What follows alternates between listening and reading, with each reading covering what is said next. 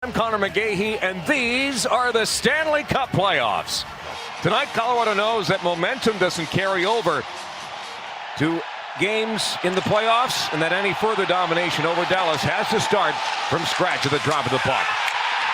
And right off the bat, it is Dallas who scores 9 seconds into the first period. You didn't even have time to put on your listening sweaters for the Avs and Stars Force of Nature versus Kindergarten Achievement sticker. Many, many unbearable moments later. Back to center ice, sent back in by Kiviranta, and the game is over. Game 5 goes to the Dallas Stars, and the series shifts to the Mile High City, where the Avalanche have their backs against the wall. But the tougher the setback, the greater the comeback. And the Avalanche now have to win 2 straight to beat the Dallas Stars. Final score in Game 5. Dallas 6 and the Avalanche 2. What? Over? Did you say over? Nothing is over.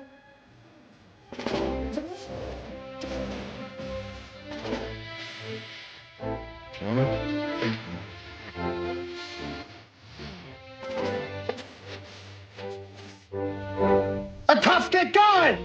Who's with me? Let's go! Come on! Ah!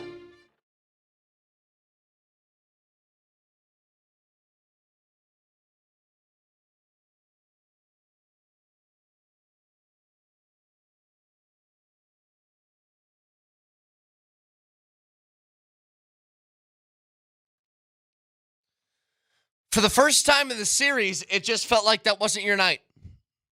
I mean, obviously from the very beginning, you give up a goal 9 seconds in, you're playing catch up the entire time, but we kind of know how this series has built.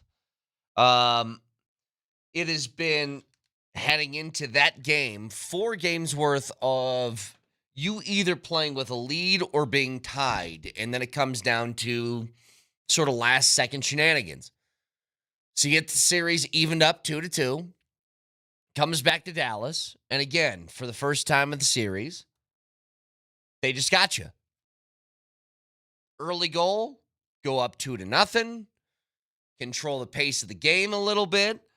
When the Avs started to make their comeback, it felt like you had real momentum, but there was a big difference. And this is kind of held firm over the course of 5 games. Avalanche get power play opportunities they can't capitalize. Dallas does. Doesn't mean they do it every single time, but at least once. And that's how it's kind of been. So you get the score from 3-0 to 3-2, and immediately afterwards, you take a penalty from Sam Malinsky, they get one on the board, and then it starts a rush of goals again. When you got to the third period and you took Blackwood out of the game, I don't think that was an indictment on Blackwood as much as let's just try and change things up. Like the goals that were scored on him, I find it pretty tough to totally blame him for the stuff that went in. Like the first goal, super bizarre, impossible angle, really quick, right off puck drop, weird bounce. It felt like I've seen replays of it, and I don't know how the puck went in. And then it was a lot of, odd man rush going the other way. Wide open net, what are you going to do? It just was a very unideal start. mixed with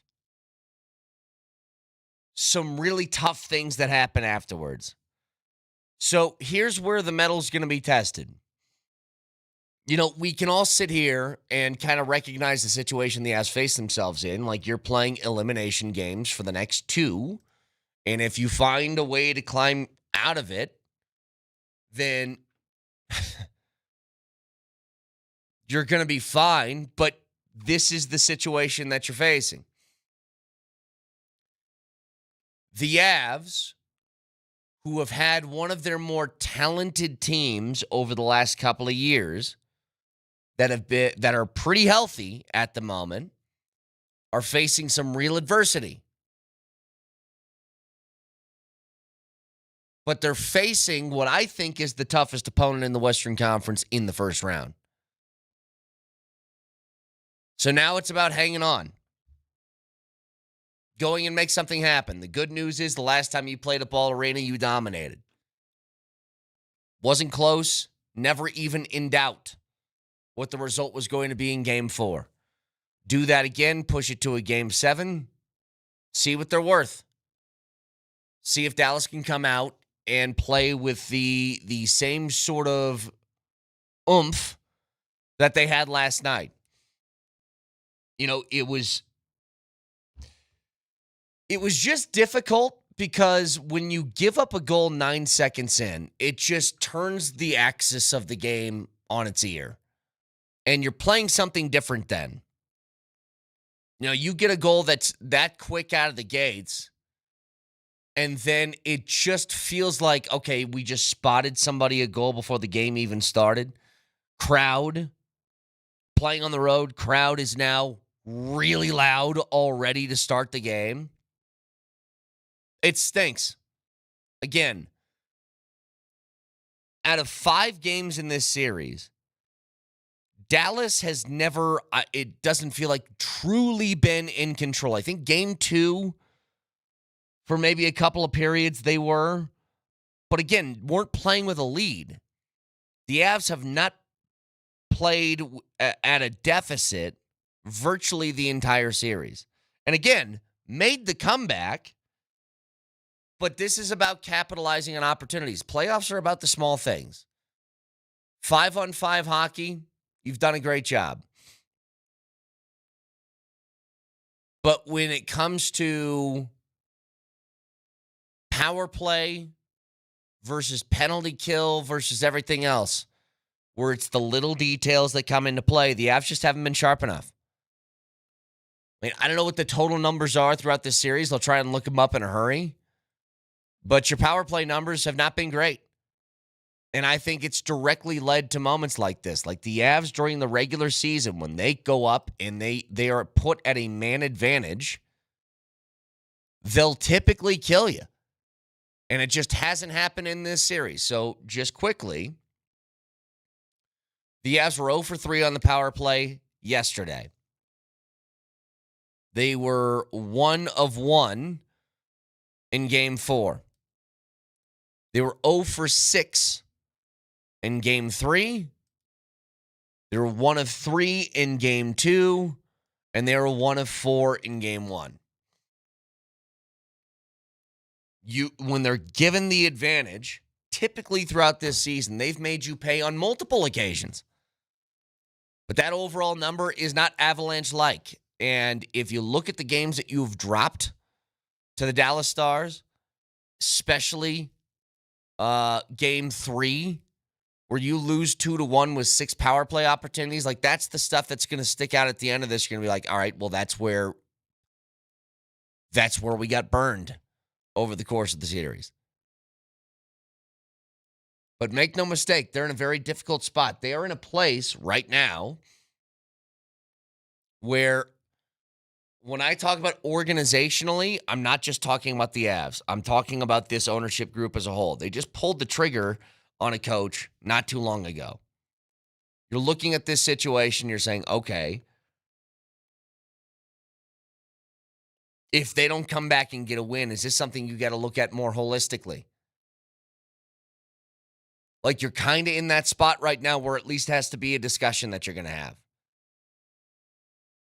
Made a lot of moves throughout the course of this year to set your team up, and I think they're set up pretty well for the future, especially now knowing that Gabe Landeskog is going to be a permanent piece moving forward. But the bottom line is, do I think the Avs are capable of winning 2 in a row against this team? Absolutely, I do. As long as they capitalize on the little stuff. You know, the little things are difference makers. The Game 4 was won off a shorthanded goal from Logan O'Connor.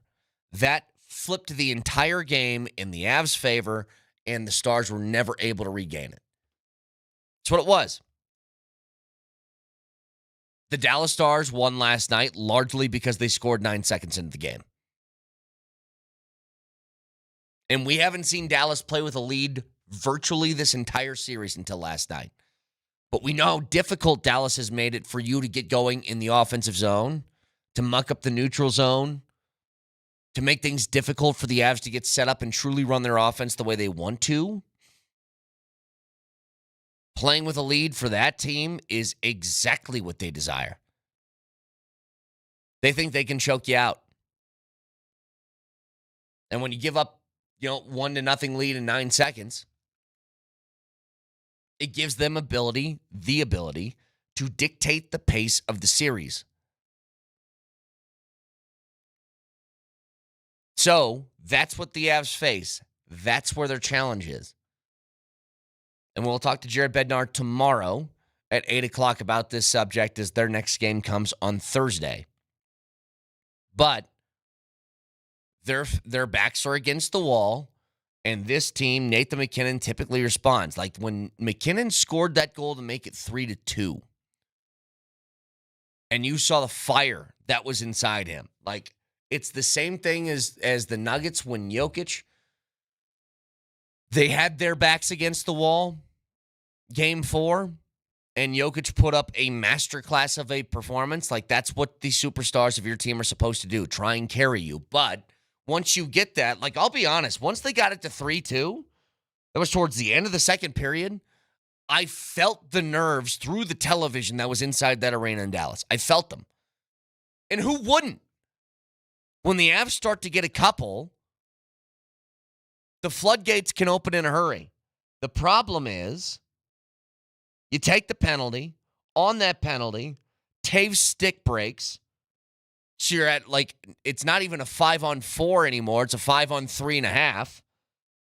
Dallas scores 4-2. They put one up again before the end of the second. Marchment on the deflection, make it 5-2. And then it was just kind of like, all right, waiting to see, or just waiting for the final horn to go off and getting ready for Game 6. No, it's tough. You had a couple of moments. Brock Nelson has struggled at times in this series. I think he's played a lot better as of late since that line change of moving Landeskog up to the second. But he rings off a couple of posts last night. If those aren't off the post, if those are, posting in, that second goal for Dallas, it told you the way the night was going to go, right? Their first one is 9 seconds, impossible angle. Still don't know how the puck went in. Second one, it's blocked. Puck shoots straight up in the air. Blackwood just doesn't know where it is, so he kind of Supermans his net like nothing's going to get through me. And what happens? It drops in the perfect spot behind him where it goes off the crossbar on the way down and then off his back and in. Just wasn't your night. And you know what? I think for the first time in 5 games, it wasn't. The problem is you allowed 2 third-period leads to turn into losses earlier in the series where stuff like this can come back and bite you. So, again, it was a tough night with puck luck not on your side, and then the inability to capitalize on opportunities that you did have. So, with all that being said, we'll jump back to the Avs in a bit. The Nuggets do play tonight. They have their own Game 5. This will be at Ball Arena. And guess what? It's a Nuggets playoff ticket Tuesday. So if you want a chance to win a pair of tickets to the game tonight, stay tuned. We're giving away keywords on the 20s of each hour. 620, 720, 820, and 920 this morning. Your first keyword coming your way next.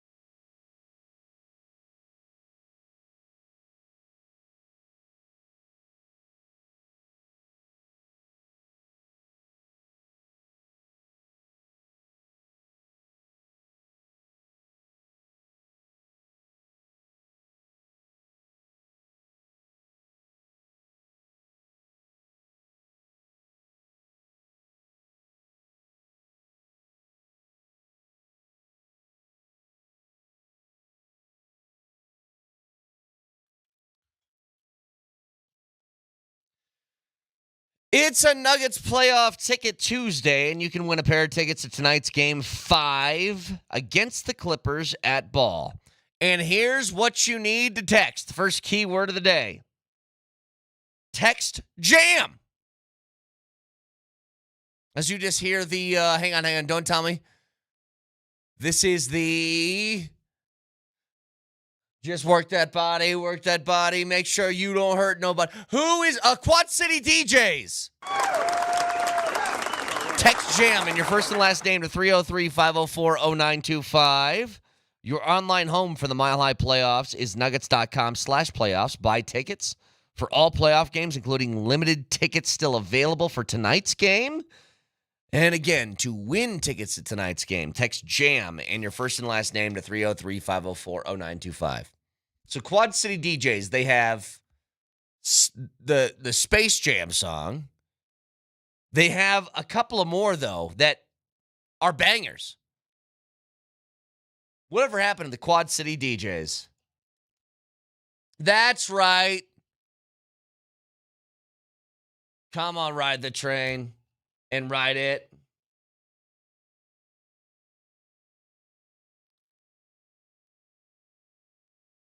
This was a very specific style of music that lasted for about a year and a half, and nobody did it again. All right, so last time, text JAM and your first and last name to 303-504-0925. So, you want to get in on the Nuggets, or I'm sorry, the Avs, go ahead. Because that was the first time it just felt like the Avs didn't have it yesterday.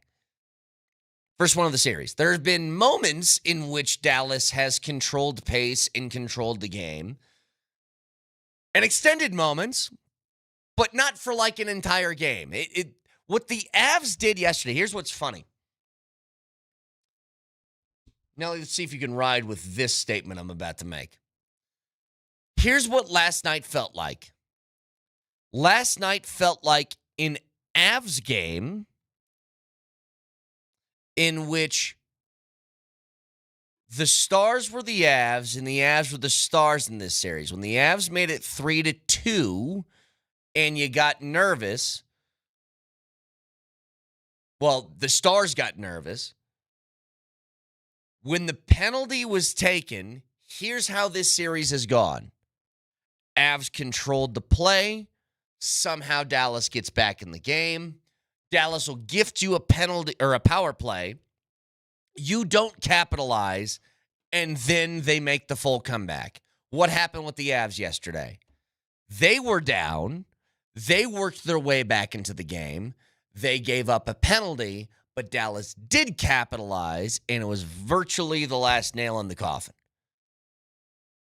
Because after that, they just put you in a chokehold until the lights went out. But again, you kind of knew the vibe of what that game was going to be from the very jump. You give up a goal that quickly. You have the second goal that just is pop fly in the air. Blackwood can't see it, although he's doing everything he can as he's pressing himself against every single post that he can. It falls in the perfect spot to go.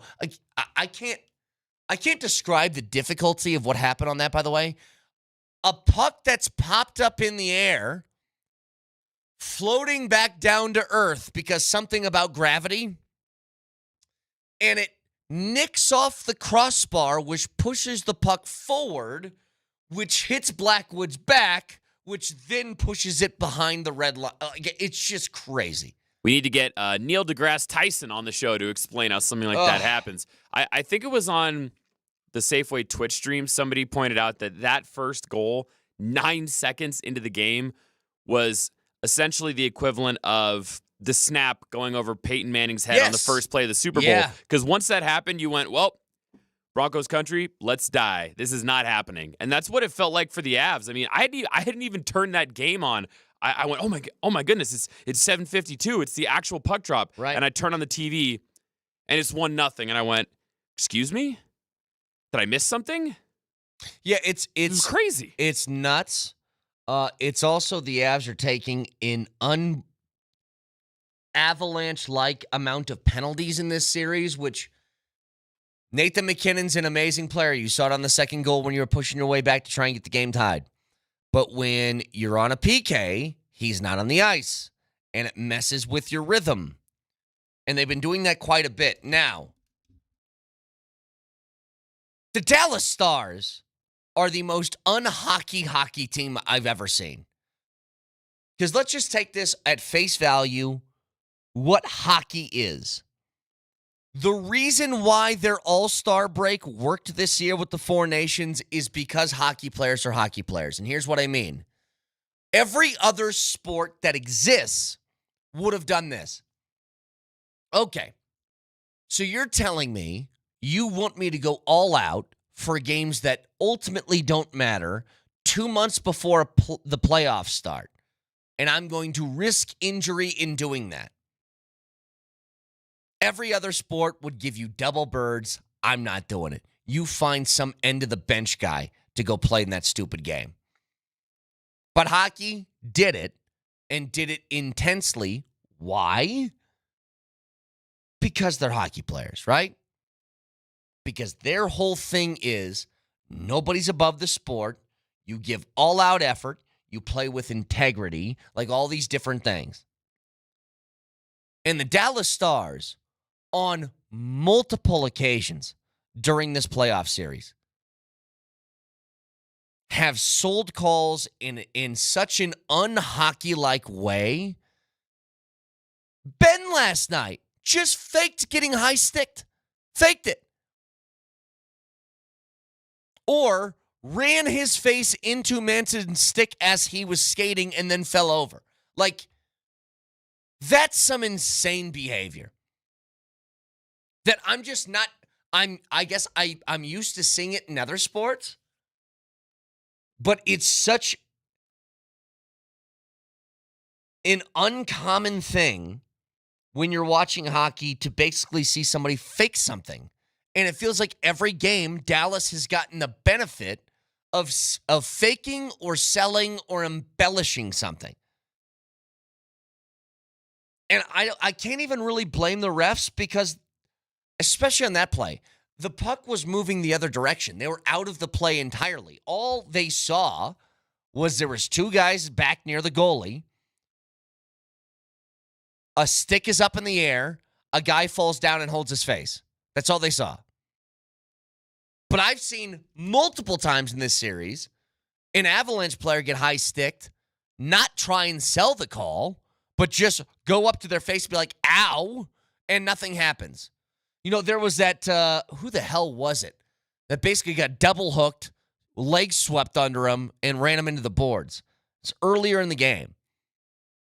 But I don't think the refs called that because he thought he sold it when he didn't. So that is incredibly frustrating. And the fact that, like, okay, early in the series, it was Marchment doing it a couple of times, just trying to straight up sell a call and winning the selling, by the way. For Jamie Benn to do that is just gross. You can't be a tough guy and also do that. And he sells himself as a tough guy. It's awful. Now, again, it's a frustration. Clearly not the reason why you lost. You lost because you put yourself in a hole. But that's some sucker behavior on behalf of the Dallas Stars. Like, they're already good enough. They don't need this stuff. This isn't David versus Goliath. If you're the underdog, the little engine that could, and you need to feel like you need to sell a couple of calls in order for things to go your way, then maybe I could understand it more. But they're good. So, yeah, I don't get it. I don't think there's anything you can do. I wish you could just bring a ref over to your bench and be like, hey, before you actually make this call, can you take a look at that one more time? But the reason why hockey doesn't have that rule is because they generally don't have to. Because, again, it's, golf fancies itself as the gentleman's sport, right? Like, if you brush the sand back on your backswing and you're in a trap, then the whole point of the game is you call yourself out on the rule, that you have some integrity about the sport and blah, blah, blah. Hockey's the same way. I still remember, and I was pissed about this at the time, when Kale, the Avs were called, they were going to be on the power play because of a penalty that was infracted upon Kale. And Kale went to the ref and said that wasn't a penalty. And the ref actually called the penalty off. And I remember the next day I sat up here and I go, I hate that. And everybody told me, no, this is great because actually down the line, this is going to help him more with calls. It didn't. But it's just, it was a reminder that that's typically what the game is. And for the Dallas Stars to act like the way that they do in trying to sell calls is remarkably out of hockey character. Like, you watch tonight, when it's Avs and Clippers, everybody, for the most part, is going to try and sell a call. Jokic, by the way, is one of the worst defenders of it. Jokic will flop. Now, he doesn't flop in the same way that some other guys do, where he's like rolling all over the floor all game, but he's going to try and sell calls. James Harden, obviously, is going to try and sell calls. You're going to see it, but it's accepted in basketball. It's accepted in the league. I just, like, a texter says, hockey enforces embellishment. Ben should have gotten one. I know, but if you don't see it in, like, real time or you have a bad angle at it, calling embellishment is a really tough thing to do. Telling someone you're faking it. Because what if you're wrong? Like, that's not a well you want to go to too often. Some are obvious. But if you just see Ben is holding his face after it hit a stick, that's a tough call for a ref to make. Again, I'm not putting this on the refs. I'm putting this on the Stars. Because the whole thing about it is hockey polices itself.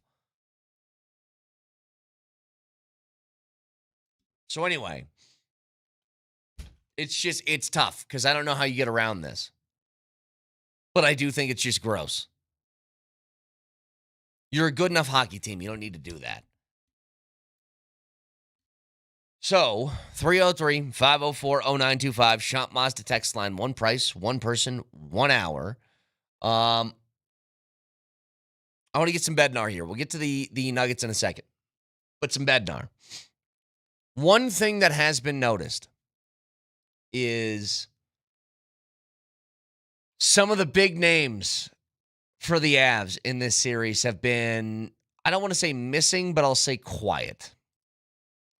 One of those in particular has been Kale. Kale has 2 points in 5 games in this series.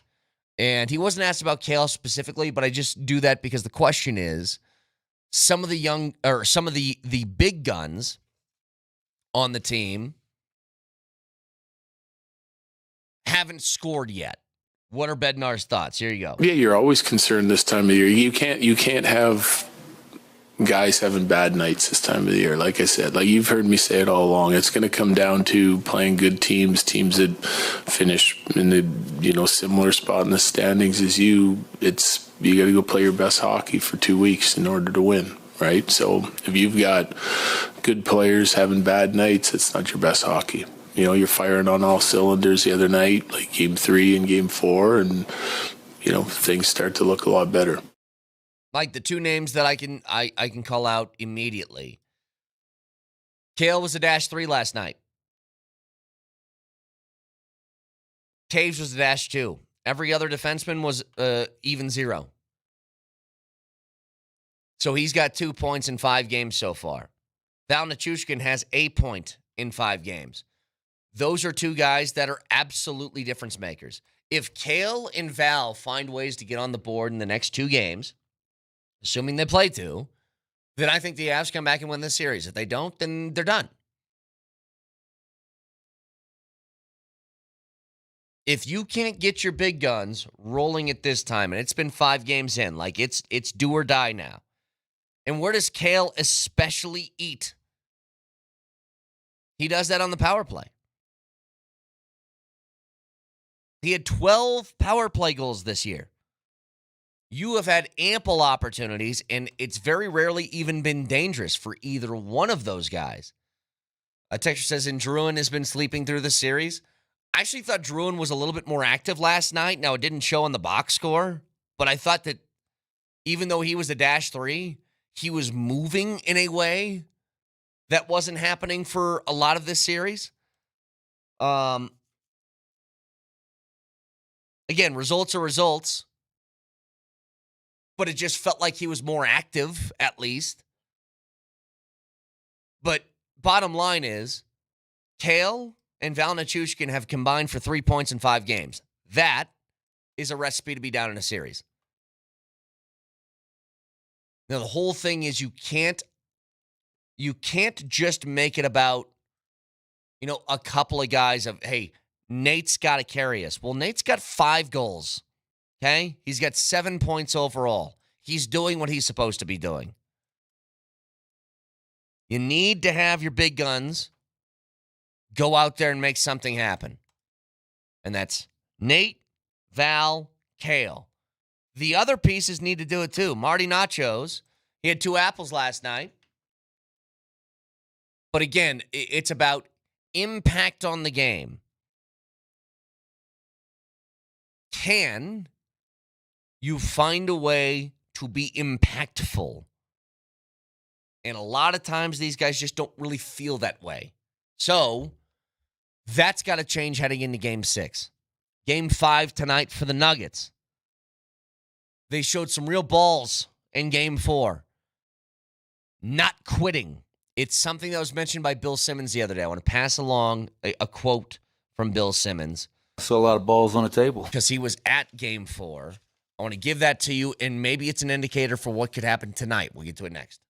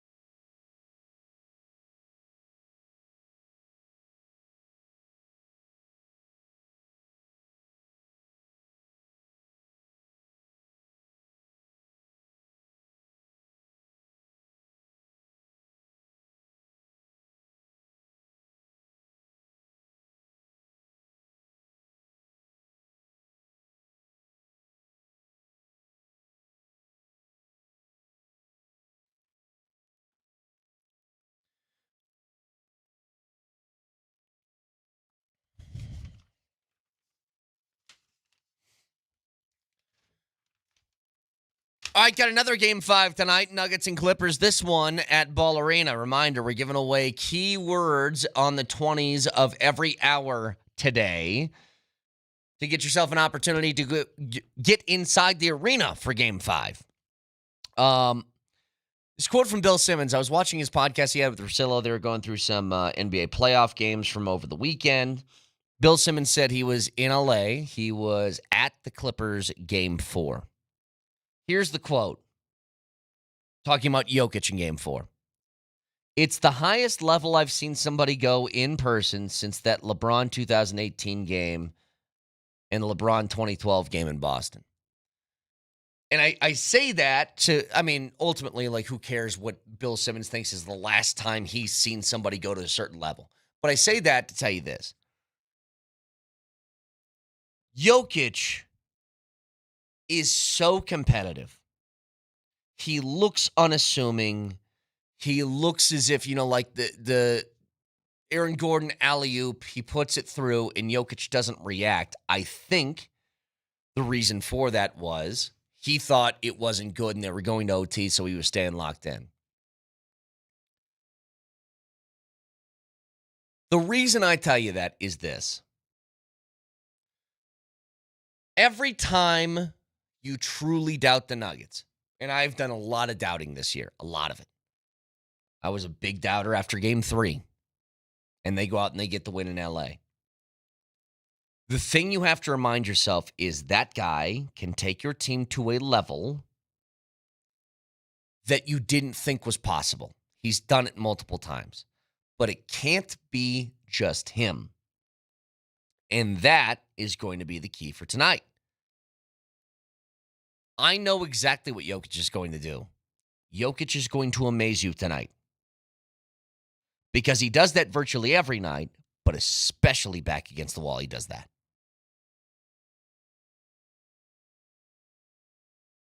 Who's going to go with him? Like, you've played a pretty full series. We're just talking about this with the Avs. Cale Makar through 5 games has 2 points. Dal Nichushkin through 5 games has 1 point. I think the guy you can kind of point to, at least on the offensive side for the Nuggets in this series that hasn't really gotten going, is Christian Braun. Now, the Clippers are tough. They're tall. They're lanky. They make it difficult when you're in transition, and that's where Christian Braun eats. But if you could get a Christian Braun game tonight where he can give you, 16 to 18, most of that coming in transition, getting some dunks, whatever, that could really help. I don't think you can. The obvious one is Jamal, right? Jamal's got to be good. Looking at Porter and having a reliance on him when he's playing with one arm, I think is pretty difficult.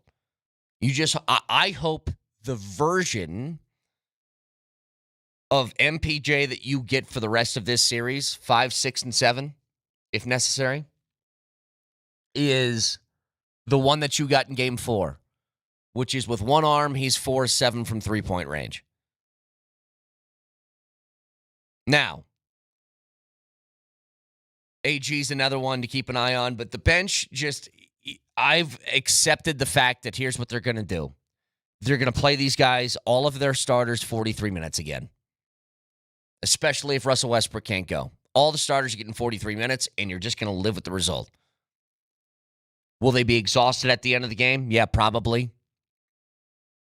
But you need it. Especially at home, on your home floor, you need it. Like, they're going to sell the hell out tonight. And it's going to be another game where the starters are going to get incredibly taxed, but you know what? The situation is what it is. We have not just all year, but for years, been talking about depth on this team being a problem, especially in the postseason. Who do you trust? Blah, blah, blah. Right now, without Russell Westbrook, the coaching staff at least trusts nobody. Like, they don't even trust Peyton Watson, really. So, it is what it is. They're going to have to sell out with their starters and steal another win tonight. And that's the thing, man. Like, with the way this team is built, there's just, you can't have, if you're going to play 5 guys, Nelly, you can't have one that's just not on. Like, you really can't. It's, if you're going to roll 43 minutes apiece with 5 dudes, one of those guys can't be off. They need to be at least okay.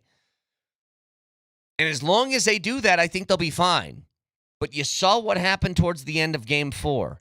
They started to wear down. Can you find a way to rotate the minutes a little bit more so at the end of the game they aren't as taxed? Because here's my guess. You aren't going to be up 20 in the fourth quarter tonight.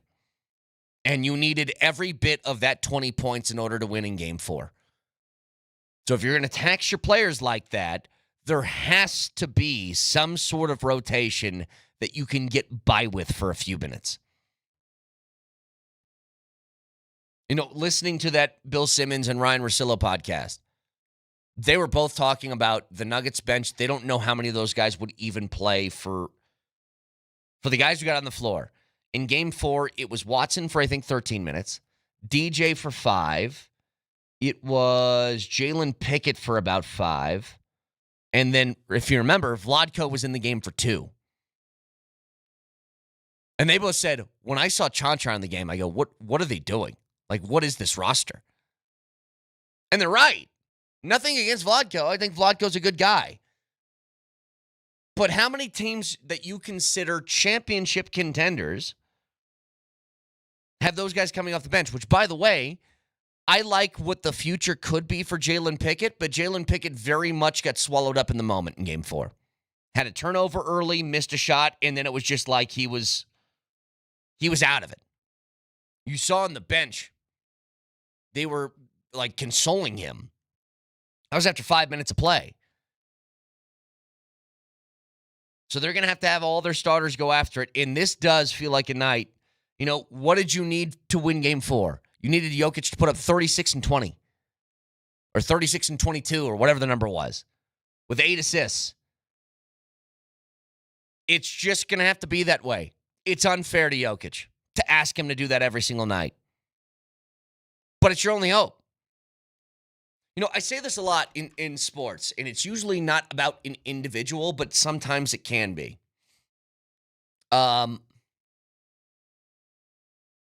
If you're a baseball team and your bats are really struggling, and it's the postseason, it's like a pivotal Game 6 or something like that, and you got your ace on the bump, it might be unfair, but you look at your ace and you go, I need like 8 innings of 1-run ball tonight, and if you don't do that, we're going to lose.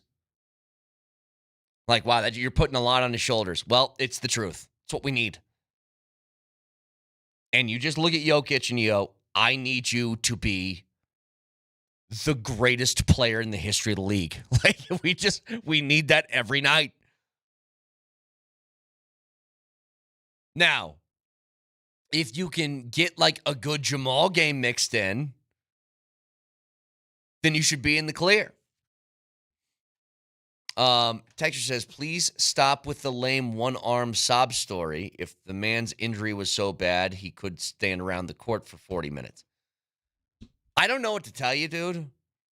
I get it. There are just people who just can't stand MPJ, and I've said before. Nelly, can you give me some credit on this? Because I am an MPJ truther, okay? I'm still an MPJ defender. Because I think that what he brings to the table for you, at least offensively, is something that nobody else in this roster can do, which is create spacing, because you have to pay attention. No, I don't need the music. All I'm saying is he creates spacing in a way that nobody else truly does on the Nuggets. But here's what I'm telling you. I'm being fair in this sense. All of the criticisms levied toward MPJ of inconsistencies and bad defense, I accept them. I think they're true. The reality is this.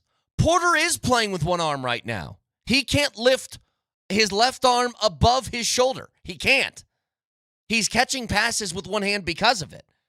I'm not saying you got to give the man the Medal of Honor. What I'm telling you is, if he were to say, hey, I'm not good enough to play, you're getting torched. Because remember that guy with one arm that played 43 minutes the other night and you won the game because he was 4 of 7 from 3? If he's not on the floor, you aren't winning the game. He might not be your ideal situation. But for you to levy a criticism against him now, or at least after game 4, that's crazy. Like, you want to talk about pure toughness. There's a lot of guys on this roster that would not be playing because they wouldn't, quote, look good. Just saying. So a lot more to discuss with this game in just a few minutes. Back to the Avs. You can always watch the show live on Twitch. Twitch.tv, search Altitude SR on the search bar. The Altitude TV simulcast. That is the Safeway Twitch feed. At Safeway, get everything you need to make mom feel special. Safeway has it covered with the fresh fruits, gorgeous flowers to help celebrate mom. Reminder, guys, Mother's Day. It's coming up. It's on the 11th. Get started at Safeway.com or in the Safeway app. Can also watch on YouTube. Search Altitude Sports Radio and subscribe to the channel today. Moser, Lombardi, and Kane next.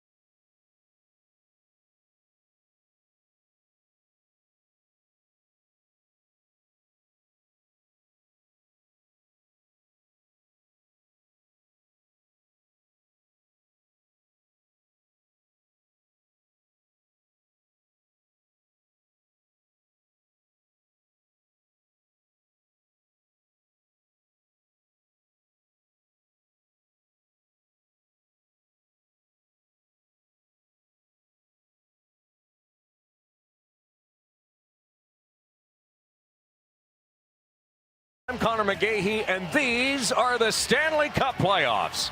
Tonight, Colorado knows that momentum doesn't carry over to games in the playoffs, and that any further domination over Dallas has to start from scratch at the drop of the puck. And right off the bat, it is Dallas who scores 9 seconds into the first period. You didn't even have time to put on your listening sweaters for the Avs and Stars Force of Nature versus Kindergarten Achievement sticker. Many, many unbearable moments later. Back to center ice, sent back in by Kiviranta, and the game is over.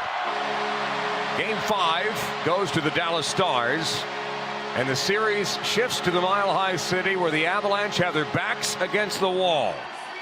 But the tougher the setback, the greater the comeback. And the Avalanche now have to win 2 straight to beat the Dallas Stars. Final score in Game 5. Dallas 6 and the Avalanche 2. What? Over? Did you say over? Nothing is over.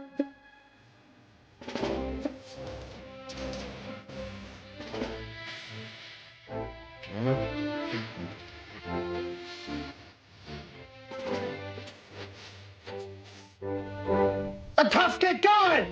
Who's with me? Let's go! Come on!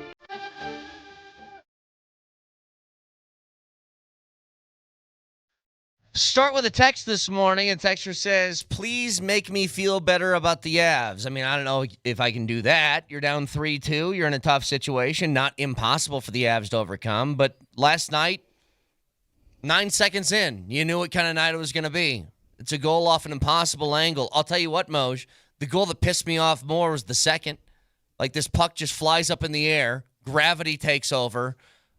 Blackwood is pressed against his net like Spider-Man, and it not just goes off his back, it hits the perfect angle of crossbar, then off his back, and then in. It was the first time really all series where Dallas just got going early, and then you had to play catch-up. Like, they led for 62 seconds going in that game, and then 9 seconds in, they led the entire way. Go ahead, Moj. What a funky start to that game. I mean, it goes off the Donoff laces.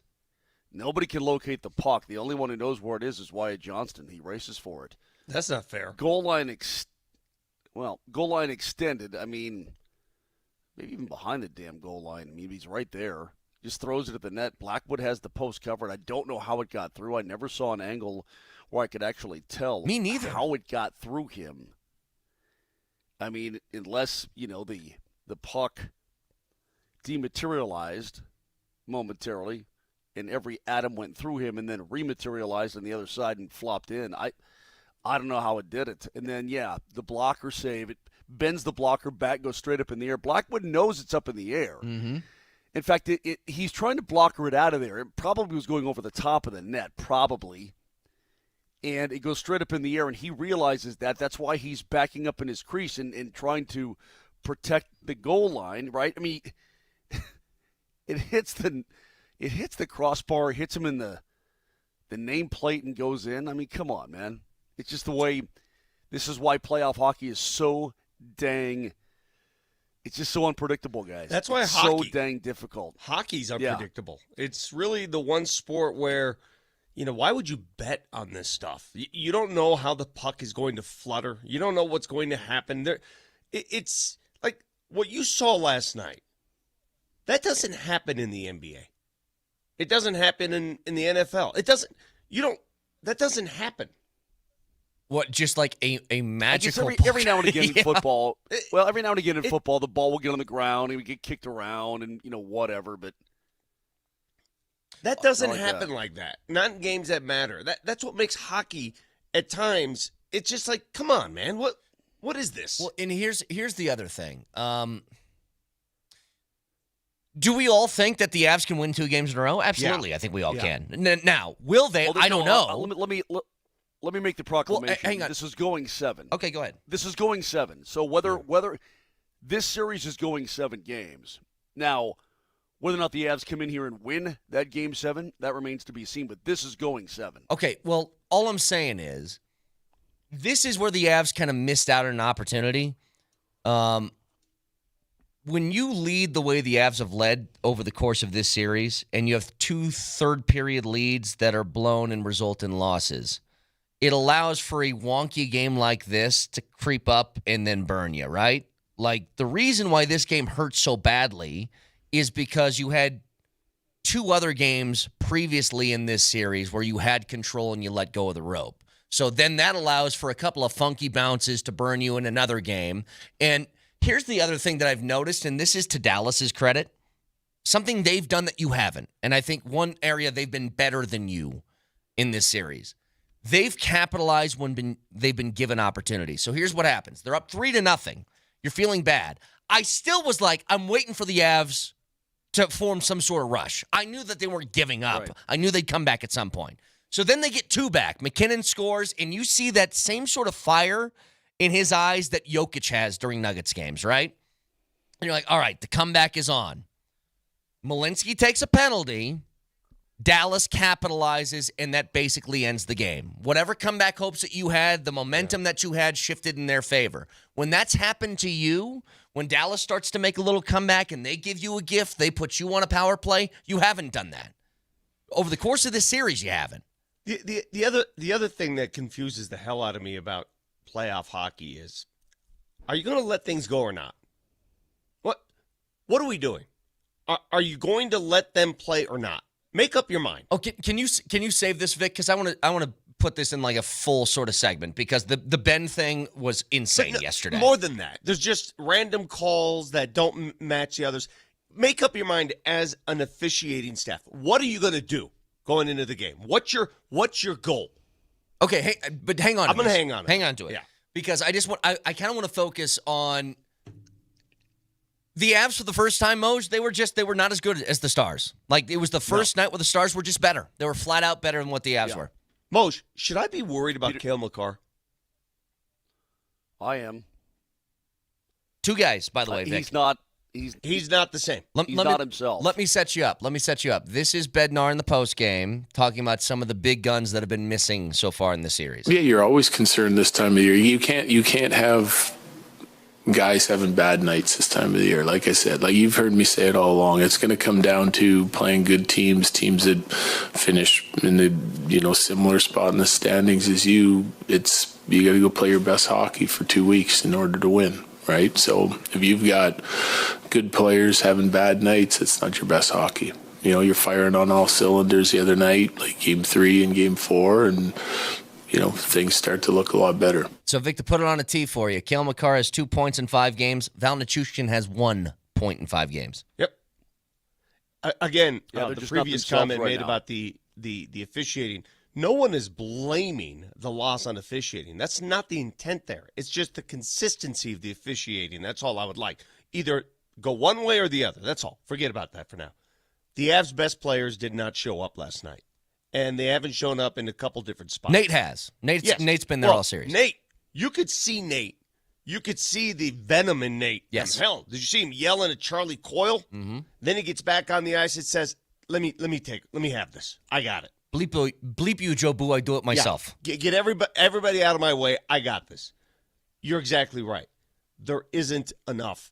Moj, I just wonder, too, when you give up a ridiculous goal like that first one, and then the second one wasn't as much a ridiculous goal. I disagree with you on that there, Brett, because they give up an odd man rush that led to that goal. That was on the defense. That was on the Avs giving up that shot. Oh, I'm just saying, off the crossbar from the sky and then off the nameplate. No, I get it. But it shouldn't have come to that shot. Yeah. You don't have that shot on goal if you don't have holes in your defense and holes in your team.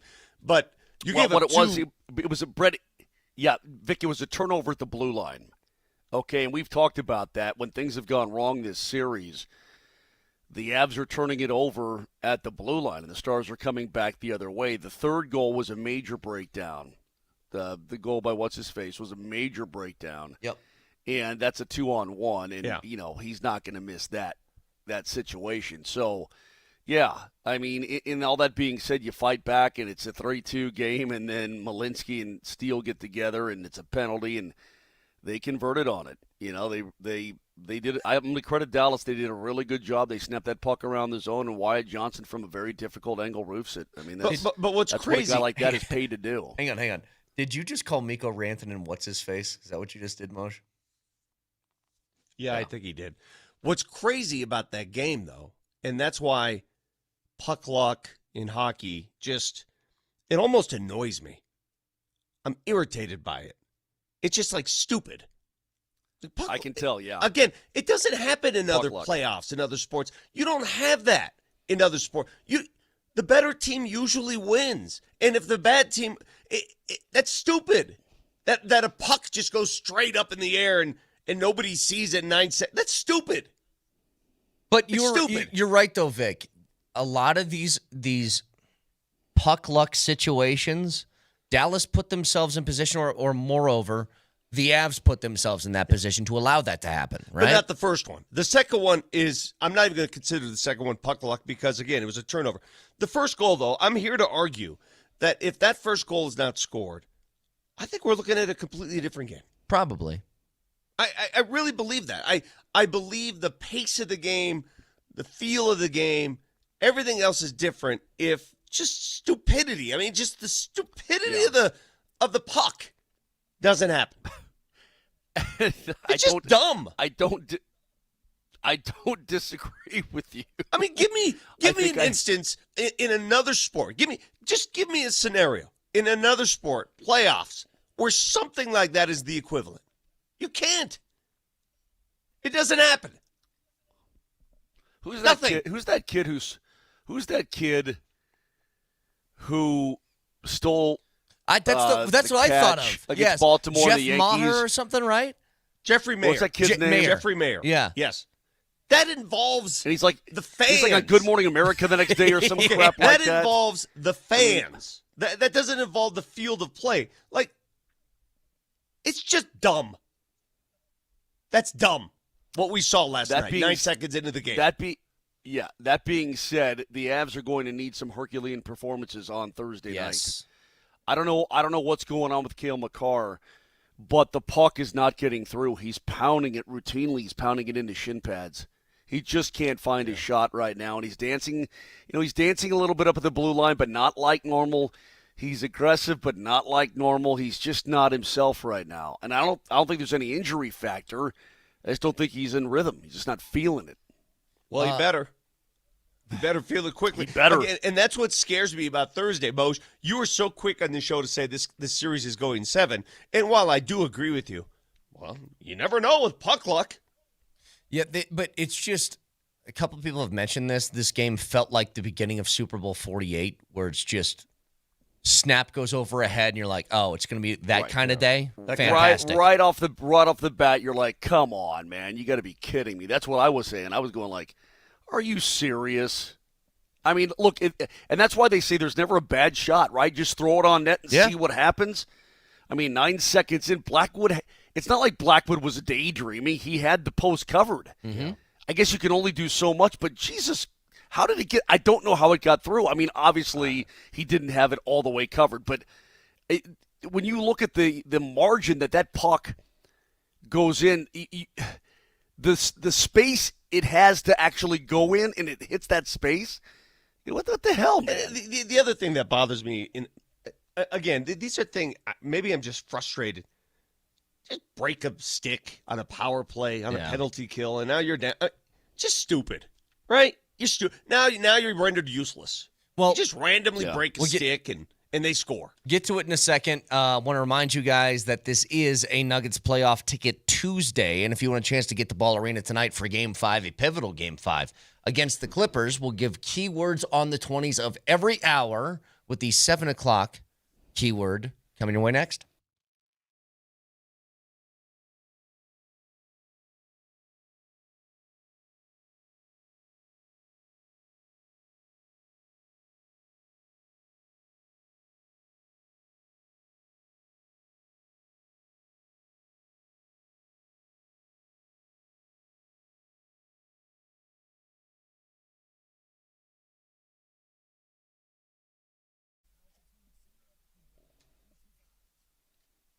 I've told you the story before. I went in for my yearly physical, got my blood work back, and my doctor's going through, and he says, "Oh, by the way, yeah, you've got some low testosterone going on." I said, "What?" "Yeah. So what do I do about that?" He said, "Well, you're just getting older." I said, "No, man, there's got to be a different way," and there is. It's called the Rocky Mountain Men's Clinic. You feeling sluggish, low energy, sleep patterns off, not seeing the gains in the gym that you used to? Maybe you have low T like I did. Well, you can do something about it as well. Guys, in your early to mid-30s, you start losing 2 to 3% of your testosterone production every single year, and before you know it, you're just not the same. So do yourself a favor. Go to RockyMountainMen'sClinic.com, take the low T quiz. Schedule a consult. If you come up with the answers that you don't like, they're going to draw your blood, results within 30 minutes. It's very, very easy. They've got a great medical team, Colorado licensed medical providers. Cost is only $99, includes the consult, the T, and the PSA test. And if you do sign up for testosterone treatment that day of your appointment, your visit's going to be absolutely free. You're going to feel better, look better. Everything's going to be better. And Rocky Mountain Men's Clinic has served the Front Range for nearly a decade. Successfully treated tens of thousands of men. A lot of guys wait a year or longer. Don't do that. Call today, 720-440-7900. That's 720-440-7900. Or again, go to RockyMountainMen'sClinic.com.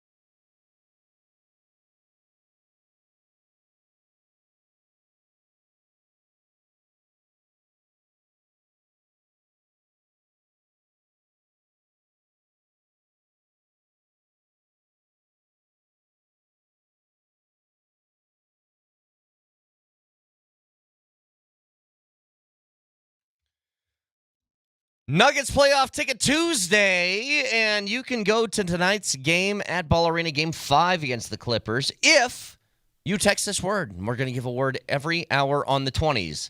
The key word for the 7 o'clock hour is SLAM.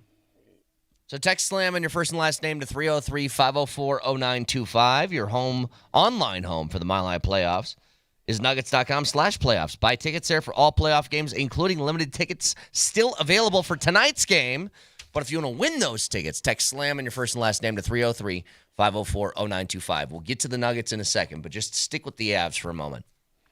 Here's Bednar on if this game was an anomaly or not in this series. A little strange, but I don't think it matters. You know, like you're resetting, trying to reset after a win to keep looking at the things that you're doing well and to continue to do those and gain an advantage in the series, and the things that you're doing poorly, you're looking at those twice as hard to make sure you're, sharp in all the right areas in order to defend the other team. So we did that this morning, coming in after a big win.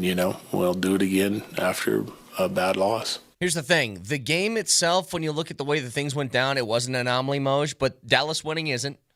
They've won 3 of 5. That's not an anomaly in this series. You know what I mean? No, it's not. But this is the only game where the Avs have truly gotten beat. Right. You know what I mean? Again, you're talking about 2 overtime wins. This is the only game where the other team puck luck went their way and they were better for the majority of the game. Okay, and that's exactly what happened. But I've said it a billion times, and I hope that this now strikes a chord with everybody. In case you didn't believe it before, in a playoff series like this, every game is its own entity. Every single game is its own individual universe, right? And that universe doesn't carry over from one game to the next. It's its own thing. So how will Game 6 play out? I don't know. I'm confident the Avs will come home and win that game. I really am. And could they come here and win a Game 7 in Dallas? Absolutely. I mean, they've already won on this ice before. But they just have to get back again. Game 4, you had a formula that worked. You had 48 shots on goal, and you defended well. I didn't think the Avs defended as well last night. I think they got out of sorts early. Away? Like what happened to that formula? Well, part of it is that Dallas gets the lead 9 seconds in, right? And then they've got a 2-0 lead after 1. They're able to. They don't have to open anything up. They don't have to try to score anymore. Yeah, they don't have to try to score anymore. They can just jerk around in the neutral zone and in their own end all night. They don't have to do anything else. That's all they cared about. And the Avs, to a certain extent, did some of that in game number 4, but they kept pressing the issue as well. I don't buy it. I mean, they were up 3-0. They didn't have to do anything. They could have gone idle, and the Avs scored two quick goals. So I don't buy it. The game changes, but the Avs still scored. You don't have to, even. I don't buy your premise. You don't have to buy it. You don't have to buy it. I'm just telling you that's the way it is. So whether you buy it or not, it's your choice. You just said, well, the Stars scored first, so it's a completely different game. I'm telling you, they scored not only first, they scored second, and they scored third, and the Avs scored 2 in a row, and it was a game. You're misconstruing. I guess you're misconstruing. It's my fault I didn't explain it enough. The Avs were a good enough team where they're going to create opportunities, okay? And they converted on 2 of those opportunities. The Lehkonen redirect was beautiful. The McKinnon goal was obviously great. Yeah. But they go into such a mode, Vic, that your opportunities like that are few and far between. They're not nearly as numerous and plentiful as they normally would be if you have a lead, forcing Dallas to actually try to get up and down the ice and score. So you're going to create some opportunities. You're going to score goals, but the game is going to look and feel a lot different. Sure. That's what I'm getting at. Well, when they cut it to 3-2, did you have a feeling that the Avs are going to overpower them at that point? Because I did. I felt great. Yeah. I felt really good. Because the pucker factor was going to start. Yeah. Uh-huh. I felt really good. And then Malinsky's penalty. Can't do it. Again, you gave them you let them off the hook is what you did. But again, them off the hook. You can't do it in that. You got all the momentum. You've stolen the momentum back. You can't do it. But again, that is something that I think the Stars have taken advantage of and you haven't. Mm-hmm. When they've been presented those opportunities, a bailout, if you will, they've capitalized. Now, the way that they've gotten them, is so distasteful because there's something about hockey that we all understand that separates it from other sports, okay? It's the reason why the Four Nations worked, is hockey is a sport of integrity and not individual in calling yourself out and self-penalizing and all that different stuff. Yeah, hockey claims that they don't flop. They flop. Well, Dallas does, Yeah. and it's starting to get like... Yeah. See, hockey again, has this distinction that we're not the NBA. We don't flop. Oh, really? You watch games? Because I see flopping everywhere. Can I say this? It had absolutely nothing to do with the loss. Absolutely nothing. But when you have the captain of a professional hockey team pull crap like That's that, insane. it's such a bad look. So what Moser's It's talking about, by the way... It's a really bad. It's a jagwad look. I'd be embarrassed if it was me. So you would never see the captain of your Colorado Avalanche ever pull a stunt like that. What Moser's talking about here is that this time, was it 4-2 or 5-2? I think it was 5-2 at this time, right? Mm-hmm. Where the game felt like it was pretty much in hand already. But plays going the opposite way. Time left, and now you got to go to the PK. Hang on. Plays going the opposite way. Hanging over by in the Avs end, kind of by themselves, is Josh Manson and Jamie Benn. Manson's just kind of like, he's not even looking at Jamie Benn. He's skating forward. He's got his stick up around his chest area.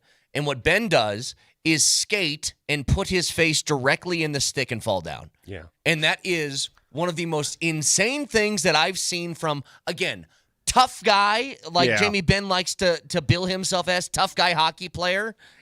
Insanity. Well, what's crazy is the game was already over at that point. It wasn't necessary because the game was over. So not only was it a crazy flop, but it just was at a time where you didn't need it. It's not like the game was in question. It was a 5-2 game. What are we doing? Dude, if that stick touched his face, I'm an Argentinian parachutist.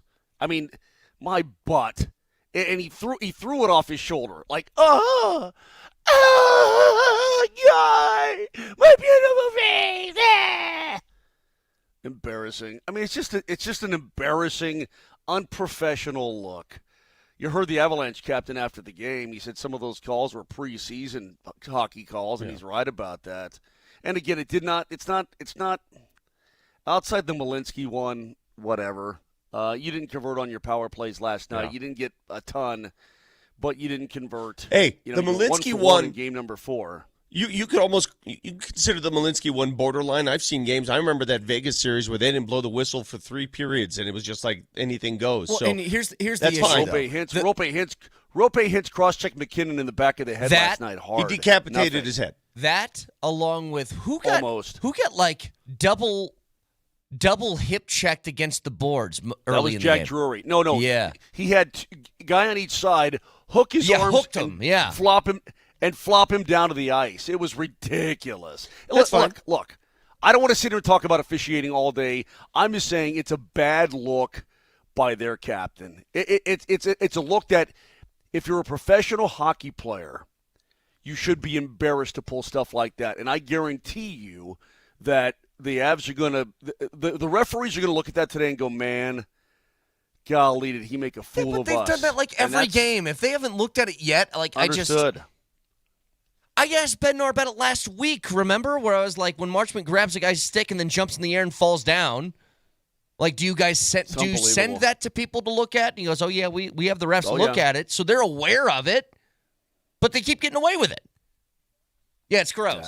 Yeah, it's frustrating. I'm very – oh, crap, there's a parrot flying around out there. I'm very confident that they're going to win Game 6. And they'll come back here for Game 7. They just very confident. But there's two things. There's two things that must happen if you want to win this series that I think have not happened yet for the Avs. Number one is the obvious thing. McKinnon's doing his job, and that feels like it. If Makar and Val, who have combined for 3 points so far in this series, cannot get things going in Game 6 and 7, you're done. Mm-hmm. That's it. Yeah, Taves hasn't been that great either. Taves and Makar.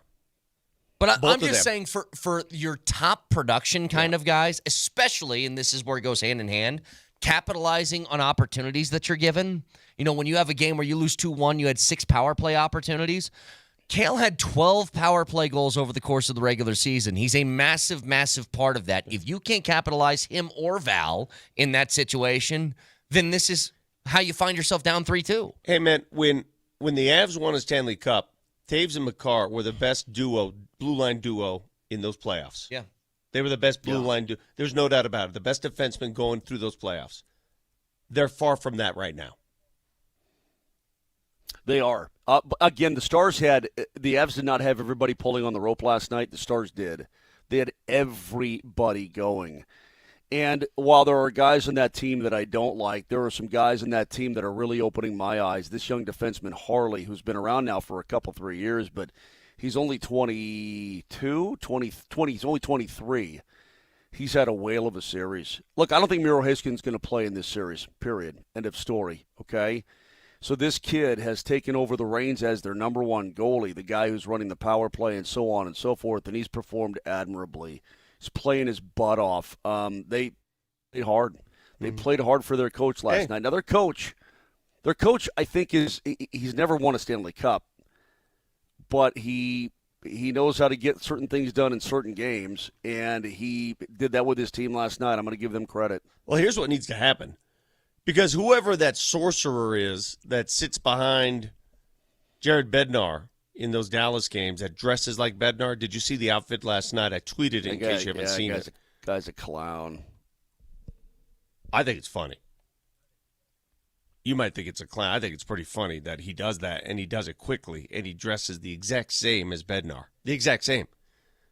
Somebody at Ball Arena that is seated behind the Dallas bench, show me what you can do.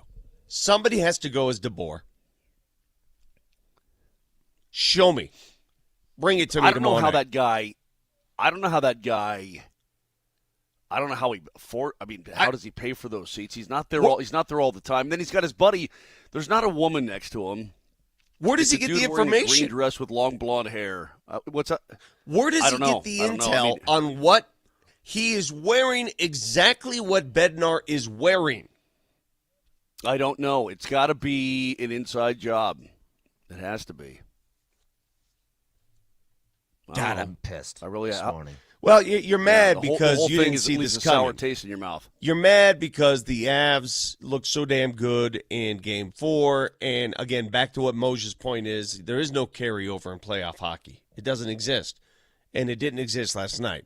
So the Avs are going to have to do what they did in 2001, simply put, when they were down 3-2 to Jersey in the Stanley Cup Final. The difference is Game 7 was at home. That's the difference. Here, they're going to have to do it in reverse. You're going to have to win at home in Game 6 and then go there to win Game 7. Yeah, I mean, but Game 6 was in Jersey. The Cup was in the building. I know. And they went in there, and they shut them down. They did a great job. That's 01 I'm talking about, 24 years ago. But you got Game 6 on the home ice. That building's going to be insane. You've got to smoke those guys. And then again, you get to a Game 7. Hey, man, that's anybody's game. One thing that they did not, again, Ottinger looked way too comfortable in his crease last night. I know. Way too comfortable. He's making these flashy kick saves. His glove hand obviously is working very well. If you want to beat him, apparently it's the blocker side because he just can't. He's not getting his blocker on those quick shots. So you need to beat him blocker side. That being said, the puck has to get there, Vic. You've got to shoot the puck. Yeah, he had a save last night. I could tell he couldn't see where it was. Somebody shot it to his glove side, hard slapper, and he put his glove out there like it was nothing. It looked lucky to me, but you're right. Get away from his glove side. You saw when McKinnon scored, he went to the other side. He went to the other side there. Moj, I'm not the most sophisticated of hockey puck knower, okay? I love it. You don't have to tell me. I love the sport. I love the Avs. But I will be the first to admit I'm not hardcore and can't get in the weeds with you on stuff. And I know the criticisms levied against the hockey casuals, that they hate shoot the puck guy, but I find myself being shoot the puck guy, but I feel like it's appropriate. Like, it feels like they aren't. You said it earlier, Moj. The first 2 goals that were scored were just stupid, how did they even go in type of scores, but that only happens if you put it on net. And I think there's a lot of, like, first of all, hesitation to shoot because you're trying to find the perfect spot. And number 2, when you do shoot the puck, even if it does get through a whole bunch of bodies in front, it's not on net. Like, and I think that's been a lot of Kale's problem. Kale's just straight up missing the net entirely. Oh, and he's pounding it into shin pads, which is not what he does. I mean, he shoots a lot, so he'll get shots blocked, but he's not getting through with the consistency that he typically does. Moj, am I going to learn? And a lot of it has to do with Dallas being aggressive and flashing out to the blue line, and they are being very aggressive. Go ahead. Hang on. So am I being uneducated hockey casual by saying shoot the puck over and over again when I'm watching the game in my basement? They passed up on their power plays. They passed up some looks last night to try to find the right pass. Dude, I'm tired of They got away this from power the play. formula. I'm sort of tired of watching this power play. It doesn't even feel like a power play at times. I don't know what I'm watching, but I'm wondering, is this Cale Makar thing, is this one of those things when the playoffs end we're going to find out he had something going on that nobody's aware of? Maybe. Hey, Brett, what's the key word again for the Nuggets? For this hour, it is slam. So text slam and your first and last name to 303 504-0925. What was the first hour? Jam. I know it's over now, but what was the first? Okay. Don't Lauren text jam. You won't get in. You won't get in. Lauren texts in keyword butterfly. I don't know what show she's listening to. I don't. That sounds either. like a keyword for the people that share the room next to us. That's what it sounds like. Something esoteric. Yeah, Lauren, get with the program. God dang. So you got a few more minutes. The keyword for this hour is slam. So text that in your first and last name to 303-504-0925. So the Nuggets do play tonight. Game 5, a pivotal Game 5 for them. This Game 5 at home for the Nuggets. There's something that Bill Simmons said that I think applies both to Nathan McKinnon and Nikola Jokic, but he was talking about Jokic specifically. And it's like, this is obviously necessary, but can you get something else with it? I'll explain next.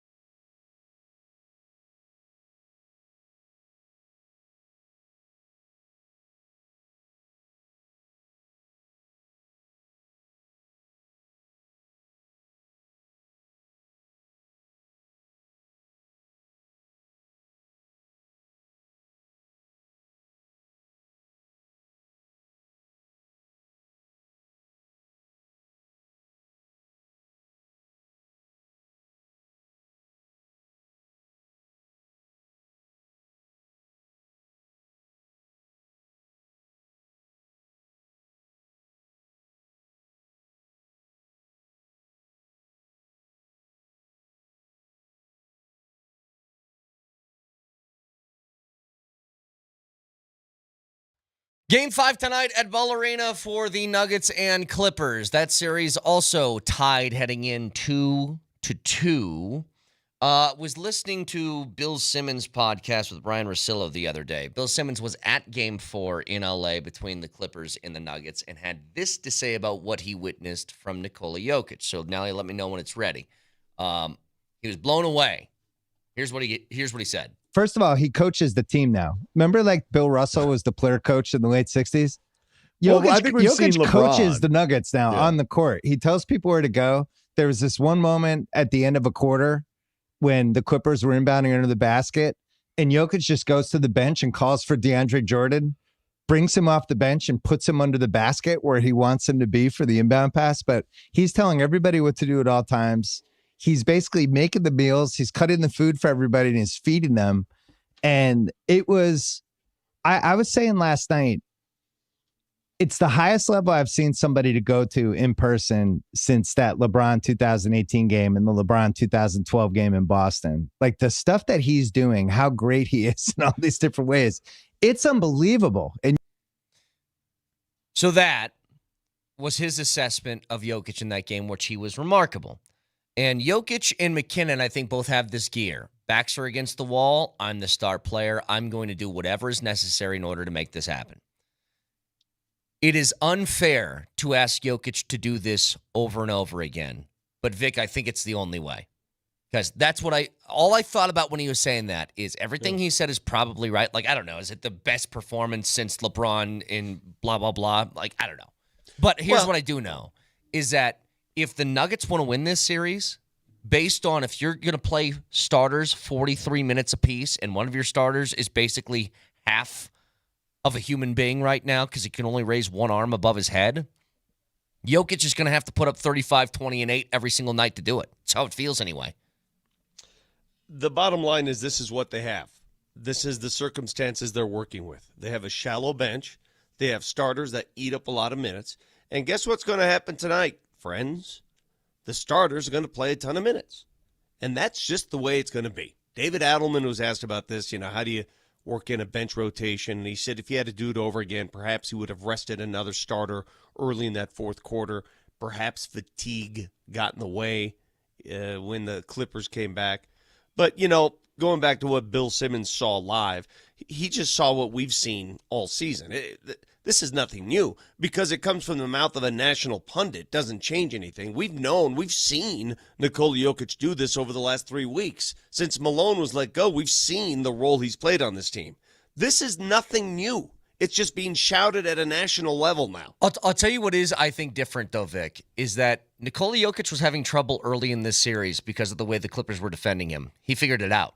Like, what's different to me in Game 4, sure, he did not look like he was struggling on offense in the way, like, Jokic still put up numbers, but it looked way more difficult in the first few games. It's not just him. They figured it out. Yes. They've offered him the spacing to work. They've changed the way they space the court on offense to give him more opportunities. So it's not always just one guy. As much as I value what he brings, they figured it out.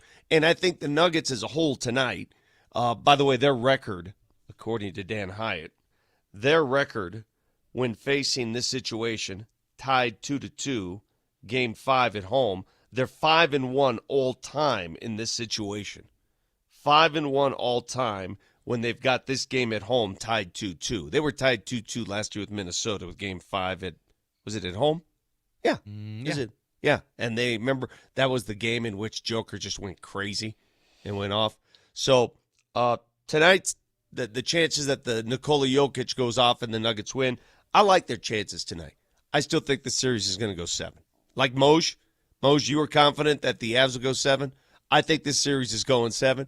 And you know what's unfortunate about both series going 7? Take a look at your schedules, kids.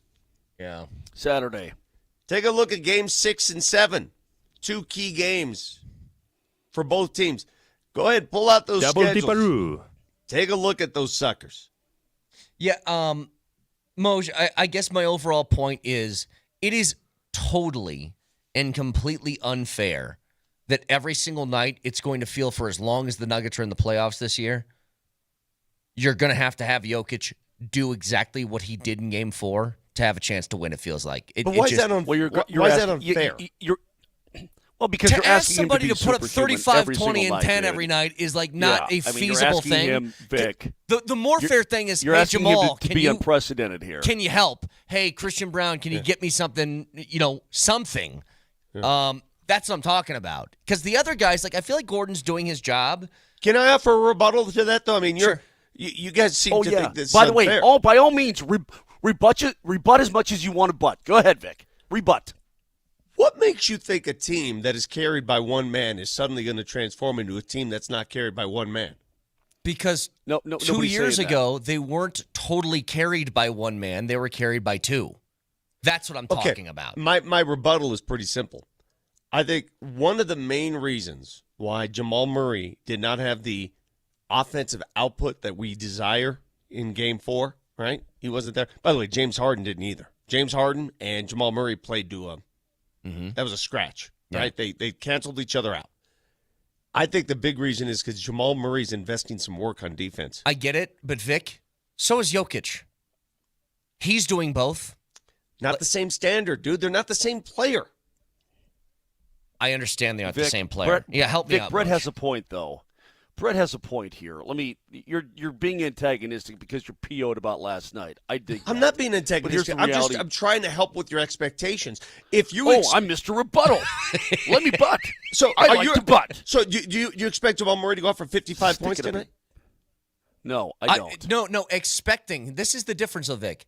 We are expecting Jokic to be behemoth all-time, not allowed to have a bad night guy every single time he hits the floor. Murray is like, here's what happens with Murray. And I get it. They aren't the same caliber of player. That's obvious. But, Murray played defense last game, so his offense is okay that he was bad on offense. I can't accept that from your second-best player. I'm not offering an excuse. I'm telling you the reasons.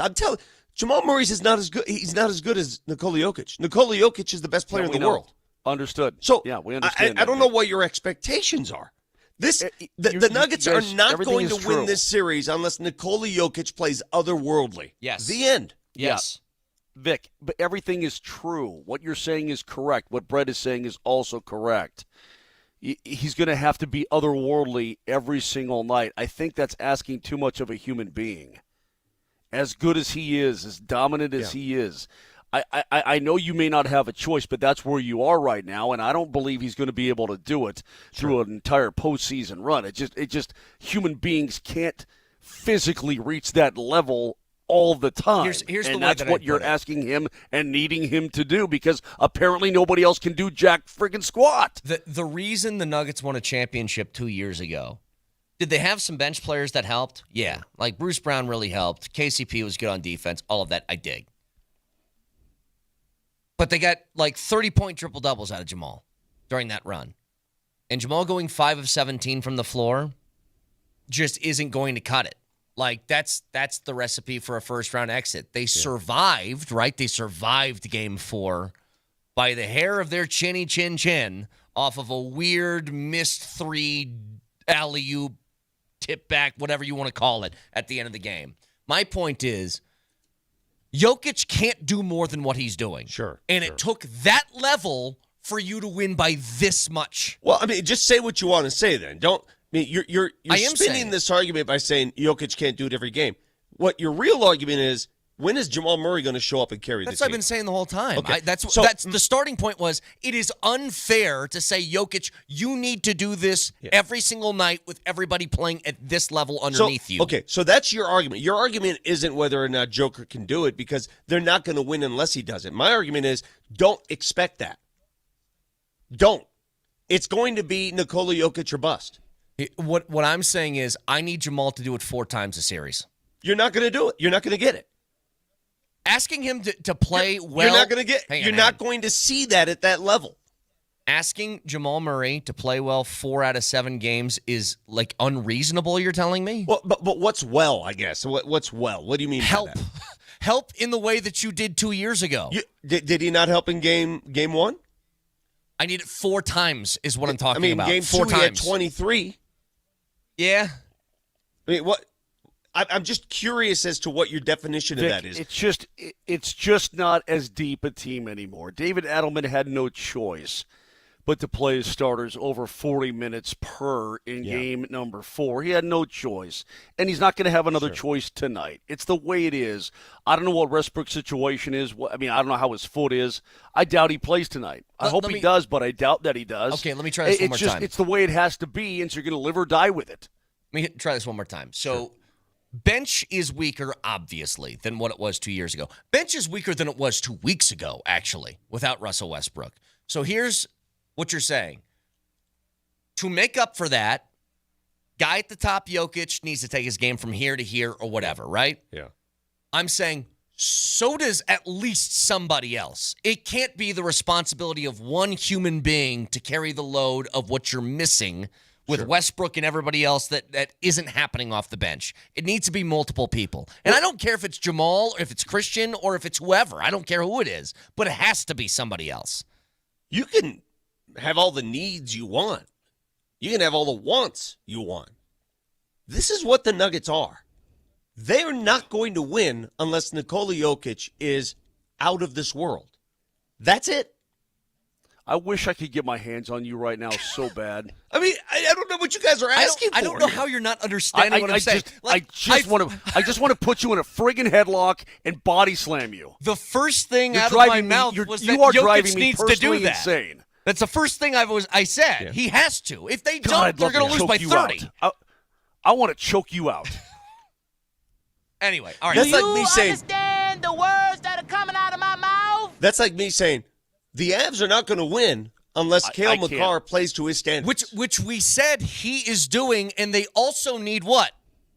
They need Cale, or they need Marty Nachos, or they need Brock Nelson, or they need somebody else. You got me for another 20 minutes before I have to go and hit a bus and then an airplane. And I swear to God, you had better change your tune in the next 2 minutes or you're going to get it. All right, we got another keyword coming your way in 25 minutes. You want a chance to go to Game 5 tonight at Ball Arena. Stick around.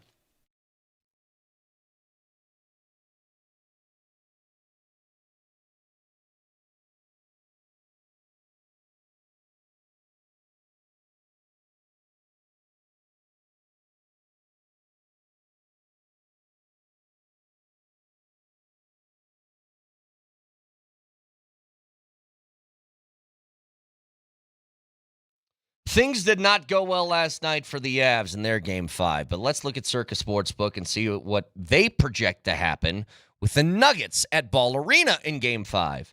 2-point dogs is what Circa has. So if you think the Nuggets are going to win, then grab those 2 points on the Circa Sportsbook. You can also bet the series odds, which is also always interesting in the middle of a series. The Nuggets plus 145, also underdogs to win that. If you feel good about the Nuggets, jump on the Circa Sportsbook, throw down a couple of bucks on either one of those, and check out all of the odds, the best odds in the game, by the way, on Circa Sportsbook for the NBA, NHL postseasons, MLB regular season, game props, live odds. They have it all. Download the app right now or go to circasports.com. And always remember, any gambling problem, call or text 1-800-GAMBLER.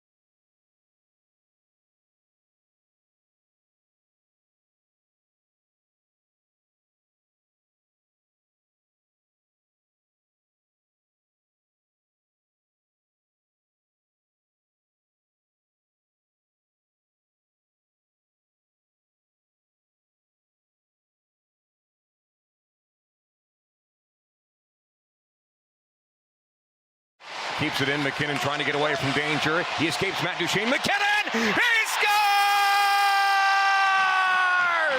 The Mac attack is back, Jack! 2 points in the period for Nathan Raymond McKinnon. It is his 5th goal of the series, and Colorado has climbed within 1 with 5:22 to go in the second period. At that moment, I was feeling pretty good about a comeback. You know, I knew they would make a run at some point, and they put a couple together, but right afterwards, Malinsky takes a penalty, Dallas capitalizes, they throw another one in, and then you're just kind of waiting for the zeros to count down. By the way, Moj, when they pulled Blackwood in the third period, was that kind of the same thing as what the board did in last game, which is like, hey, it's not really your fault, but let's just get another look and see if that can change some things or whatever? Well, Mackenzie Blackwood would tell you that the first 2 are his fault. He'd tell you that. I mean, he's like, look, I hate to give up bad goals, but when you give up 2 in the first period, that you put your team behind the 8 ball here. I guess they're both bad goals. I mean, I thought he had the post covered, and I guess he didn't. He made the blocker save, but he didn't punch it out. It hit the top of the blocker, so you could see the puck hit the blocker. The blocker flips back and then it does one of these. And so instead of the puck going over the top or going, punching it out over there or wherever you want to put it, it just goes like this, straight up in the air. And he backs up. Yeah. It comes down, graces the crossbar, deflects forward, hits him in the nameplate, and drops in. I'm not worried about the second one because the second one is a result of an Avalanche turnover. You did that to yourselves. The first one's a complete joke. The first one is just stupid. That's stupid. I still don't know how that's not going to happen in Game 6. It's not going to happen in Game 6. I saw all these different replays, Moshe, and I still don't know where it snuck through. Like I haven't seen. I don't either. You could convince me that it just went through the side of the net and stuck there, and I'd be like, okay, fine. Yeah, I have no idea. We talked to Kyle, who was in that corner looking right down the goal line, and he said, I couldn't find the puck. I didn't know where it was. He goes, I was looking in the air as it hit the ice, and then Johnston shot it, and before I knew it was in. Nobody saw it. Nobody knew. I mean, you heard Connor getting into the game. He hadn't even done his salutations yet when the puck is in the back of the cage. I'm very confident that this is coming back for a Game 7. Then it's anybody's game. But you're going to have to do some things that you did not do in Game 5. You're going to have to fire the puck more for sure. The Avs have, for the most part, the Avs have defended very well in this series. I didn't think they defended that great last night, or not as good as they had been. Can I ask That's you? the way I want to characterize it. But again, Brett, you're going to have to make Ottinger's life more miserable. End of story. Period. Done. Can I ask you guys a larger question? It's what a lot of people are talking about. I know that we're biased on the show on this subject specifically, but we just watched the Nuggets go through a major change. Does this feel like a blueprint series? Or is there something about with Dallas, with them being arguably, between you and them, the 2 best teams in the Western Conference, just happened to meet up in the first round, blah, blah, blah. What do you think, are there overall repercussions for this series if they aren't able to make it out of this? If they don't win Game 6, do you think there's bigger discussions that will be had afterwards? Well, probably. I mean, I think you always evaluate everything when you don't win. I mean, that's just a natural thing. If the Dallas Stars lost this series, would they be having evaluation discussions about everything? I'm sure they would. Probably. Yeah, but they would also have They would also have some built-in excuses to keep players out for this series. I don't think to be blunt, the Avs have no excuses. I'm with you. They don't have any excuses at all. I mean, they have a team that we believe can make a long run. Mm-hmm. But some guys have to play. Some guys have to play better. Yeah. Period. I think through 5 games, down 3-2, Cale Makar needs to play better. Taves needs to play better, and the power play needs to be better. Yeah. Val needs to be better. Yeah. It's what now. It's 3 of 16, I want to say. Is that what it is? 3 of 16? Something along those lines? I think they got 4. I think do they only have 3? It's not good enough. Whatever the number is, it's not good enough. And it's not up to their standard. Again, when you have this team fully healthy and that power play unit is fully together, which they are right now, they are supposed to, murder people. And that hasn't been happening. Yeah, they were 0 for 3 last night. They went into the game, so they're 3 for 17. They went into last night's game 3 for 14 at 20. In fact, both the power plays of both teams and the penalty kills were identical, 3 of 14. The percentages were identical for both teams going into last night, and Dallas scored a power play goal. God, I don't know if you call it. That feels like the difference. Sorry, Vic, just one thing real quick on that. That's been the difference in a bunch of these games, it feels like. The 2-1 game was Dallas got a power play goal. You didn't with 6 opportunities. They got a power play goal last night to kind of put the game away. It's just, again, I'm going to keep going back to this. Avs got a power play goal in Game 4. Yeah. Avs got a power play goal in Game 4. I'm going to keep going back to this. When Dallas has been presented with an opportunity, they've taken advantage of it. Yeah. You have not, for the most part, through 5 games. The Stars were sitting there last night, Vic. The Stars were sitting there with 5 goals on 17 shots. And I mentioned to Riker during the course of the game, it wasn't like the Stars had these great cycles going on and kick after kick at the can, and finally on their 6th kick at the can, they were able to bang one in. It wasn't like they had mucho sustained pressure in the Avalanche zone for extended periods of time. It's just the door cracked open and they scored a goal. It's just that's it. They took advantage of what was given to them. I'll give you an instance, and I can't remember which power play it came on, but Nate just had a back door wide open and just didn't lift the puck nearly enough. Yeah. The puck just got 2 inches and needed to get 4 inches off the ground. You can't, listen, who am I to speak about skill, but you can't miss that. No. Well, no. You can't miss that. You can't. It's like when Lehkonen was all alone that wide open net in game, was it game? Well, so was Marty Necas. Yeah. You can't miss that shot. It's wide open, and you just bang it into his pad. You can't. Ottinger, I will say this, he made some great pushes. He really did. But that wasn't even a save. He just pushes. That particular shot I'm referring to, for those who can remember, he just had his pad the goal when he's down low. Or? Yeah, the pad was just sitting there, and it's wide open, and he shoots it right into his pad. Lift the puck. Listen, it's not like I've lifted many pucks. Am I simplifying that too much? Well, it's going to sound like excuse making. It depends on distance too, Vic. It's obviously a lot easier to lift the puck when you're further away. When you're in close, it's hard to pop it straight up in the air. No, you're not wrong, but that's the difference between winning and losing a playoff game. Yeah. I've said it a billion times, man. Winning in the postseason is hard. It's hard to do. Now, I'm confident the Avs will do it Thursday, but it's hard to do. Yeah, it's look. The Avs are in a position. Here's what's weird, and we've been making these comparisons all year, but especially with the way these series have gone. The door's not even remotely closed for the Avs to come back and win this series. They could do it. If the Nuggets lose tonight, it feels like that's closed.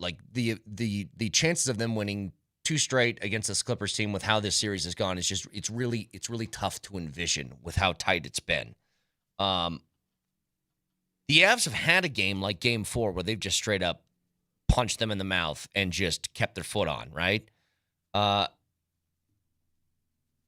You trying to do that, though, without your big guns really being involved. And by the way, Vic, never mention Mikko's name again. You did that, and then he throws 3 points together last night. Don't like that at all. Hey, what was the breakdown there, Moj, that led to that breakaway goal?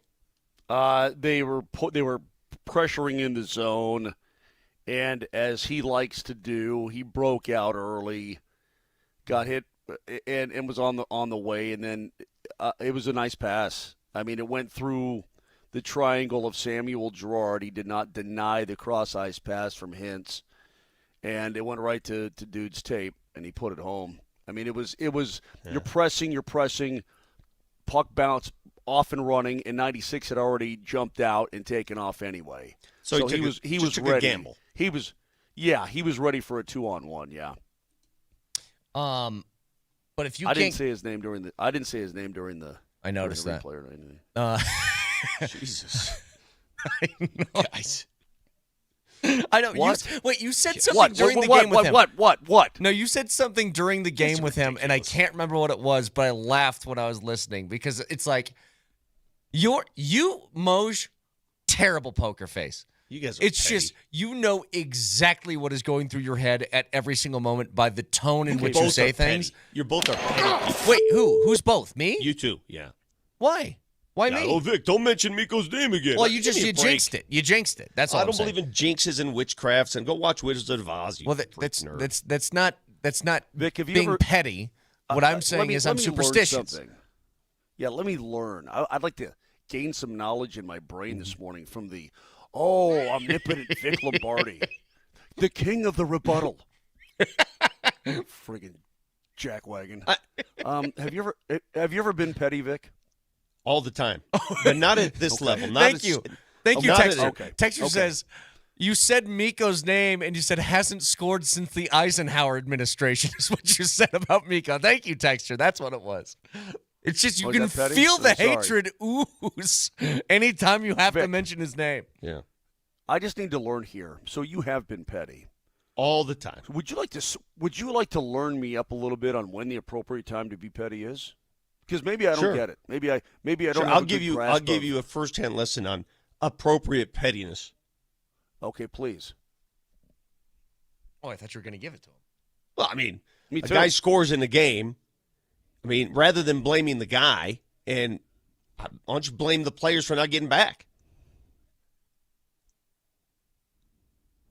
I believe I What? did do that. We did do that. Okay, We I broke down mean, the goal. instead of saying, "Oh my God, it's Miko," well, where's the help?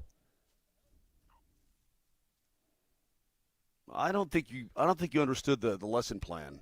I don't think you truly understood what I was asking for. By the way, You speaking could of say, you know what? speaking of blame, Moj runs in a 10-footer, and I take his ball and I bang it into the pond.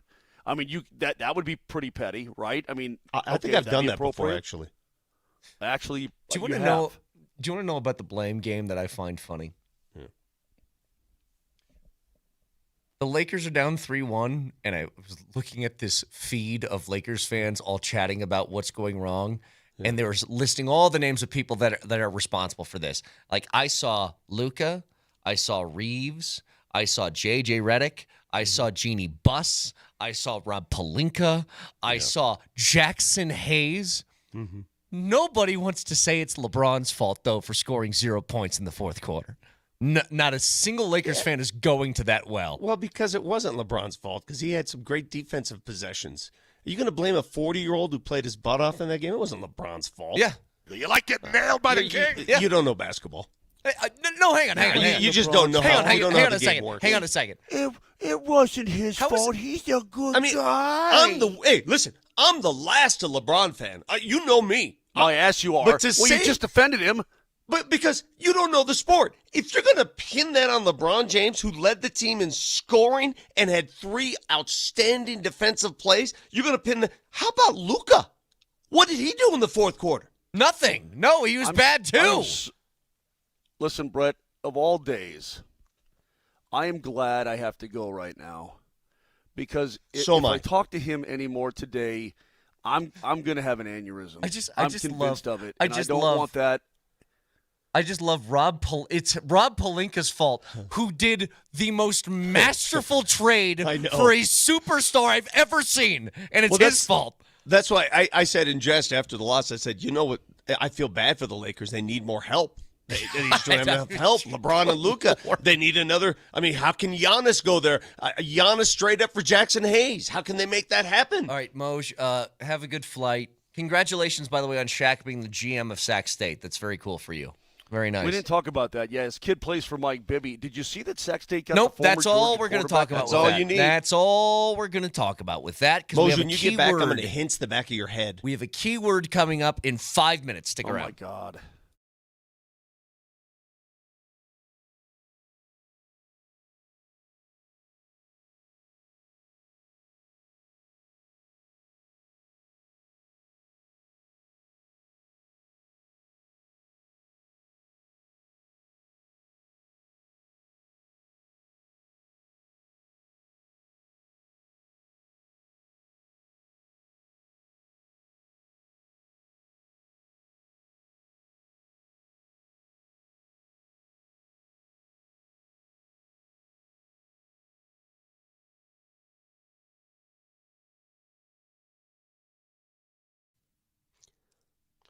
I don't like the heat. Actually, I do prefer the heat over the cold, but not the ultra heat, not like the 100-degree summer heat that comes at you real fast. Before it gets there, you better make sure your AC is up and running. You better make sure it's working. And for that, you got to call AAA Home Services. They got a deal right now, $49 AC tune-up. Get to it before it's too late, just like the sprinklers, before it's too late. AAAtoday.com. AAA Home Services, they take care of HVAC, they take care of the AC, they take care of any home repair you might have. AAAtoday.com. Schedule an appointment today.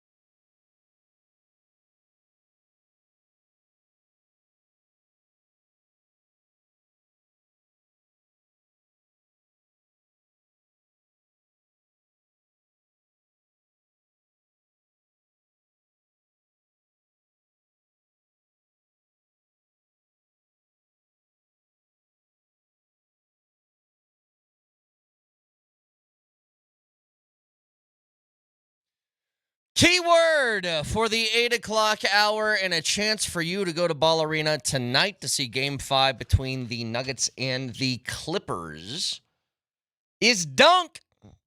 Text dunk in your first and last name to 303-504-0925. Your online home for Mile High Playoffs is nuggets.com/playoffs.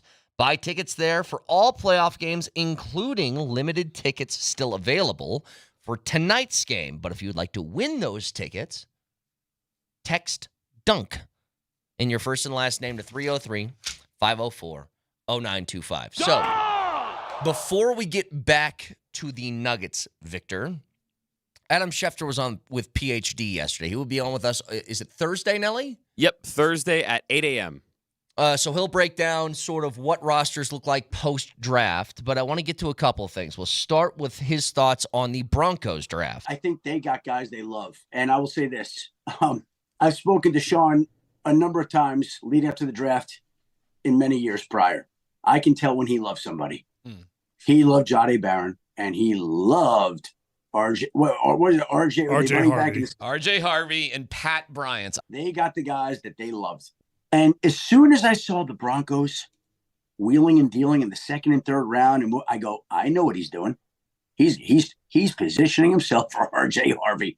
I knew that was 100% what that was about, because he was like a trendy pick that other teams were picking up on. And as soon as he went, I heard a couple of teams, of course, Sean got the guy that everybody really liked.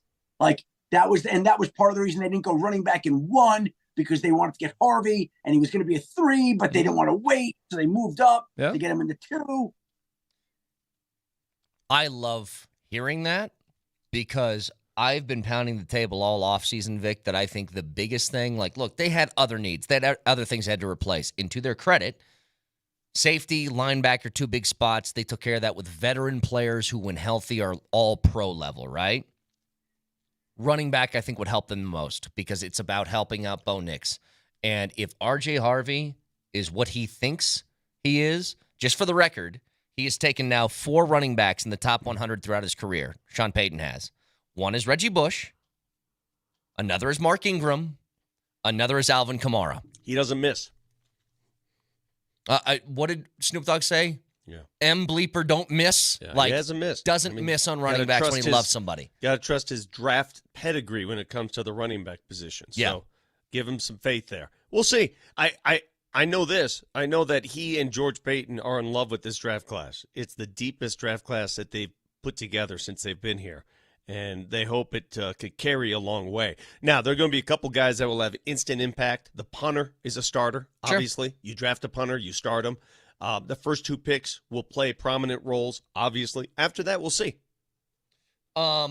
It's just a matter of how do you want to help out your quarterback? Well, giving him a dynamic running back that can do a little bit of both, which is run the ball and catch it out of the backfield, is huge. And they just didn't have that. I wanted to ask you a question, by the way, because I looked this up the other day. Did you know the Broncos, according to these sort of advanced things, and I don't know how these are measured because I don't know how people measure offensive line play, but they were 5th in the league in run block win rate. They were a top 5 run blocking offensive line according to the numbers, despite the rushing statistics behind it. And the reason for that is because they were that high, and Jaleel McLaughlin, Javonte Williams were like bottom barrel in rushing yards over expected, which means they did not capitalize on what the tape showed was available runs that they didn't make, if that makes sense. Yeah, we're fixing to find out. I mean, again, this is an offense. Sean uses his receivers a lot in the passing game. Yeah. To chip, to do a lot of that stuff. You know, how many times do we see the 3 wide and throw it to one of those guys and the other 2 are blocking? So all of it is part of the blocking game. All of it, even the receivers. By the way, Schefter was asked about Shedeur, and here's one of his responses on why the slide happened. I think when you're deciding whether to pick somebody, it's all these factors together. It's the talent. And, you know, here's what I think became a little bit apparent to me as I'm talking to smart people across the league in the days leading up to the draft. I'm like, wow, this guy doesn't really love this quarterback. This guy doesn't think of this guy as a first-round guy. Like, there was a lot of things like that. And so I thought, well, we must be missing this year, because I haven't heard a lot of, like, I mean, every year you hear, like, oh, I love that guy. Like, we would love to take that guy, you know, whatever it may be. I didn't hear a lot of that with Shedeur this year. I just didn't hear that. Here's what I think is interesting about the Shedeur story, about what you said the other day, Vic. I've been under the assumption that it is probably a little bit of both, but more on the side of a personality fit that maybe teams didn't like. And the more I hear people talk about this, it's starting to shift more into they just didn't think he was that good. Yeah. Comes down to play rather than personality. Is play that versus personality? Is that? I think both factored in. But sure. I think most of the pie chart here is probably on the talent side than the other thing. Of course, you've dealt. I mean, you could deal with the other stuff if you have enough talent. You can deal with it. Yeah, every team does. I'll be blunt with you, and I hate to bring this to you. Without we didn't talk about this. I'm done talking about. You're over the Shedeur thing. Yeah, I'm done. Okay. That's fine. I mean, there's not much else to say. We laid it out yesterday.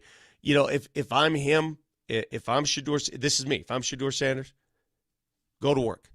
Prove everybody wrong, go to work.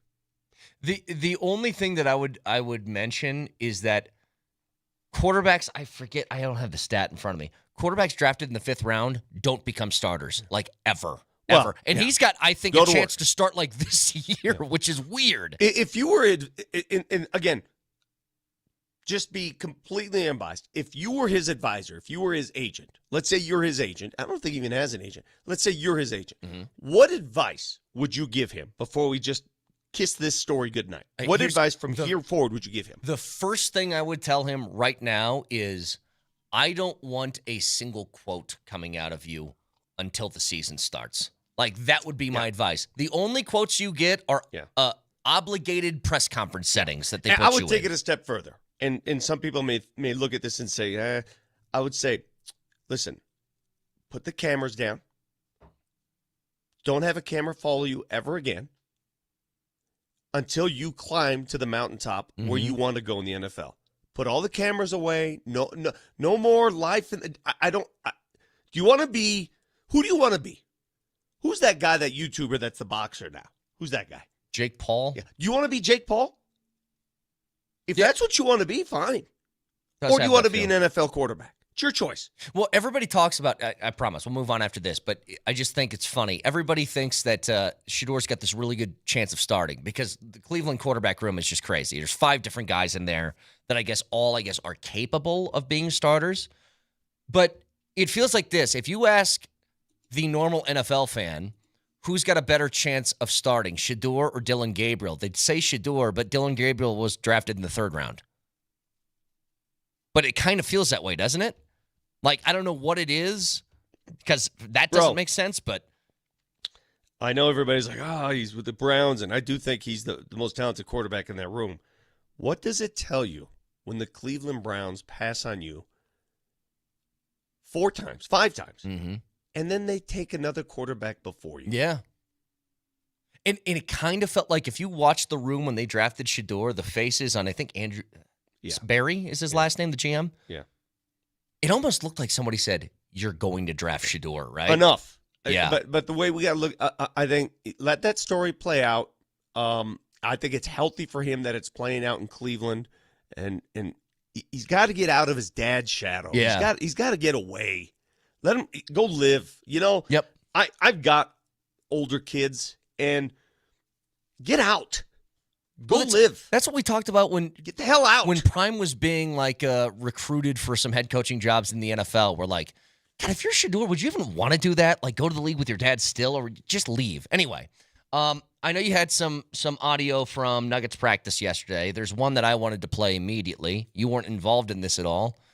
It was an interaction between you and Christian Brown. Well, I was involved. Yeah, I think that, obviously you want to win game 5. Is that gum good? Damn, it's too much in my mouth. Huh? It's too much. Oh, wow. All right. Well, I have no idea what you just asked me. Can I say something about Christian Brown and his ability to be a leader and a professional? He had 15 different things he wanted to say to you after you said that, and he held off on all of them. Well, it's too much in my mouth. That, obviously, you want to win game 5. Is that gum good? Damn, it's too much in my mouth. Huh? It's too much. Oh, wow. All right. Well, I have no idea what you just asked me. Self-restraint is such a good trait to have in life, and he exercised that to a T. Well, let me explain the error of judgment. Oh, wow. All right. I tossed like 3 straight Hubba Bubba pieces in my mouth. What flavor? Before the interviews. What flavor? Watermelon, the only. Oh, yeah. That's best. the money one. Yeah. Yep. So I threw 3 of them in my mouth because I like to chomp. And I immediately regretted that decision because there was too much juice. Juice was just overflowing. And there is nothing that smells more than watermelon Hubba Bubba. Mm-hmm. And I think he just caught wind of that. No, I think it was more like you were grazing like a cow in his ear when he was trying to speak. I think because I was that's right what it next to him. Yeah. Like I was right next to his ear. Could be. He didn't turn because of a scent. He turned because of something that was annoying him. Yeah. But have you ever had so much gum in your mouth you're like, oh, I can't handle this. I don't know what to do. I got to stop. I told you I'm not a gum chewer anymore. But when I was a kid, sure. Yeah, I'd throw a pack of Juicy Fruit in there and just see what happens. Yeah. Or no, what was it? Zebra Stripe. Yeah. Yeah, I mean, it was a mistake. I mean, I'll be the first. I raised my hand. I shouldn't have done that at that point. I regret it, but I thought my response was accurate. It was the truth, and he didn't know what to do with it. Damn, it's too much in my mouth. Huh?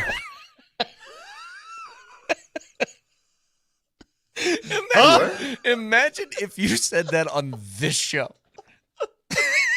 And not in a, quote, profession. See, Vic, what a perfect example, by the way. You're always like, why don't you go to press conference? Why don't you ask questions? That's why. Because if that happened on this show, it would have been 15 minutes of content. But at a press conference, you got to be professional. This is a job. Did I look professional? Did I sound professional there? No, that's where I give you credit. You're like the only one. Huh?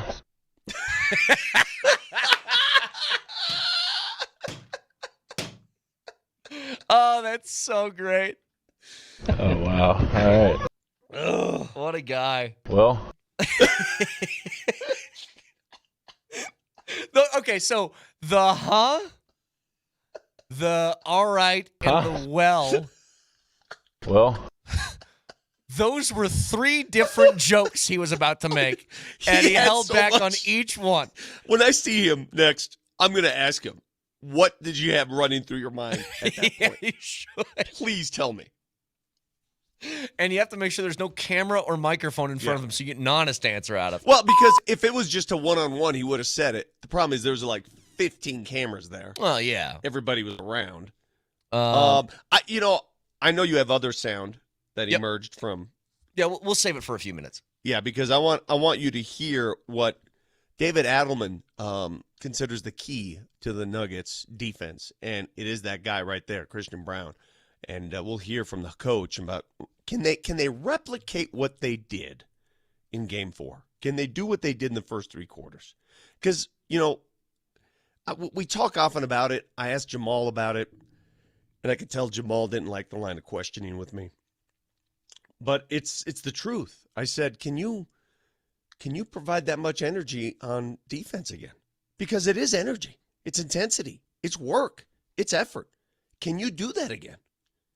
Because how many times have we seen them do that? And when I say that, did you notice? Come on, people that have watched. Did you notice the difference in defensive intensity in Game 4? Yes. So what were they doing that was different than you've seen all season? What? I think that they weren't being lazy about switches. I mean, that's something that I've noticed all year during the regular season is they were very quick to pass somebody off to somebody else and then reconfigure their defense on the fly. They're working though. They're in the guy's face from the moment they start dribbling. There wasn't any of that. Let me take 6 feet back and wait. But that's where if a pick comes, Vic, you can work through a pick if you're up on somebody. If you're sagging down deep, then you're just like, all right, let's switch over. But that expends a ton of energy. So if you play defense that way, anybody who's played basketball understands how much energy that requires to get up on somebody, go and move laterally. Do you know how tired you get doing that? And Christian Brown did it the entire game against Harden. I thought it was phenomenal. He set the tone, and I'm not the only one who thought that. Listen to Coach Adelman. Coach, asking your players to get up on defense is one thing. Yeah. Watching it work is another. Why did it work now? What were they doing? Belief. We knew the aggressive nature of how we played in the third game was not good enough. It was a low-level effort game for us, which can happen in the playoffs where you're in a flow early in that game. Things are going your way. You can't fall into that. These games are always going to turn out to be physical. and we did not react well in Game 3. I thought in Game 4 we were the aggressor from the start. CB was the tone setter for that, and I thought CB was incredible. End of story. It starts with Harden. You have to eliminate Harden from the equation. Harden only had 15 points. Heck, he didn't shoot it much. He got frustrated. Yeah. And if you continue threw a punch. to do that. What's that? He threw a punch. Yeah. I mean, and CB laughed at him. And it starts there. It starts on the perimeter. We've talked about this, man. What's wrong with the Nuggets defense? They're not guarding on the perimeter. Well, they did for 3/4 of Game 4. Yeah. Look, there's a lot more audio that I want to get to in just a couple of minutes. Reminder to you guys. The key word for this hour is dunk. So text that in your first and last name to 303-504-0925. Got a chance to win a pair of tickets to the game tonight. Well, that's a joke. There's a joke. Damn, it's too much in my mouth. Huh?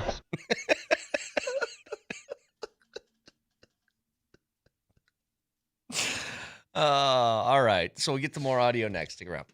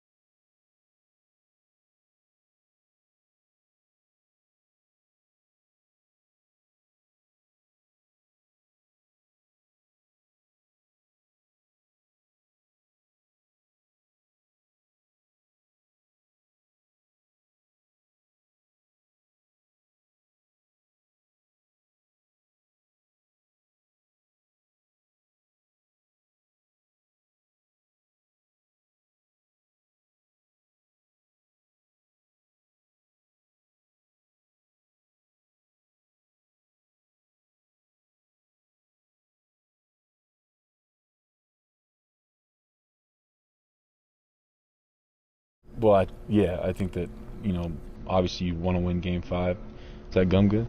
Damn, it's too much in my mouth. Huh? It's too much.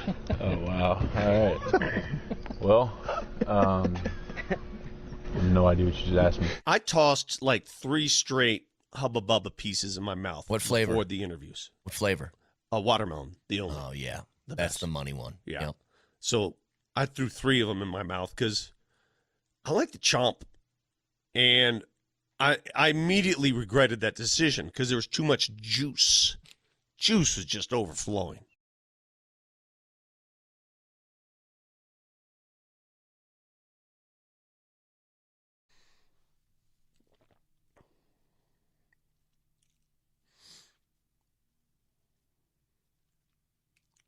Yeah.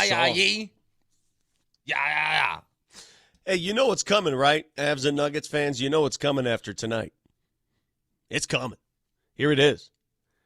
Thursday night, Nuggets and Clippers Game 6. Double dipperoo. Thursday night, Stars and Avs Game 6. You know we're going to get screwed there. You know that it's going to be that same situation. Well, yeah, that one. And if it extends beyond that, Game 7 on Saturday, Avs and Stars. Game 7 if the Nuggets get that far. Saturday. It's the last 2 games of this series, the most critical games, are going to go opposite one another again. Yeah. Well, you know what? I'll cross that bridge when it gets here because I am very concerned about tonight. And you know what? You could make... Yeah, go ahead. It is the NHL's fault. Okay. Why? The NBA schedule is out long before the NHL. Oh, I got you. Sure. The NHL had the opportunity to make that right, and they didn't. Well, nothing you can do about the Game 6s that will happen. The potential Game 7s are about, you know what? Maybe if the Nuggets take care of business tonight and Thursday, then we won't have to worry about Saturday. But this is you talking to Jamal. You set this one up for me, Vic, talking to Jamal about what now? That he's getting a little snippy with you? Oh, I reference this because we bring it up all the time, and it was more of a complimentary question. I'm not sure if he didn't understand what I was trying to do here. We always, on this show especially, and in Nuggets Nation, every time we think the Nuggets are toast, they prove us wrong. Last year when they were down 0-2 to Minnesota, we thought the series was over. They proved us wrong. Yeah. They are their best when nobody believes they will win. That's when they play their best basketball. And I've seen it historically. I've seen it with this team under Jokic, under his watch. The Nuggets play their best when we think they're toast. They really do. So I brought that up with Jamal, and I'm not sure he understood where I was going with this. This is what he had to say. You've been down in series before. People have doubted you before. You've gone through It's this. 2-2. I know, but I'm just saying, before that game, how much does that experience help you? So it was 1-0. When it was 2-1, though, you had to come back. It was also 1-0. I know, but how much does it help you knowing that you've been down this road? It's 2-2. It's best out of 3, and I'm excited to play playoff basketball. Jamal's funny. Jamal, look. Nailed it. Jamal has been known to, I guess, take things in his own direction and take offense. He doesn't like criticism all that much. That wasn't even critical. No, I'm not saying that with you. He perceived it as that. That's why he responded the way that he did when you're trying to almost pay him a compliment. But the thing is, there is no question that this team, for whatever reason, they're bad front runners. They're really bad at it. 100%. They have 20-point leads that it almost feels like they intentionally make the game close just to get their juices flowing again. Yeah. I don't know. I have no listen. I've been around this business a long time. All right, before he was born. I don't care how you answer the questions. I don't.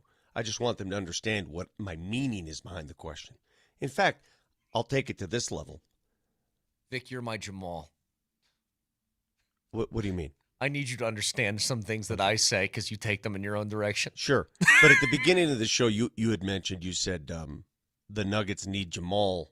They need to give Joker some help. Mm-hmm. And I told you and Moser, They've already given him help. What are you looking for? If you're looking for a 55er out of Jamal in this postseason situation, I don't think you're going to get it. Well, how about this? I'll dumb it down. So you have a 20-point lead entering the fourth quarter, and I agree with you that Jamal was playing fantastic defensively in Game 4.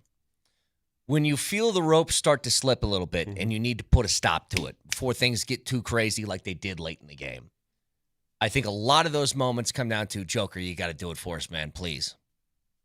And what I'm saying is I don't think in those situations, it can't always just be him. It can't always be the one guy to bail you out and save your ass. Because back when they won a championship, it was two. Jamal did that with him during that, while playing defense, by the way. They decided that final shot was going to go to Joker. That I'm fine with. The final shot is fine. But I'll be honest with you. I would have been just as comfortable with Jamal taking that last shot. Oh, me too. Jamal's great in those situations. He if is. not more. Yeah.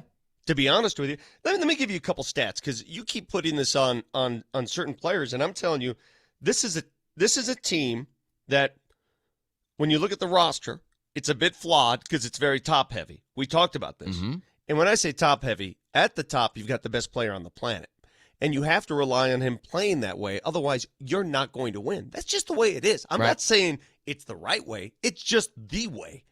If he's not playing at his level, they're not going to win this series. But let me give you a stat that might interest you.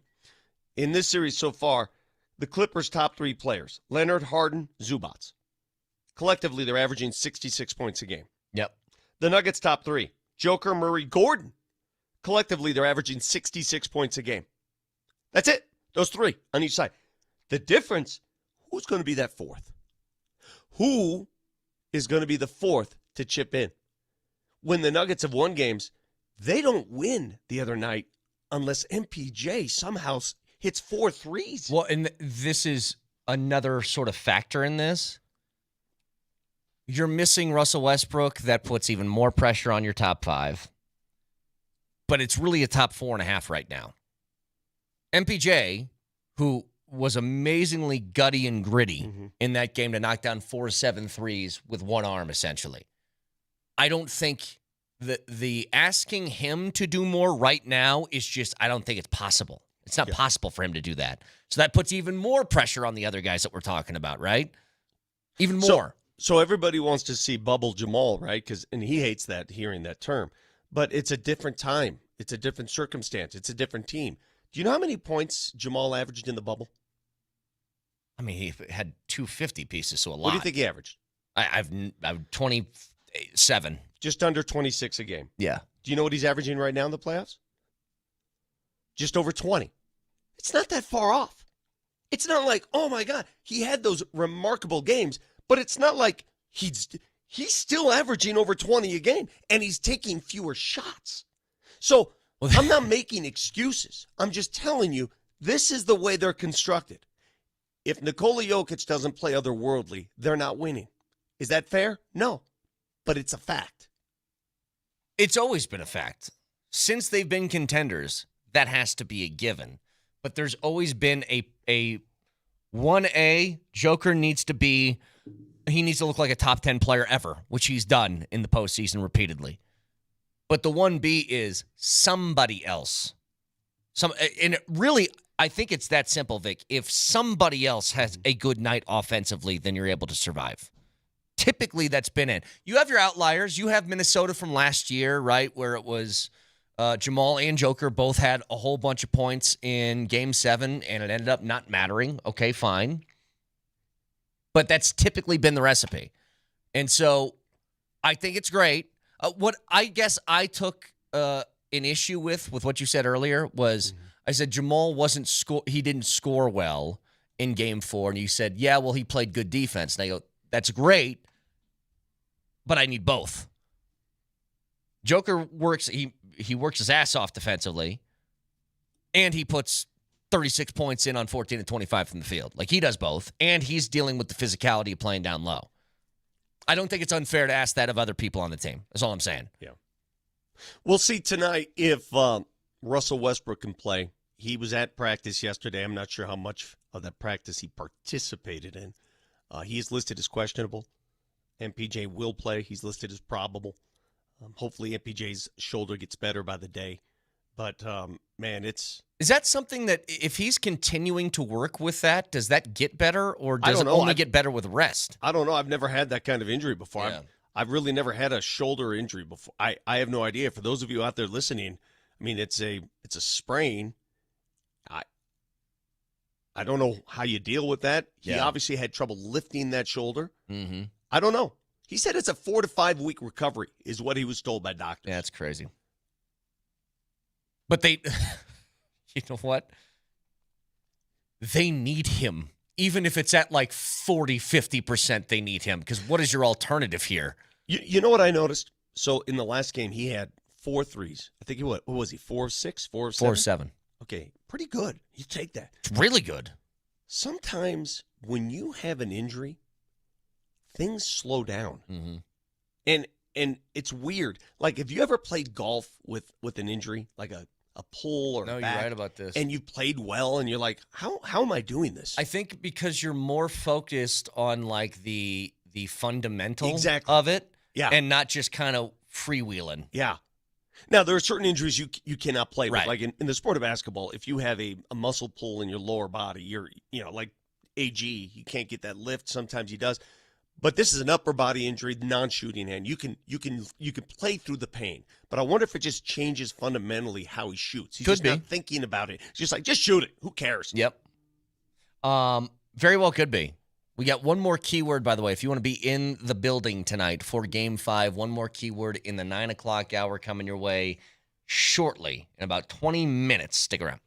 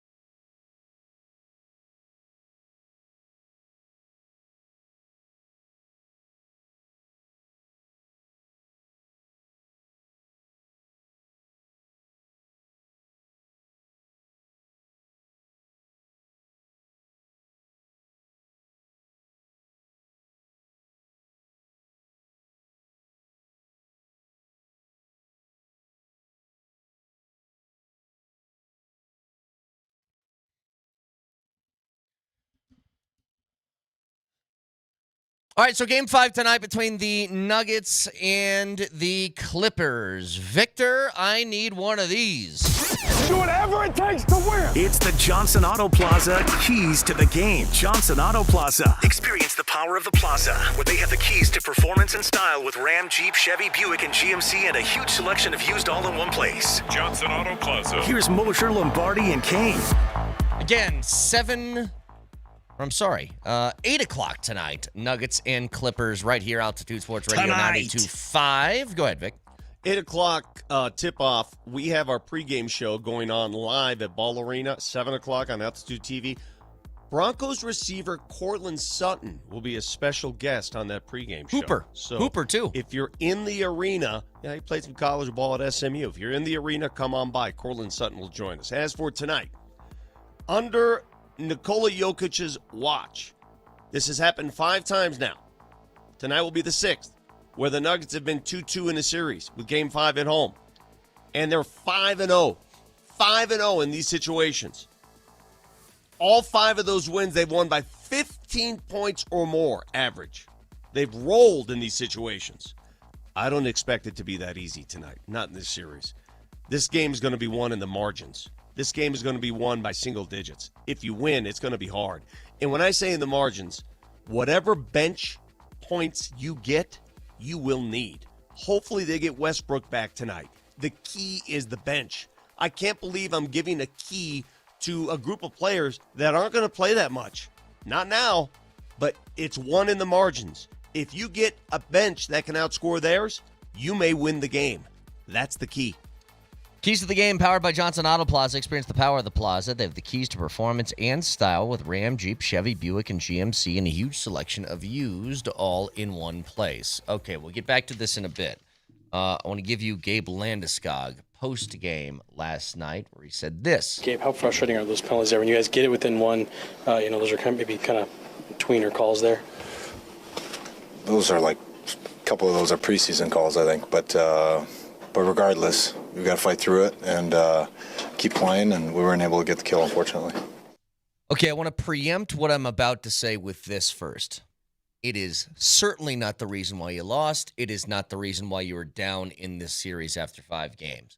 But it is incredibly out of hockey character to watch the Dallas Stars do what they've done in this series, which is sell calls to this extent with the players on their roster that are doing it. What Jamie Benn did yesterday is like the most egregious of I don't know, party fouls. Goes against the spirit of the game. Yeah, and for a captain to skate into a stick that wasn't moving, by the way, it was just being held and basically give it a kiss and then fall down is crazy. Now, again, not the reason why you lost, not the reason why you're down in the series, but it's shocking to my hockey eye, Vic, to see a team do it as often as they've done it in this series. Yeah, I guess I don't know what are the rules of engagement when it comes to the playoffs, because I've seen playoff series before. I recall that series against Vegas where the whistle literally never blew for 2.5 periods, and you just sat there and watched end-to-end hockey where you can do whatever the hell you want. So what are you going to do? I mean, that's not the case here. It's a little too inconsistent. We saw McKinnon's head get decapitated and no call. Right. And then you see sort of a marginal, all right. And let's be honest, the Avs also benefited from a couple of those marginals. The only difference is the Avs didn't make him pay for it with the power play goal. Well, and that's where I wanted to take this next is that happening? Sure. The story of the series so far to me is kind of twofold. Number one, your stars aren't playing like stars. Outside of McKinnon is doing some heavy lifting here. He's got 5 goals in 5 games, 7 points overall. Val Nichushkin and Cale Makar, who I think are givens to this team's success. If they play well, you play well. If they don't, you don't. They have combined for 3 points. Combined for 3. Between these 5 games so far in this series. So that needs to pick up. But I think a big part of that leads to the first thing that we mentioned, which is when you are given opportunities to take advantage and put a stranglehold on the game. Last night, that was a 3-0 game that very quickly became 3-2 after McKinnon's goal. And the Avs had a prime opportunity, it feels like, to take all momentum back in their favor and take over the game.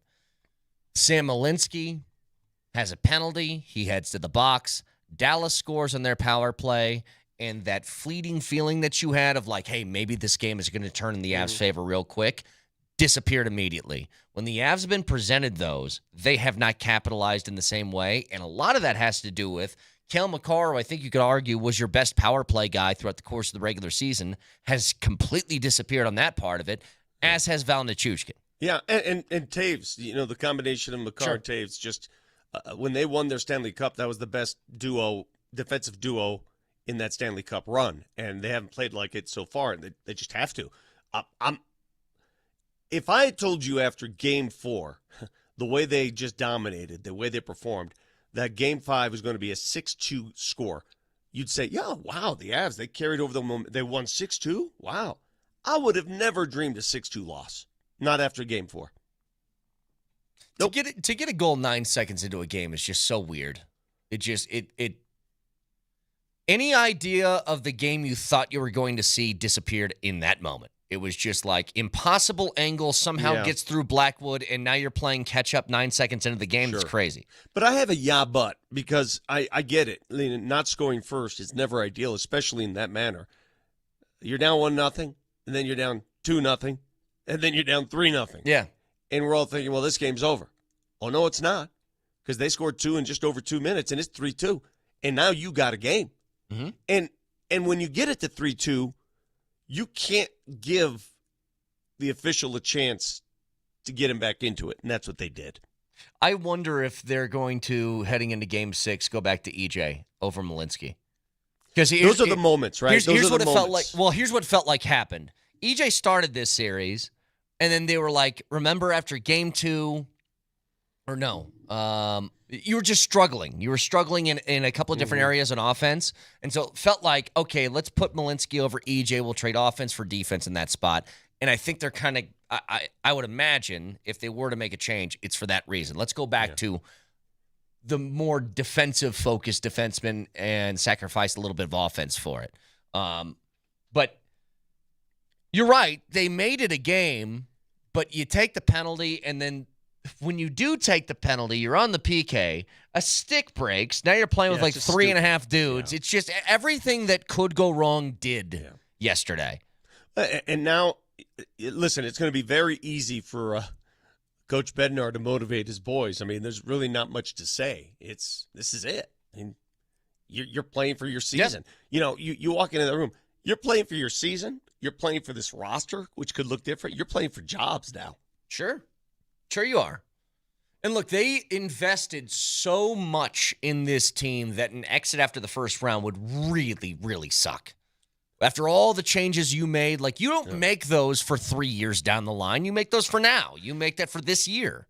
And you have to, you cannot, let's be honest, you cannot lose at home in Game 6. It just can't happen. No. Can't happen. I don't think they will, by the way. Okay. Me neither. I'm kind of in the Moj camp where I'm not throwing a guarantee on this, but I would be shocked if this doesn't go 7. But crazy things have happened against Dallas. Sure. Some about the history against Dallas. This Stars team, if there's one team that has persecuted the Avalanche in the postseason more consistently than any other team, it's Dallas. Yeah. Yep. But this is, again, this is a team, a city, Dallas. If you can't make your own ice consistently, then you don't deserve hockey. This is like, I know it sucks. Like, I've been pissy all morning because I'm still upset with how the game went down and the fact that you were finding yourself Why are you so pissy? Down 3-2. Huh? But I'm really excited for Game 6 for this reason, Vic. Champions, and that's what a lot of these Avs still on this roster are. They are champions from just a few years ago. When they are pushed to the brink, when you got them cornered, the response from them is usually something special. Like, Kale has struggled in this series. Back's against the wall now. Like, there is all gas, no brakes. It's that time. And seeing how competitors respond in moments like that is something that I can't wait for Game 6. I hate that I have to wait a couple of days for it. I want it to be played tonight because I think the response that you're going to see, especially on home ice, is going to be that of a champion, right? Those guys don't – Kell's not going to lay down and die in this series. Val's not. McKinnon's not. Landeskog isn't. Like, none of these guys are. So getting that response, it's the same thing of when you put, if there's a corner joker with his back against the wall. Kind of felt that way in Game 4. Like, you lose that, you're going to lose the series. You aren't beating them 3 times in a row. Got to get a big performance out of you. Well, how's 36, 21, and 8 sound? Mm-hmm. You know what I mean? What a critical week for both teams. I mean, think about this, man. This week could either end with a double winneroo and everybody's happy and, let's say both series go 7 or it could be just a devastating finish that could lead to all kinds of change. I don't know, man. By Saturday night, the tone we have is going to be far different than the tone we possess right now. Well, in both cases, like I call these I don't know if people know what I mean when I say this. When I call them blueprint sort of series, here's what I mean. You have a foundation of what your organization is. Obviously, that's changed already with the Nuggets, but certainly with the Avs, that's going to be a conversation if you don't exit or you don't leave the first round and head into the second. The blueprint is it's this coach with this core, with this GM, with this blah, blah, blah. Like all of that stuff is put together. If the Nuggets lose this opening round series, they've already made that decision with GM and coach. Now it's a matter of what personnel are going to go afterwards as far as players. So that's going to be the question of the offseason. The Avs could face the exact same thing if they don't exit the first round. Like, it feels pretty high stakes right now. Well, can I stop you, though? Mm-hmm. This is my belief and my opinion. This is not what I know. Sure. I believe the Nuggets are destined to make personnel changes, win or lose. Right. What I'm saying is a deep run in the postseason. That's where they're at now. Sure. If they get to the Western Conference Finals or something special, Vic, maybe you rethink that. Maybe. But that part's understood. Yes. That the Nuggets they're obviously in that mode already because they fired 2 of the pillars of an organization, which is a coach and a GM. So they are heading in a much different direction than they were previously. By the way, I like Nicholas Batum a lot better when he misses open threes. If that Has he been doing that all year? Like, has he been knocking down every shot all year like this? What the hell is this? But if that Frenchman gives me that blank stare, quick trigger 3 again tonight, I might lose it. Yeah, what is he shooting? That Frenchman's got to chill. All right, hang on a second.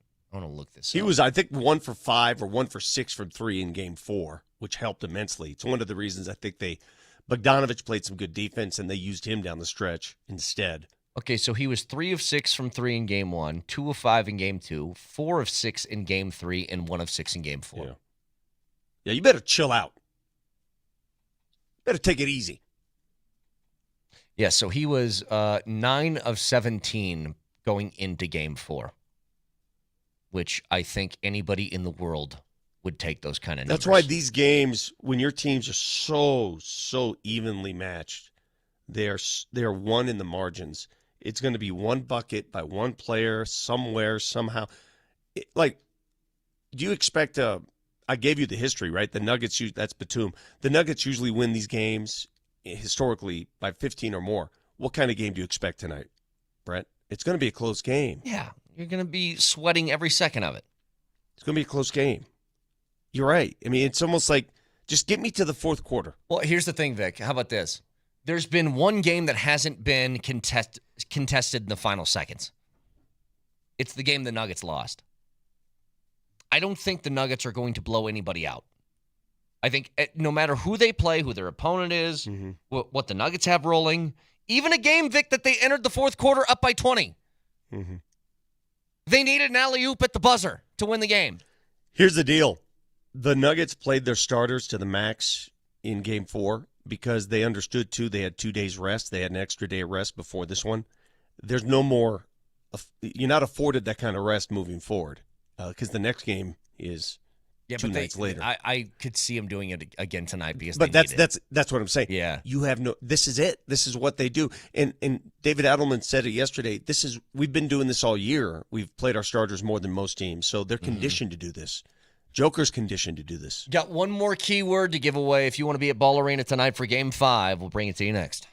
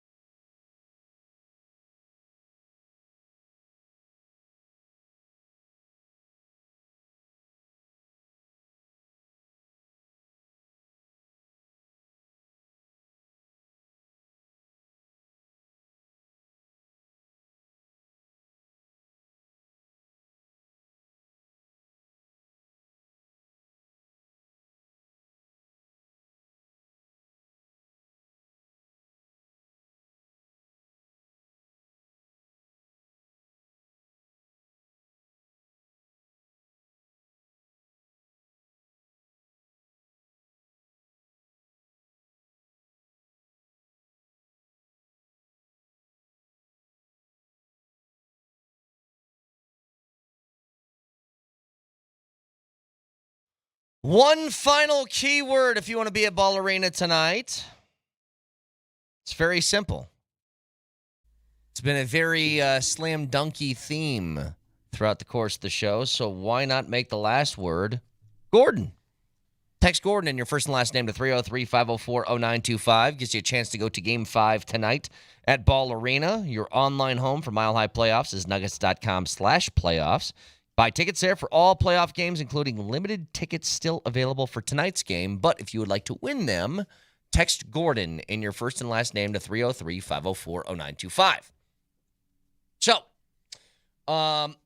with this game tonight, Vic, Christian Brown talking to you yesterday when he got past the gum you were chewing, talked about defense, said this. It takes a hell of a lot of discipline and energy to get out on defense the way you guys did the first 3 quarters.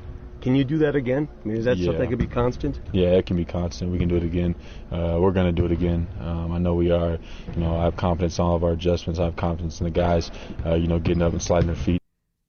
Sliding their feet. That's what, man.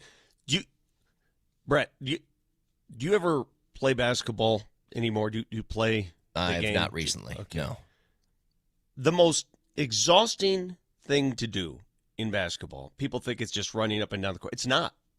The most exhaustive process in you playing a basketball game is getting into a defensive posture and sliding laterally. Your quads start burning. It's so hard.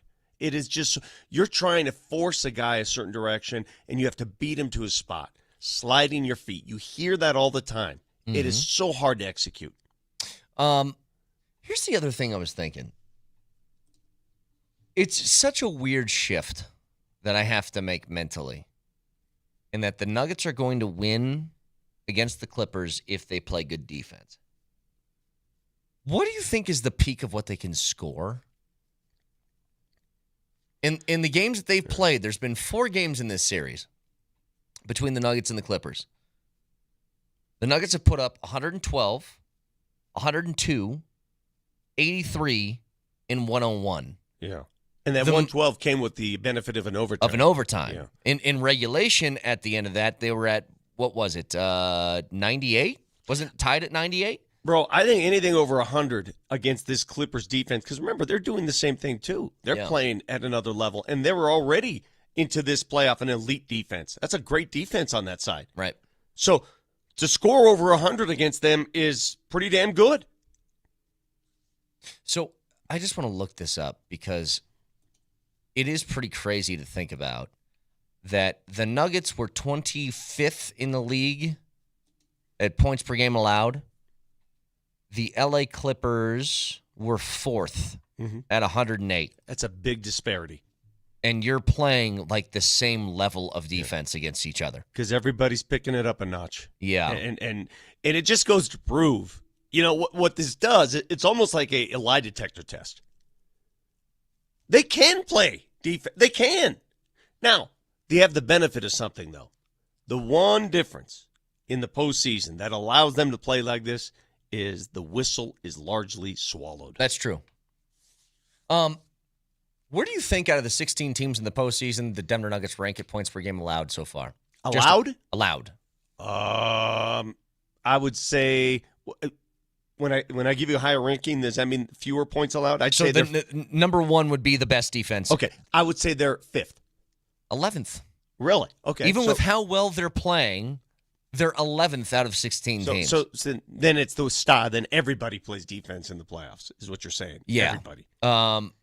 So they're at 107.8. Mm-hmm. Behind them is the Pacers at 108, the Lakers at 108, and then it's a drastic jump that goes to the Bucks at 117, Memphis at 120, and Miami at 126. By the way, Miami last night. Oh my God. That's embarrassing. Home game to lose like that. But that's what's funny. They were the same team. If you remember just points per game and points allowed per game during the regular season, Vic, they were neck and neck with one team in both categories all year, and that was Memphis. Yeah. Memphis is still doing that. They're still giving up 120 in the postseason. The Nuggets have just upped their game a lot since then. And I don't know what exactly, again, to do with this, because all year, Vic, we're just like, I've accepted the fact they're bad at defense. They're going to have to win games in track meet style, 127, 125 in the postseason. And now they can't score like that. It's just you're watching a completely different style of a team.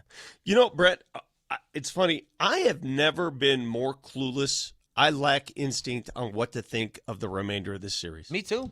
Like, I have no idea. I have no idea what I'm going to see tonight. I know it's going to be a close game. I know that. I can feel it. But I can't pick this series. I can't. Yeah. Even if they win tonight, it's still you still don't I still feel would great. be like, I don't know if they're winning the series or not. You know why? Because we've been here before. Yeah. In the very last playoff series. Yeah. And it looked, my God, Vic, Game 4 looked a lot like that Game 7 of that last series. 20-point lead second half, slowly dwindles away, can't find a way to stop the bleeding, and then you needed a miracle at the end. You got one. But well, hopefully they said that won't happen again. They said that if they get a lead, they won't stop and stare at the zone. Just go, attack. Don't waste time. Just do what made you successful for 3 quarters. Like, why would you change anything? Anyway, by the way, speaking of, I said Milwaukee, they're 14th in team defense so far. They're down 3-1 in their series against the Pacers, and they just lost Dame to a torn Achilles. Yeah, they got some questions. I mean, I would not be surprised if Giannis is playing for another team if it's finally time. And, of course, everybody wants him to go to the Lakers, blah, blah, blah. Would not be surprised at all if Giannis is playing elsewhere next season. Well, They've tried everything there. Giannis I got two. He's hinted at that, right? That if they don't keep supporting him with players that he feels like are up to par, then he would consider leaving. He'd look good here. Yeah. Yes, he would. Just reported 15 minutes ago, it just came down, and nobody's surprised by this. Cale Makar is a candidate for the Norris Trophy. Sure. All right, he's one of 3. He needs to play like a Norris Trophy defenseman in these next 2 games for the Avs to win. If he doesn't, I fear they do not win. Well, here's what's funny, Vic, is that we were just talking about this with Jokic. Like, Jokic has such a high bar set for him that he needs to surpass for us to be like, he played well, right? McKinnon and Makar have those same things, but I am not used to this extended stretch of Makar not playing up to that standard because he hasn't been. And I don't know what the deal is. Like Moser said it before, he just doesn't look himself. And I haven't heard anything about Makar being hurt. You know or what anything it like is? that. You haven't seen those wow moments like, oh, wow. You haven't seen that. But that's the standard that you hold for guys like him is you need to have that. Like McKinnon had a wow moment, like a couple of them last night. We're like, Sure. oh, my God, look at him. But it's just, I use this word a lot in hockey because it's hard to go to a box score. It doesn't tell you the full story of how somebody played. Like, if you go to a box score for Jokic, it typically kind of tells the story. I judge the hockey dudes off of, are you impacting the game or not? And he hasn't been impactful. And that just, it's an absolute necessity for this team. If him in particular, that I think we can all agree, no matter what order you put them in, Cale and McKinnon are 2 of the top 5 players in the world. Whatever order you want to do it, is McDavid 1, then so-and-so, then whatever. They're top 5. But you got one of your top 5 players that is not playing up to that standard, and when your team is kind of built around that, as the Avs are, you're going to have struggles. But if nothing else, Vic, I just need danger on the power play with him. He can't get the puck to the net on the power play. And how many times throughout the course of the year have we seen him dancing around the blue line to find that open lane and at least force the goalie to make a save, get a rebound, something? The beauty of this situation, although you never want to be in it, the Avs' history being down 3-2 when they don't have the home ice, it's not good, okay? It's not. I mean, I go back to when they played Dallas in the early 2000s and a couple of those, I mean, you talk about losing and being frustrated. But here's the situation. If you can't be motivated by this, there's no motivation. Right. I mean, they are holding on to the very end of the rope now. They are the desperate team. They have to be. They are the desperate team Thursday and Saturday. Saturday is going to be equal. But Thursday, I mean, if you're not desperate Thursday, what are we doing? Nuggets should be desperate tonight. They should be playing like this is an elimination game. 100%. They should be. I mean, it's the same story. They just. I mean, hey, do you think the Nuggets look desperate in Game 4? Well, yeah. They look like dogs. Mm-hmm. They look like hyenas. Well, they knew it. They lose Game 4, that series is over. It's totally over. And I think they need to come out with the exact same stuff tonight. Give yourself like a little bit of breathing room in case something weird doesn't go your way in Game 6. You know what's crazy about the Nuggets, though? They could be up by 47, and I'd still be nervous. Yeah. Seriously. Like, there is no comfortability with that team no matter what the score is. We just witnessed it in Game 4. Just did. But you gave the keys to tonight. It's going to be weird, Vic, because I feel like it's going to be another 44-minute night for each one of these starters. What do you think it is, by the way? I meant to ask you this earlier. Russell Westbrook not being on the bench is sort of self-explanatory. He is a trusted member of that team where he could play 25 minutes if you wanted him to.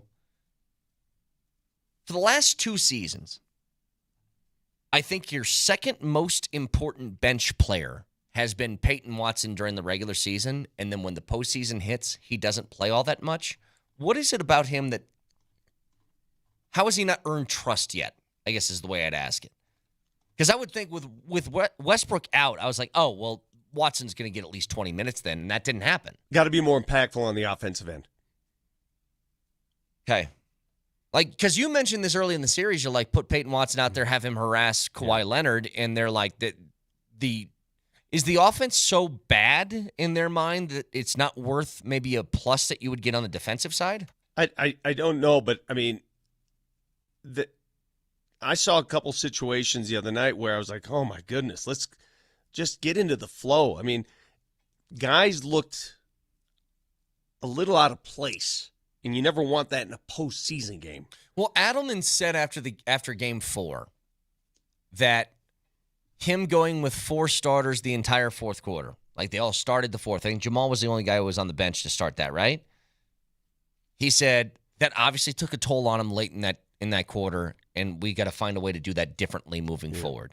So I don't know what that looks like then. If you don't trust people, and then the fourth quarter starts, good luck. What are you going to do? Good luck. Hey, I just got to bring this up. The Rockies lost again. Yeah. Their record is now 4-24. Correct? It's the worst start for a National League team. I don't know if it's ever, but pretty close to it. You've heard me say this before. And when I say this on the radio, people always say, oh, Vic, that's such a lame excuse. But I say it constantly, and I've said it for years. I don't know how you can build a consistent winner to play at Coors Field with all the money in the world. And I know that people always criticize and say, spend more money, go get all the money in the world. If you gave me the Dodgers budget, I'm not certain that they would play like the Dodgers at Coors Field. There is an article that was written by Buster Olney, that is at ESPN.com. I retweeted it, and I encourage you to read it because it gives you the 30-year history of Coors Field and the nightmare that place has imposed on pitchers, not only opposing pitchers, but pitchers for the Rockies, and how it's changed the game, and how so many stories about how it's next to impossible to get a consistent arm, a consistent season for any pitcher. And if you can't pitch, if you can't be consistent in the biggest, most important aspect of the game, how do you win here? Well, I'll give you a big part of it. You have to be able to score. And they haven't done that. Like, why are they so bad? Is pitching a problem? Yeah. Do you know who's been the best bullpen in the National League over the course of the last 3 or 4 weeks? Who? It's the Rockies. Yeah. The Rockies bullpen has not given up a home run in 66 innings. 66. Yeah. They tried that bullpen thing, though. They tried it. But hang on. Jake Bird is leading all relievers in the MLB in strikeouts. Leading. Their bullpen has been doing work. I know the starting rotation has been struggling. But bottom line is, if you can't score, then the bullpen's not going to matter because you're never playing with a lead. But they did the scoring thing. The Blake Street Bombers, they did score. Scoring, let me give you just a couple anecdotes from this piece, and it's a long read, but I thought it was outstanding. When Jim Leland managed here and he quit, he said, I'm out of here, can't win here. He recalled, Showalter recalls a story that Leland turned and saw first-year general manager Dan O'Dowd walking in, and he said, do you have any blanking idea what you've gotten yourself into taking this job? I mean, that's just, that's for a new GM coming in. Yeah. Some of the other stories that have come down, says you have to develop your own pitchers. This was Showalter. You have to develop. If I'm the Rockies, I would take a pitcher in all 20 rounds of the draft. We've talked about that before. I know. Because you ain't going to get. Didn't the Angels do that a couple years ago? Yes. You ain't getting free agent pitchers to come here. Right. Quality ones. You ain't getting that. They're not going to just go die. Yeah. They're just not going to do it. They did it once before. The greatest model for that is Hampton and Nagel, and look what happened. No great free agent pitcher signing here willingly unless you paid them a ridiculous amount of money. It's just not going to happen. Some of the other things that were written about it, trying to normalize Coors Field, like when they brought the humidor in. They tried to normalize it, and for a while it worked. But if you normalize it, you take away your greatest strength, and that's hitting the ball at altitude. So what do? And I said, this is not an excuse. Excuses are, well, this is a reason. Baseball at altitude is different. Baseball at Coors Field is different. And how do I know that? 30 years of it. Pretty good data. Don't listen to me. Listen to all these other pitchers and all these other managers and the rest of Major League Baseball who talk about Coors Field. Listen to them, not me. They all say the same thing. You can't pitch here consistently. And if that's the conclusion, what do we do? Well, just, I guess, quickly, Cliff Notes. I don't have the answer exactly for the pitching. I don't think anybody does, and that's why they're struggling with that and have struggled with that forever. Here's one thing you have to do. Vic, if you don't have a quarterback, what do? You got to get other things. You got to get a good defense. You got to get a good running game. You have to do that, right? So the two things that I would consider that in baseball is obviously the sticks. You got to be able to hit. They can't hit this year. Here's another big factor. If you struggle pitching, Vic, you can't give teams extra outs. Do you know where the Rockies rank this year as far as team defense fielding percentage? You're looking at this year, though. This year's not. I'm talking about the history. I'm talking about 30 years. But I'm telling you, you need to have a mistake-free defense behind them. You can't give extra outs because then you get really burned by it. So when the Rockies made it to the World Series in 2007, that was the early onset of the humidor. Okay, that was they just brought it up. And then that eventually caught up to them and it ended up hurting them more than helping them. But in those early years, wow, it's like, this is working. Okay, and they thought they found a solution. Well, they didn't. Mm-hmm. All I'm saying is you could try to gum it up all you want. You could try all this wizardry. Let's do this. Let's do that. Nobody wants to pitch at altitude. Nobody wants to do it. Yeah. Well, they signed 3 of these guys, have all signed extensions that are on the roster right now. That's Freeland, Marquez, and Senzatella. And you know what? I'm doing the sign of the cross for them because if you gave them sea level, they'd be different pitchers. Maybe. Don't know that for sure. Maybe. But, yeah, it certainly doesn't help. Anyway, one last time. Keyword for tonight, if you guys want to try and get your butts into Ball Arena, we're giving away a pair of tickets. Text Gordon in your first and last name to 303-504-0925.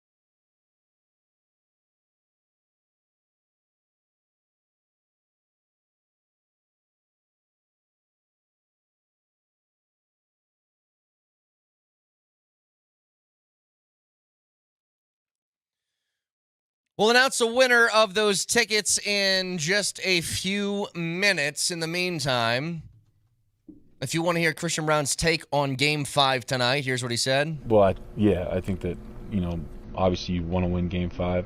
Is that gum good? Damn, it's too much in my mouth. Huh? It's too much. Oh, wow. All right. Well, I have no idea what you just asked me. That's his take on the game. Is that Vic had too much gum in his mouth? That was a problem. But I got through the interview. Thanks for thinking of me. Hey, something has to be done. Damn, it's too much in my mouth. Huh? Not about that. I'm watching the replay right now. When I saw it last night, the game was over, so it didn't really affect me as much, but when I see it the next day, it does. When I see the Jamie Benn play, when he walks into a stick, and I just tweeted it. Yeah. And as I'm looking at it right now, it was very obvious. He looked at Manson. He saw the stick. He saw an opportunity. He said, let me walk right into this landmine and just fall. Why can't the league go back, review something like this, find him, make an example of it? I mean, it's pretty abundantly clear. It's obvious that this was a flop, major league flop. So why can't the league send a message after a game that this is... What's your message? Your message is, okay, our referees missed it at the time. You baited our refs into a call, but you can't be doing this. It's bad for the game, the integrity of the game. And I don't want to hear, by the way, hockey, everybody busts on the NBA for flopping. And I'll be the first to tell you, there's a ton of it in the playoffs. Do not ever tell me that flopping does not exist in the NHL, because it does. Well, I haven't noticed it except with the Stars. Like multiple guys, Marchment has done it multiple times in this series. Jamie Benn just did that. Even when they have a legitimate penalty, they seem to sell it more. Do not ever tell me that hockey's different. But do not tell me that, because there are players in hockey I've seen in this postseason that are doing the same damn thing. Not to the extent, not as much. I'll give you that. Not near. Hell, every possession in the NBA, there's a flop. But I'm seeing stuff in hockey right now like that. That is beyond blatant. That's almost designed. He saw a stick and said, "Let me go bite on this stick and see if they'll bite," and they did. The stick was immobile, by the way, just sitting there. To go back to this, you said send a message. What? Specifically, what do you mean by message? Like an actual message, like a statement? Should there be a punishment? What are you talking about? I'll ask you guys. I mean, hockey fans, do you think that if the NHL offered a courtesy fine and they fined him for what's the term? What's the term used? Embellishment. If they fined him at least, doesn't that send a message like, "Hey, a fine, hey, we caught you. Hey, you got one over on us, right? You got one over on us and the officials, but we got you. We're watching you." They don't want nothing that would affect the actual series, though. No. I mean, listen, because it occurs all the time. But I mean, it's just, as I look at that, I'm like, really? The problem is this. I mean, maybe in the offseason, can you look at something like this? Can you challenge a penalty for embellishment specifically? Because all it would take, Vic, they don't get to go and look at the board afterwards. So if Bednar had the ability to call him over, dude, can you come look at this and tell me that this is a high sticking penalty? Look at this. Because I'll tell you right now, Vic, if somebody's stick if this actually goes in this direction, which it's not, because hockey doesn't do this, but if the Avs are down 2-1, and they need a goal, and there's a stick near the face of Sam Girard, and it doesn't actually hit him, but he reacts like it did, and it gets you a power play, is it worth it? If I'm on that team, I'm doing everything I can to win the game. Well, that's what I'm saying. Yeah. But again, I'm gonna. For those of you who can't see it, you're listening on radio. Josh Manson has his stick out. Just his stick is horizontal. Okay. Jamie Benn. They're out of the play. By the way, they're out of the play. Jamie Benn is behind him. So Manson doesn't even see him. Manson has his stick out.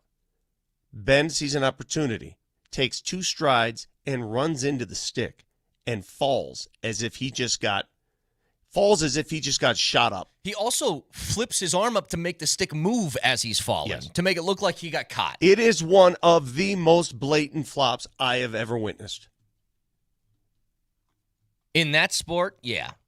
No doubt about it.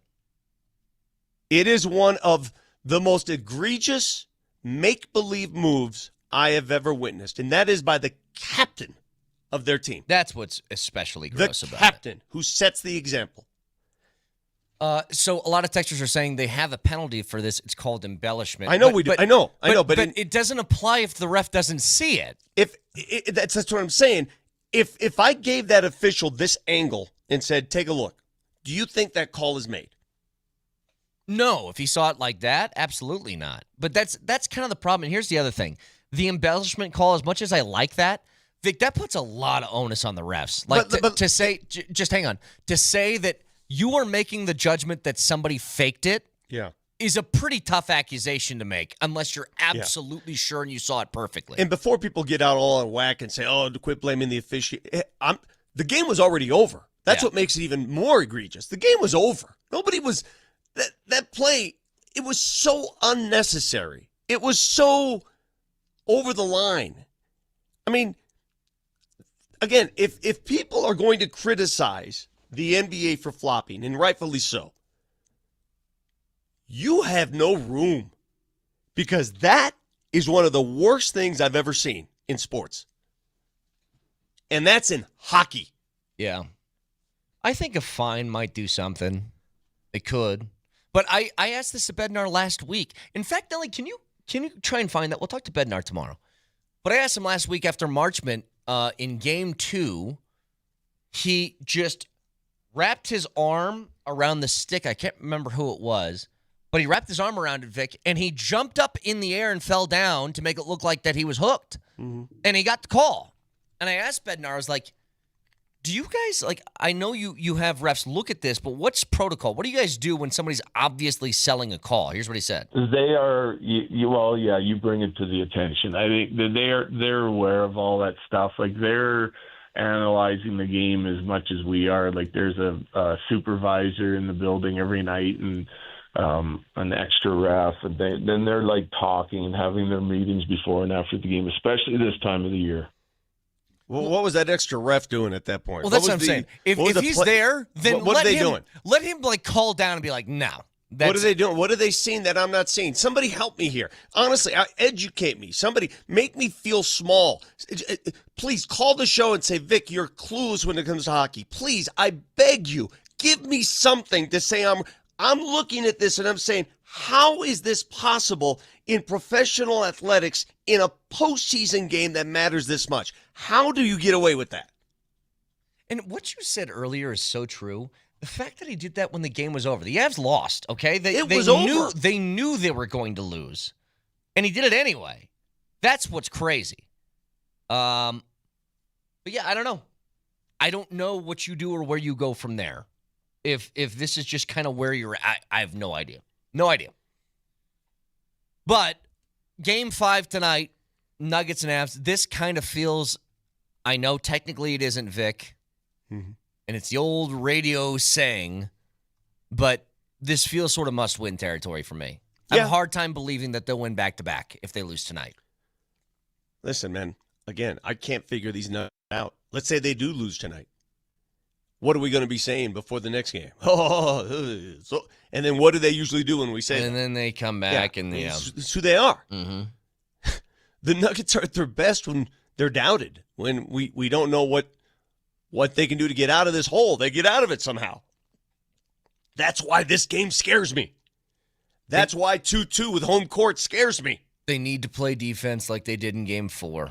And when they if they have a lead, they cannot go into a shell of what they were doing earlier. They need to continue the pace and everything they were doing to get them that lead.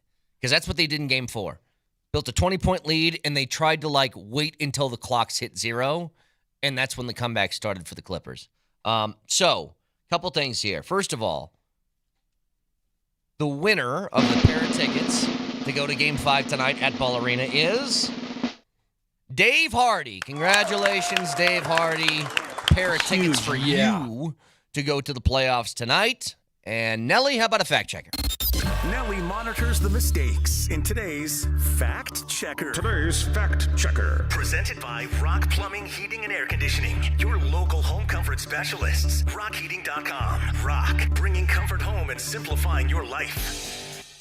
Here's a fact for you. Vic Lombardi needs to chew less gum at Nuggets practice. Yesterday, he was there collecting sound and did his best Pete Carroll impression for Christian Brown, and CB took notice. Well, I think that, obviously you want to win Game 5. Is that gum good? Damn, it's too much in my mouth. Huh? It's too much. Oh, wow. All right. Well, I have no idea what you just asked me. Hubba Bubbas are already big. How many pieces were in there? I just took the rest of the pack and just threw it in. Those are thick boys. Yeah. Damn, it's too much in my mouth. Huh? The well, and the all right were all jokes in his head. Got to keep him sharp. Wow. All right. Well. You never know, man. Keep these boys sharp. Well, if you missed any of the show, you can find it on the podcast, iTunes, Spotify, wherever you find your podcast. Just search Moser, Lombardi, and Kane. They will be up shortly. Huge Game 5 tonight. Nuggets, Clippers, 8 o'clock. You can hear it right here, Altitude Sports Radio 92.5. Go Nuggets, hopefully talking about a 3-2 series lead tomorrow for that team as we head into the double dipperoo that is going to happen on Thursday. Have a wonderful Tuesday. We'll talk to you tomorrow. Love you. Bye. Damn, it's too much in my mouth. Huh?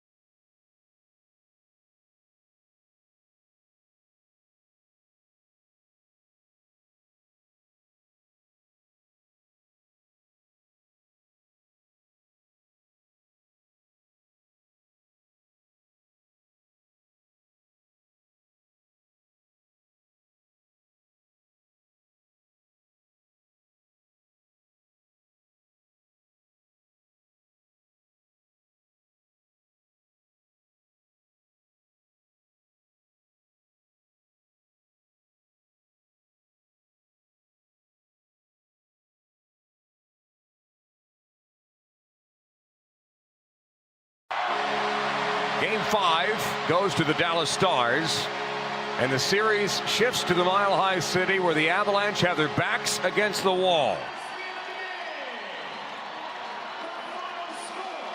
But the tougher the setback, the greater the comeback. And the Avalanche now have to win 2 straight to beat the Dallas Stars. Final score in Game 5. Dallas 6 and the Avalanche 2. I know this kind of yo-yos back and forth in a series, but this morning Pete sort of called out, challenged some of his big guys. Obviously, they all had a big game. Yeah. Is there a similar message coming before Game 6? Oh, we'll see. That's between me and them. Gabe, how frustrating are those penalties there when you guys get it within one? Those are maybe kind of tweener calls there. Those are like a couple of those are preseason calls, I think. But regardless, we've got to fight through it and keep playing, and we weren't able to get the kill, unfortunately. Well, that sucked. Avs fall in Game 5, and their backs are against the wall going into Game 6 on Thursday night at Ball Arena against the Dallas Stars. 6-2 is the final with an empty netter there. They were down 3-0, came back to within 1 with under 5 minutes to go in that second period, and then penalty, bang, goal. A minute and a half later, bang, goal, 5-2. And the game was over as we welcome you to the morning sprint here. Alex Ryanemi alongside the coach, Mike Sanford, KJ Granderson behind the glass in the Backus and Schenker studios. Their passion is justice. It is a Nuggets playoff ticket Tuesday. Your keywords coming at the 20s every single hour throughout the whole day. You can win a pair of tickets with us, with PhD, with Kreckman and Lindahl, as well to get you inside the building for tonight's pivotal Game 5 between the Nuggets and the Clippers at Ball Arena. Again, keywords at 10:20 and 11:20, and we'll give away our winner at the end of the show. This has been a dogfight, and now you've seen 3 games that have been evenly matched, and then Game 4 and Game 5, where the Avs play an A game in Game 4 as compared to Dallas playing a C game, and then the Avs respond with a C game in Game 5, and Dallas plays an A game. You're going to have to find a way to get this thing done and send it back to Dallas, and what did we say yesterday, Coach? Puck management is key, and timing is key in this game. The Avs did not have either in Game 5. Raj, you really think that games 1 through 3 were evenly matched? I do. Even Game 1 being a 5-1 Avs victory at Dallas? That score lied to you. It did a little bit. You know what? Yesterday we had the conversation about who's in better shape between the Nuggets and the Avs in these series, and I was not in the camp that it's Avs and all the momentum with the Avs, because I mentioned one thing, and it does matter. Right. Well, I am right. I'm always right. I've never been wrong in my life. You don't seem like you're not ready for hot-headed Coach Sanford today, are you? I'm ready for anything. Seem a little salty today, but you know what I'll tell you is that everybody was talking about the Nuggets. Oh, they're dead, and then they barely survived. We'll see what happens. Bottom line is one of these two teams has home court advantage. The other team did not have home ice advantage. Right. And now you're in a position where you've got to win both of the next 2 if you're the Colorado Avalanche. And you know what? I think they're going to, Raj. I do. I think they're going to. Because I think that in this series and this Nuggets-Clippers series, you've seen 4 teams that are well-constructed, not perfectly constructed, well-constructed, good teams. And you have the best series, I would say, in respective leagues in the NBA and NHL involve our Colorado Avalanche and involve our Denver Nuggets. Yeah. But these are also against 2 teams that respond really well. And it's almost like the human condition has been on full display in both of these series, where you win big and all of a sudden you take your foot off that gas a little bit. Contentment starts to set in. And you maybe have your backs against the wall. You got your tail tucked between your legs. What do? You RESPOND, respond. And that's what the Stars did. So tonight, the Nuggets game, it's all about how do the Nuggets respond to success? How about that for a change? It's not like, sigh of relief. I can breathe easy now. And that's what it's felt like for the Avs, is just returning serve. On either side of the net, whether it's the Avs or the Stars, it has been respond to what happened in the previous game. And I do think the Avs, under the course of the Jared Bednar era, respond well from game to game. When it comes on negative results, when it comes on the heels of adversity from game to game, they respond well under Jared Bednar. In game, I don't believe they respond very well to adversity. And while I don't think the Avs were good enough to win the hockey game last night, just in general, I thought they mismanaged pucks. Cale Makar continues to fight the puck, just gets nominated for a Norris Trophy this morning, and he has been the worst version of himself that we've ever seen in the playoffs. If you're Does this win have games, anything to do with what Dallas is doing to him, or is this Cale Makar just I think having he's a fighting stinker the of a puck, series? man. They are. Anytime he gets the puck, he has, if a stick length of space between him and the next player, that's lucky. They are closing down immediately. They're kind of doing what the Clippers are doing to Joker. When he gets the ball, eliminate space. They close out like that, and it happens on the power play a lot. So I do think it is part of what DeBoer is coaching right now. But he's fighting the puck. He misses the net constantly.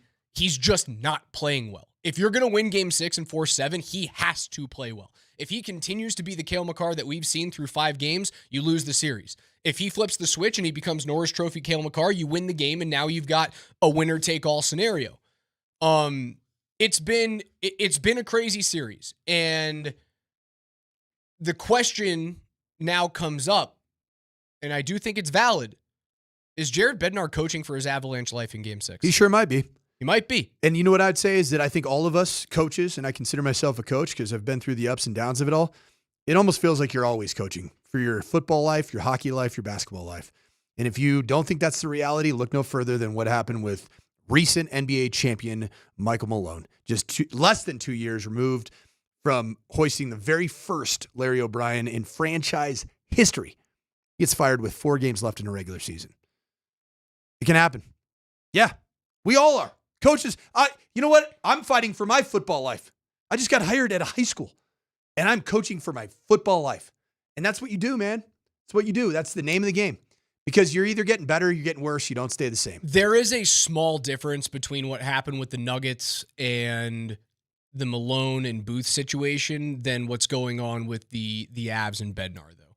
And I don't want to get ahead of ourselves. There's still games to be played in this series. And what have I said? You're watching the Western Conference Final right now. And I do believe if you frame this series in that thought process, a West Final is going to be a dogfight. It's going to be a 7 game rock'em sock'em robot type of fight. You're not watching a first round series. It just so happens that it's being played in the final week of April. Yep. But these are 2 of the best teams in the league in the Western Conference. And when you have those 2 teams going head to head against each other, you're going to get a series like this. It's going to be split 2-2, and one team is going to be facing elimination. Every series in the Western Conference going into last night tied at 2-2. One of these teams that goes down 3-2 is going to win 2 straight and come back and go into the second round. One of these teams is the Western Conference Stanley Cup representative. Between the Avs and the Stars. Well, I think it's between the Avs and the Stars. Throughout the whole West, I do firmly also believe that one team that goes down 3-2 is going to come back and win 6 and 7. Raj, I want to go back to the conversation about Jared Bednar. And I'm going to be fully candid that you, I think, have been fair. And I think a lot of our listeners at times think that our station in general was really hard on the Nuggets. And I would say that our constituents, our listeners, the viewing public in the state of Colorado has been very, very hard on the Denver Nuggets. We've been very critical of the Denver Nuggets. And at times it feels like because of the remaking that Chris McFarland did of this Avs team, for whatever reason, not nearly as critical, not nearly as skeptical of the Avs. What really is the big difference between these 2 teams? The Avs in their, not even the Western Conference, in their division, they were the 3 seed. Okay, what were the Denver Nuggets in the entirety of the Western Conference? The 4 seed. They essentially had identical regular seasons, did they not? Pretty much. They both have superstars. at the top of their lineups. Denver's obviously got Nikola Jokic, Jamal Murray, superstars. Certainly best player on planet Earth, Nikola Jokic. Avs have superstars, and you can just straight Nathan McKinnon, Cale Makar, Val Nichushkin. You got superstars. The reality of the situation, though, Raj, is this. If you do lose in the first round with this much talent, and you lose to a team that doesn't have their best D-man skating this entire series in Miro Heiskanen, and don't have their best offensive threat in Robertson, this is one of their major best failure. offensive threats. This is a major failure. Robertson is one of their best offensive threats. He's either if you get the version of Mikko Rantanen that they got last night, Mikko Rantanen is the best hockey player on that team. He was fantastic last night. He was playoff He earned Mikko his stripes. last night. He earned his stripes last night. He sure did. First time, really, probably in that sweater. He impacted the game, and he has a team-high 18 shots on goal. Him on the back check, in 5 man. games. Unbelievable. Yeah. Dispossessing pucks, being physical. He was a pest. I like Harley, too. Playoff. Thomas Harley's playing like 30 minutes a game, man. He's balling. If I'm DeBoer, I don't upset the apple cart. If Heiskanen's ready to go, I don't know if I put him in just because they're playing well. If they lose game 6, then I throw him in for game 7. Yeah, I've been going over this. I do firmly believe he's coaching for his Avalanche life in game 6. If he wins game 6 and you go into game 7 and it's an all-out war and anything happens, and they happen to lose in game 7 to Dallas, but it is close, the reason why I go, you've probably done enough, is because, again, I have a wide enough lens to look at this series and go, it's not a first-round playoff series. It's not. You are not in a typical, all right, you've gone through, now it's a 4-5. No. You are a 5 seed in the NBA. You know what a 5 seed's not doing? Winning a championship. It's not happening. It just simply won't happen. In the National Hockey League, a 4-5 matchup, you could see a Stanley Cup champion, but there's no such thing as a 4-5 matchup anymore. This is the West Final. They have to get to Game 7, and they have to make it a dogfight in Game 7 for me to be like, yeah, Bednar's probably back the next year. If they lose at Game 6 at home, man, all bets are off. Let me ask you a question. If you were to ask ChatGPT for a quick, brief summary of why Michael Malone was fired, what do you think ChatGPT would say? After we found out and did some forensic work to find out the why. ChatGPT would say that there was internal strife between the head coach and general manager in terms of how they needed to use their personnel. That was irreconcilable? Is that the word? I think that's it. Differences. Right. They had differences they couldn't get over. How's that? They had differences they could not get irreplaceable? over. And it permeated throughout the locker room. That's the reason why he got fired. And Booth got fired. If Bednar was to get fired, what would ChatGPT say a week from now about he lost 4 times in the playoffs to Peter DeBoer. So it'd be strictly results based. Yeah. Didn't lose the locker room. Do you think there's any problem with motivation? Do you think there's any problem with adjustments, schematics? We'll get into that in a little bit. Is a Nuggets playoff ticket Tuesday coming up. Your first keyword on the other side of the break. Don't go anywhere. So much more to unpack about this Avs game, the Avs series. And yes, we will get into that. What would be the postmortem on that? As we talk about this, Coach, there's still so much time left in this series. You win a game, and then it's winner take all on Game 7. I'll tell you why the sun has come up this morning for me, even though I am tired, I am salty, I am upset. I'll tell you why Jamie Benn is the biggest piece of chicken you-know-what in the National Hockey League, even though he poises himself and posits himself as an old-school hockey player, the biggest dive I've ever seen. He's a fraud. In the Stanley Cup playoffs. Fraud alert. Playoff Jamie Benn, tickets. you're a fraud. Keywords next.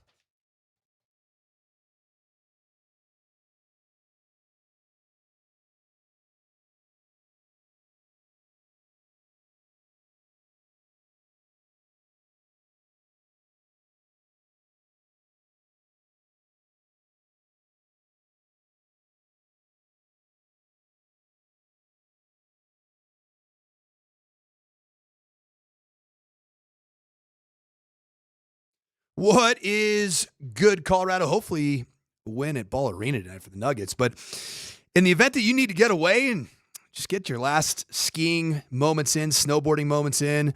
Well, I got some really good news for you because this Thursday, you're going to have 4 inches is forecasted for Loveland ski area ahead of the May 11th closing. So you need to go out and get your 2025 and 2026 season pass at Loveland ski area at the lowest price that you can get it. You can go right now to skiloveland.com. And the great thing is that you get the next 10 plus days for absolutely free up at Loveland ski area. And you're going to have 10 plus inches of fresh pow pow. So make sure you visit skiloveland.com to get yours today.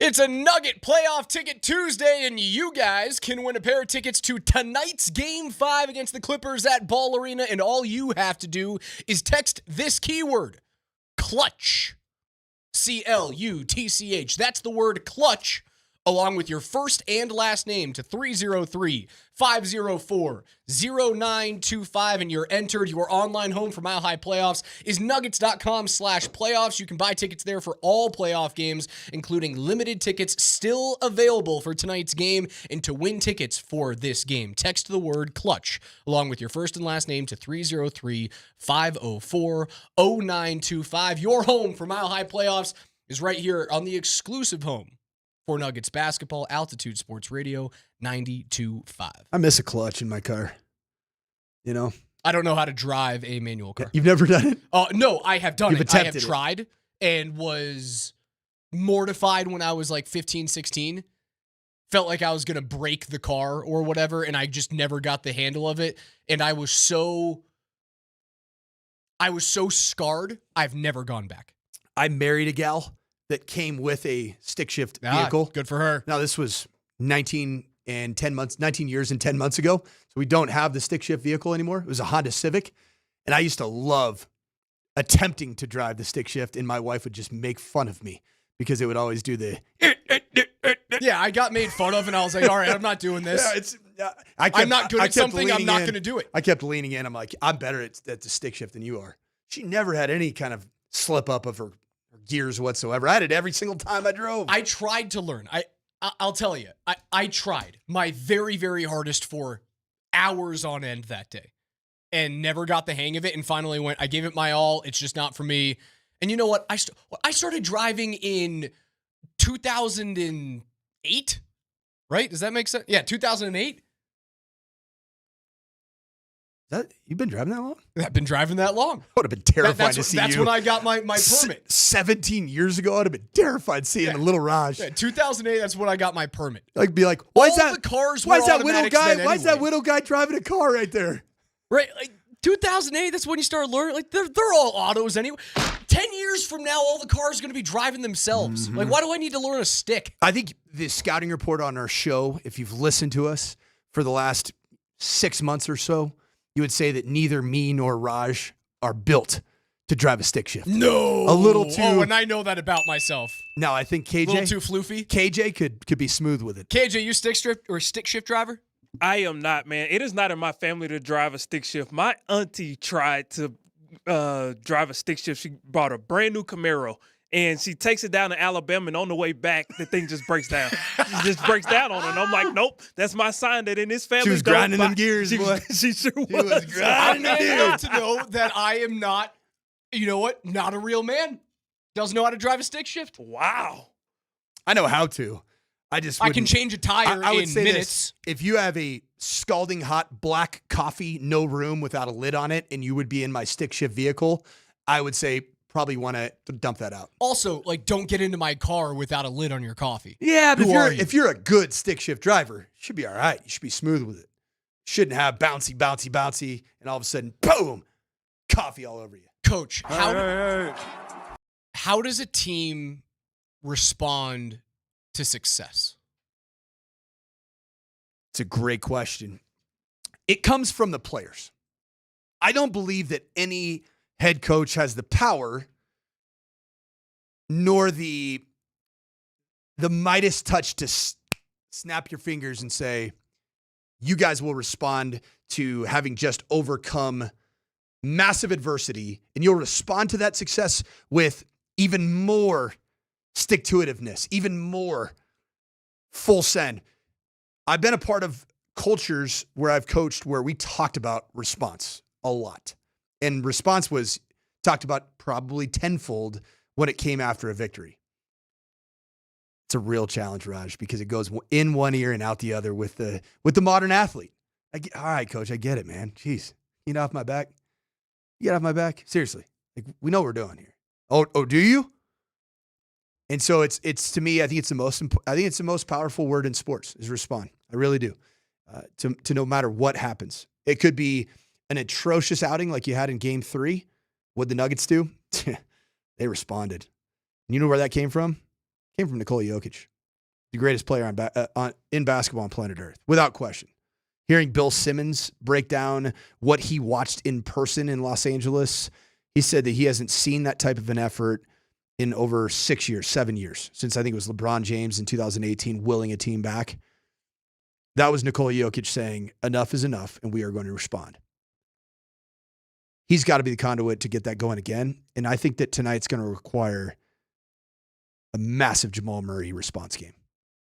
Because he's played hard, he's played with an edge, but he hasn't yet put in one of those. He hasn't put it in a playoff Jamal game. Chef's kiss, Jamal Murray, 31 points, clutch shooting in the moments that you need to go cloak and dagger and put the other team away. When you look at Jamal Murray's, career in the playoffs, it has been defined by clutch shots and more so big-time scoring games. We talked about this probably 4 or 5 days ago, right? When's the last time outside of Game 7 against Minnesota where he went off? Like he had 35 points in that game. The Nuggets just fell apart at the end. When's the last time he had north of 30 points? He did it in the last 4 games of the season, regular season. Playoffs. Different animal. Right? Different Jamal. Totally different. Different Jamal, different animal, he did it different last conversation. Year. He did it last season. He did it last postseason. He Was had it a was against the big-time Game Lakers? 6. Right, the closeout game against the Lakers. What do you have? He didn't have a lot more than 30. He had 32. I was going to say, and that was the Jamal Murray made a shot, or it was a closeout game? No, Jamal Murray made a shot That was in the first 3 game games. 2. Okay. The 101-99 victory when he By the way, hit the fadeaway. did you put it together that the 101-99 victory against the Lakers last year, Jamal Murray made a shot? Same exact score line against the LA team this year, 101-99. And he won on a walk-off. You've done it twice. You've done it twice in 2 years against an LA team. Granted, that this one, I believe, was in Ball Arena last year. Last year against the Lakers, Jamal Murray made a shot. Last year against the Lakers was at Ball home, Arena. yes. And the Clippers shot was at the wall, or whatever you want to call that stupid Clippers thing. I'm waiting for a big night. If you get north of 28 from Jamal tonight, you win the game. You win the game. I think I said about the Avs last night too. I was like, if you get over 1.5 points from Kale, or if Kale scores, you win the hockey game. And they didn't. I feel the same way about Game 6 for the Avalanche. If you score a power play goal, one of them, you win Game 6. I think it's as simple as Jamal Murray puts up 28. You know you're going to get a near triple-double from Joker. It's going to happen. You know AG's going to be – I think AG's going to be fantastic tonight. He's been a little banged up. Cap's not fully right. But we know what AG's going to give you in terms of the scrappiness and finding a way to get around the rim. He's proven it time and time again with this team. Players have stepped up. Michael Porter Jr. in Game 4 stepped up while immensely injured with that shoulder. And obviously the drop foot and the chronic back issues stemming from high school, right? We know his body it feels like it's hanging on by a thread right now. Bit of a glass house. He stepped up, 17 points, played solid defensively, hit shots when he was called upon. Aaron Gordon has, while playing through injury, stepped up big time in the clutch, right? Look at what he did in Game 1. Look at what he did in Game 4. It's time for Jamal Murray to step up, right? Other guys sprinkled throughout this series have had their moment. Christian Brown has the wing 3 in Game 2. They've had their moment. It's time for Jamal Murray to have his. Your heart of hearts and your very gut, honestly. Don't say what you think you need to say. Just, I'm going to ask you this question. Give me an immediate answer. After last night's result, getting obliterated and just getting beat right off the bat at Dallas, and now really, really behind the 8 ball at home ice. Which team is in better shape in this postseason? The Nuggets are. The Nuggets or the Avs? How did Be I honest. hold on. The Nuggets are. You really believe that? Yes, I do. How did I frame it? And people are, you're flip-flopping, you're pancaking. John Kerry and George Bush back in the 08 race or 04 race. Yeah, I am. Well, because you know what it is? It's a 7-game playoff series, and both series were tied 2-2. Yeah. Guess what? Game 5 is a really big deal. It sure is. It's a really big deal. Is. What did I tell you at the beginning of the postseason run?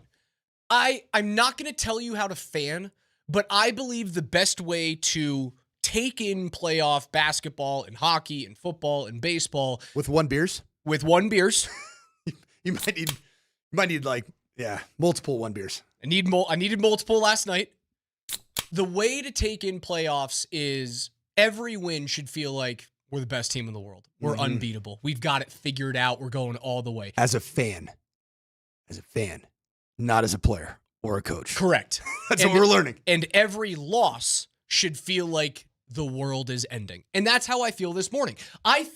Remember how confident I was after game 4 with the Avalanche? I was like, they found it. They're here. That's the team. If they play like that, I don't think there's a team in the West that can beat them. But on the opposite side of the coin, when they have a C- game that gets paired with bad officiating, horribly timed bounces, I now feel like, oh God, is this thing going to happen again? I'm okay with going through these highs and lows. This is the reason why I watch sports. I watch sports as a departure from everyday life. And unfortunately, you have to take the positives and the negatives with that departure. The Nuggets are in a way better spot. Both of these series, if you're a fan of these teams, my goodness, have you been just living and dying with every single moment, every single game of these series. And you know what that just reeks of to me, man? We're going double game 7 series, brother. I see it. What a travesty that we're going to get dueling game 6s and likely dueling game 7s. Will they be at the same time? I have a bad feeling both of them are going to be at the same time. Game 7 might be a little different. Game 7 might be like a mid-afternoon start for the Nuggets and then a nighttime start for the Avalanche. But game 6, I'm almost positive we're going to see an overlap. The soft, entitled fan in me, I'm talking really soft, really entitled, and you know who you are out there. You're giving yourself the woe is me. The first round of the playoffs for both of these teams that have championship aspirations, especially the Avs, and we're staring down the barrel of a 7-game series for both of them in the mere first round. What are we doing here? I don't deserve that. I deserve a 4-1 series and a 4-2. And so I can enjoy the second round. Nope, not playoff hockey, not playoff basketball, not with superstars that have cores that at times have looked really good and at times look either like they're aging out or they're overcompensated. We're looking at 2 7-game series. I feel that in my heart of heart. And I've kind of been feeling it since the beginning of the Clippers-Nugget series, just how tightly contested those first 2 games were. And frankly, the pendulum just keeps swinging on this Stars and Avs series so much. Right, but isn't it amazing? The Clippers probably feel like they could have this series already over. There's probably a thought process in the locker room going, this thing could have been a sweep. Look at games 1 and 2 in Denver. Look at both of those things, man. They go, we didn't walk up 2-0 out of those first 2 games in Denver. We lose this one after 3 straight games where the Nuggets have had a final possession and they haven't gotten a decent look off. They lost 2 of those 3 basketball games. And then game 4, the Clippers come from behind and erase a 20-point deficit. Right. And the Nuggets, unfortunately, notorious for seeing 20-point leads get evaporated. They hold on eviscerated. somehow. They won that one. And look at the Avalanche. I think there's a thought process in the Avalanche room that goes, this series could already be over. We could have this thing in the bag. The 2 overtime losses, you should have won those hockey games. Gifts at game the 2, end. game 4. Game 2 and game 3. Game 3. Game 2 and game 3. That's the one I was Those at. 2 overtime losses where you got gift power plays at the end of regulation that transferred into overtime and you did nothing with them. You didn't manage the puck in game 3. You didn't play Gabe Landeskog in game 2 for some unknown reason to us because he's been one of the better players on the ice. I think that locker room goes, we're down 3-2 and this thing could have been a sweep. Right. And they're not the only team in the NHL that feels like that, right? Obviously not the only team in these 2 series with the Clippers and the Nuggets and the Avs. LA Kings. The LA Kings feel like that thing could be over too. If they play a combined 20 minutes in the third period in Edmonton, it's a 4-game sweep. They had third period leads in both of those games, and now it's tied 2-2. The West is a dogfight. Which game felt like the bigger gut punch to you, Raj? Game 3 with Gabe Landeskog and the pomp and circumstance and the emotion of that one and having a lead, a 2-1 lead in the third, and then all of a sudden giving up the equalizer and then the walk-off overtime loser. or last night when you saw Mikko Rantanen score to really it felt like Mikko Rantanen's goal was the dagger in last night's game? Which one hurt more to you? Last night, because now you're up against it. Last night. Game 3, you can lose and you go, oh, we're good. We're fine. We still have plenty of last time. night, it conjured up more of a desire to I want to grab a stick and I want to put it sideways and I want to shove it in the back of a Dallas Stars head. That's what I like want to Rupe do. Hintz did to Nathan McKinnon and didn't get called for a penalty. That? Yeah. Or if some stupid star player tries to find a dangling stick and run their head through it to be able to conjure up a penalty, I want to take that stick as they're running into it and just smack them right in the teeth. Nuggets playoff ticket Tuesday. You guys can win a pair of tickets. Your first keyword, you got it another 90 seconds to text this one in. The word is clutch with your first and your last name to 303-504-0925. That's the word clutch to 303-504-0925. Your first keyword expires in about a minute from right now. Your second keyword coming up at 11:20. We'll give away a pair of tickets by the end of the show. That's Coach Mike Sanford. I'm Alex Ryanemi on Altitude 92.5.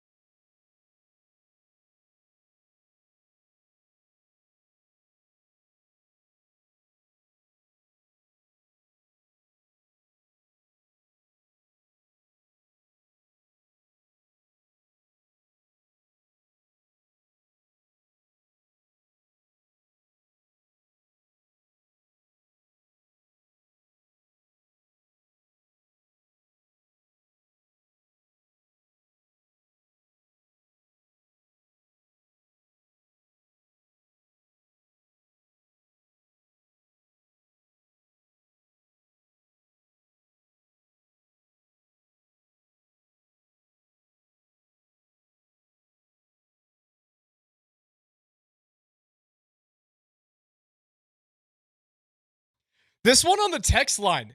Did you know that the Nuggets and Avalanche have only won playoff games on the weekend? They have not won a weekday playoff game yet. Can we maybe do that tonight and then maybe again on Thursday when it's a double dipperoo? Otherwise, we might be staring down the barrel of the ultimate Bloody Friday, Raj. What a great song, Weekend Warriors by Change of Pace. Change of Pace. This is a tune. This makes me feel like I'm in high school again. What year is Change of Pace? Are they more vintage, like 07 to 2010? This song came out in 2006. So I think I was a little old for that. Were you at the end of your college years? No, last year of college is 04. All right. Yeah. Well, you were still in your prime 20s. I was a little edgier in my music taste. Okay. What does edgier mean? It means the kind of music where you can get into a circle pit and bloody up, shanked. Yeah, bloody up yourself and others. And I did that a few times. It's easy at 6'4", 200 pounds. Studded belt, 200 pounds. I was 6'4", 222, just shredded. Still in his playing weight at 24. Bag of milk. You can't shank this. Coach, you asked me something in the break. What was it? We've talked a lot about the Dallas Stars and the Peter DeBoering methodology of playing hockey and the schemes that he employs. It oftentimes gets really muddied up. It's mucked up. It's gross. It's low scoring. It feels like really boring hockey. Even though last night was excruciatingly painful as an Avs fan, I would not call that boring hockey. Why did it feel so much more open in terms of the play style and almost seeing that Dallas was buzzing and they were possessing the puck and they looked a lot more creative in their movement of the puck than they typically do. It's funny, at 5-on-5, from an analytics standpoint, the Avs were the better team in terms of expected goals in the first two periods. The better team. They had an expected goals rate of 1.5 in the first period compared to 0.3 for Dallas, and they were down 2. At the end of two periods, they had an expected goal rate, the Avs did, closer to 2.1, 2.2. If I remember, this is off the top of my head from last night. And Dallas was down in the 1.2s. And you were down 5 goals to 2 at that point. So at 5-on-5, in terms of puck possession, the analytics say that the Avs were better. I disagree with science from last night. There was an eye test to it. There was an eye test to it. And I think the reason why it got so open is because, again, I will say this. The Avalanche were not good enough to win the hockey game last night. They did not manage pucks well enough. They did not get close to the net enough. They did not shoot pucks nearly enough to deserve to win the hockey game. On top of that, it was the worst timed bad bounces you could have possibly had. 9 seconds into the hockey game, you get a puck that goes 30 feet into the air. Nobody but the goaltender and Wyatt Johnston know where it is. It lands on the goal line, and essentially from behind the goal line, you get a goal scored on you. 9 seconds into the game.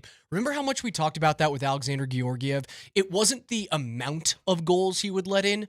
It was the types of goals and when he would let those in. The backbreakers. And you had 2 backbreakers in the first period. Georgie, Two of them. Georgie was also just kind of like last night. It just, hey, we're just going to spot him too right off the bat.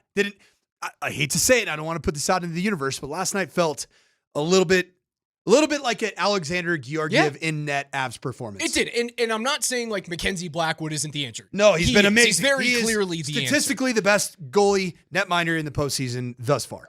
Up until last night. Last night's performance did not help. I think he's still analytics-wise, he's still in the space of being at least in the top 3. I can check Money Puck right now. Goalies in terms of goals saved above expected, still in the top 3 at 4.3.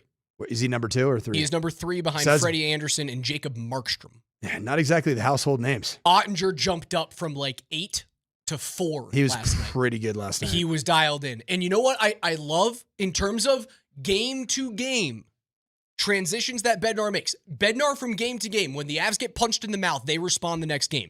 In game, I don't think they do that well at all. What did DeBoer do at the end of game 4? Going into the third period. Remember? Sat Otti. He sat Jake Ottinger. Did you see the stupid Otter? Actually, I don't think it's stupid. I think it's the funniest thing possible. I love them leaning into that bit. Stars fans wearing Otter heads. I hated it. I think it was hilarious. I hate everything about the Stars fans. Like, did you see Bednar dressed up behind Bednar again? There was a Did you see Bednar had a date? It was the funniest thing I've ever seen. Like, I gotta hand it to you. Stars fans are very annoying. I thought they were funny. You know what? You want to know what Dallas Stars fan? The Dallas Star fan is defined as this: you live in the epicenter of football. Dallas, Texas, where you go to find football players. You want to know what Dallas Stars fans are? It's a great picture behind us, but you can't see faux Jared Bednar's date because faux Jared Bednar's date is behind real Jared Bednar. What are Dallas Stars fans? Dallas Stars fans are the ultimate outcasts of Dallas, Texas culture. And you know what? They lean so far into it that they are the biggest group of knuckleheads ever. I mean, they really. I'm trying not to say good things about him, but I thought the Otterheads were hilarious. They hang Christmas lights. I've this whole railing watching a Stars game sucks. And I hate watching games with the angle. Like, I know we all complain about terrible. it. Last night was even worse. You can't see anything. They hang Christmas lights on their handrails, and they're uneven, and it's terrible. Like, and we have to see it again in Game 7. And you know what? We are going to see it in Game 7. And what I'm looking forward to is, I think in the game of hockey, there is a code, the code, if you will. And some of the antics that were pulled last night, I would even argue Sam Malinsky, the penalty he drew for the elbow. Was there not some embellishment on that one? Right. It was Sam Malinsky. It felt like you ran into Sam Malinsky's elbow and just flopped like crazy. I'm trying to remember who it was. Sam Steele. It was a Sam on Sam crime situation. Did you feel Sam Steele embellished a little bit right there? Oh, Do yeah. You think that was a flop. It was a ridiculous And flop. it was a bad call. It was a bad, soft call. And I know it matters, right? You get scored on there. I still believe the Avs, over the course of these 5 games, have had the benefit of the whistle more than Dallas has. The refereeing hasn't been good on either side, but the Avs have had more opportunities at more crucial times in the series than the Stars have. But within the code of hockey, power play just sucks. Jamie Benn plays the role fraudulently of hockey's old school tough guy, man. Look at my teeth. I should have been playing in the 80s. Oh, man, don't give me. I don't need a mask or mirror. I don't need a visor. I want to go. Dude, you are soft. You know what you are? You're a Gen Alpha player out there. You are the softest hockey player ever. You know what? Because of the Sam Steele and Jamie Benn plays that really turned this game on its head, they have it coming in Game 6. They have it coming. And that's the beautiful, beautiful thing about the code that's baked into the culture of hockey. You watch that and you watch the replays, you watch the film. If you're Jared Bednar, namely, if you're more importantly, man, you're Gabe Landeskog, you're going to show every single person in that locker room. Are we going to allow this to happen? And you know who else sees it? Referees see it. And you know that the refereeing group from last night will have gotten a review call in the morning, as they always do, from the league. I think there's going to be a couple of calls that the league goes, what are we doing here, guys? And they're going to see the missed call where Roope Hintz cross-checks Nathan MacKinnon in the head on the power play, and they don't call it. Okay, first off, Roope Hintz, I know he's kind of one of your proud Finnish brothers. He's a good hockey player. He's becoming a punchable face. He's a good hockey player.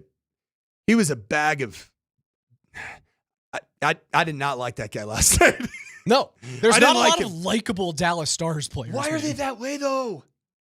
That's how they're built. When you had this series, Peter DeBoer team, man. When you had this, how many Vegas Golden Knights did you like a couple of years ago? Not many. Yeah, not many. That is Peter DeBoer. That is the roster that he puts together. And I also believe it's the roster that can't get it done. I think they can get very close every year, but I don't know if they can ever get it done. Now, if you get the version of Mikko Rantanen from last night, that conversation gets thrown out the window. Karma's a thing if puck luck is a thing. And I firmly believe that the whistle will be heavily in the Avs' favor on Game 6 because of what happened with Sam Steele at a crucial time in the game and because of what happened with Jamie Benn when the game was over. The Jamie Benn penalty, the game was over. But it is a terrible The non-call, though, on Roope Hintz, and I know that's a tough one to see, but that's you got to call that, do you not? I mean, that is a blatant cheap shot to the softest part of the cranium, which is the back lower brainstem area of Nathan MacKinnon's head. Call nothing. Either call it all or call nothing. And that's why I think there's going to be one more game where you're going to see some power plays and some penalties taken. And that's why I think it's so crucial that the Avs score at least one power play goal in Game 6. Because Game 7, the whistles are going to get swallowed. Yeah. You're going to see power plays in Game 6, and I think it's going to be heavily on the side of the Avalanche. When Game 7 rolls around after the Avs hopefully find a way to get it done on Thursday night, I think it's going to be a war. Why did it take Jamie Benn a little bit more time this year to grow into the most punchable face in hockey in this series? Because like the first 2-3 games, he's irrelevant for 82 games. Yeah, I don't like that Jamie Benn's back to being the guy that you want to. I mean, I think I'd be willing to get a felony right now if I saw him. I would.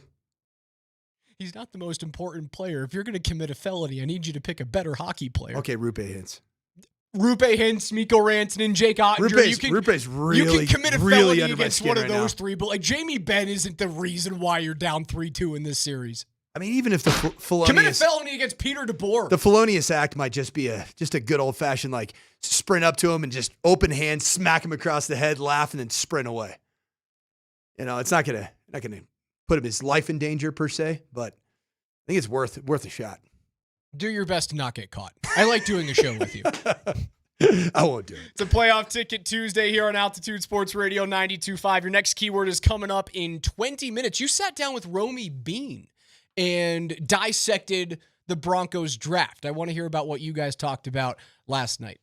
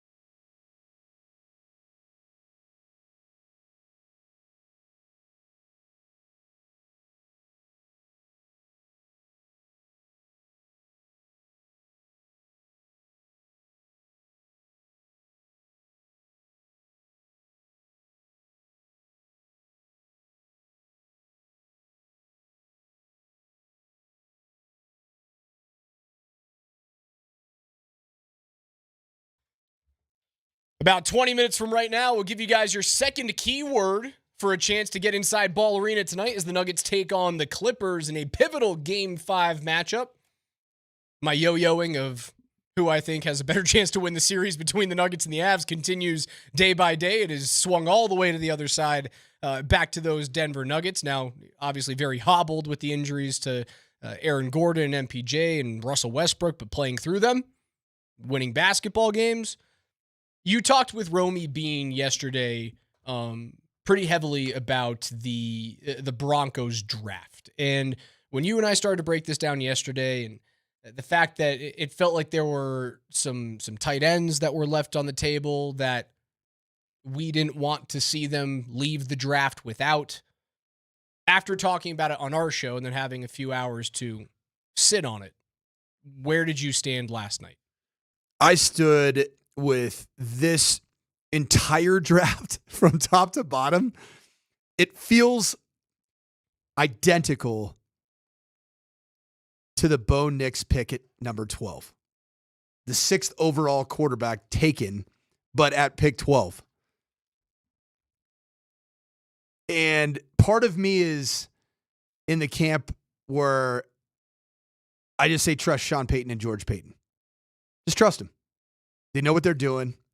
Even if a lot of their picks, RJ Harvey even, was picked sooner than a lot of pundits and scribes and even NFL draft rooms had him ranked. Running backs 4, 5, 6 were all available in terms of like the consensus number running back, and Harvey was closer to 8, 9, 10. But as you heard Peyton yesterday, they loved that guy. As soon as he watched the tape, he goes, I want him. It was Ashton Jeanty 1 for Sean Payton. Travion Henderson 2.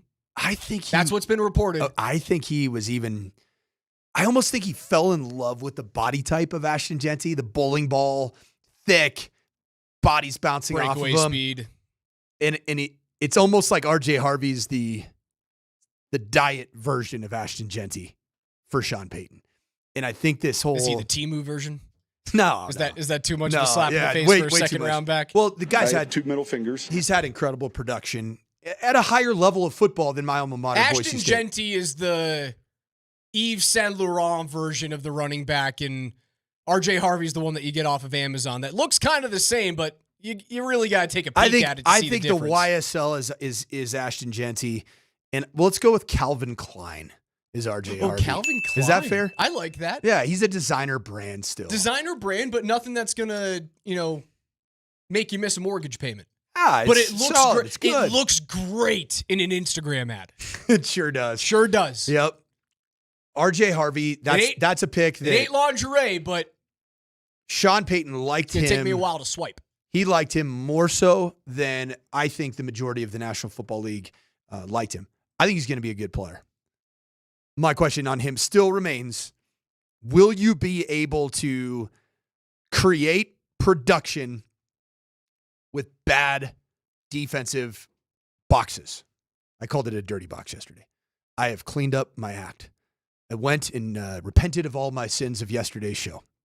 Said some inappropriate things, and I will no longer live in that gray area. Got a little whacked for it. Thank you, sir. It's always good to get to church. CHUUUCH. You ever been there? You ever been there, KJ? Why are you laughing back there, church? Yeah, I've been to church. I've been to church. Give it to me. I didn't think he was going to say Give it to me. RJ Harvey against the Colorado Buffaloes last year. He saw 8 9-man fronts. Robert Livingston, the defense coordinator for the CU Buffs, noted dirtier of the defensive alignment within the offensive line, tackle to tackle and tight end. He didn't look great. That's the difference between Ashton Jeanty and RJ Harvey. That's okay. You took him in the second round at pick 60, was it? As opposed to pick 60, yes. As opposed to taking Ashton Jeanty first round, pick 6. Right? I mean, that's a big difference in terms of value and what you're banking on him producing. My fear always with the Denver Broncos is if you don't have the ability to stretch teams down the field at receiver, and you don't necessarily have incredible downfield throwing abilities, why not play stacked, loaded boxes against the Broncos, play man coverage, take away easy completion throws, and dare Sean Payton and the Broncos to A, throw the ball over our heads. It's the next evolution of Bo Nix. That's the next evolution. I think the reason why they make the pick of Barron in the first round is we're playing short fields this year. It feels underwhelming with what they did on the offensive side of the ball in this draft. It's obviously underwhelming with what they did during free agency, which was, well, nothing on offense. They are leaning into, we're going to have the best defense in the league, and Bo's not going to have to go 80 yards every single time. Bo's getting the ball on the defensive 45. If you're a little deficient in your playmakers and nobody has your quarterback from a national perspective, nobody has your quarterback pegged as a top 5 quarterback in the National Football League, any offensive success, who gets the credit for it? Sean Payton. Mm-hmm. Smartest guy in the room, draft. Amen. It's a great finesse. We love an escort. Hey, we loaded up on defense, man. We invested in the offseason defensively. Hey, everybody's got a sophomore slump, right? Oh, not us. We're pretty good. Anything that you do this year offensively that puts you in the top 15, top 10 in the National Football League statistically, Sean Payton is a certified genius. And he's still got it, baby. And it should be said, the last drafts with both of the Paytons at the helm, they've been pretty successful. Therefore, no question. This, while it feels like it should have been more because you don't have the type of home run hitters on offense in this draft that we thought they were going to be able to get in rounds 2, 3, and 4. And who knows, maybe RJ Harvey is a home run hitter. Maybe Pat Bryant isn't. RJ Harvey is a home run hitter. I want to make sure that everybody knows that I see that in him. Okay. But it requires really well blocked run schemes. The offensive line was awesome last year. They were, but if you start adding the running backs were just horrible. I don't know if they were, man. They didn't get any rhythm. Those guys didn't get any. There was never it felt like there was never a 15 carry game where you got somebody lathered up and you let them churn it and go. It was either a bit of an overuse of the rotating of the running back position, or it was throwing the ball too much. Look at the second half against the LA Chargers, game number 2 that they played. What is the plan with Audric Estime? Can somebody tell me?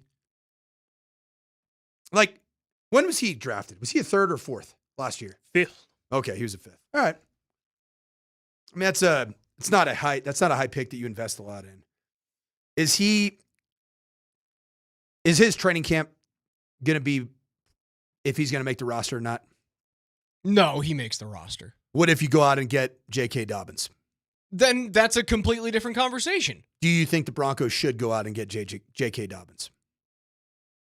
I don't think they need to. J.K. Dobbins, is he a difference maker for you? No, but who is the veteran, seen all of the different pass protection looks that you need to see? You don't have one. You do not have one right now.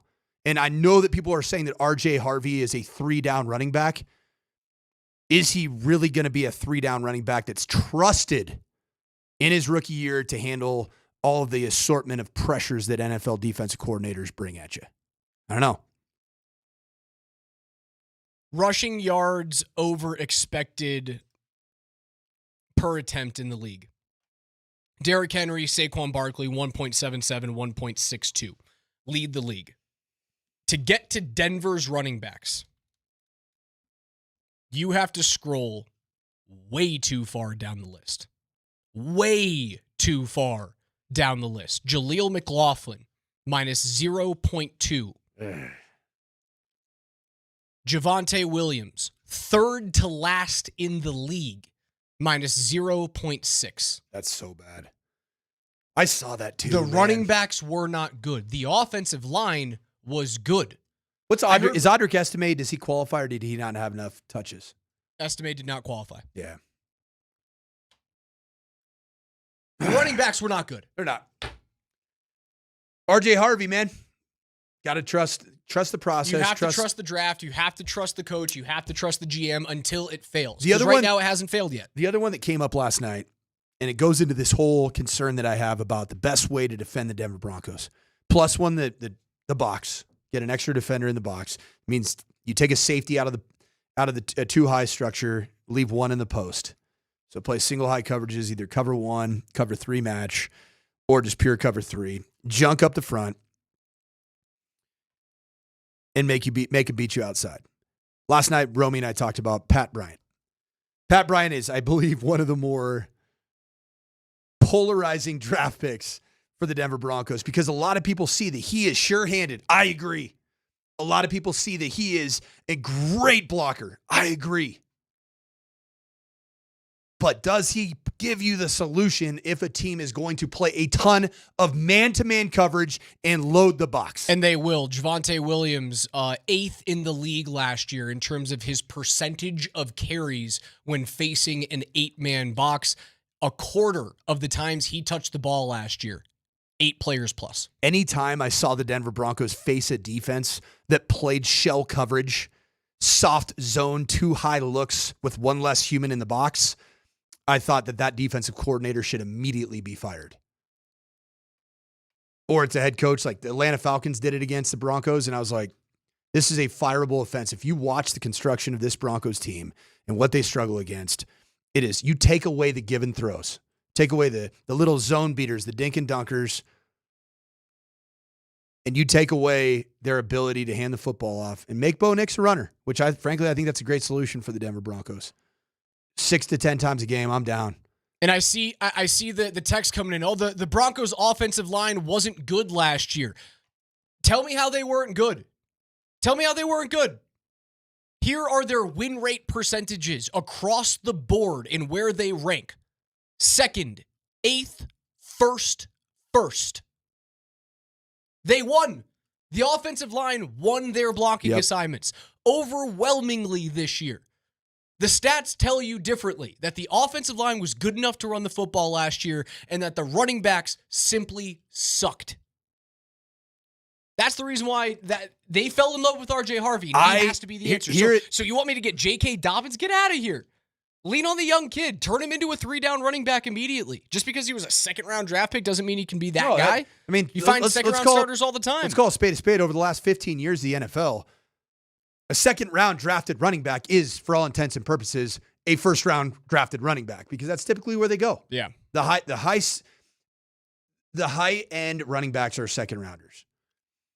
Now, my question to you is, Pat Bryant, is he just solely the replacement for Lil Jordan Humphrey? No. I was about to say something. And to give you guys context on that offensive line before we get into Pat Bryant here, those numbers across the board, 2nd league-wide in pass rush win rate, 8th league-wide in run stop win rate, 1st in pass block and run block win rate across the league right now. So that's the offensive line. I don't think Pat Bryant is the replacement for Lil Jordan Humphrey. Why not? Because I think he's the replacement for Cortland Sutton for 2 years from now. You might be right about that. I think that is the design of this draft pick. He's the future number 2 wide receiver on this team, and they will draft a legit number 1 in the next 2 years. We know Sean Payton loves a good number 2. He loves it. I think if you believe that Pat Bryant is the next Humphrey, Vele, Tim Patrick, I think you need to zoom out. Yeah, I think what's going to ultimately happen is that I believe that Devon Vele might this year get the opportunity to start working into some of the Cortland Sutton touches and minutes as the outside X receiver. And I think Patty Bryant will start replacing some of those Devon Vele big slot minutes. And I think ultimately it's going to lead to Devon Vele being potentially, if he plays into it, wide receiver 2 and Pat Bryant being wide receiver 2B. And it leaves the void. It leaves the void. You need to go out at some point and get wide receiver 1. Your next keyword to win tickets to Nuggets Game 5 action tonight at Ball Arena is coming up on the other side. Don't go anywhere. We're getting you inside Game 5 of Nuggets and Clippers right here on Altitude Sports Radio 92.5. Your next keyword just minutes from right now.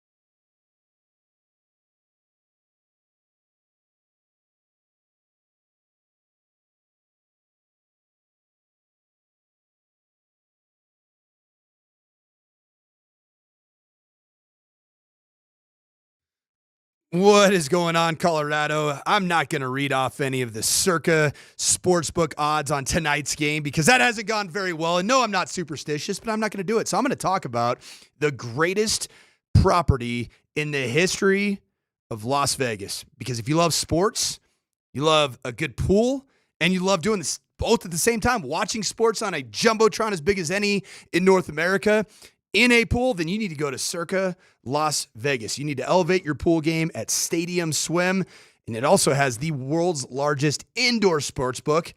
So make sure you book your trip to circalasvegas.com because both Raj and I got back a couple weeks ago around the Masters, and we are itching to get back to Circa so we can watch all the great sports, all the playoff action, and also catch in some great rays, grab some great food, affordable food. So book your room at circalasvegas.com.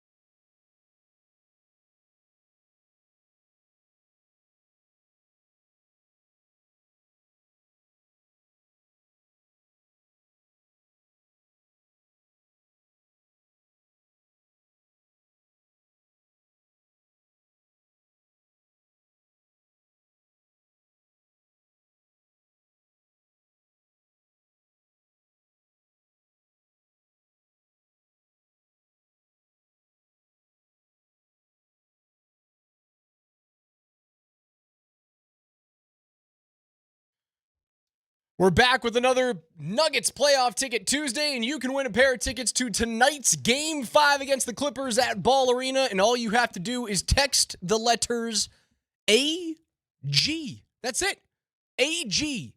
With your first and last name to 303-504-0925, and you will be entered. Your online home for Mile High Playoffs is nuggets.com/playoffs, and you can buy tickets there for all playoff games, including limited tickets still available for tonight's Game 5 matchup, and to win tickets to tonight's game, as you can all day long by listening to keywords on the 20s here on Altitude Sports Radio. Just text the keyword AG, the letters A and G, with your first and last name to 303-504-0925. Your home for Mile High Playoffs is Altitude Sports Radio 92.5. You have another 15 minutes to get those keywords in. We'll give away our winners at the end of the show, as it is always on the morning sprint at 11:20. KJ's NFL Notes. Altitude Sports Radio 92.5 presents KJ's NFL Notes. Why are you smiling? Because I love football. Football's fun. Fun, sir. Fun, sir. It's fun. Brought to you by Mountain High Appliance. Locally owned and operated since 1993. Colorado's most complete appliance store. All right, listen up. KJ, what's first? Over the weekend, Peyton talked to the media after the NFL draft concluded. One of the biggest questions that was asked to Sean was, does he feel that they have enough at running back and tight end now that the draft has passed? Well, when you ask coaches that question, the answer is always we never have enough. All right, but if it's a fair question. We feel we put ourselves in a good position. You know, one of the things, if the right player fits in free agency, where we're not just saying, hey, we have to, but if the right player fits, then it allows you a little bit more freedom in the draft, and maybe different than our first year here. You know, as we discuss this group of players, there's a clear vision relative to what we think their strengths are and how they'll compete in year one. We're further along than 2 years ago. Remember yesterday when you sped up a Sean Payton press conference sounder? Remember that? And how delightful it was? We lost a little bit of our morning sprint energy with that last one, but I will say this about Sean Payton. I was very pleased with his mid-season form of the term relative to. He was in mid-season form right there. Very, very proud. Very, very proud of him.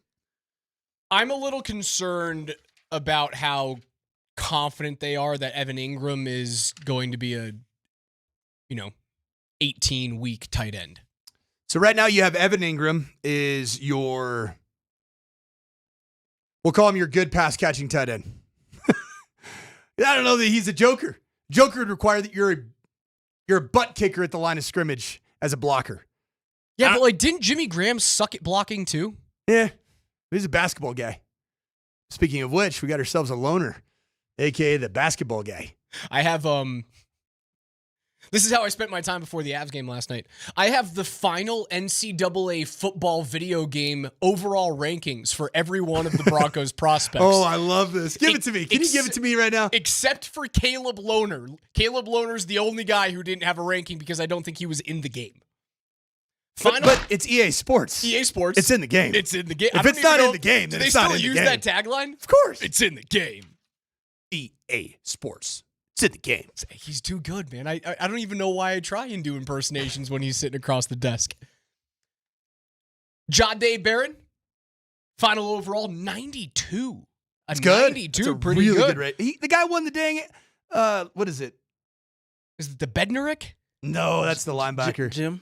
Thorpe. The Thorpe. The Thorpe He won the Award. Thorpe. There you go. Yeah. RJ Harvey, 92. Okay.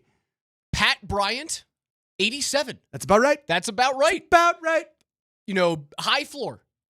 Are you related to the New York Jets ownership group? That's the reason why I did this. I was having fun with it. Savion Jones, 82. Yeah, dude. His film, he's listed as an edge. Savion Jones looks like an interior defensive lineman, which is great. And I think that's an area where the Broncos needed. I don't see him as a true edge. Q Robinson. Baller. 83.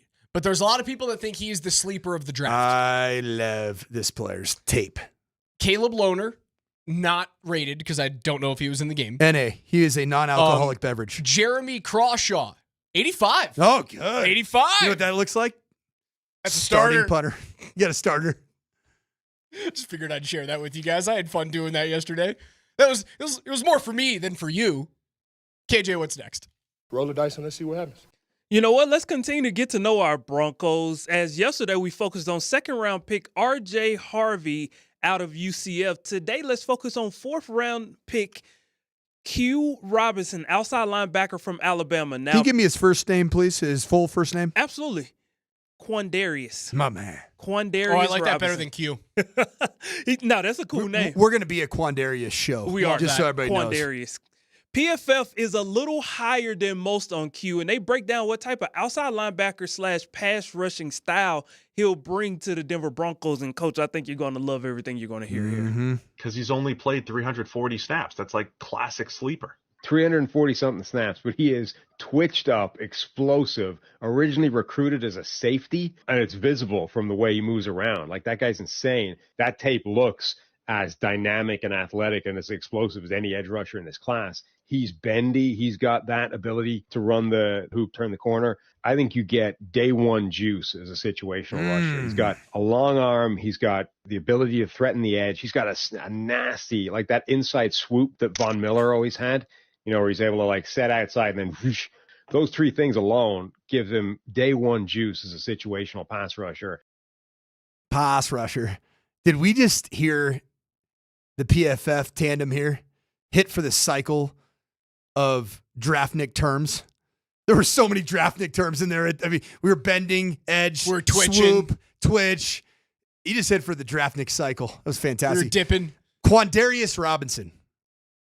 Man, when I was a little, I would say, disappointed in the film of some of the players, right when I saw them drafted, I'd go and pull up any film I could find. This was the one player that his film got me fired up. Because you had just drafted, was it right before him, the defensive end, the edge from LSU, Savion Jones. Man, his film was like, ooh, that's not twitchy. And then it was like I took the donut off the baseball bat, and it felt so good watching Quandarius Robinson's tape because he is so twitched up. And I think you get a really good rotational piece right behind Nick Bonito. Where is he going to play? He's going to play open side pass rush defensive end. And he's going to play behind Nick Bonito. Where is he going to get the snaps? That's a great question. You know what?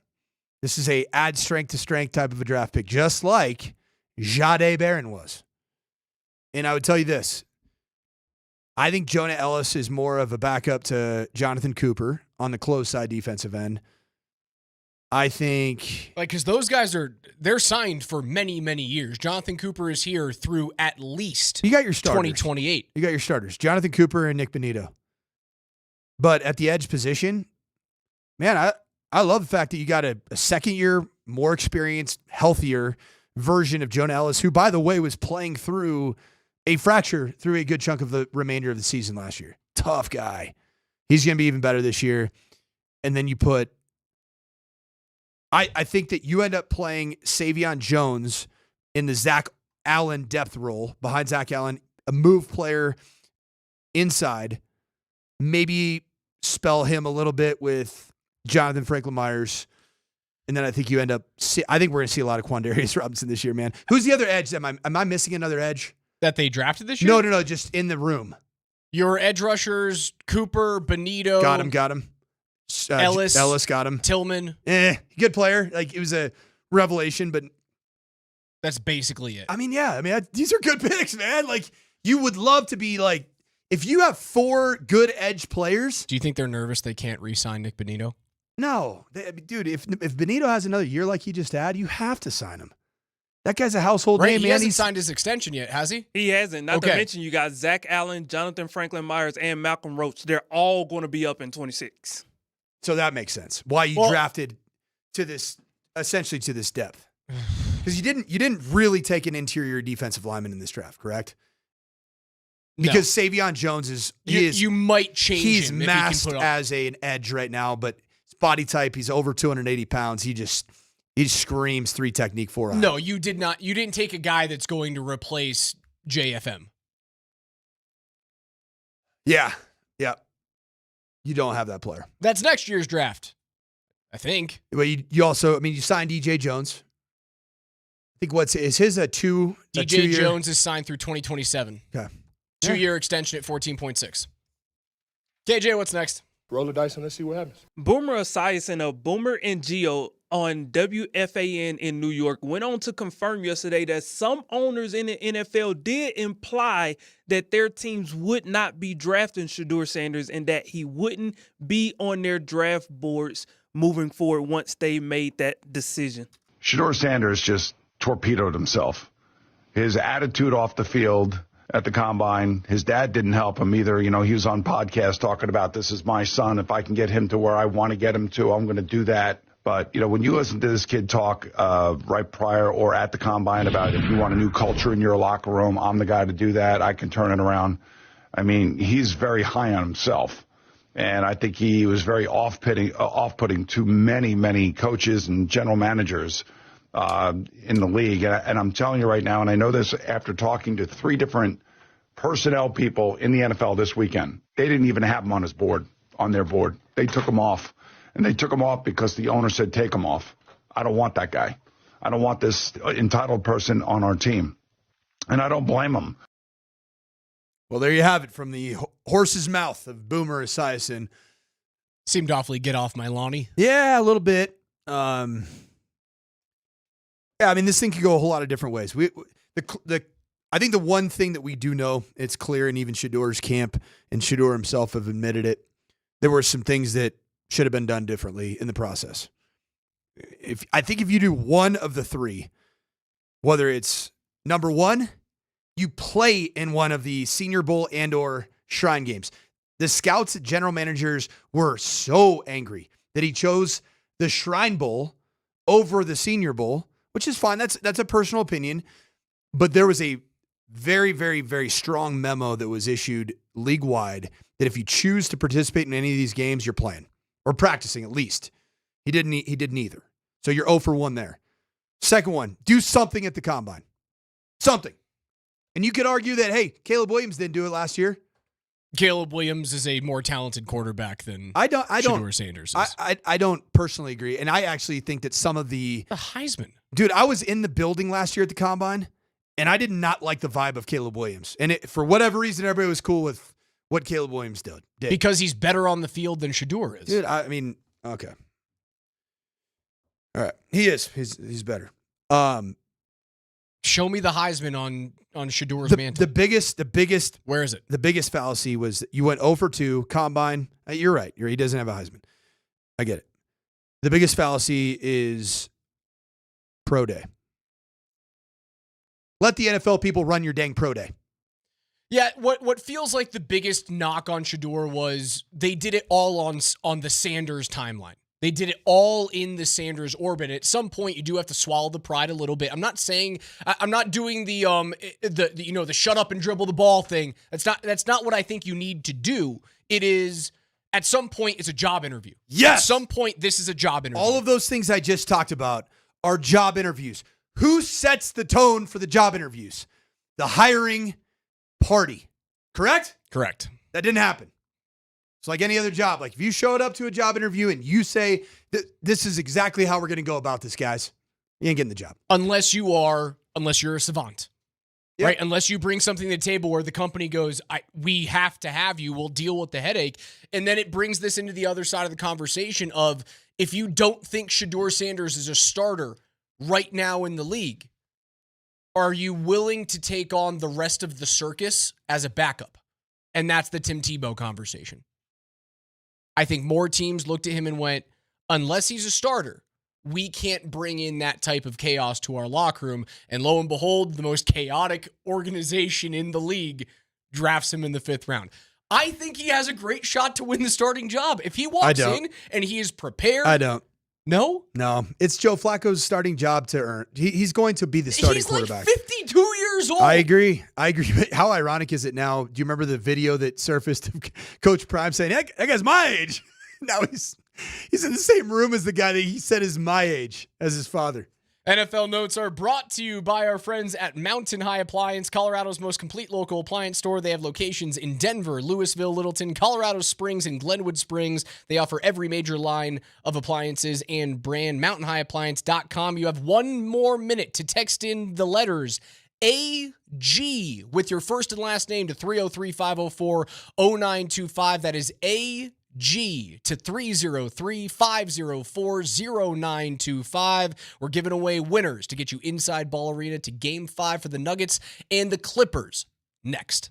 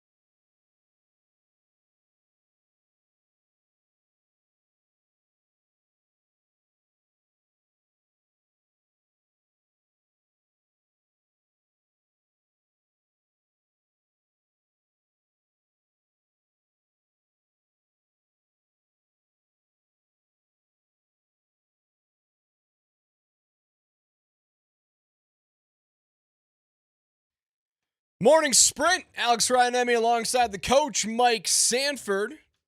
Wrapping things up and hand things off to PhD ahead of Game 5 of Clippers and Nuggets. We'll give away a pair of tickets in just a few minutes right now.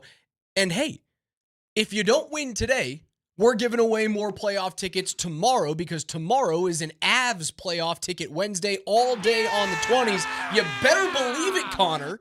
Keywords for you guys to win and get inside Ball Arena for Game 6. The Avs need you there. Tickets are still available for that game at coloradoavalanche.com/tickets, but you can only win them right here on Altitude 92.5, your official home for Avs Stanley Cup hockey. Do we need to send search and rescue for our guy Connor McGahee, a little wellness check? Because I haven't heard from him this morning during our program. They're actively on a flight. So they stay, because they have the extra day, they stay. But they have Wi-Fi on their flights, right? That man finds a way to listen to all of our programs, all of our shows. They're on a flight. Like, they land at DIA in like 45 minutes. I'll tell you what, man. Connor McGahee, listening to him last night when I was driving at part of the game. He's one of us, man. He's all of us. He feels it as deeply, if not deeper, than anybody that's involved with the Avs organization or in fandom. He's an emotional fella, and we love that about Connor. People get upset about that for play-by-play guys. Are you emotional, Raj? Oh, yeah. Oh, yeah. I was not in a great mood when I crawled into bed at 1:30 last night. Speaking of emotional, one of the things that I still go back to is, did you wear a Captain America suit after the Nuggets? After the Nuggets won a championship? Oh, so do you not know the story behind Gary?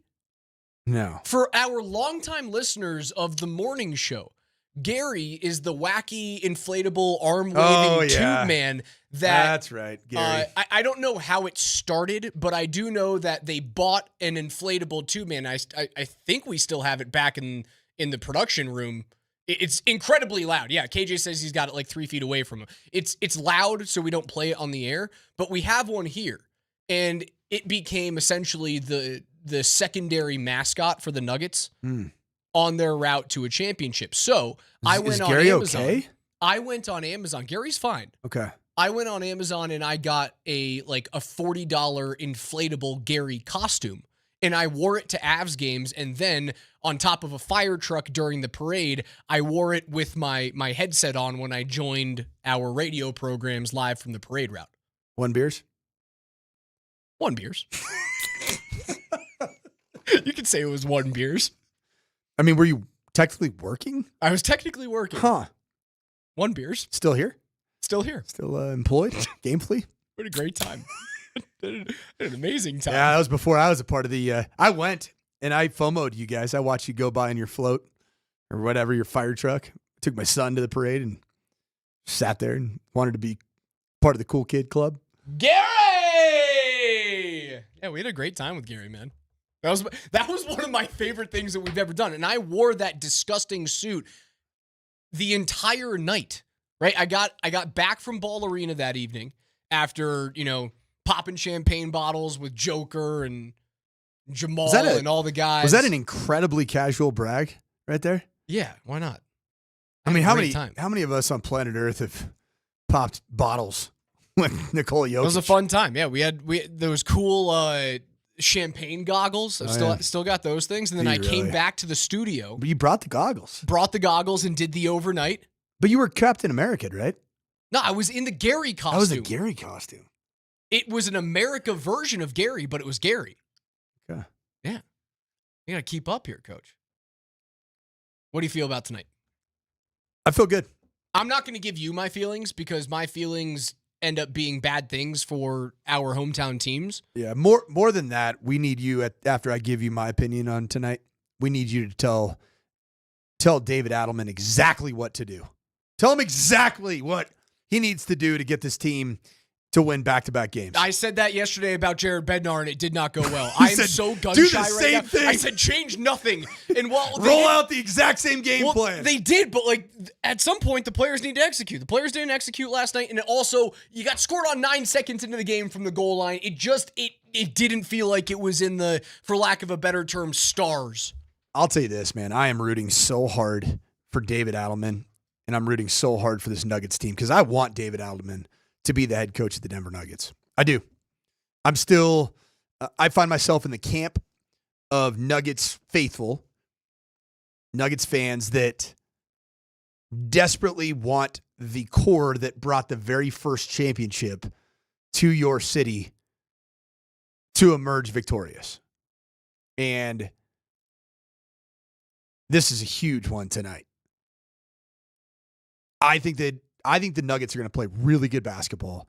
And I think a little bit of the age of Kawhi Leonard, of James Harden, of Batum, Nicholas Batum, it's going to show a little bit. Speaking of age, did we just see the end of Damian Lillard's career? Oh, man. Pops his Achilles last night after doing everything he can to get back from that injury in the middle of the season for this is now the second time we've seen this, right? When Kevin Durant rushed back, that's when his second Achilles injury happened. And now Damian Lillard does the same thing at 35 years old. Sure, KD was able to come back, and he's still an effective player, although a shell of his former Hall of Fame self. Breaking news.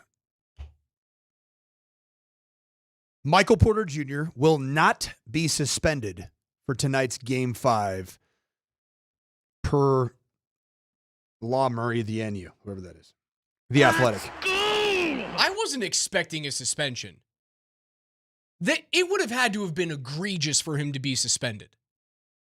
And I guess I understand hey, there's a rule you can't leave the bench to go into a fracas. But for the playoffs, you have to have contributed to the fracas. And he didn't really do anything. He walked toward what was happening. I wasn't nervous about I was more nervous about MPJ not playing because of his health than being suspended.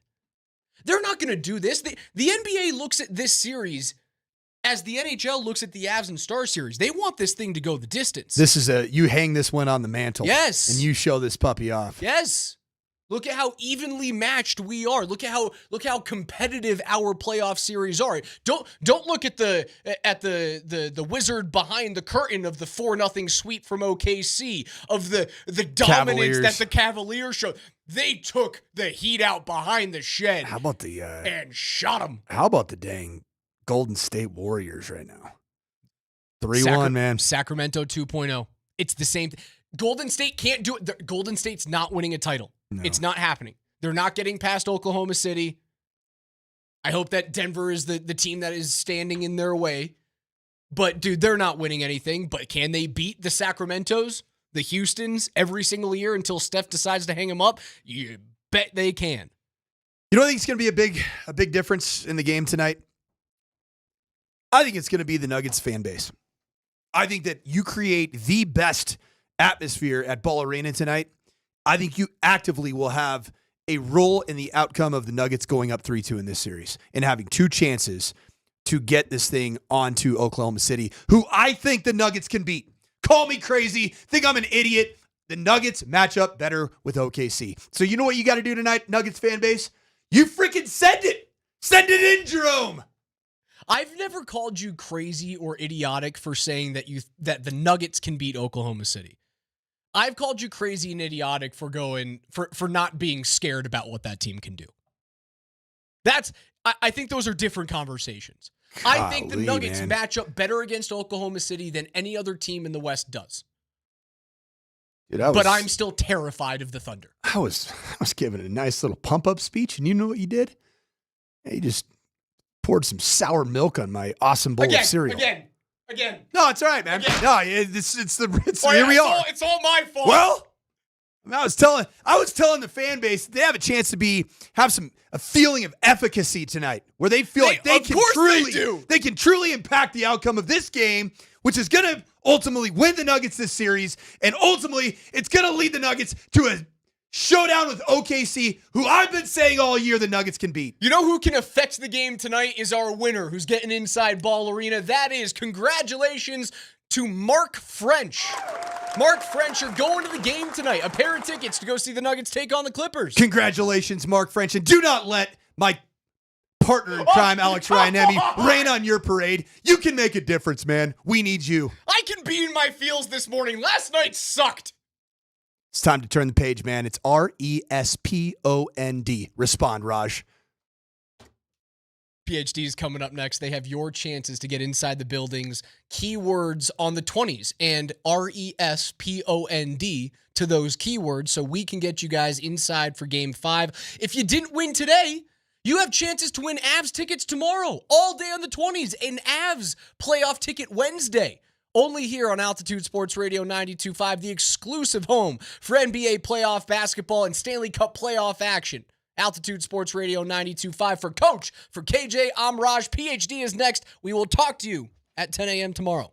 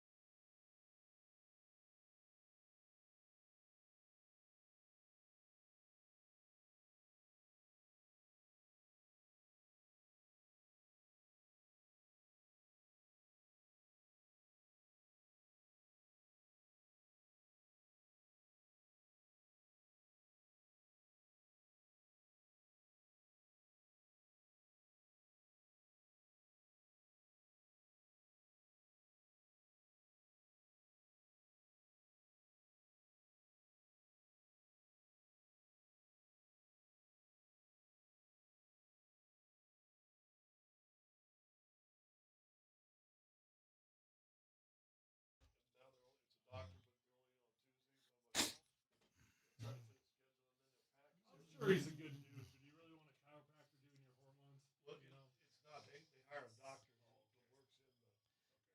works in the thing. I was feeling a little depressed coming in here thinking about the Avalanche, and then I looked at Tyler and I got more depressed. Tyler comes in here. Now listen, just so everybody knows, Tyler's been on like a workout, just getting himself together, and I've been on a my thing. God, how many days have you been on this thing? Oh, it's been a little over 3 months now. So that's enough time. I finished the hard 90, but I'm just still going. Dude, I mean, what the hell? It comes in here in a tank top.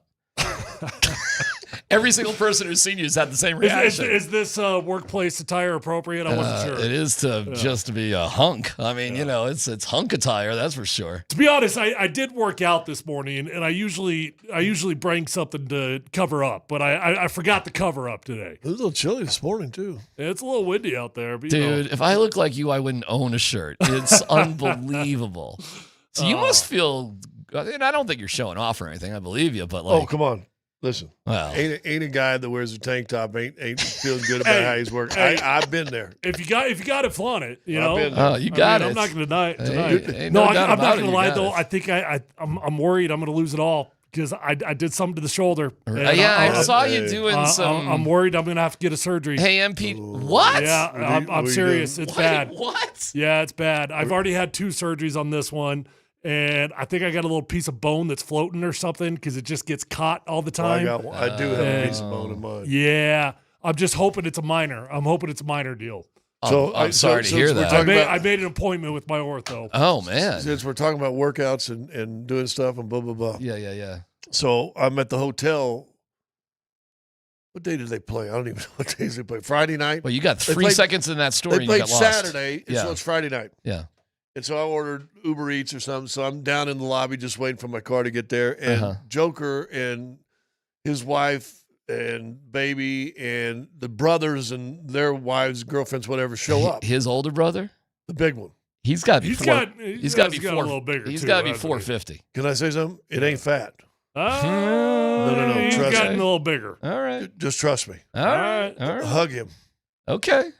Hug him. Because we've seen some photos of him behind the bench. And listen, he's, you know what he okay, if he's fat, I would say the dude that played the mountain on Game of Thrones, is he fat? Oh, I met him in person, by the way. Is he fat? No, you can't That's call... Joker's brother. So he's like world's strongest man shape. Yes. Yeah. Because I wouldn't call the world's strongest men fat, but they all kind of look fat. They're but they're not fat. He's that guy. Got it. And he's 6'8". Yeah. I mean, he's your size. Yeah. And he's got to go for something. Absolutely. I've hugged him last guy, and you ain't hug and squish. But his younger brother is a little bit leaner, and he's an MMA fighter. He is? Yeah. Oh, the younger one. Yeah. Yeah. The younger he's one, like 6'7", 6'8", yeah, he's something only like that. 6'6", 6'7", probably about 230. But he's an MMA jiu-jitsu dude. Okay, I didn't know that. Kickboxer. So anyway, I'm down there waiting my thing, and same like you. I just got a workout in, felt pretty good. But I'm just sitting down in a T-shirt. We talked a little bit. Also, I get my food going. I'm walking by him, and the big brother in his broken Serbian accent says, "Hey, Scott, I just want to say you look good." He said, "You were fat for a while, but you're really looking good now." So, so it's a kind of a backhand compliment, yeah, right? That's all right. That's all right. So, Joker's dad, I said, your brother just called me fat. And Joker's laughing, and he goes, No. You were a little pudgy for a while. You're looking good now. Well, that's a compliment. So, okay. But Tyler was skinny. Skinny fat. Yeah, He was Alfred. Yeah. I got to a point I needed to eat a burger or 3. Yeah. I got down to 216.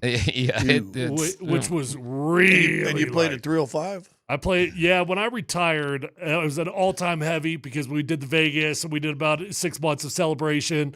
I was about 315, but I usually played about 308. Yeah. But 216 is like, let's go. Yeah, I needed a burger or 3. Okay. Well, you look great. Good. We got some smiles. Now you find out when you start lifting harder, you can eat but you're eating cleaner. I'm eating really clean. Yeah. But if you want to, you can still have a burger and you'll be fine. Yep. I mean, You're not looking like a offensive lineman. You're looking like no, but I'm not gonna lie. Like the strength is coming back so fast. I am sort of thinking about a comeback. Let's go. Are you really? Yeah. What league is that? Whoever will pay you $5 million. Yeah, I'll do that. I'll do that one. Whoever wants to pay me $5 million. Which one's that? I'll do that. Dude, you got guys in their 40s playing offensive line. Jackie Slater played till 42. Mm-hmm. What was my guy that played at Michigan? Played Mike Ken. Mm-hmm. Mike Ken. Jason Peters played till like 43. 20 years. Yeah. Dude, you're 38. Come back. We're 40. talking a comeback. No, 40. I am officially in the 40s. Yeah, he's 40. Oh, you're 40. Let's see, the big birthday. Dude, don't you wish you'd been playing this whole time? Hell yes. Do you? Yes. Yes. Really? Hindsight 2020. What I about should have gone until the freaking wheels fell What off. about the neck and the this and the that and the whole thing? What was going to change? Hey, listen. It was all done already. Orthopedic surgeons need to work too. That's right. Got to keep them employed. I would have also. I turned down jobs and by the way, in Revitalize hindsight. Health. If anybody, Yeah, this is a nice commercial for them. I'd give that guy a call for me and tell him I want to stop by. I will. I could be there tomorrow at 8:30. Okay. You got a couple years on Tyler. 24. Yeah.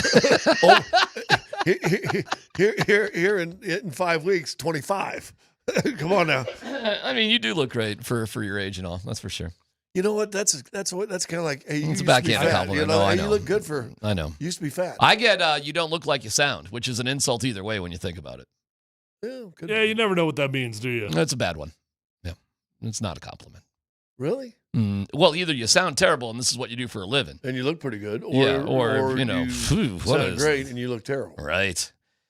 Likely, I'm going in that second direction, considering I've been in broadcasting for 38 years. But you know, I think you sound exactly what I would think you look like. Thank you, Tyler. Yeah, but you've known him for. Now, is that a backhanded compliment or not? Possibly, yeah. You don't know. You don't know. I gave you. All I said is you sound exactly like. Let me tell you what I don't know. Let me tell you what I don't know. Let me tell you what I don't know. We're going to hear for the next 3 hours. Let me tell you what I don't know. I apparently don't know anything about hockey at all, despite being at hundreds and hundreds of hockey games, despite working for the Sabres, despite covering the Avalanche for 25 years, despite all of it, I clearly know nothing about hockey. I was honestly depressed watching that game last night. You got depressed. I got roasted yesterday for being like, I don't know.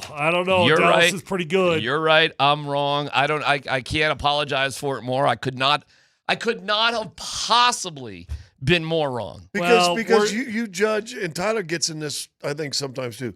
You guys are too emotional. He's going to be sometimes. judgmental right now. Yeah. No, I think you guys are too emotional sometimes. I don't think I get to judge it's anything high and slow. today. You come back, you win game 6 at home, and then here, listen, you know it wasn't going to be easy.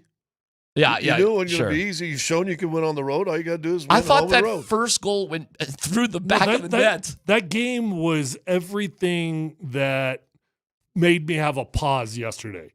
Because hockey is just freaking weird. It's just weird. I mean, what are you going to do about those first 2 goals? I mean, I don't know what was worse, the first one or the second one. And the second one hits him right in the shoulder. And they were both horrible, but probably the second one was worse. Yeah. Because what are the freaking odds of the puck going 50 feet in the air, bouncing off the crossbar, bouncing off the back of his head, his neck or whatever, and going in? And now you're down 2. And now you're down 2. Let me give you guys a a comparison, see if this fits comparison-wise. You know what the start of that game reminded me of?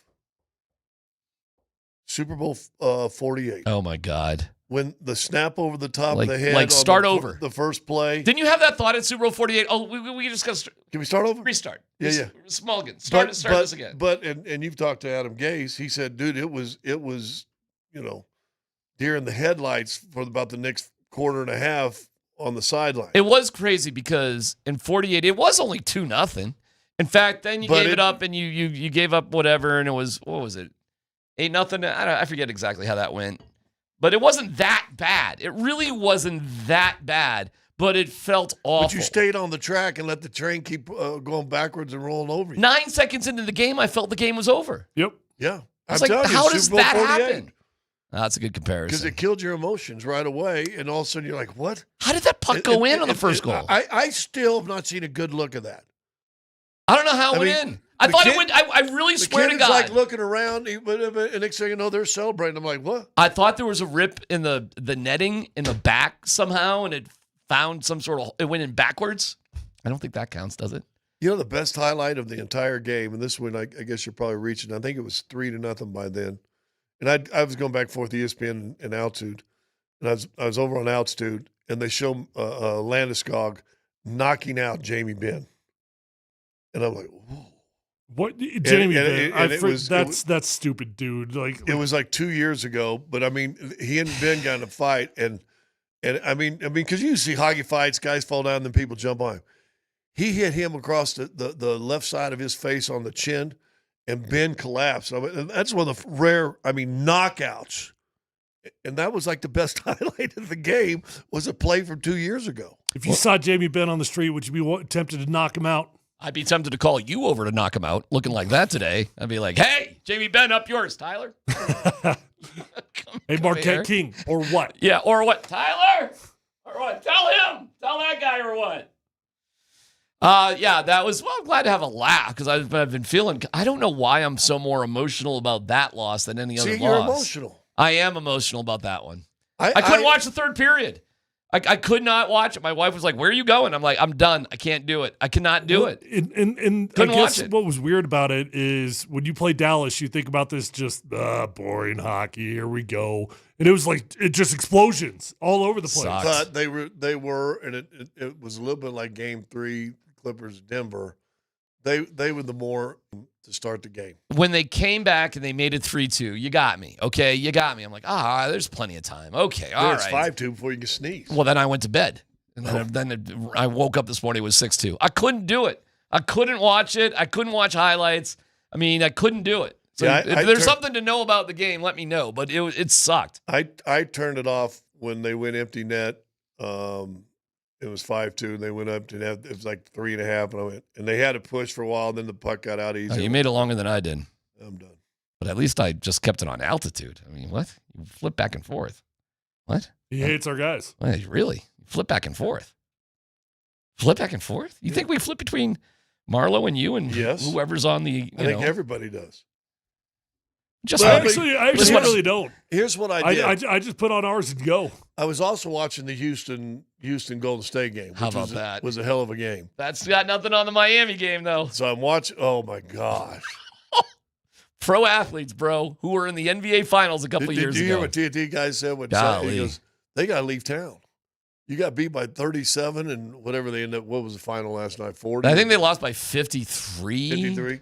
So 37. But they only scored 33 points at halftime. He said, you're not allowed to live in the city for the next all summer. You got to leave the city. It is weird to see pro athletes quit. Oh, man, it's weird.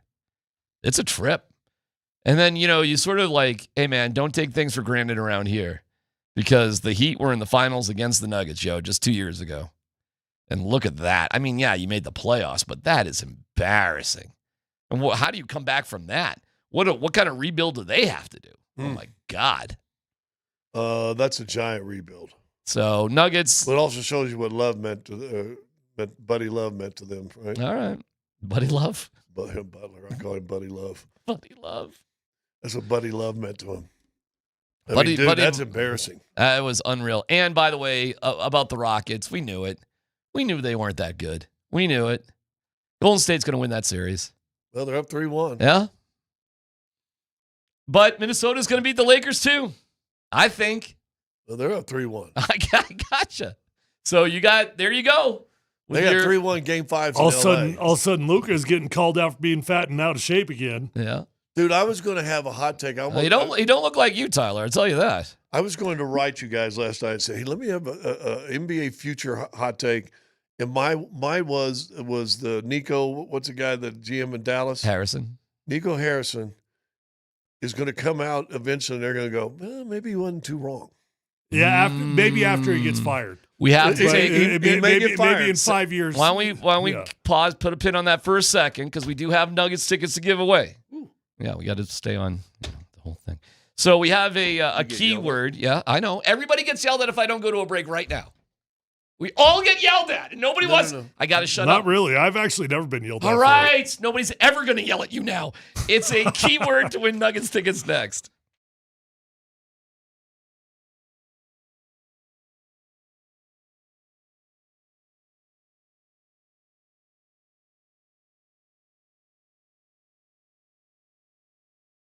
All right, C-Mac for the Rocky Mountain Men's Clinic. When dealing with the issue of erectile dysfunction, you want the right treatment for your specific medical situation, and every case a bit different.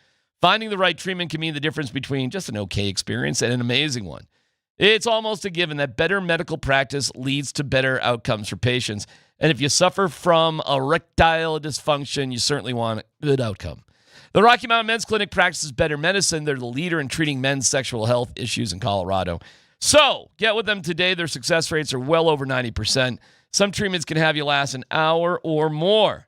Rocky Mountain Men's Clinic serving the Front Range of Colorado for nearly a decade, treating tens of thousands of men. The $99 appointment gets you a TNPSA test. If advised, a test dose. If it doesn't work in the office, the visit's free. Call them today and get on the right path. 720-440-7900, RockyMountainMen'sClinic.com.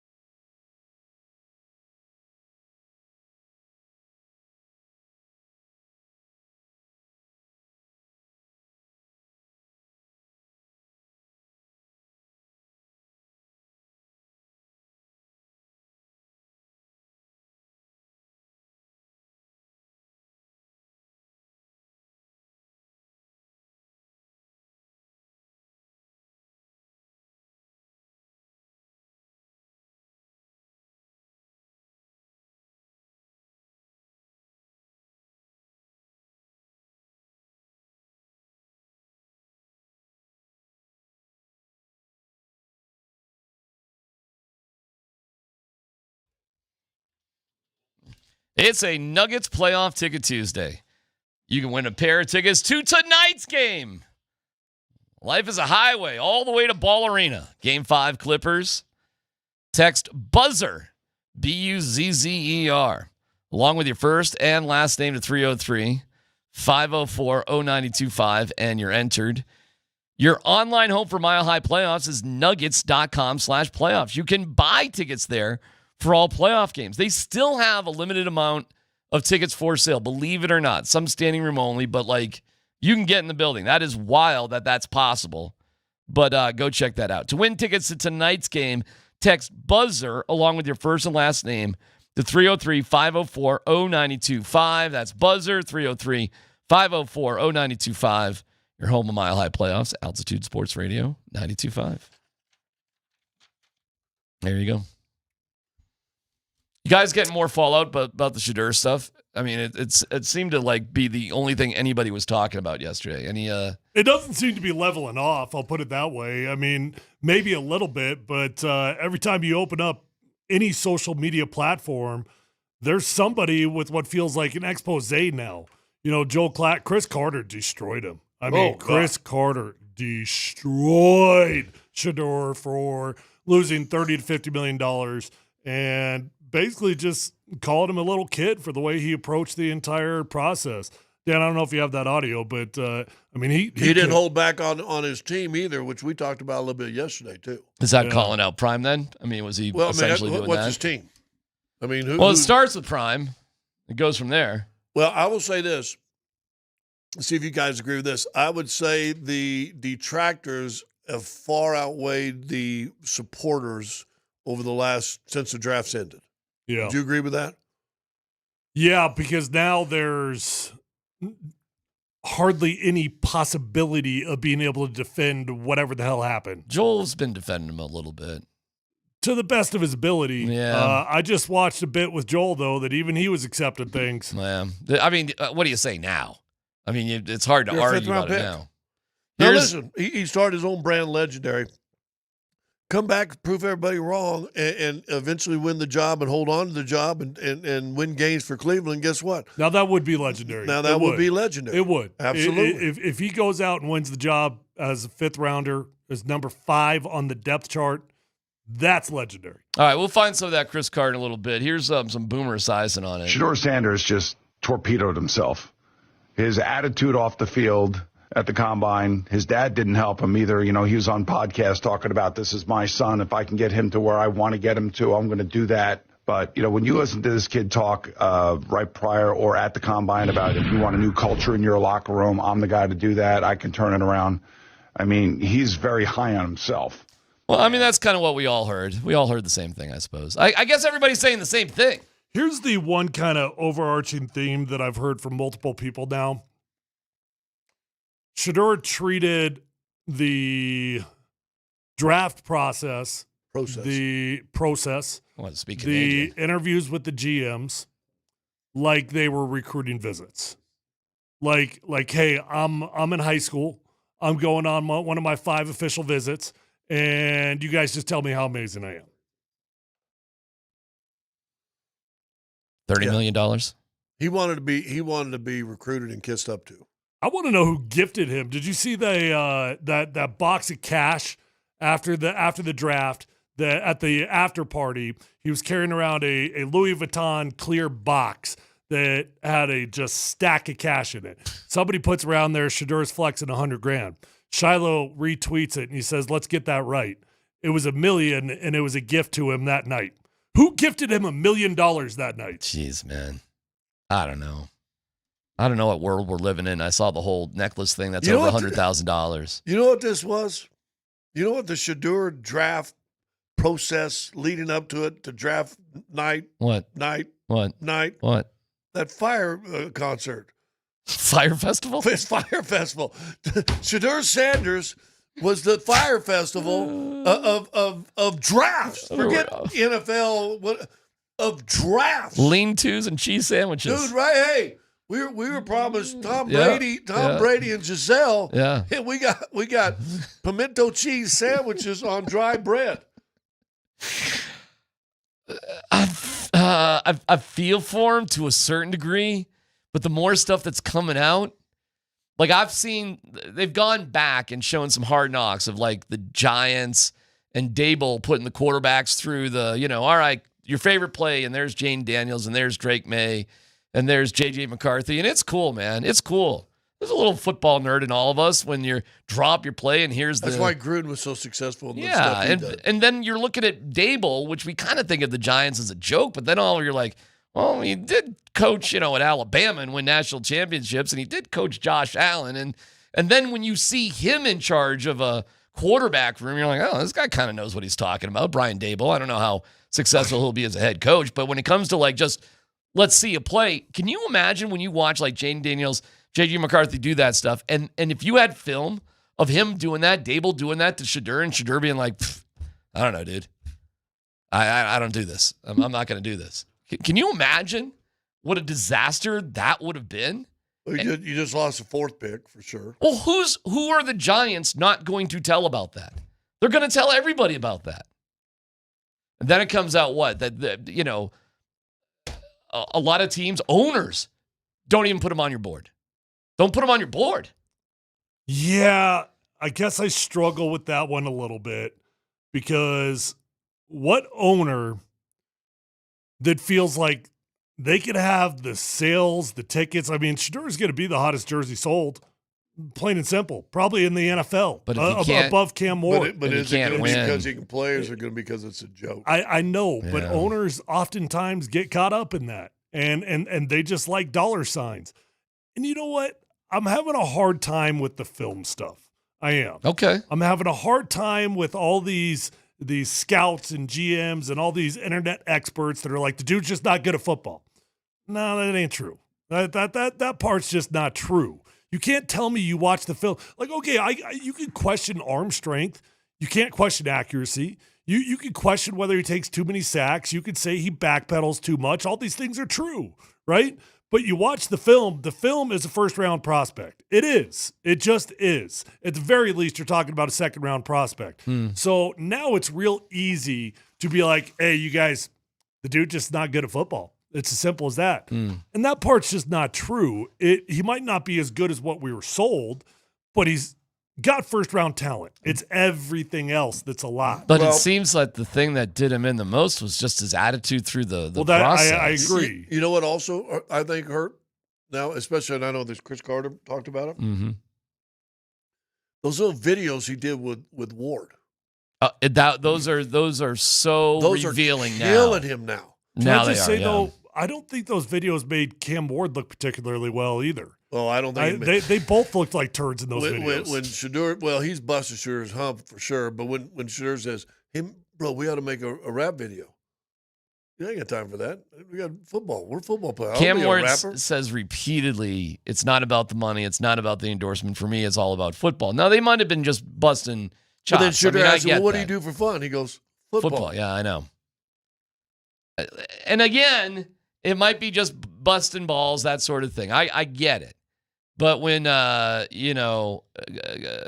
Shedeur goes, I make money from I'm not getting water, I'm getting Gatorade because I make money from them. And Cam Ward goes, I make money from football. It's another moment of, and I get it. But where do those jokes come from in the first place? Yeah, I got you. And there's probably truth in every joke, as we all know. I just thought the two sounded like the same human being in those videos. Well, I didn't. I thought that you did. The similarity was there's two confident, cocky, whatever you want to call it, kids. Yeah. That was that. But I still thought one came off as like, no, dude, I'm doing this because I want to be a football player. I want to make my fame, the famous line from Elway, Fame and Fortune, right? From football, and Shedeur's like, no, let's go do this. I got my sponsor here, and we got to this. And I think those videos. And when we put them out last year, we talked about it even last year, going into the last season, college season.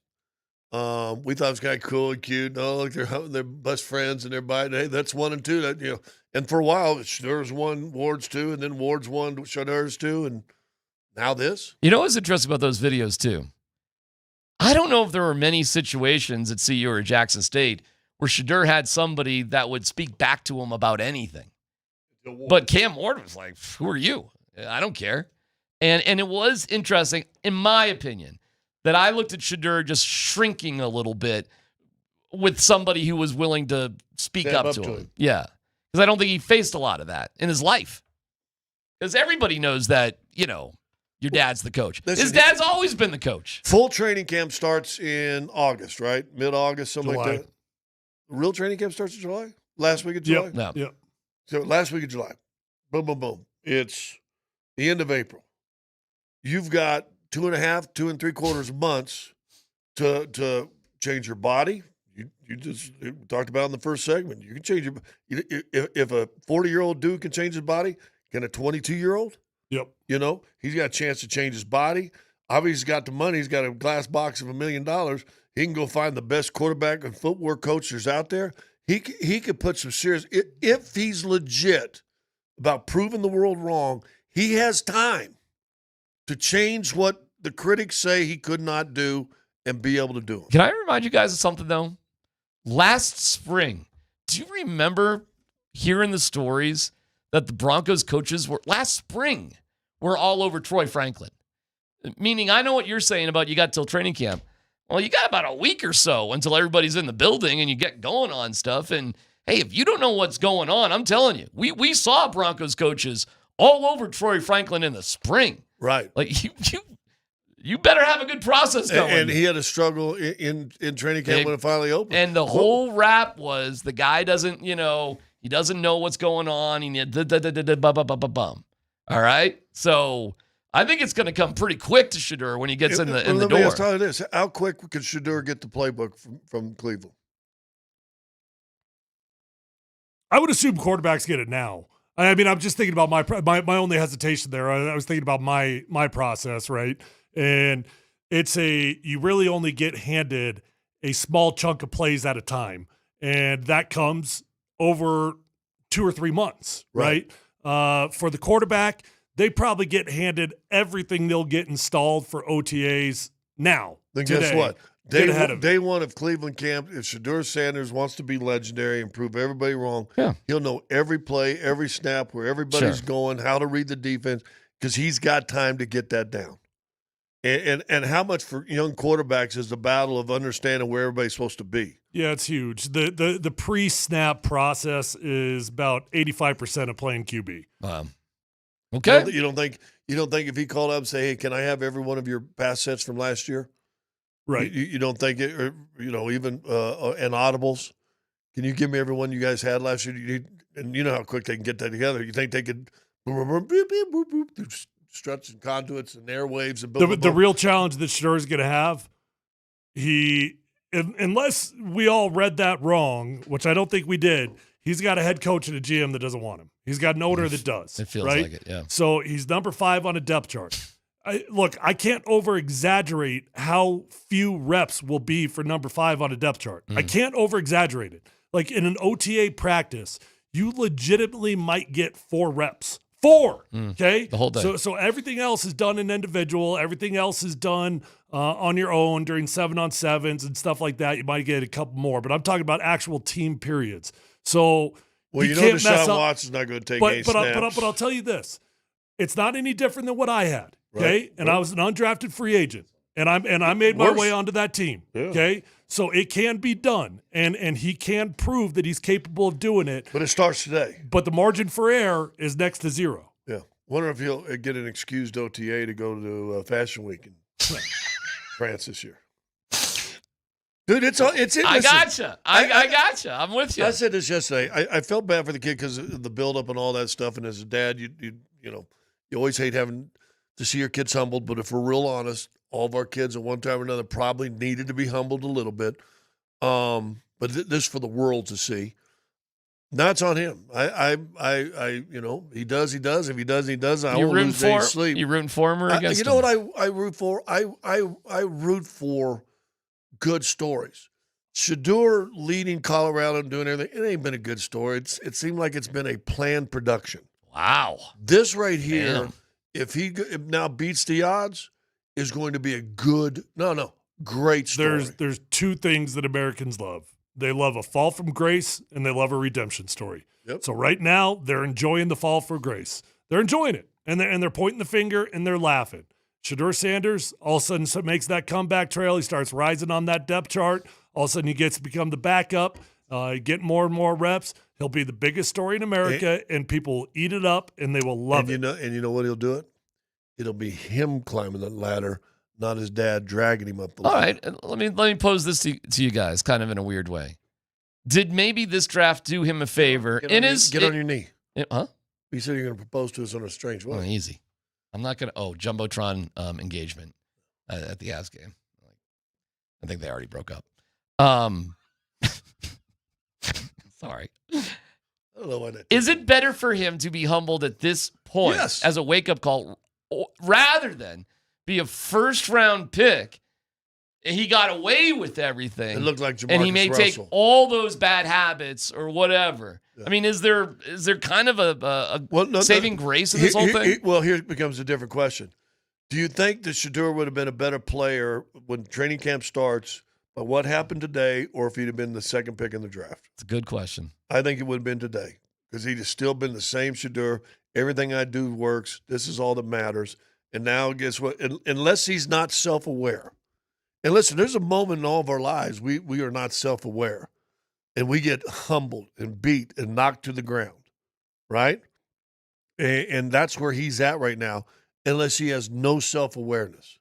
But if he does, and if he's a guy that we've been sold he is, then we will see an entirely different Shadur Sanders come opening day of training camp. How do you think it's going to be when he steps onto a football field and his dad's not on the same football field with him?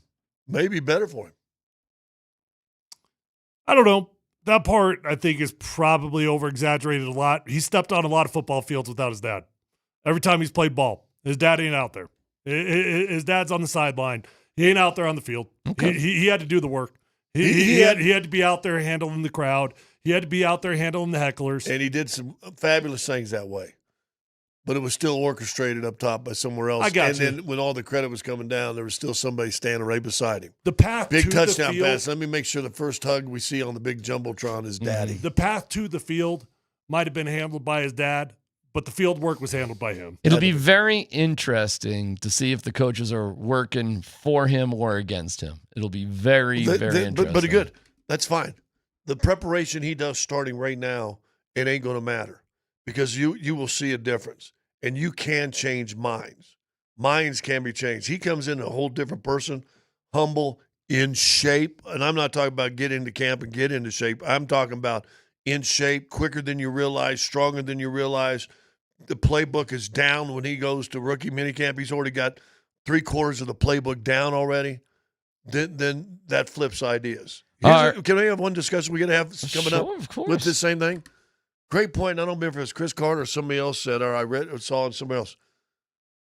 Didn't Tom Brady, wasn't that his closest advisor and best friend? And then Tom Brady cut him in charge of the Raiders, and yet Raiders passed by him a whole bunch of times. That was not lost to me either over the weekend. All right, the keyword is buzzer. You have 5 minutes. Buzzer, 303-504-0925 to get yourself registered for tonight's game. Tickets for tonight's game. Hastings wants a piece. We'll preview the Clippers and Nuggets game 5 next.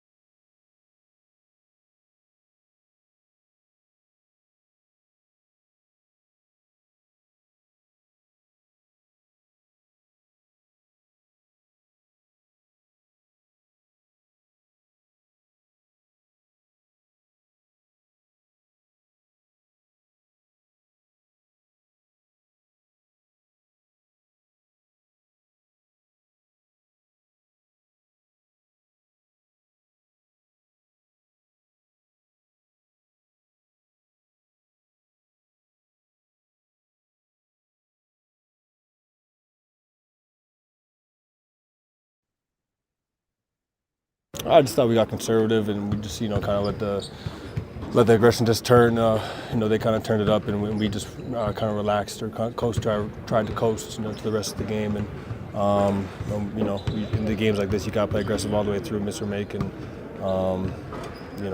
that's really what the game's about. Now Hastings wants a piece. Hastings wants a piece. Let's go. Let's go into the game tonight. What do we got? By the way, you do have Jamal quibbling with Vic. Dan's a smarty pants. Did Vic say okay to that? Did he really? Okay. That thing with Vic and Christian Brown too. Like, what are you doing, Vic? You guys see that? Chomping the gum? Oh, you didn't see that? Yeah, Vic. Did I see Christian Brown just chomping gum? No, Vic was chomping the gum in the middle of an interview. Christian stops what he's saying and he goes, "That gum pretty good over there?" I did not see that. Oh, yeah. Oh, I did. I'd love to see that. You want to hear Jamal quibbling with Vic? Jamal quibbled too? Pretty snippy. You want to hear it? Yeah. Oh, okay. Or better than he than thee, right? By the way, our own playoff Katie Mitchell got all this on video. It's all on YouTube if you want to see it.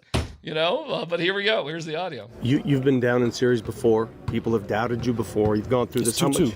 I know, but I'm just saying, before that game, how much has that experience helped you? So it was 1-0. When it was 2-1, though, you had to come back. It was also 1-0. I know, but how much has it helped you knowing that you've been down this road? It's 2-2. It's best out of 3, and I'm excited to play playoff basketball. Do you know that, Jamal? Yeah, I know that, Jamal. That's why I don't ask questions to Jamal. But you know what? I know that Jamal very well. That's kind of a focus, Jamal, for me. Okay.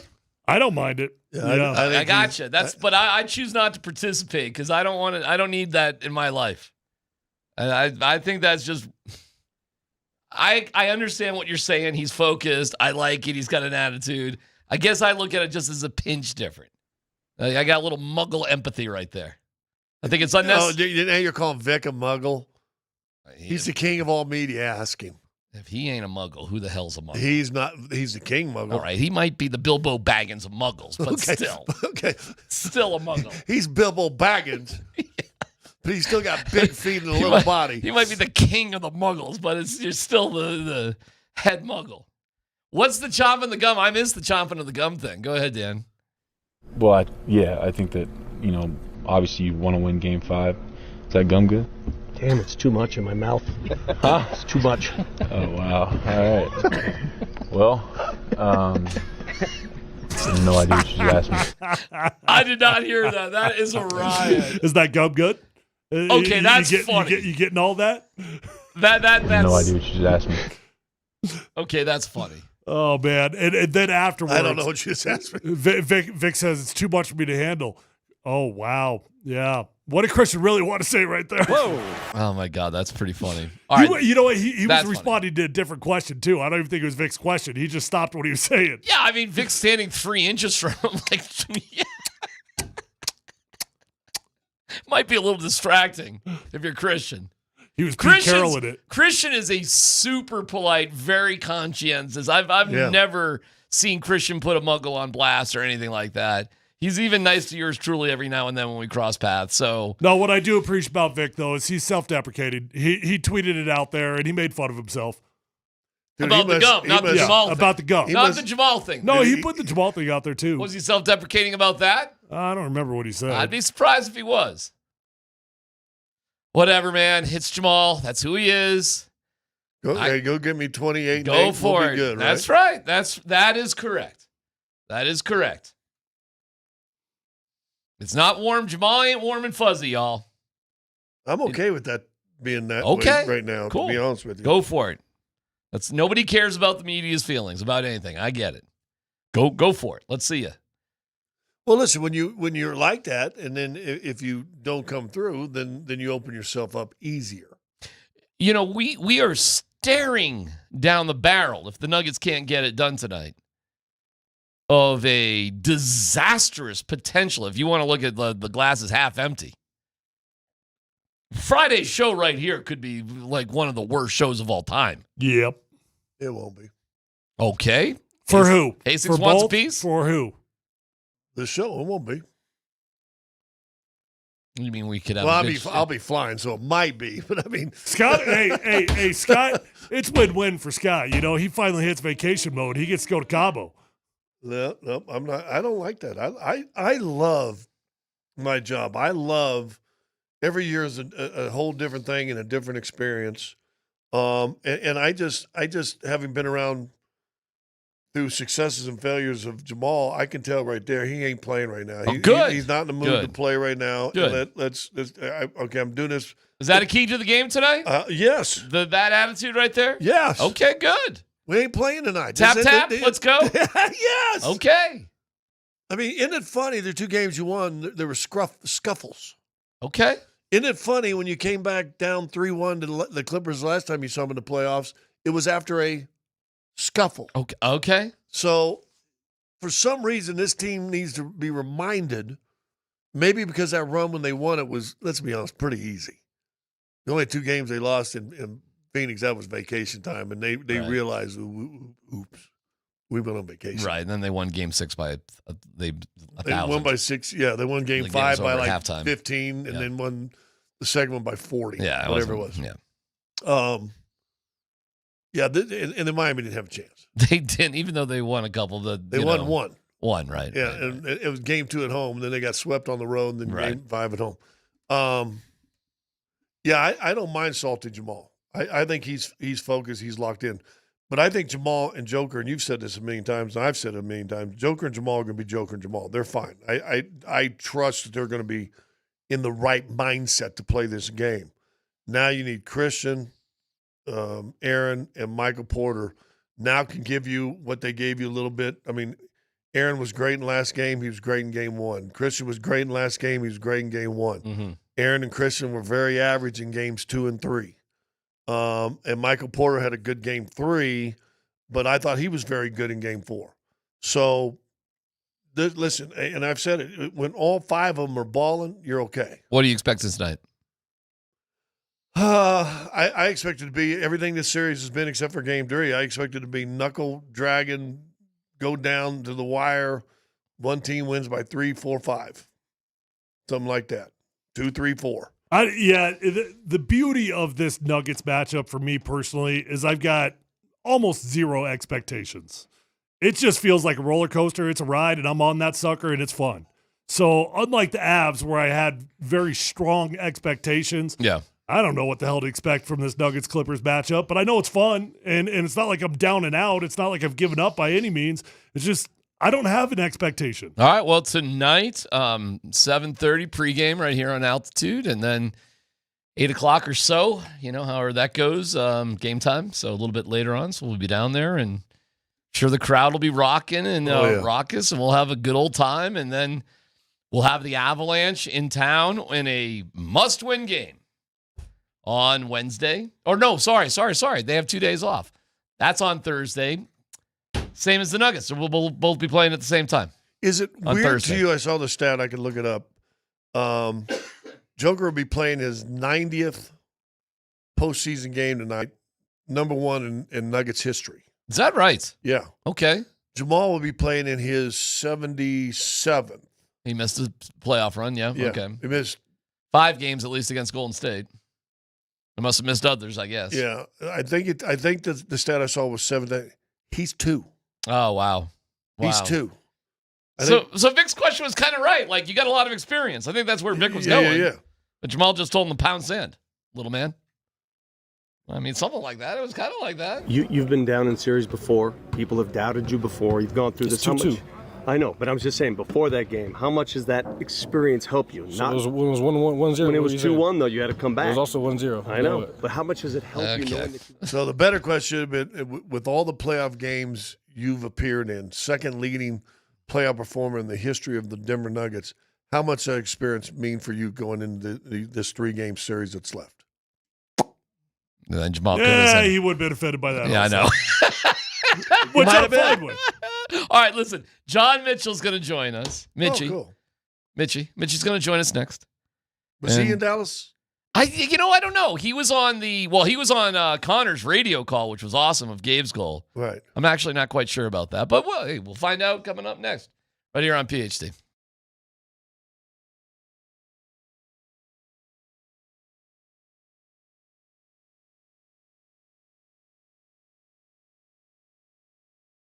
All right, guys and gals. Hey, if you've started to notice that your hair is falling out on you, I know that that's a bad day. Maybe you already got a bald spot and you want to do something about it. How about you just commit to getting your hair back by making the commitment to call my friends over at Advanced Hair Restoration? It's going to work. Simple as that. Advanced Hair Restoration has already changed tens of thousands of lives, and you deserve to be the next one. So call 720-459-HAIR. When you go to Advanced Hair Restoration, you're going to be in a calm, relaxed environment, and you're going to have the most experienced professionals. Dr. Tanya Pauls is amazing. The entire staff at Advanced Hair Restoration, the best of the best at what they do. You're going to love the way that you look. You're going to love the way that you feel. And what I personally love about Advanced Hair Restoration so much is that they believe in what they do to the degree that they're going to guarantee your hair is going to grow for life. Lifetime guarantee when you go to Advanced Hair Restoration, your own natural hair, it starts to regrow the very next day. Pick up the phone, call today, 720-459-HAIR. You're going to get 250 free hair grafts and $250 off, or check out those before and after photos at advancedhair.com.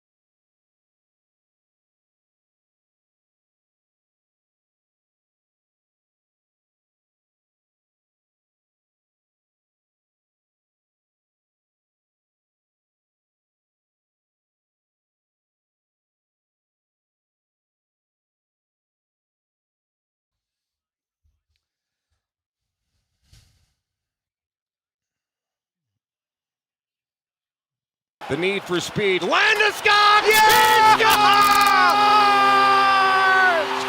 Oh, Captain! My Captain! Welcome back, Cap! Gabe Landeskog! Oh, if they ever needed a goal at this moment and for somebody to break the ice there, Captain Gabriel Landeskog catches it on his forehand, puts it just in front of him so he can lean into it. A clapper just under the top of the circle, far side. Oh. John Mitchell, Mitchie's our guest right now. Hey, Mitchie, that was tricky because you didn't, but you almost did the color analysis bad mistake of the world. Blow the play-by-play call. Been there, done that. But that must have been an amazing moment. You didn't blow it at all. You just had a great natural reaction. But you must have had to catch yourself a little bit during that moment because it was so exciting. Well, yeah. What are you going to do there? Right. The roof kind of blew off the place, and I mean, I'm sitting there acting like a fan up in the stands, which, I mean, a lot of times I am, but even more so in that moment for Gabe because, you know, I played with him for 5 years. He's a good friend of mine. And for everything that he's been through, it was so special. It was so cool to be there and, you know, have a little piece of his comeback story in there myself, I guess, selfishly. Yeah, but so it was awesome. Awesome. Hey, that we talked about this the other day. It was fabulous and momentous, and as you mentioned, with all the struggle and what he's gone through medically and everything else. But to me, the even bigger play, and I keep going on this, for a hockey player, playoff hockey player, when he's sitting there wrestling the big defenseman for Dallas in front of the net, and Girard puts it down the 5-hole, and he's blocking out the goalie, and they can't. But him wrestling in front of that big guy, that was Gabe Landeskog looking healthy to me. Well, yeah, without a doubt. If there was any worry or tentativeness about him and where he was with his knee, you can rest those with him struggling, battling with that big beast in front of the net. Because, I mean, when you watch him out there, that defenseman, he just kind of bowls over a lot of people, but not Gabe. And let's be honest, Gabe's got to be probably the strongest he's ever been in his life right now. And he definitely looks it out there. He looks like an absolute ox. Yeah, people say you can't forget how to ride a bike. I don't know. I might forget after 3 years. Well, Nate said something really interesting. Nate said that Gabe said there's no difference between being out for a month and 3 years. And Nate kind of laughed at that. But do you buy that, Mitchie? Like that there's something to that?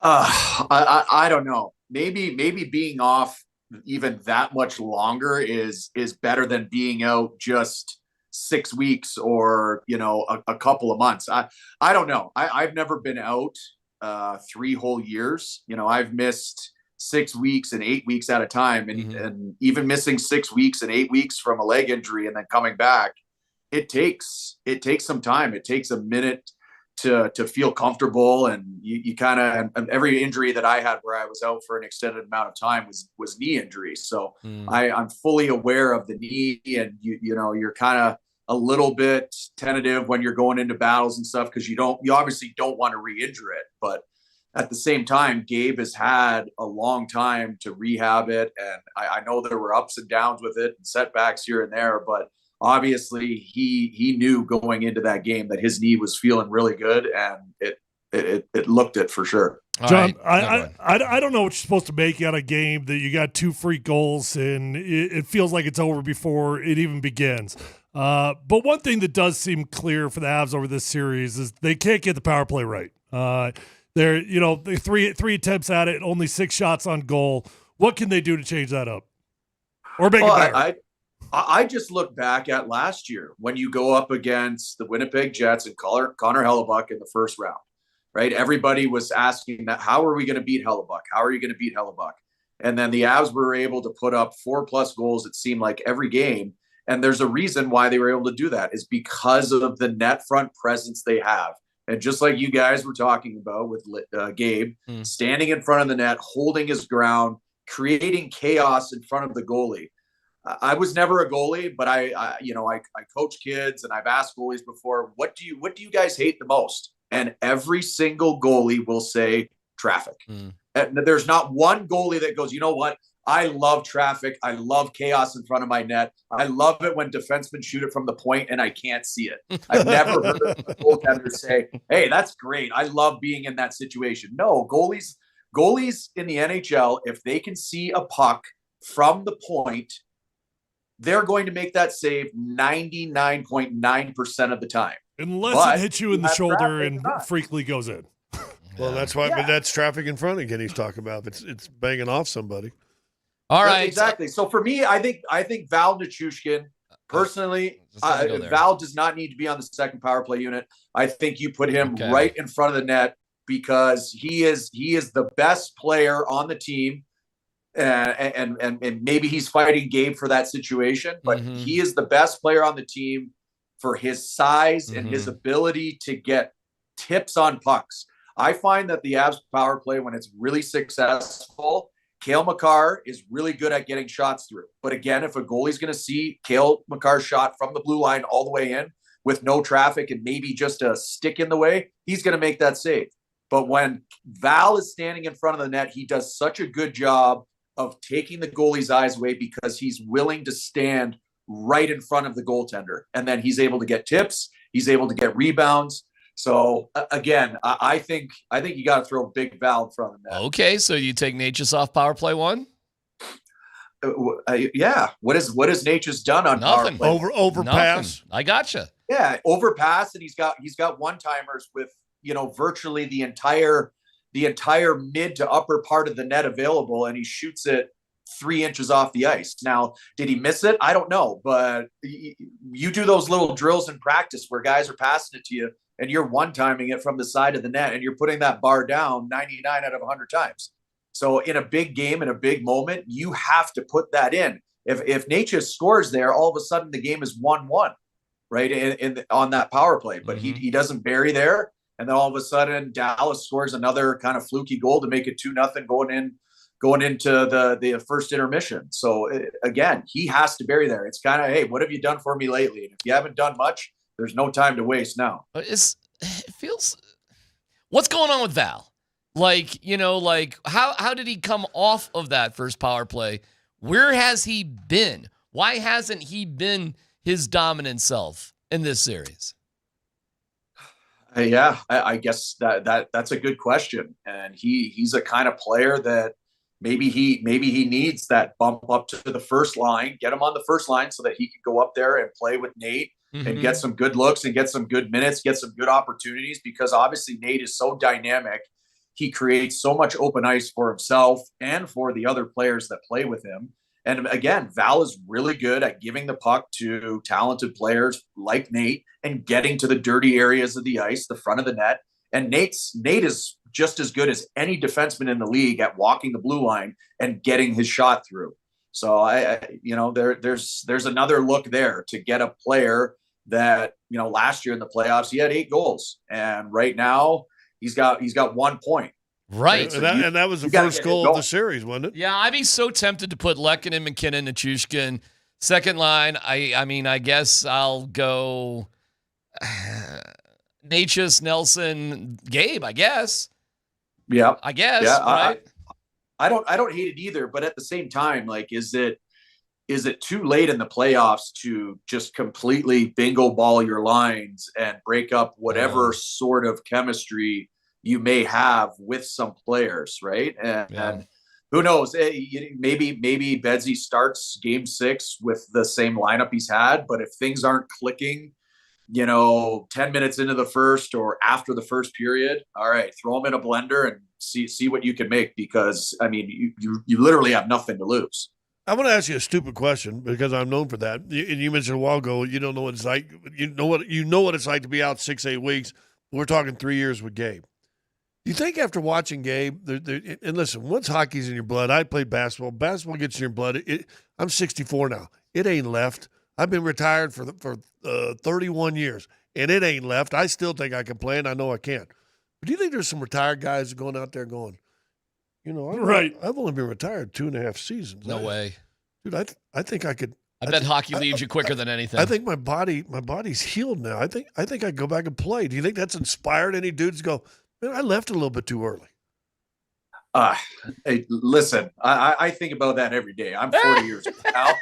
And, Tyler just admitted he's going to go back for the NFL. He's 40 now, too. I've only been out for 10 years. No big deal. Yeah, only 10 years, and I'm sure the body's changed quite a bit, but that's just what happens, right? Like I think about it every day. It's your mentality won't change about how you approach the game and the desire you have, and even me up in the booth with Connor, or whether I'm on the TV or the radio, like I still get goosebumps before games, and I'm not even playing. Right. So it's that competitiveness that you have, and that feeling you have before a game where you're sitting on the couch watching it, that doesn't just up and leave you, right? So I think a lot of guys have everybody has that in your brain. You think you could do something, and then your body will say, whoa, wait a second, what's going on here? Hey, I'll tell you a funny story. So I'm doing sideline my first year out of the league, and I'm calling the games for the Nuggets, who I finished my career with the Nuggets. And I'm on the sideline. You have these backstands. I'm sitting in the stanchions. I got a black the sports coat on, red tie. I remember that, playing Houston. And this one official is just not calling anything. And I am sitting there on this back stanchion cussing and screaming at this referee and just going nuts, to the point where I got full sweat running down my face. And all of a sudden it hit me. I went, dude, you ain't a player no more. And I was literally cussing this dude out, and I'm like, what are you doing? So you're right. It don't leave you, especially soon after, but it finally does. The body says no before your mind does, is what you're saying. Well, the question is, when is this season leaving the Avs? And I felt myself, John Mitchell's our guest, I felt myself really bummed out last night. Really, seriously, and this morning. Like, I was like, whoa. I just did not see them having that bad of a game at this point of the season. I just didn't see it. So, but again, he says, "All right, walk me off the ledge. Walk me off the ledge. You hit Talk to me. You hit the one net on the power play, and two fluky. Their first two goals are fluky. But bad time to have a bad game. And then you take away the other thing. It's a 3-3 game. We're going into overtime again. All right, Mitchie, what do you think tomorrow, or Thursday rather? Well, I mean, the Avs get to come back home. They got some home cooking. They're always good on home ice. Ball Arena will be buzzing. It's just a matter of keeping, your emotions in check and keeping things light. And I think that's where Gabe can really bring a veteran, obviously captain, calming presence to that room. That is something that Gabe is so good at, and not everybody gets to see it, right? Because you're not in the room every time, all the time. Mm-hmm. There's not cameras in the room in between periods, but the amount of calming effect that Gabe presents when he's in the dressing room with the fellas, whether you're up 3 goals or whether you're down 3 goals, he keeps things very even keeled, because we all know in sports you cannot get too high. And you certainly can't get too low. And in game 3, unfortunately, obviously it was phenomenal for Gabe. What a moment. But I believe that all those guys, the high was too high. It was sometimes when you get too high like that, emotionally, it kind of sucks the life out of you, if that makes any sense. So it's kind of crazy how that works. But I think that's what happened in game 3. And then game 4, all that was over. And it was like, we need to go and win a hockey game. And that was the most dominant hockey game I've seen the Avs play in a long time. So somehow they have to find a way to replicate what they did in game 4 on home ice. And then game 7, when it does roll around, I mean, that's anybody's game. All right, you on the call with Connor on Thursday? Are you back on the radio doing that? Yes, sir. Okay, yes, sir. Awesome. I'll be up there with Connor. All right, well, we'll hear you on the call. John Mitchell, our guest. Thank you, Mitchell. Hopefully we get a win on Thursday and this season continues, because that caught us all by surprise last night. Yeah, thanks, Mitchell. This is going to be a game 7. Game 7. Guaranteed. Guarantee. Game 7. Yeah, that's the... You're too high, man. We need to get Landeskog in here to talk you off the ledge. I couldn't believe how upset I was. Well, I don't think you can. Whatever optimism you were feeling going into last night's game, I don't think it's justified to lose that optimism based off a couple fluky things that did make it feel like the game was over before it ever began. But I do think it's realistic to just acknowledge, hey, first off, Dallas is a good team. And second off, hockey's weird, you know? So that's where my reservations have come from. But I wouldn't say I've lowered my optimism. The optimism remains the same. It was just freak stuff that made the game feel over.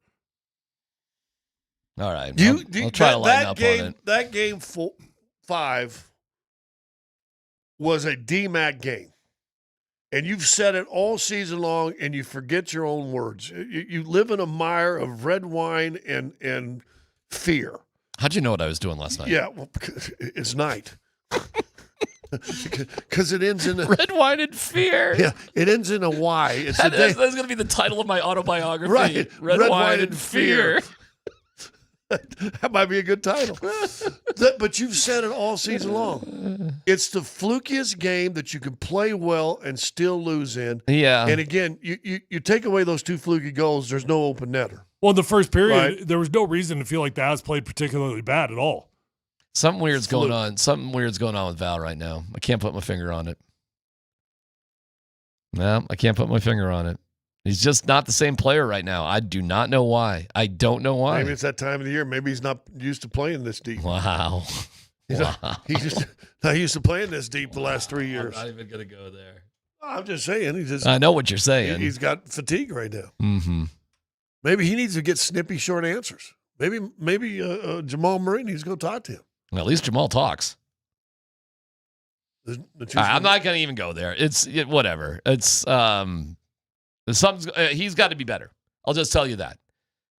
And by the way, congratulations to Cale Makar. He was a finalist for the Norris Award. 5 out of 6 years he gets nominated for best defenseman in the league. Hey, I'm glad John Michael. I will have him on anytime you want to have him on because he's honest. I mean, he's gonna tell you if you and I'm gonna put John Mitchell. Yeah, when I talk about Netches, overpassing, he goes, yeah, he's overpassing. Yeah. Have you heard any of the other?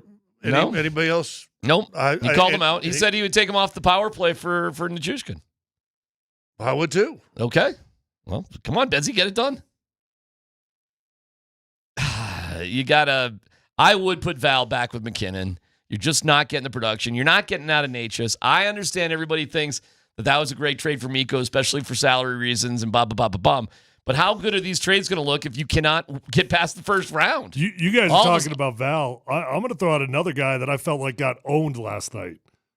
Cale Makar looked like he got owned by Jake Ottinger. I mean, owned.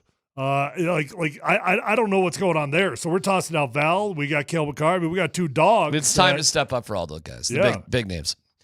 Keyword. Here we go. You can win a pair of tickets to tonight's Game 5 against the Clippers at Ball Arena. Text BEATER as in buzzer beater, BEATER, along with your first and last name to 303-504-0925, and you're entered. Your online home for Mile High Playoffs is nuggets.com/playoffs. You can buy tickets there for all the playoff games, including limited tickets still available for tonight's game. Again, to win tickets for tonight, text BEATER along with your first and last name, 303-504-0925. BEATER with your first and last name, 303-504-0925. Your home for Mile High Playoffs is Altitude Sports Radio 92.5. What are you guys laughing about? No. There's only one person here wearing a beater. It's a high-class one, though. It is a high-class one. For those just tuning in, Tyler came in from the gym, tank top. Yep. 55 degrees, I believe it is right now, wearing a tank top.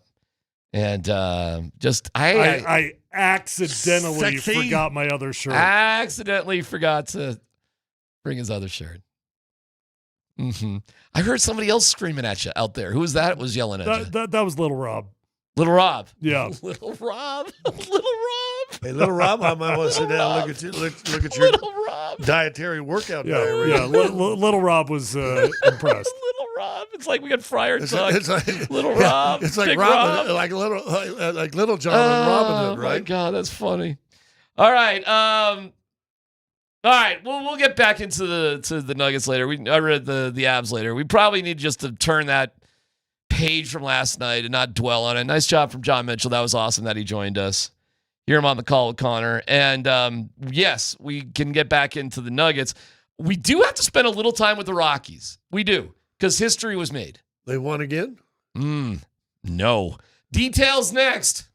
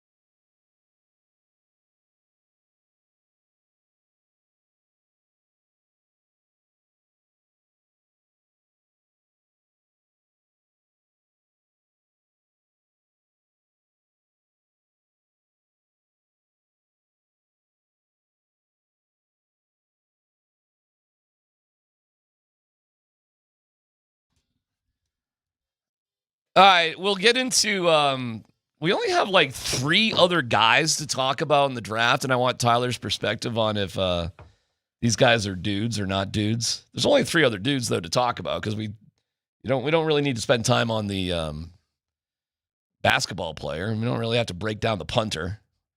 We already talked about Barron, RJ Harvey. Although I'm feeling myself kind of digging RJ Harvey a little bit more today. Kind of like doing little deeper dives on that dude. Feeling a little bit more optimistic. Can't wait to stand next to him. Just NFL guys that are my same height are always kind of amazing to me. Could not believe. Hey, after seeing pictures of him, though, he'll be wearing a tank top. Oh, hey, no doubt about it. Better be. Yeah, Dude. yeah. It's purely the height thing for me, not the body thing. That's for sure. But Hey, you want to go hang out? I'll RJ. never forget standing next to Danny Woodhead and feeling like, you got to be kidding me. He's Like, built too now.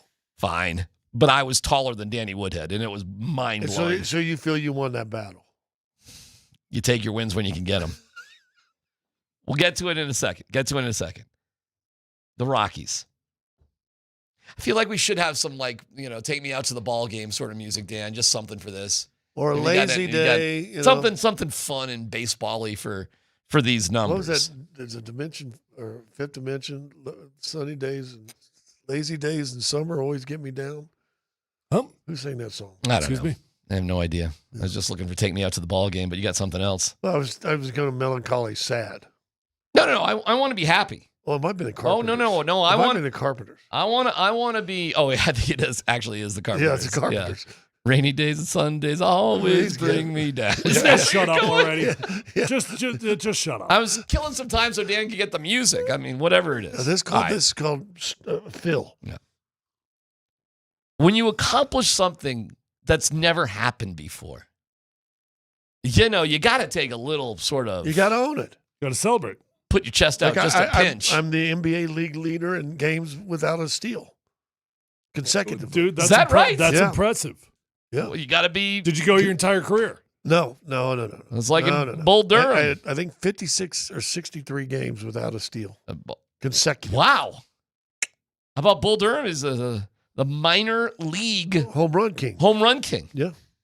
Now, that'd be a little more impressive. Baseball in the National League has been around for 149 years. I mean, just to take that in for special. 149 years. Now, of course, the league's had a variety of different teams, probably from 5 or 6 to 16 or whatever it's been. Who knows, right? But it's easy to say these are thousands and thousands of seasons, basically all piled up. A lot of baseball. Well, at least Lot 149. of baseball. No team in National League history has ever started worse through 28 games than the Colorado Rockies. Even the White Sox from a year ago? God, that was bad. You remember when we were talking about the White Sox? Yeah. Well, first of all, the White Sox are in the White Sox. They're in the American League. Oh, that barely. Okay. I don't mean to be a stickler on this, but Oh, so you said National League. National League, They both got DHs now. What's the difference? 149 years. I like this music. This is inspirational. Field of Dreams? Yeah, 149 years of baseball. 149 years of meeting together in the spring, of collectively getting together, of collecting the equipment and the bats and smelling the grass and cutting the lawn, or whatever the hell they do. 149 years. Every single team that's ever played in the National League through 28 games has figured out how to be better than this Colorado Rockies organization. Through 28 games. Through 28 games, yes. There's an old saying in sports that when you get beat, it's just kind of the easy out. Hey, they get paid too. They get paid too. That dude's good. He gets paid a lot of money. But for 149 years, Tyler, despite they get paid too, everybody's been able to figure out how to win 5 games out of the first 28. Maybe the Rockies don't get paid. Maybe they actually don't get paid also. Well, I didn't see where you're going. Some would say, hey, that's fair. Yeah. Some would say they don't deserve to get paid. And in the middle of this 7-game losing streak that they're in right now, after another loss last night, after going 32 and I believe 2/3 innings of not scoring a run consecutively during this season, the Rockies last night entered into history by losing again. And we wake up today and GM still has his job. Manager still has a Hey, job. but I he's think I found added unreachable numbers to his job. I think I found a Rockies apologist on the text line, actually. I think this is in defense of the Rockies. Read it, Tyler. This speaks volumes about Major League Baseball and how it's broken. Needs a salary cap, but it will never happen. Oh, that's the reason? That's why the Rockies suck. That's why they just set an all-time record. By the way, Vic put out the apologist article of all time on ESPN, surveying a dozen or so pitchers, saying it's impossible to pitch at Coors Field. The level of excuses made for this organization is epic, because all we hear is it's not Bud Black's fault and it's Bill Schmidt's fault and sell the team, it's Monford's fault. And I just want to tell them all collectively, you did it.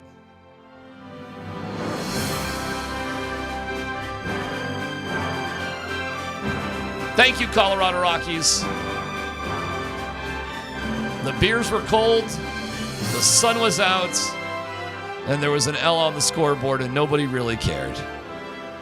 I didn't even know they were playing still. Scott had no idea there was still. Oh, by the way, you're going to love this.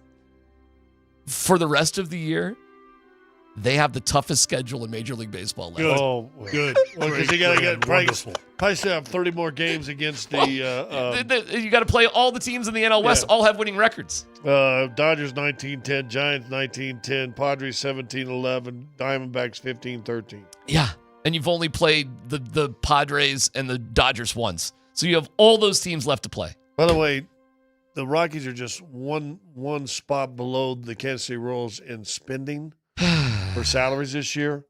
Kansas City's right at 500. They're one game below 500. You're 4-24. It ain't money. It's not money. There's your salary cap right there. By the way, you know what it is? It's like a million things, too. It's not just one thing. It's a million things. I'm telling you, I've offered it for the last 4 years, and I'm going to continue to do it. I could turn this program around in 3 to 5 years easy. You literally could not do worse. I obviously could not. You could not, because they've done the worst ever. They've already done that. Literally anybody listening to the sound of my voice could not do worse running this team. I got a silver lining, though. Go for it. Of your 24 games you've lost this year, of the 28, Chris Bryant's missed a whole bunch, and just think would have been like if he'd have been playing all those. That's true. That's a good point. We do need our best out there. Just we need a full season of KB. KB, baby. You know, I did dip over there because I was doing the Tony Tenderonis and the Nuggets viewing party. I did. My first Rockies game of the year. And, you know, it actually is it's an amazing ballpark. I had to pay $25. Boy, I had the rooftop and the rock pile, they were sold out. Yeah, because it's the cheapest ticket. They were sold out. Cheap tickets and cold beer close. Sunshine, cold beer, cheap tickets. Sold out. Rooftop. Rock pile. Sold out. I had to pay $25 to walk in the door. I sat there. I was like, oh, my God. Am I really going to pay? Because I knew I could only be there for like 3-4 innings. But I sat there. I stood there. You could stand behind. I'm standing behind, the home plate and the whole thing. You just stand. I don't have a seat, but who cares? It's beautiful. It really is beautiful. It's gorgeous. Breaking news. Right. If I wanted to go to the rooftop, ain't nothing to stop me, just walk on up there. Boy, those ticket takers, though, they were guarding those seats. You ain't going to sit in a place you're not supposed to sit there at Coors Field. They're going to catch you. So there you go with the Rockies. I do want to get to we're running a little bit low on time, and I want to give you more time, Tyler, to go through some of these guys. There's only 3 other dudes that we really need to look at. But let's wait on that for just a little bit, and we can spend more time at that coming up here in a little bit. If you have a no dumb question, 303-504-0925. YouTube, fine. Twitch, fine. Three-Eyed Raven, fine. It's PhD on 92.5.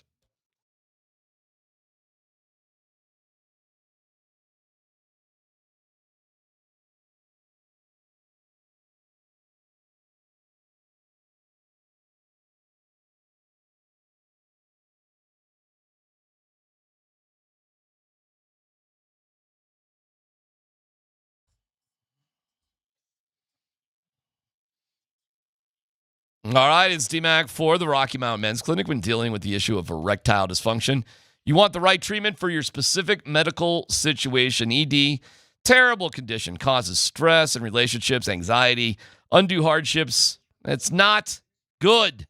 So let's get things going down the right path with the Rocky Mountain Men's Clinic, because their treatments work where the pills or herbals fail. They've got success rates well over 90%. Some can have you last an hour or more. They've served the Front Range of Colorado for nearly a decade, treating tens of thousands of men. So schedule a consult today. That initial visit's only $99. You get the consult, T and a PSA test. If advised, the test dose. And listen, if the test dose doesn't work in the office, your visit's free. They've got an expert staff. Like a lot of men, you could be having sex the day after your appointment. 5 locations up and down I-25, Fort Collins, North Denver, Central Denver, Castle Rock, and Colorado Springs. So hit them up today at 720-440-7900, RockyMountainMen'sClinic.com.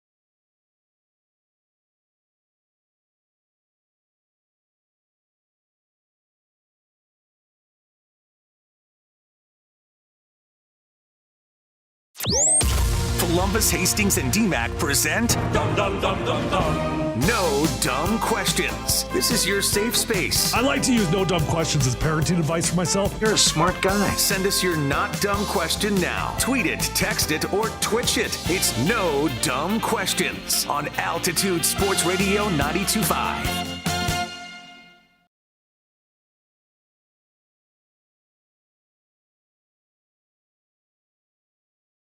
All right, no dumb questions. 303-504-0925. Twitch, go ahead. We got you there. YouTube, like and subscribe. We got you on that as well. Before we get to no dumb questions real quick, maybe this is a no dumb question, but like I think I'm figuring out why I'm taking this loss by the Avalanche so hard. All the changes the Avalanche made were clearly supposed to be about going on a deeper run. And how long have we praised those changes? So to find themselves in a must-win game at home after playing so well in Game 4 at home really feels weird. Like, we were critical that the Nuggets did nothing and should have done something. And what did we say? Look at the Avalanche. Look at the Avalanche. That team, look at them. Look what they did. So now that we find the Avalanche in a desperate situation is really taking my breath away right now. I think that's what it is.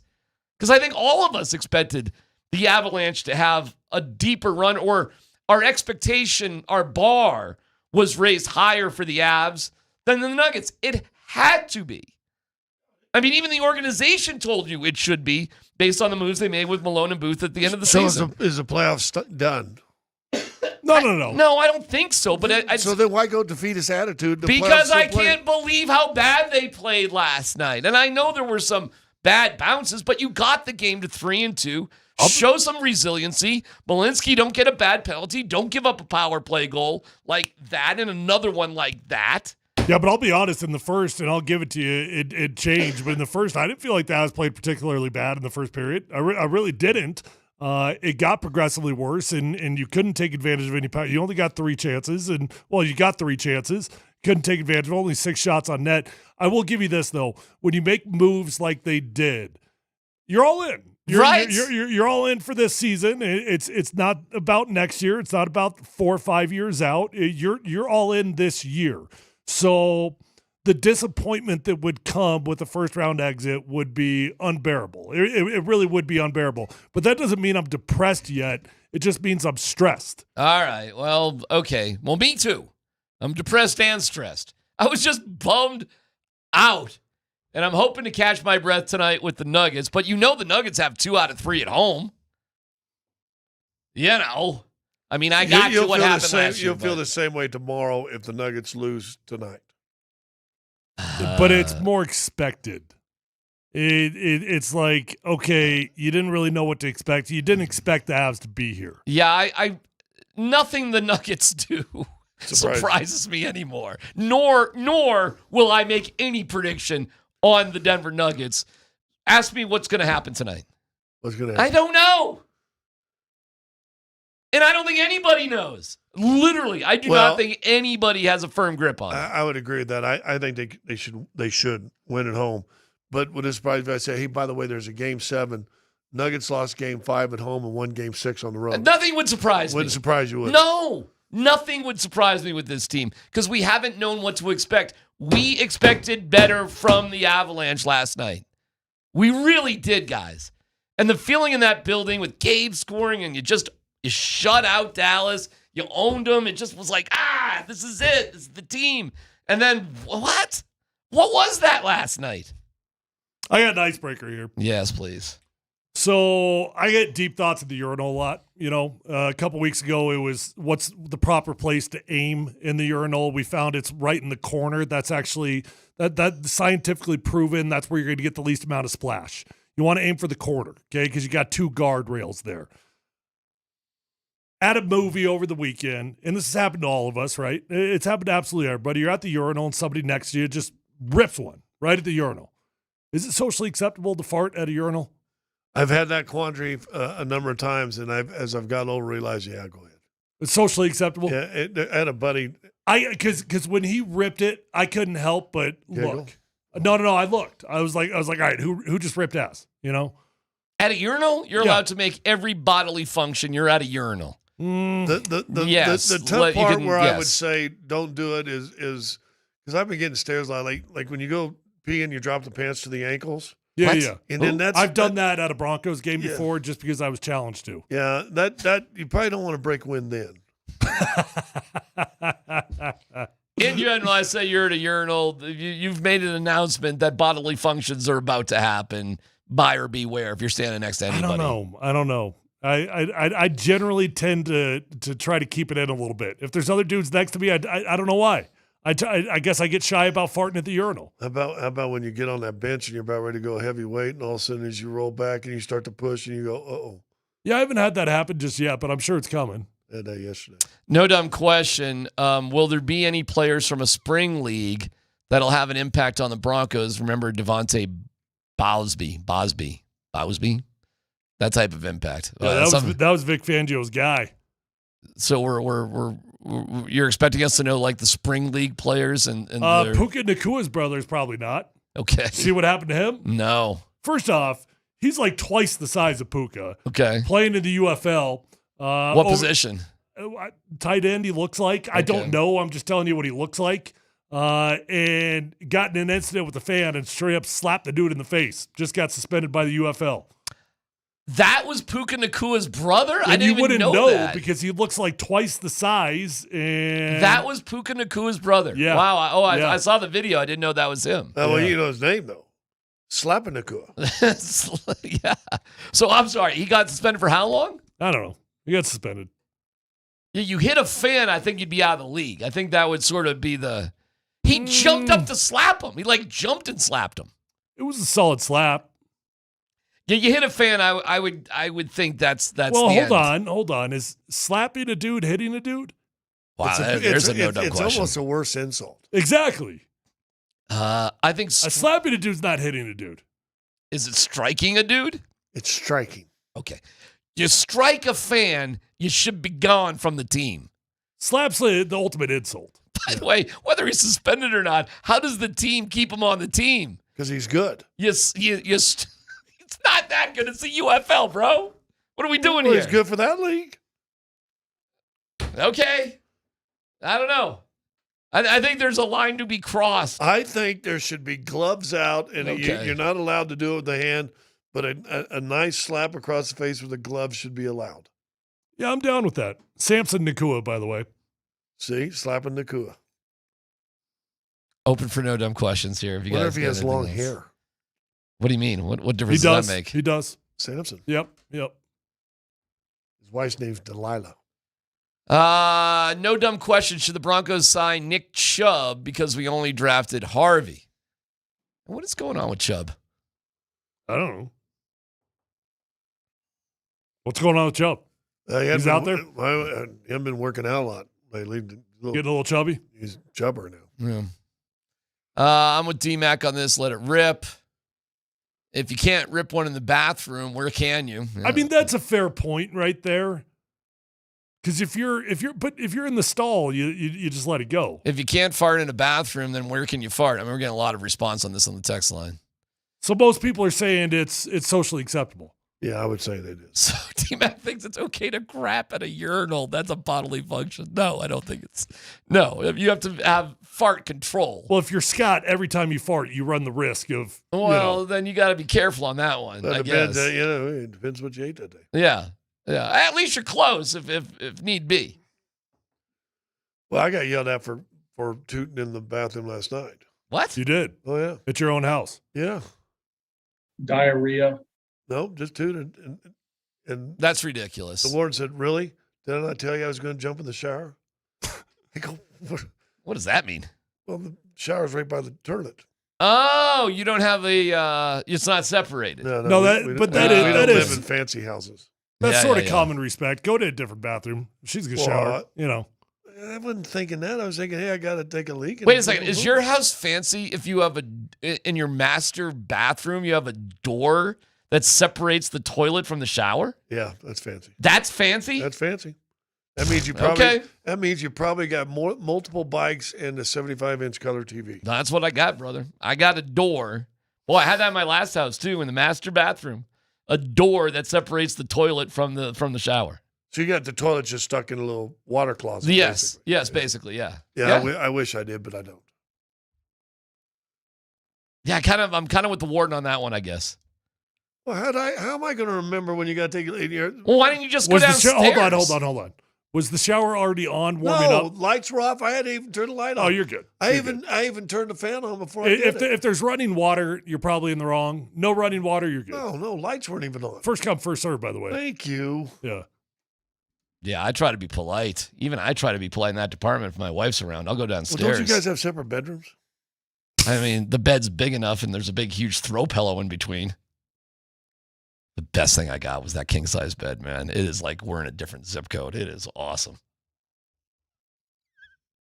I freaking love it. When it's time to go to bed, it's time to go to bed. You don't want anything else going on. Seriously. What? Said no man ever. Says a lot of men. That's the way to go. Huh? Oh, you don't want to be bothered. You want to just sleep. What? Trust me. 38 years. That's a dude that's given up. Yeah. What's that thing? Rocky Mountain Men's Clinic. Yeah, sure, no problem. Big question of the day coming up next. Not going to work anyways.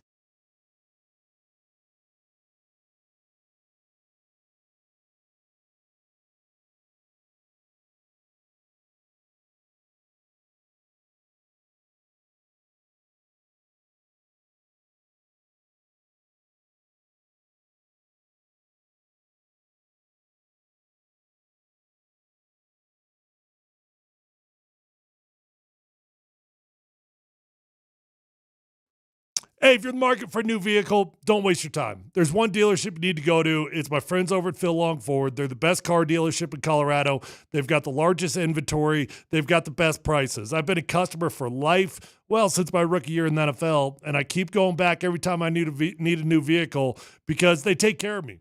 I know them, I love them, I trust them, and I built a long-term relationship. You're going to do the same thing. When you go to Phil Long Ford, you're going to find the vehicle of your dreams, and that's important so you don't have to waste your time driving all over Colorado. They've got over 1,000 cars, trucks, vans, SUVs, electric vehicles, even commercial fleet vehicles on their lot right this minute. So whether you're looking for new, whether you're looking for pre-owned, it's on the lot at Phil Long Ford right now, and you're going to get the best price at Phil Long Ford right this minute. So don't waste time. Go to Phil Long today. Find the vehicle of your dreams. They've got an award-winning service department. So once you buy that new vehicle, keep it serviced over at Phil Long Ford. You're going to love that ride for a very long time. Let them know your friend Tyler sent you on over, and feel free to shop at phillongford.com.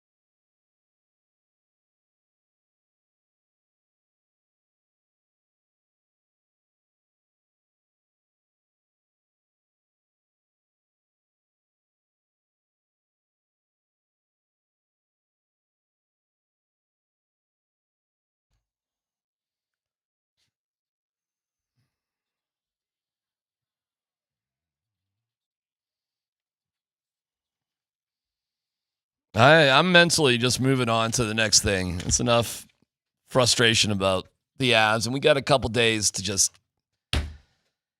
It's a rare break in the NHL. So, okay. The Nuggets. Let's get to the Nuggets here. And we'll go through dude or not dude with the three other guys we really haven't talked about with the Broncos draft here in a second. But what are the fair expectations for the Nuggets tonight as they are in a critical, game 5? Win your home game. Okay. Talk to me about how that's supposed to go. Well, you got to play like you came out to start. Well, actually, they did all game long, but you just got to come up with a physical mindset. I think the games that they've struggled in, they've come and tried to wait for the game to come to them, and then, game 2 they're able to get back into it, but game 3 they, it just slipped away, and then okay, whatever, we've got another game coming up. If you really want to win this series, you come in with a real physical mindset. You win game 4, and who knows, maybe you win game 5 and give yourself a couple days of rest. The best scenario for Denver is to win tonight, win Thursday, and then you probably won't play again until next Monday or Tuesday. Why not? Okay.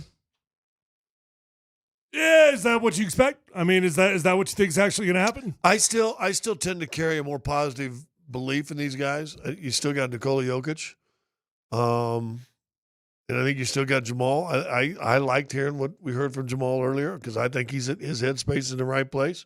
It all comes down to the how well, to me, Gordon Brown and Porter play. I'd rather hear Jamal when Vic asked him a question about, you've been behind previously in these series.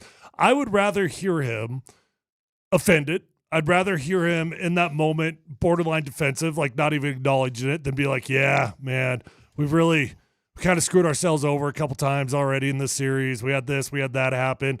Like, the dude's in it. He's in it. And maybe it's not the most polite version, but clearly the guy cares right now about winning and losing.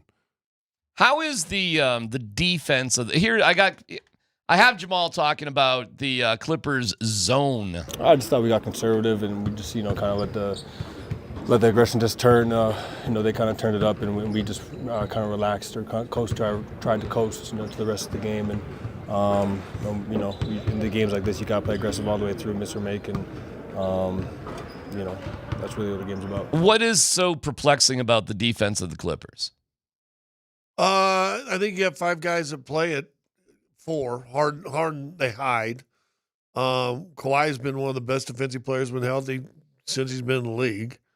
I think they get after Dunn. That's what he is. He's just a defensive specialist guy.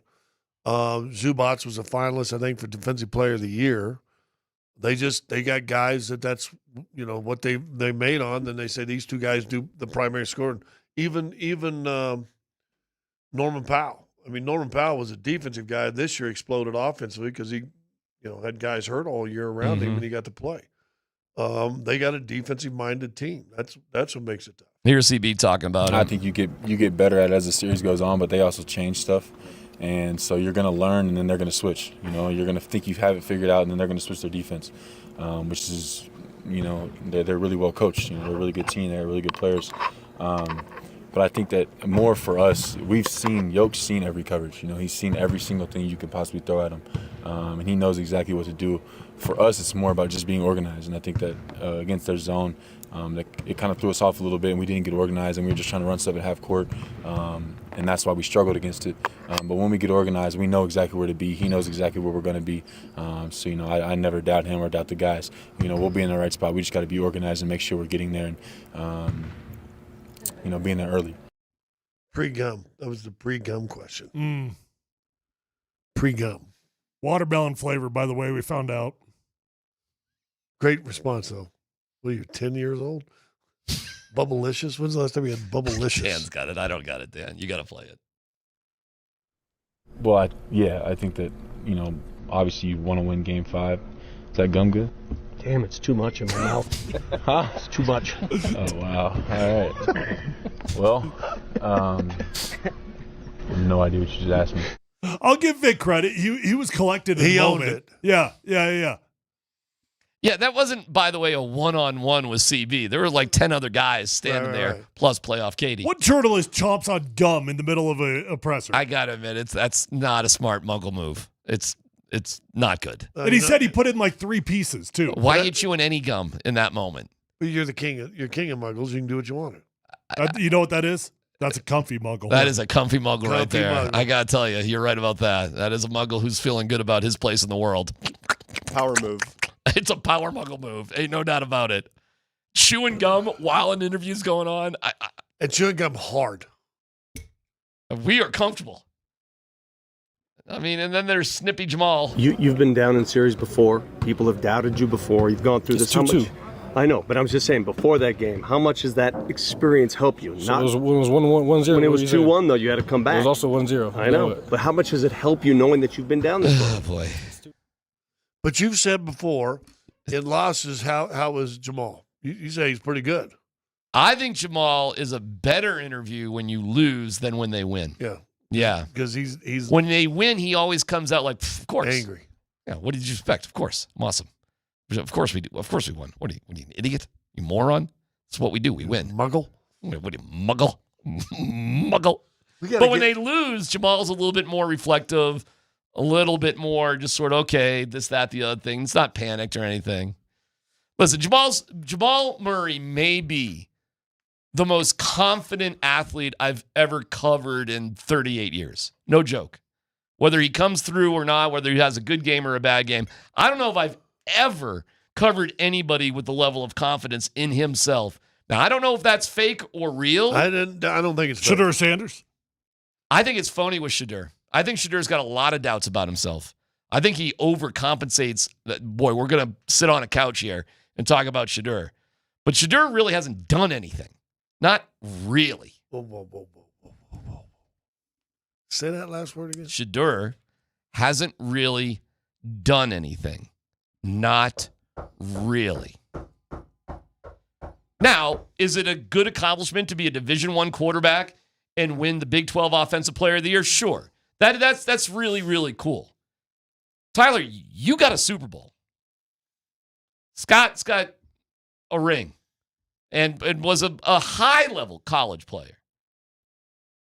What's Shedeur done? Seriously, I'm not even joking about this. What has he done? Where were you at this commentary when he got the number 2 put up on the east wall? We had this chat. I mean, if you want to play that game, though, you can play that game about Caleb Williams. You can play that game about a lot of guys. Sure. Caleb Williams went number 1 overall, and you would say, what did he do his senior year? Didn't he win like 7 games his senior year? He did, but we're talking confidence. He did better, though, his junior year in terms of just winning games, and he has a much higher winning percentage. Yeah, but he didn't win anything. He didn't do. Okay. I mean, if that's the standard, there's going to be thousands of dudes that haven't done. But we're not talking about Caleb Williams being overly cocky, are we? Hell yes, we were. All right. Okay. Hell yes, we were. If you want to say he didn't do anything either, that's fine by me. I'm not sitting here arguing that he's really done anything. But I just think it's a tough argument. I do. I think it's relative to where you play. I think it's relative to a lot of things. And success is the product that you put on film. At the end of the day, it's a team sport. I got it. You are not being evaluated for your team by the NFL. You are being evaluated as an individual. I'll give you this, just getting back to the Nuggets. No matter what, Jamal Murray has come up big in the biggest moments. He has done that. So I think Vic's question actually is pretty solid. Like, does what you've done in the past give you an advantage in the future in big moments? Because we're at one right now, right here tonight. It's another big moment. So to doubt Jamal Murray is kind of a fool's errand because he's actually done it. He's in good shape, it looks like right now. Like I would never bet against Jamal Murray in a big moment. That's a fair statement. Now, can he aggravate you getting to that moment? Right. Yeah. Getting through, games in January and February and, playing Sacramento on a Tuesday night or I don't know, who knows? I mean, how many 5 for 17, 15-point, 4 turnover nights have we seen as well? We've seen quite a few of those because it's not consistent, but he is clutch. So at the end of the day, I'll always take the clutch guy in the playoffs. I'll always take Jamal Murray in the playoffs. Guys, I have breaking news. All right. There we go. The Colorado Rockies are on the front page of ESPN.com. Lead story Well, of ESPN.com. Seriously? It's history. I mean, you got the photo, you got everything dead center. Title. They tell you to keep it down. Don't listen. 30 years of Coors Field horror stories. I read this earlier today. That is the front page of featured It's the Wow. featured article of ESPN. That's not even on like the baseball section. That is like the featured article of ESPN. that is above the fold. I haven't read it. I read it Break earlier. it down for me. It's like 14 ex-pitchers of nightmare stories making excuses why they couldn't play at Coors Field. Are they Rockies or opponents? No, a little bit of both. Mostly Rockies guys. It's a long ass article. Here's my question. The long list of 3 and 4, number 3 and number 4 starters who became number 1 for Rockies couldn't figure it out here. But here's my question. How come our batters can't take advantage of these other pitchers that have to pitch at Coors Field? They go into that too. There's a whole reason because we have to do it repeatedly and the other teams only have to do it for a very short period of time. And repeatedly having to overcome it is more difficult than just being here quickly. It's something like that. There's some sort of BS science. I don't even buy that. But then they go into the field. It's the largest outfield. So I was a pitcher. I threw a ball. I thought it was a single. It ended up being a triple. What the hell just happened to me? It's like that too. Well, can I say something? If that is true, then why haven't you built your franchise and your team around a handful of slap hitters? They've literally tried everything. When? They've not done that. Since Blake Street Bombers. Juan Pierre, slap hitters, was the center fielder. Oh, slap hitters. Slap you mean hitters. the Juan Pierre that went to the playoffs with the I'll Rockies? tell. Yeah, okay, but I'm telling you, they've tried everything. But they haven't tried. They've tried slappies. Do you remember when St. Louis, when Whitey Herzog was there, and they called it Whitey Ball, I think, and all they had was a bunch of slap hitting, right around 300 hitters, no power at all, and then guess what? Got them to the World Series. Listen, you only have to go slightly above 500 to make the wild card, as the Guardians proved, as the Diamondbacks proved. You do not have to win 112 games and beat the Dodgers for the NL West to win the World Series. You don't. You have to be a slightly above 500 team, and you can do that at Coors Field. It's happened. Not a lot. I mean, what was Charlie Blackmon, like a 14-year career, and he had like 2 winning seasons? That is a crazy stat, by the way. Can you imagine playing 14 years and only 2 of them, you have a winning record? Well, this is the most. What was Todd Helton? This is the most pathetic article I've ever seen. Oh, I know. It's loser. In my entire life. It's Loserville, USA. This is unfreaking believable. It's excuse How after about you excuse. drop a pair and come up with a way to succeed? All you losers that are quoted in this article about how you have zero chance of competing. Yeah.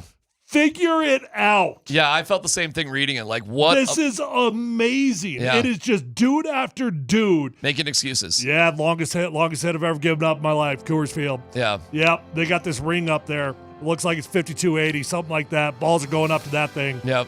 Yeah, Evan Longoria, my rookie year, man, line driver. That sucker went out. No way it should have gone out. Well, he's not a loser. He didn't play for the Rockies. I mean, I got it. It was a pitcher talking about what they gave up. Oh, what they gave up to Evan Longoria. Okay. Wake up. Who, by the way, the Rockies could have drafted and passed him. It doesn't matter. It doesn't matter. But they've won before. And if they've won before, you could win again. They've gone to a World Series before. Correct. I've been in that clubhouse twice when they were spraying people with champagne and beer because we made the playoffs. Twice. Back-to-back years. It can be done, y'all. But no, Tyler's right. It's a long article. It's just the most loser, though, tone of everybody in there just saying, we didn't have a choice but to lose because we played at Coors Field. It's so easy to make that excuse. Then move the franchise. Jeremy Guthrie, Rocky starter in 2012. I was facing the Oakland Athletics, and they hit at least 2, maybe 3 upper deck home runs on me. I was not under the impression they weren't going to go out. Seeing balls go further and further, fans booing louder and louder, though. It's just part of the Coors Field experience. Yeah. It's just, it feels like a bunch of losers in that article. In other words, what he just said, it was probably those home runs are going to go out anywhere else I pitch. It's just they went further here. Exactly. So you were a bad pitcher. Well, yeah. But no. I wasn't. It's Coors Field's fault. Yeah. So they found a dozen or so losers to talk about it wasn't my fault, it was Coors Field. That's what this article is. It's so lame, in my opinion, to blame Coors Field why I sucked. Okay, all right. Congratulations. Oh, yeah, we got to take a break. Yeah, well, you got me going. Hey, they on are that featured on ESPN, though. They are. But again, wait till you see the first highlight from a Rocky. All right. The next keyword to win Nuggets tickets comes up next.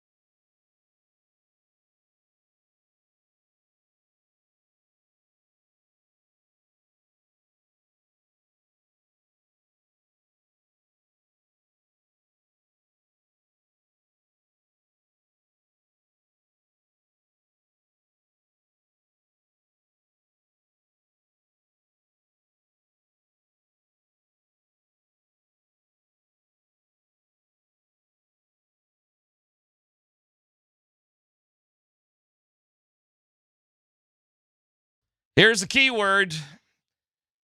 Say Nuggets playoff ticket Tuesday, and you can win a pair of tickets to tonight's game against the Clippers. Text Aaron, A-A, double A-Ron, along with your first and last name to 303-504-0925, and you're entered. Your home for Mile High Playoffs is nuggets.com/playoffs. You can buy tickets there for all playoff games, including limited tickets still available for tonight's game. To win tickets for tonight's game, A-A-R-O-N, Aaron, along with your first and last name, 303-504-0925. Your home for Mile High Playoffs is Altitude Sports Radio 92.5. Let's go, Dan.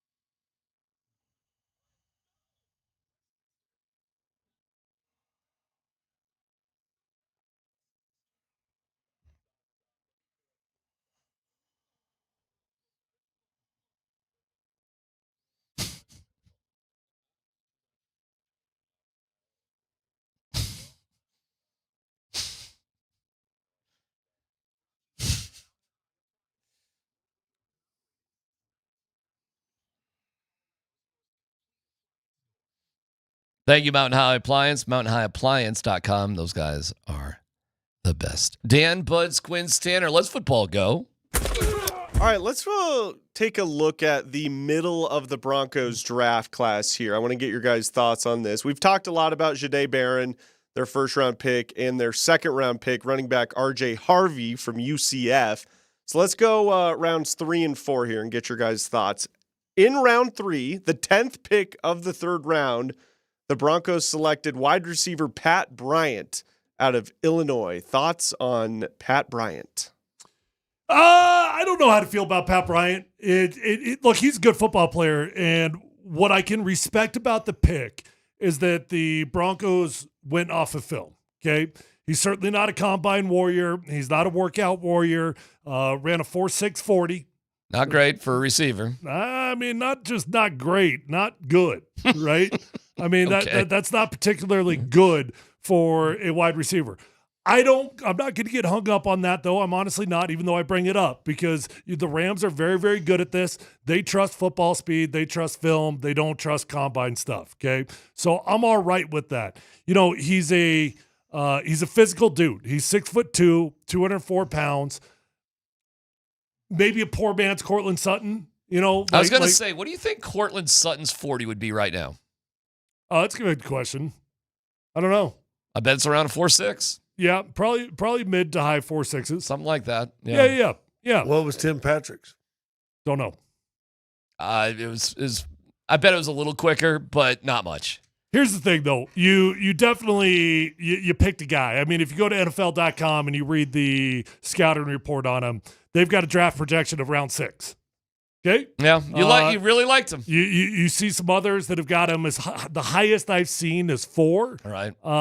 Which would still mean that you overdrafted according to most people. Mm-hmm. So I think he's going to be a possession wide receiver that does have something to do with Cortland Sutton down the road, more than likely. Right now, I don't even know where he fits in. Whose spot is he taking right now? Little Jordan Humphrey, basically. He's your new little Jordan Humphrey. Okay. That's the spot. And the best stat he's got, probably, it's something like 76 targets, 1 drop last year. Something like that. He does have some impressive film. Yeah. So and a good blocker downfield. I think he'll be. Which was Jordan Humphreys too, right? That's right. Little Jordan. First of all, little Jordan Humphrey was anything but little. The guy was like 6'4" and yoked. Just dropped the ball. So I think he's like that. Plus, he'll be a special teams guy, and it appears he's fine with being physical and contact and the whole thing. So okay, fine. But they did not get Matthew Golden. They did not get Luther Burden. They did not get a churn and burn. They got 2 guys that can do that, Troy Franklin and Marvin Mims, and they must really believe in those guys. Or the board didn't fall right. Or the ball. I mean, listen, the one thing that is very, very clear, within a year's time frame, you still have to go out and get a dude at the wide receiver room. No doubt about it. And you're going to eventually need a dude as a tight end. Eventually. Yeah. And you got to hope Evan Engram stays healthy because you got Troutman, Adkins, Kroll. I mean, It's not a murderer's row there of dynamic tight ends. Lorman. But you got Barron, okay? And you apparently have the scariest secondary in the NFL now.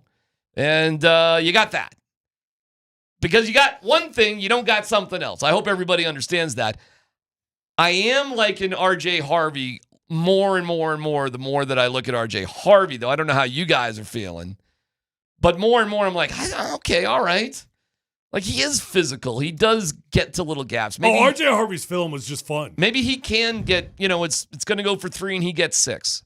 It's going for 6, he gets 9. Maybe he can be like that. And in all honesty, you're right. Which would help the running game. Drafting a first-round running back that's only going to be around the league for 3 years anyways feels silly. And is RJ Harvey that much less than Omarion Hampton or Henderson or Judkins? I don't know. So if they trust it, if they believe it, okay, cool. Well, I go back to what I said before the draft. Why are you going to draft and spend the 20th pick on a running back if you're going to rush him 5 times a game? Another good point, too. And do we really believe Sean Payton is going to run the ball 25 to 30 times a game, guys? Do we really believe that's going to happen? Not unless this guy is a beast. Yeah, but it's even still, no. You drafted him in the second round, which that's like the equivalent of a first-round running back. It really is. This year was a little bit unique because there were some actual first-rounders. Second round's about as high as you could get as a running back. So I bring that up to say he better get 12 to 15 carries per game. I hope so. All right. Next guy there, Dan. All right, last 2 here. So their second pick of the 3rd round was an edge rusher, Savion Jones out of LSU. And then their first and only pick in the 4th round was another edge rusher, Q Robinson out of Alabama. Just thoughts on those 2 players, and were you guys surprised to see the Broncos take back-to-back edge rushers? Yeah, they're both listed as edge rushers, but they're not both edge rushers. Savion Jones did play edge in a 4-down scheme. I believe he'll play defensive tackle, like a 4-eye. He'll be like a like a Derek Wolfe over the years, or Malik Jackson. Right? Yeah, that's so that's the position he'll play. He's listed at 280 pounds. That's way too big for a 3-4 edge rusher. He probably needs to gain a little bit of weight, if anything, to play on the interior defensive line. In terms of value where these guys were selected, if you're just going off other people's opinions, which the only opinion that matters is the Broncos, but other people's opinion, he was drafted about where most people thought he would be. Q Robinson I like. He's a dude that excites me. He's got his college film reminds me a lot of Nick Benito. He's a little bit light in the ass. But he's got great bend. He gets around the corner real well. He's a tall dude. He's 6'4", 243 pounds right now. I'd like to see him put on about 10 to 12 pounds, play in the high 250s to low 260s, somewhere in that ballpark. He's kind of a little bit like Peyton Watson. Like, he just didn't play like that much, but there's all sorts of crazy upside to this guy from what I read. He's got some really good pass rush ability. Okay. Well, and does it also speak of what they're going to have to do over the next 2 or 3 years as far as their defensive line? Pass rush, edge rush, inside rush. What they're going to have to do is who they're going to pay, how many guys can they pay. That's right. And so now they've got guys behind them. Mm-hmm. Yeah, that's all good. And what are we talking? 4th round, 5th round, whatever they are, deep or 4th pick. And 2 guys that could be also beast on special teams too, right? Theoretically. I mean, you hope so. And then you got a punter and a basketball player. Yeah. I'm excited your final 2 picks you spent on non-football players. Got a punter and a basketball player. Now, Caleb Lohner's stats are intriguing. I think he's got 5 catches on his entire career, 57 total snaps of football ever played. Which means he's a blocker. Ever played. He's a good blocker. But of his 5 catches, he caught 4 touchdowns and 1 2-point conversion. So every time he's caught the ball, he's technically scored. Absolutely. Yeah, he's the Mike Vrabel of basketball players also playing football. So that means they haven't thrown him 1 pass over the middle of the field. Right. You have a tight end who's never caught a pass in the middle of the field. 6'8". I have seen some of his highlights, but they're not a lot, but they're pretty funny because he really literally just posts up on a smaller defensive back, and it's like, here you go. The Chiefs had, I'm so sorry, I'm forgetting the guy's name, but the Chiefs had somebody almost just like that a few years ago. It was back when you played, Tyler, and I remember. It was the dude that came from the Chargers. He was originally with the Chargers, and then he went to the Chiefs. You know what I'm talking about? It was something more. Yeah, he was like 6'8". I remember Chris Harris trying to defend him in the end zone. It was comical. You know, there's nothing, but he was a real specialist. He was a skinny guy too. This loner guy is it looks a little thicker. He's got a 37.5 vertical. I mean, he's a basketball player. Oh. I don't know. It'll be a treat to talk to him and to have. I bet hopefully he has a good personality. But again, I know the punter has a great personality. I've seen some of the mic'd up things with him. He's funny, man. He has fun with it. Seems like a cool dude, and he's got a goofy accent. The basketball dude is a flyer. Let's see if we can develop something. Yeah, Maybe we get sure. a monster steal. But he's not the athlete as a football player Julius Thomas was.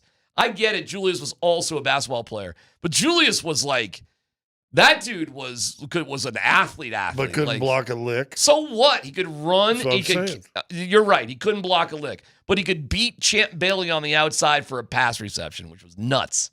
He could do things that were insane. Maybe this guy can too. No, he cannot. He's got 37.5-inch vertical. He's probably pretty athletic at 6'8". Maybe, but he's if he could play basketball, he'd be doing that. If he was really that good at basketball, he's not like a runner. Julius Thomas could run. This guy's just in the low post. We'll see. We will see. The guy's never taken a hit over the middle. Hey, he's got pretty respectable speed. I mean, 4.6. That's what our wide receiver Pat Bryant ran. Yeah, he's that's 6'8", fair. running Okay. a 4.6. I'm just saying, I'm with you on this, Tyler.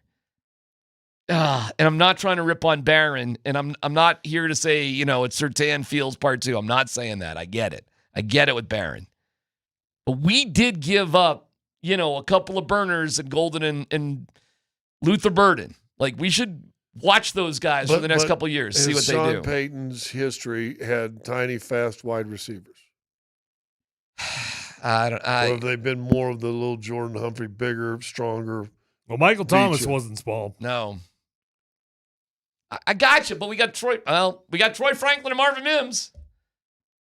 But Mims wasn't a Sean Why Payton do you guy. love Troy Franklin so much? I don't. Yes, you do. I do not. You love him. I do not. He's your favorite. They just He got caught him. a pass, and you're like, we're in. They could cut him tomorrow. I was hoping they would cut him for Tez Johnson, and Bo Nix would get his brother on the team. Oh. So I don't care about Troy Franklin. I'm just telling you they got him, and that's his. But his MO was he was fast. That he is fast. But, you got to also catch the ball. It's a couple things that Well, you what gotta were we do. saying about Mims after his first year? Well, nothing, because they never threw him the ball. And that's why he was ripping on Russell Wilson to fans in the stands. And Sean Payton admitted we screwed that up. And you did screw it up. You did. You need to use the guys that you take. And they got to do the same with RJ Harvey. But I think they love RJ Harvey. Yeah, Sean's going to have a plan for RJ Harvey. Yeah, he is. So I'm not worried about it. You don't overdraft a running back in the second round unless you got a plan for him. I agree. He's going to be he's their boo. No doubt about it. They got Boo Nix and you got Boo Harvey. They're the Boos.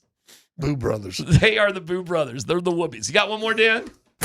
Yeah, just real quick, guys. I'm looking at a 2026 mock draft. This is for you, Scott. Wow. Arch Manning Awesome.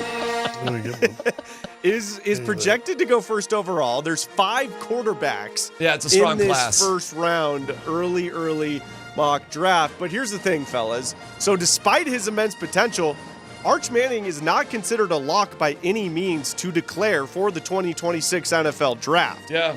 In fact, we had Adam Schefter on yesterday. He was talking about the podcast he did with Mel Kiper. On that podcast, Mel said he doesn't think Arch is coming out at the end of next season. Yeah, I wouldn't be surprised. That kid loves college. Well, and he talks about how, Peyton and Eli both went back for that final year in college. Because they love college. Do you guys think Arch should declare if he's the consensus number 1 pick in next year's draft, or do you think he should go back to school for 1 extra year? I think if he loves college like Matt Leinart loved college, you should go back to college. It's the only time you get it. Financially, he's fine. He'll make big money. Did you hear the caveat? What? The consensus number 1 pick. Did you hear that No, part? I got you. He'll be the consensus number 1. no, Justin no, Herbert no, went back. no. Justin Herbert went back to college. He was not the consensus number 1. He was a top 10 pick both Right. years, his Right. junior year and senior year. But not the consensus number 1. If you are the consensus number 1, that means that you literally cannot do better. That means you literally cannot improve your draft stock. The only thing you could do is have something freaky happen. Did you see that Quinn? Hell no, you don't go back to school if you're the consensus number one. Okay. Well, who's the team, by the way, that's projected to take him? The Saints. Oh, that's crazy. Oh, maybe you don't. That is wild. Wow. Yeah. What do you mean? Tyler Shuck isn't going to... What do you mean? You think Arch Manning wouldn't love to go to the Saints? No, he drunk? would. No, I just said, like, that's Oh, I'm sorry. You're tempting. saying... Oh, I thought you were saying the other way around. Yeah, no, that's like... That'd be hard to turn down. Gotcha. Now, would Archie give him permission to wear his old jersey? Of course, number 8. Did you guys see Lawrence Taylor? And so Abdul Carter I saw that. wanted to That wear was number great. 56. That was great. Which is retired. Asked Lawrence Taylor for permission. He said no. He said, make your own legacy. Yeah. Warren Moon gave number 1 to Cam Moore. He did. There's a whole. It was really cool. Like he came out. Cam Moore was surprised by it. Like, go ahead, son. Wear my number. And Lawrence Taylor was like, no. Of course, Warren Moon did it in Houston, not Tennessee. Okay. They have that confusing history legacy going on there. Right, Yeah, right. They get it twisted. Do whatever. What do you think? Do you think he should come out or not? If he's ready. If he's not, stay in. Yeah, he may. That's another one too. He may not. I have no idea if he'll be ready. Like Right. So I'm just playing the game. He asked if he's the consensus number 1. There's nothing to think about. You're an absolute moron if you go back to school. They play. You cannot improve. But he might, as a human being, may not be. You don't know. You have You no go idea. 11-1 and play in the college football hall of, or championship game, and you have a monster year. You're probably going number 1. Probably. Then you got to think about it. What was the Who number are the 1 other- pick in the who are draft? the- What are you gonna make? 11 million first year, 10 million. Yeah, I mean, you're probably looking at 60 guaranteed. I don't know. Yeah, but don't forget, he's probably going to make $8 to $10 million period in At a Texas. year at Texas. Yeah. Who are the other top quarterbacks? It's such a great class. They Who- have Lenoris Sellers, the quarterback from South Carolina, going 2nd overall to the Jets. Drew Alar, the quarterback from Penn State, 5th overall to the Browns. So Garrett Nussmeier, quarterback out of LSU, going 16th to the Steelers. Oh my God! Can you imagine how horrible that season would go for Shedeur if the Browns are drafting a quarterback at 5? Can you imagine the nightmare? You know, one thing that was fascinating that came out during the draft about Shedeur, I had no idea he had another year of eligibility.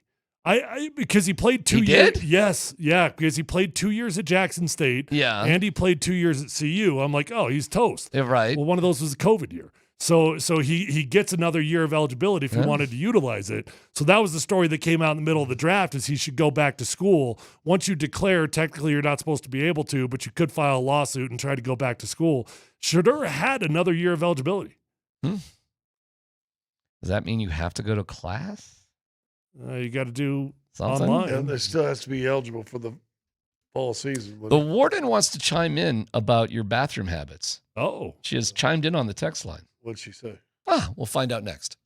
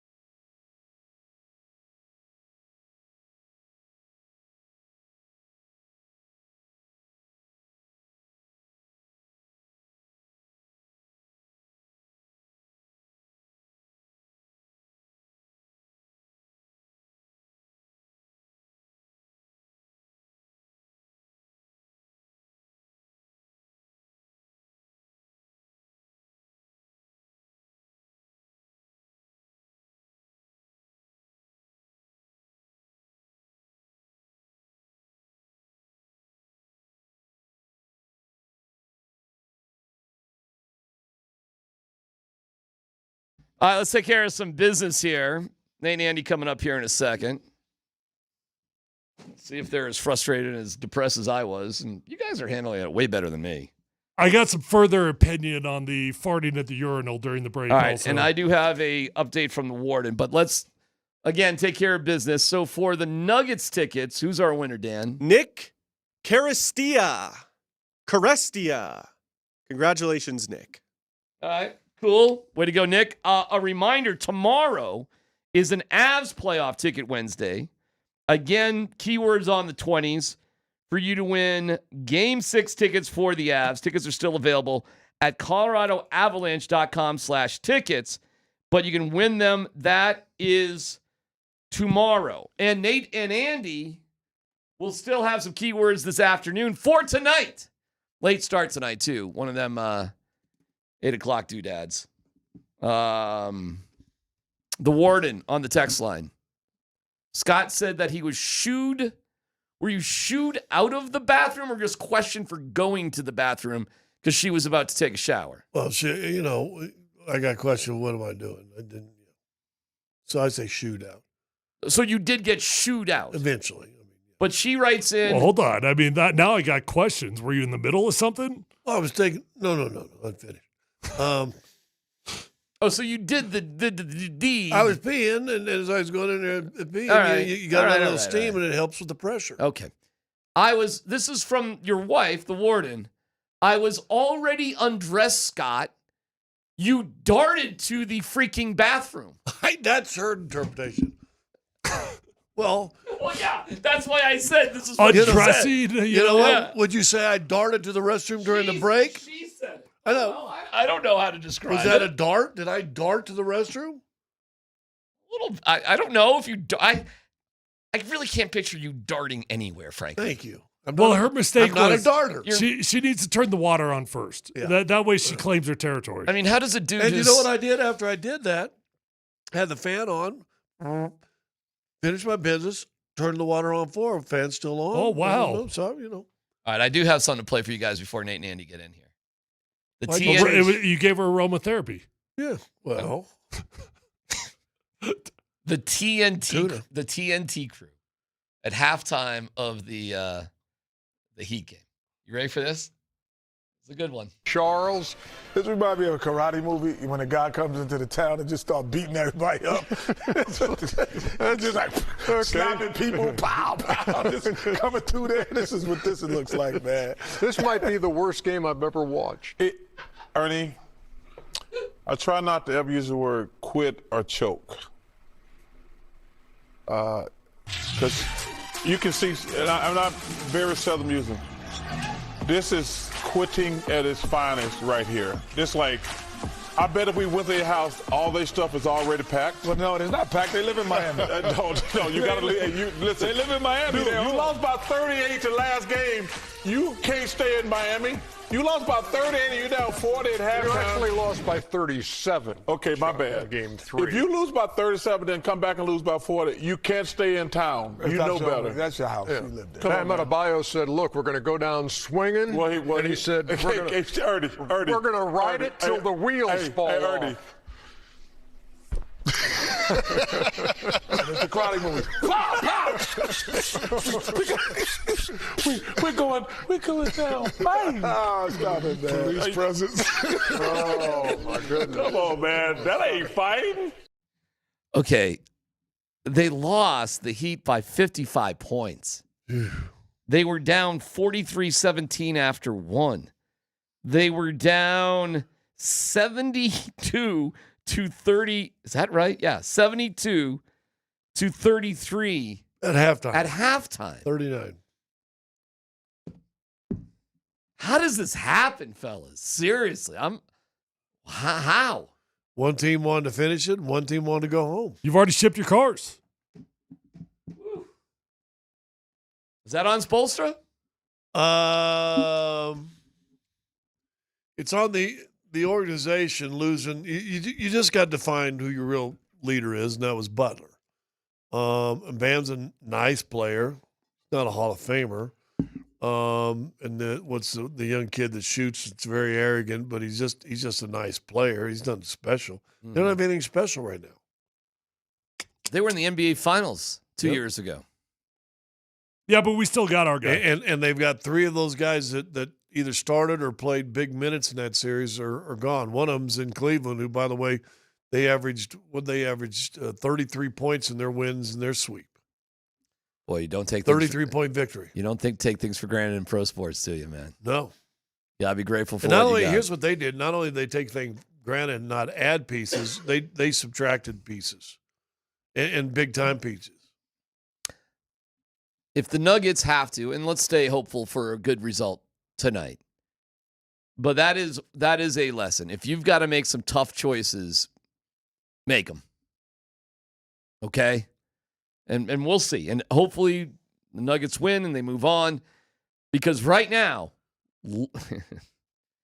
nobody made bigger choices than the Avalanche. You got rid of both goalies, got rid of one of your all-timers in Mikko. For a guy, Natchez, right now, that John Mitchell, who was on our show earlier, was highly critical of. What's he done? Seriously. You made all sorts of changes in what's going on right now. It's going to stay with me for a little bit here, that last night. So I'm hoping for the best for the Nuggets. Well, they've already told us that they're willing to do that. Willing to make huge changes when they made the changes with Coach Malone and with Calvin Booth, and that puts the entire organization on notice. So, hopefully we're not having these conversations. We've got plenty of reasons still be excited about the Nuggets, and they go on a run here. All of a sudden, that calms a lot of questions. Do you remain excited and enthusiastic about the Avalanche? Yeah. Okay. I mean, hold on. How could you just flip overnight? I'm not. I'm worried. I haven't flipped. I'm just nervous. Okay, well, and I'm upset about it. Welcome to where I was before last night's game.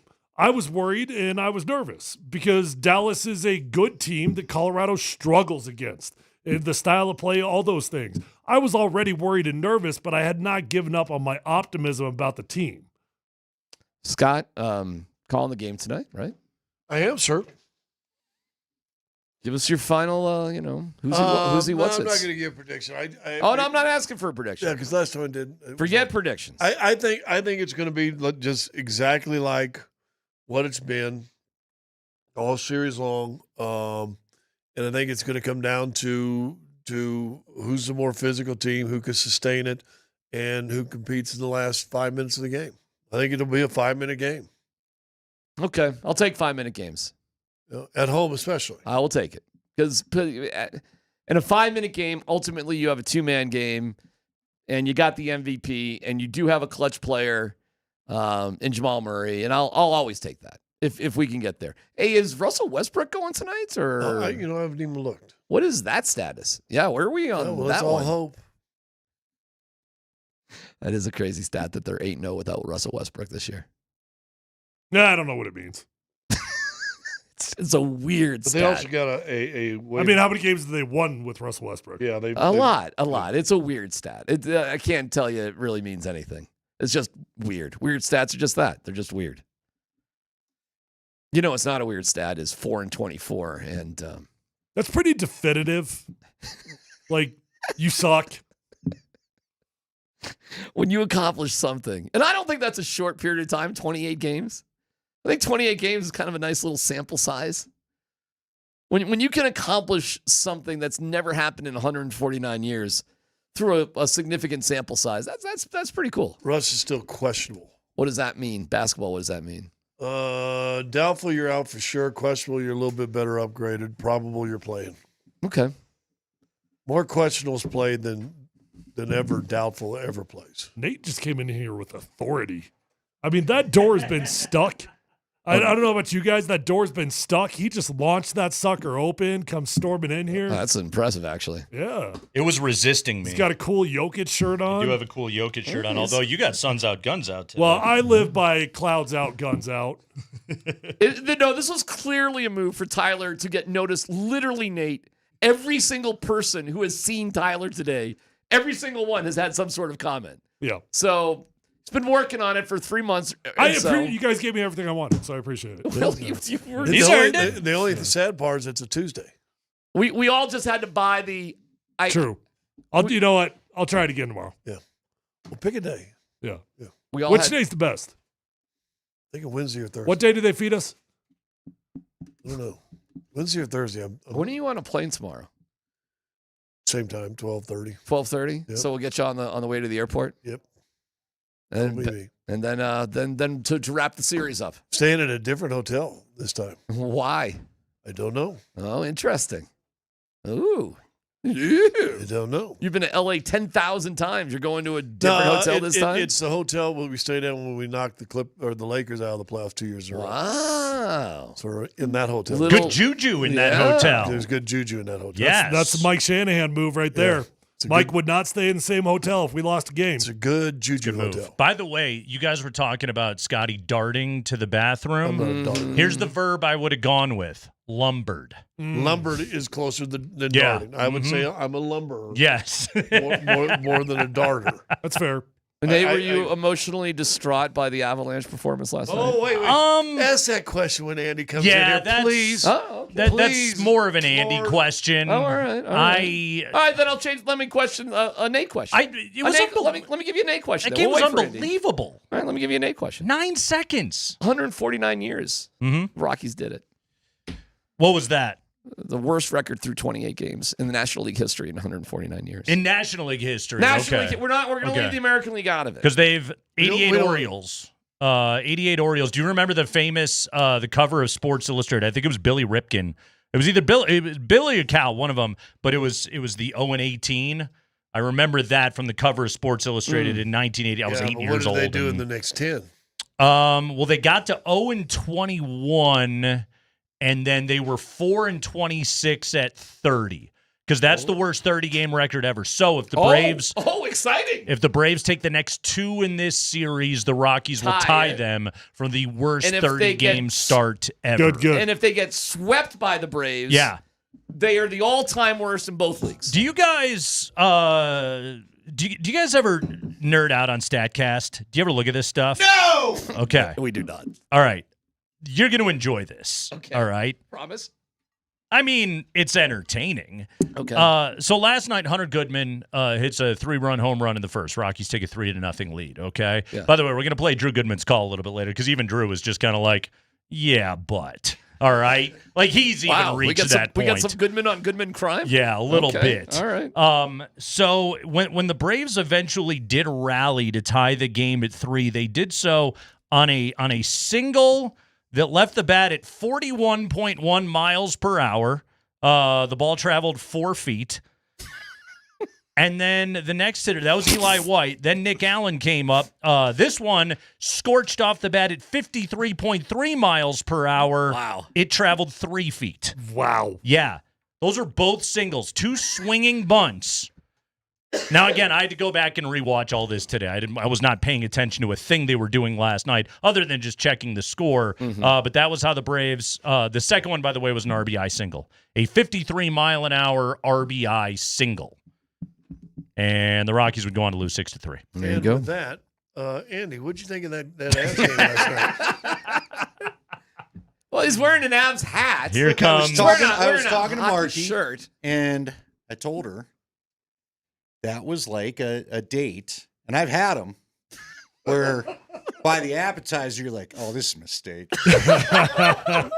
There's nothing good's coming out of this. Let's get through dinner. You immediately regretted ordering the appetizer. Offer dessert, whatever, but we're done when we're done. You know Andy's what I mean? had those dates where that thought's been had on both sides of the table. Oh, no, by the I'm not way. bragging that I haven't done that to people. But there's one that always stands out to me because she ultimately went, how about coffee? I'm like, aren't you done? Hasn't this been hell enough? There's no way either one of us is enjoying this. No, I don't want to go to coffee. True I don't want story. to go to coffee. I don't want to have a beer. I just want to go home. I met this girl over the summer before my senior year, and I had good thoughts about her.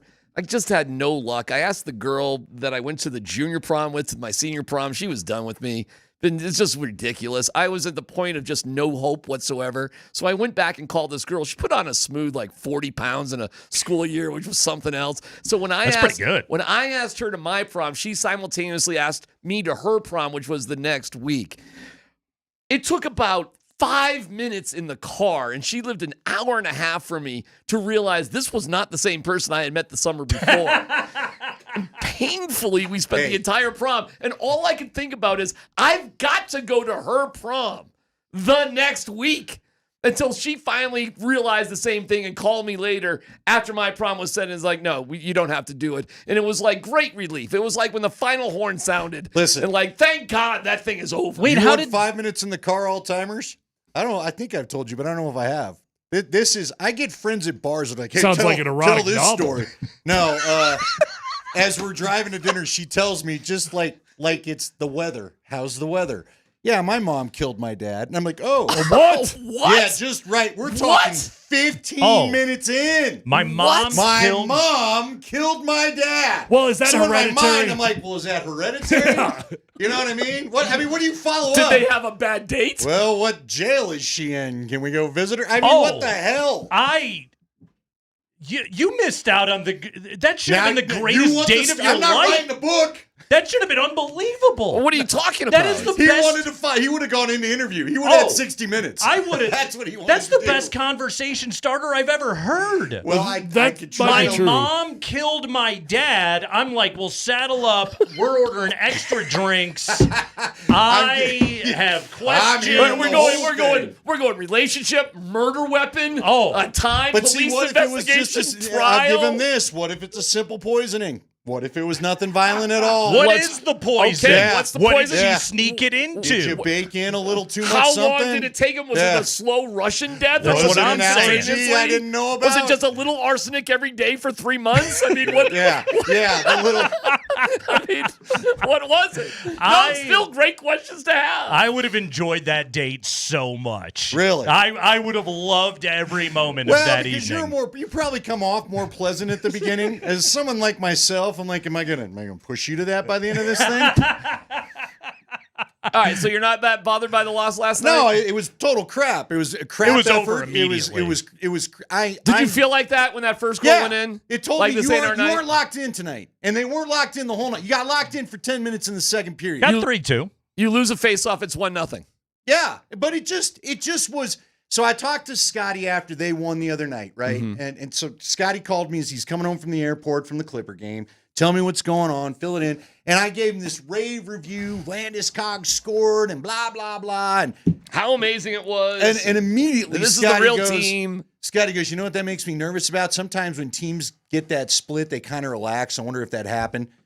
Well, I don't know if it did or not, but it sure as hell looked to me like the Avs figured, well, we've got 2 more games to. There just was not the sense of you should know you don't want Game 7 against a DeBoer team, and that was not the urgency and effort I thought I'd see, knowing you did not want to come back to this crap arena beyond the night. You know what was interesting is I wonder what the record is for road teams that win Game 3 and lose Game 4, how they do in Game 5, meaning we did the hard thing. We won a game on the road. And now we're stuck here in this town for like a couple of extra days that we normally wouldn't have to be stuck here. You know what I mean? Like we're at the same hotel. We're eating at the same places. Like this is getting kind of old. And frankly, we did it. Well, it was a crappy weather weekend. Right. We already did what we did. Isn't there a psychological sort of letdown also to just, again, like we did the hard thing. Like we got a road win, okay? All you're hoping, when you have to go play 2 games in somebody else's arena, you're just hoping for a split. Exactly. So you already got it. Yeah. So maybe that was a little bit of a, oh my God, a little bit of an illusion there with how well the Avs actually played in Game 4. Because I felt like, oh, this is it. This is our team. Here we are. But maybe that just was a little. Well, no, they woke up and did it for 10 minutes. I just don't. Here's my concern about all of this, okay? And there's bigger discussions to be had if this doesn't go our way, but we don't need to have them yet because this could easily still be the Avs next week moving on to face whoever, right? But down the stretch, this team had trouble carrying. And you went to 1,000 press conferences where Bednar told you, I don't like it, but I get it. Yeah. What the hell? What the hell? I thought when it mattered, we weren't going to act this way. By the way. But you just tell me for the first 10 minutes, they looked disinterested. They did not look like I thought they would look, knowing I don't want to come back to Dallas. I think giving up a goal 9 seconds and deflated the hell out of them, But they too. did make it 3-2. They did. They did. Right, but they then did what? make it. They got back in that Then game. Malinsky had Malinsky, not Johnson. I'll give you my gauge. I'm going to start calling it my Mark Rycroft gauge. When Mark Rycroft is frustrated with you by the end of a period, then, look, they're there to give you the hometown kind of view. They just are. We all know that. And our guys do a great job of it. But Mark said at the end of the period, and I loved it, you know what? They passed up way too many chances at one-timers. You're still getting this is not pretty. Done with the pretty. Stop with the pretty. I've had enough of it. Okay? It's playoff hockey. It's ugly. You throw the puck at the net, everybody goes crashing in like a mosh pit at a Circle Jerks concert or whatever it is. I'm sorry, what? Well, you know that band. Okay. You know the Circle Jerks, legendary punk rock band. Matter of fact, I think they're coming to Punk in the Park. I gotcha. Look, man, you got to get in there. You got to get aggressive. You got to get the puck in the net. Name some punk bands. But you sit around Dead there Kennedys. and you try to get pretty and you pass too much. And look, if you want to do a top 5 list today, I'll give you the 5 guys let me down. And one right now is Marty Natchez. If you don't want to shoot, take yourself off the power play. We had John Quit Mitchell giving on. the pass back to Nate. And I know you had John Michael Isles coming up. We had Mitchie on. He was very critical of Natchez. Yeah, should be. Dude, because all he's doing is looking to pass. Guys, There was one point, I think he held the pass for 2 seconds after Nate gave it to him. He passes it back to Nate, and I could physically see Nate's body language. All right, the heck with this. And he just skated towards the net. Do you want to know? Why are you always giving it back to me? What else was going on going into this game? And I saw it, I thought this was really the story of Game 4, was that Ottinger played really well, and his guys didn't help him out in the slightest bit. And, hey, maybe a good move by DeBoer. Get him out of there for the third period, okay? Like, get him out of there. His team didn't have it. White flag that thing. Put in the backup. Hey, you can give up one more goal to Sammy Girard. But Ottinger got to leave that game really, honestly, having played pretty well. And he walked out on the ice last night, and he just had it. He had it the entire way last night. And quite honestly, I didn't think... Okay, I know this is going to sound weird because those first 2 goals were so stupid. I also think Blackwood played pretty well last night. Oh, yeah, I'm with you. He had a number of very good saves. Now, yeah, he got beat pipe to pipe, pretty badly on that Wyatt Johnston goal on the power play goal that made it 4-2 and essentially ended it. I like that Bednar took him out for the third period last night of just like, okay, 3-goal game. We're not coming back and winning this thing. Put your hard hat on. You got Game 6 coming up. I thought that was a smart play last night by Jared Bednar. But yeah, Andy, honestly, the Avalanche gave up 2 really weird goals in the first period last night. They never mentally recovered. They got back in the game for a second, and then Dallas took it right back because they were already rolling in that game. They had all of the momentum. They played with their hair on fire. Their stars, pardon the dumb term, showed up last night, and they got a huge victory. It was a frustrating game to watch. It really was. It was, but again, like I said, as far as the emotional investment, I don't know, Avs fans, tell me if you're wrong. I guess I kind of had hope at 3-2, and then they extended the lead back to 3 goals before you get to the end of the period. Yeah, it's just like, over. all right, what are we even doing? It was over. You know? Yeah, the third period was all academic by then. They got one more empty netter. There were things to get mad about. Well, Jamie Benn running into a guy's stick and taking, come on, guys, I mean, what are we doing? That's obnoxious. Rupe Hintz just cross-checking McKinnon in the head 3 times in a row. Not a penalty? And by the way, shout out to Gabe Landeskog, who was just like, he was doing everything he could to get loose, and finally he was able to get around the goal and go punch Hintz in the head.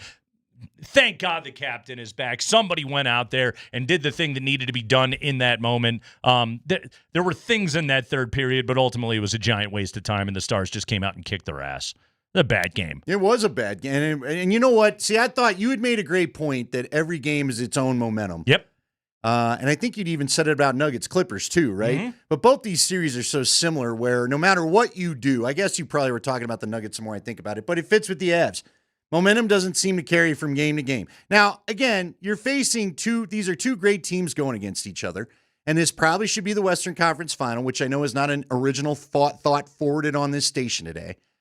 But the reality is they're missing 2 of their key dudes. Right. You need to be able to beat this team. You That's need just to get it. past this damn team. Honestly, Andy, thank God it's not the Western Conference Finals because they might have Heiskanen and Robertson back. Yeah, I keep thinking about that. You should be able to win this thing right now. Yeah, yes. It's not good that you were down in this series, and God bless Ross Colton, who we love and who's a friend of the program, and Bedsy saying today he's probably not coming back in this series, but he doesn't have the same impact on his team that Heiskanen and Robertson have on the Stars, and last night you let all of their top guys wake up. And feel good. Johnston gets a couple of goals last night. Miko gets off the schneid. Finally gets a goal last night. You could see the relief on his face. Marchman scored a goal last night. Yeah, it was That was an obnoxious hockey game last night. And yeah, the Jamie Benn thing is extremely annoying. Guess what? It also worked. Okay? Yeah. It well, worked. it's not why you lost. It just no, isn't. It was 5-2 when he did that. Yeah. Yeah. It's now, stupid. granted, he puts you shorthanded when you're trying to make a comeback, but still, that's not why you lost that game last night. You lost that game last night because Wyatt Johnston scored 9 seconds into this thing because you weren't awake yet, and then that Thomas Harley goal was so stupid. Oh, it was. That's the first one, right? The other one that went flying 9 feet in the air. That was the Harley goal. And then did he not score both of them? Didn't no, he have the opener? Was Wyatt, Robertson? It was Johnston scored the first. Harley got the second. That was the one that was off the blocker. And then, Blackwood didn't get back in time to, close off the net. It bounced off his back. That thing looked like a shot out of Home Alone from the Hawkeye camera. As that puck, they showed the puck going a million miles up in the air and then coming right back down. Right, it landed right on the 9 in his jersey Just and then ridiculous. Bounced into it's stupid. But again, you made up for those 2 stupid goals in a couple of quick minutes, and then you go Malinsky, which there's just times where I feel like this has been too big for Malinsky. I kind of wish they put Eric Johnson back in there, even though I know he looked slow at points in those first couple of games in Dallas. But I mean, dude, come on. You go and get an elbow, and you just can't have that right at that point. You killed all the momentum. We'll talk to John Michael Lyles coming up here in just a few minutes. Andy, before we do that, let's stay on the thought of emotion here for a second. I'm really excited for this Nuggets game tonight. Well, I'm glad. I truly am. Because I think we're going to watch something special tonight. I truly do believe that. Now, we're going to watch a nerve-wracking basketball game this evening, all right? But this is must-win. And generally, this group shows up in the must-win situations. And I think by the time this thing ends tonight, we're going to look up, and Nikola Jokic is going to have a stat line that's going to look like 35 points, 17 assists, 16 rebounds. I think that dude's about to go play the game of his life tonight. Game 5s, when series are knotted up at 2, that's when he does his thing. Now, granted, I will also say it with this caveat. It might kill him for the rest of the series, but I think our dude shows up tonight, and I think he gets this game at home. Now, it's going to be nip and tuck all the way. It's going to be tight sphincter time in the fourth quarter, and there's going to be some leads changing back and forth, but I think Joker goes and gets this one tonight. Who helps him? Someone's got to help him. You count on Jamal, AG, you got. I believe Jamal Murray is going to have a better offensive game. I think Aaron Gordon is going to continue to do his thing. I don't know what to expect out of Porter. I really don't. Well, it's almost. He's playing with one arm. I don't know what to expect out of him. But I think Jamal and AG go with Joker tonight. And I think Christian Brown continues to play some pretty good defense, and James Harden the way he has been. But I think this is going to be one of those games that we talk about with Nikola Jokic tonight. That's why I wore the Joker shirt out here today. It's Kreckman and Lindahl. We have tickets for tonight's game, and we have a keyword for you. We'll give it to you coming up here on the other side. You can text it in along with your first and last name to 303-504-0925. We'll give you the keyword. You text in. You're entered to win tickets tonight, which we will give away just before 5 o'clock. But up first, John Michael Lyles, the man who finished 17th in Norris Trophy voting in 2008, will show up and tell us how the Avalanche will defend better in games 6 and 7 to get this series. That's coming up next.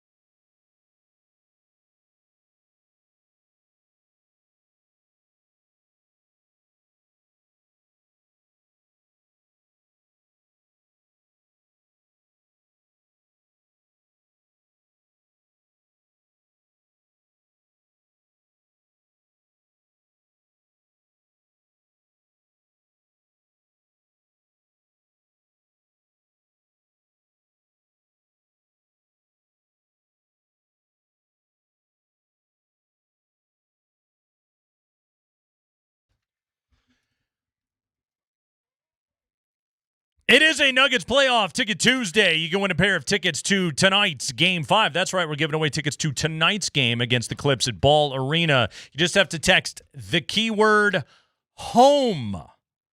HOME. HOME. HOME. Along with your first and last name to 303-504-0925, and you'll be entered. Your online home for Mile High Playoffs is nuggets.com/playoffs. You can buy tickets there for all playoff games, including limited tickets still available for tonight's game. To win tickets, though, you want to text the word HOME along with your first and last name to 303-504-0925. That is HOME along with your first and last name to 303-504-0925. Your home for Mile High Playoffs, Altitude Sports Radio 92.5. Real quick, just Nick Carestia was the winner of the PhD tickets if you missed it. We've got a lot of people asking. It was Nick Carestia. Way to go, Carestia. Better luck to the rest of you. Nice. Right now, we are joined by John Michael Lyles of Altitude. Right now, here on the Kreckman and Lindahl show. Your nice is maybe, not Lyles. Lyles is always on. Yes, John Michael Lyles. I really don't want to. John, I'm trying not to encourage any more dad jokes. He gets a minimum of 3. See what I'm made of. Come on. Maybe I can get to 4 today. Okay. Hey, Johnny Lyles. So last night sucked. Obviously, but I want to start here. I'm sure this has happened to you because you played a billion hockey games in your life. I'm sure any hockey player can relate. What does it do to a hockey team when you give up a stupid goal 9 seconds into a game the way the Avalanche did last night? Yeah, that was, that was a tough one. And honestly, I'll say this, and there's no way to really review it or even see it. First of all, Dallas, that building is a notoriously dark building. Okay. So when that puck goes up in the air, it's really, really hard to keep track. Because they got all those green lights and everything. It's all for effect, right? Yeah, it's green lights. It's really dark seating in there. And that building, I've played multiple playoff series in there, obviously played in there quite a bit during the regular season. It's a notoriously dark building. So when that puck goes up, way up in the air like it did on the initial goal, it's really hard to kind of keep track of it. And obviously the Dallas players are a little bit more accustomed to it. And Wyatt Johnston was on top of it and kind of saw where it was going. Now, he took the shot from the goal line. I'm sure Mackenzie Blackwood would love to have that one back. But yes, 9 seconds into the first period of a really, really important game that you're trying to back up a statement win from Game 4, and you're down 1-0. Now, there's some cardinal sins in hockey, and a goal in the first minute of a period, a goal against in the first minute of a period, a goal against in the last minute of a period are both cardinal sins. Well, the Avs did that in the first period last night. Gave up a goal in the first minute, gave up a goal in the last minute, and then gave up a goal a minute and a half into the second. So really just shooting themselves in the foot. It was a tough bounce on the first goal, but, in the end, the second goal was it's a 4-on-2 coming back against the Avs at the end of the period that Blackwood makes the initial save and then can't find it in the air, and just kind of a terrible bounce there. And then you really shoot yourself in the foot early in the second period, going down 3-0 on a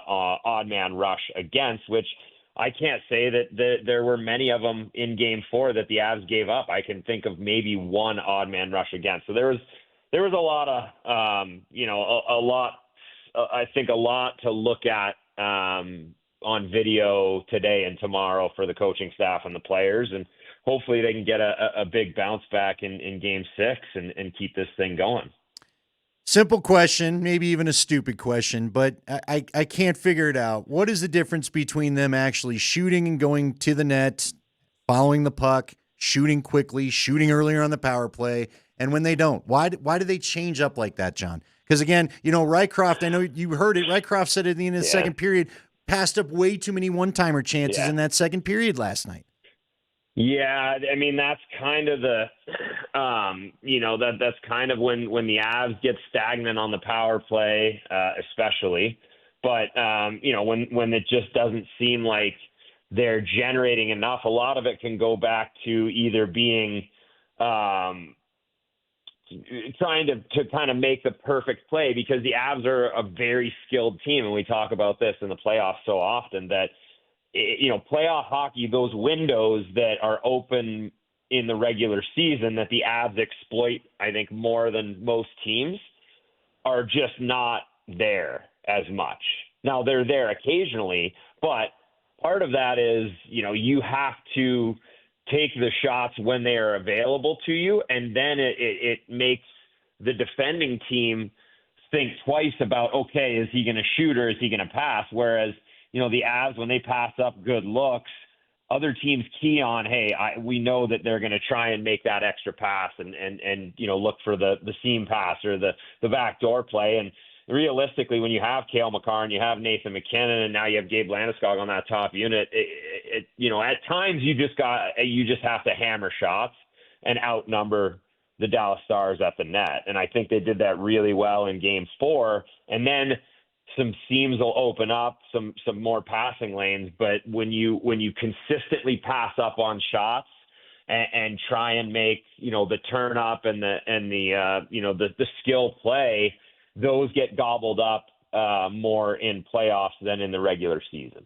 Talking to John Michael Lyles. He joins us right now on the Ramos Law Hotline. Car accident, you need Ramos Law, medical doctor and attorney. Visit ramoslaw.com. Stars over the Avalanche 6-2 last night. Dallas leads the best-of-7 series, 3-2, with Game 6 coming up on Thursday night at Ball Arena. Obviously, winner, you're finished.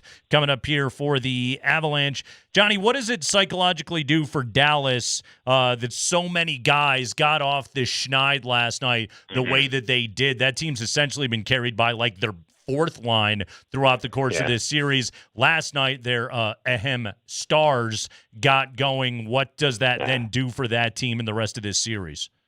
Well, I think what you end up with is you have a Dallas Stars team that is feeling pretty good about themselves, and especially those guys that hadn't really produced. Now, I've talked about Mikko Rantanen over the course of this series, and I don't think Mikko has played badly by any means. Yeah. And for him to get on the scoreboard last night, we all know how Mikko can go. He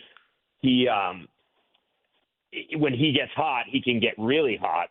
And then when he is cold, he can be really cold. And so, that's thus far in the series up until last night, he had been cold on the score sheet. I still think he's been playing solidly and, really been a kind of a force out there at times, just hadn't gotten on the score sheet. So for him to get on the score sheet, how he goes, he can get hot quickly, and hopefully the Avs are able to kind of shut him down tomorrow night. But the guys like, Rope Hintz, Wyatt Johnson's one of their best players, even at, the young age that he's at. And for him to get 2 goals last night, I mean, those are the guys you really have to worry about. And the fact that they got on the score sheet last night is something that, the Avs really have to kind of take a look at and reevaluate before the game on Thursday. And those are guys you're going to have to shut down in order to get a win, because Dallas is feeling good after that Game 5,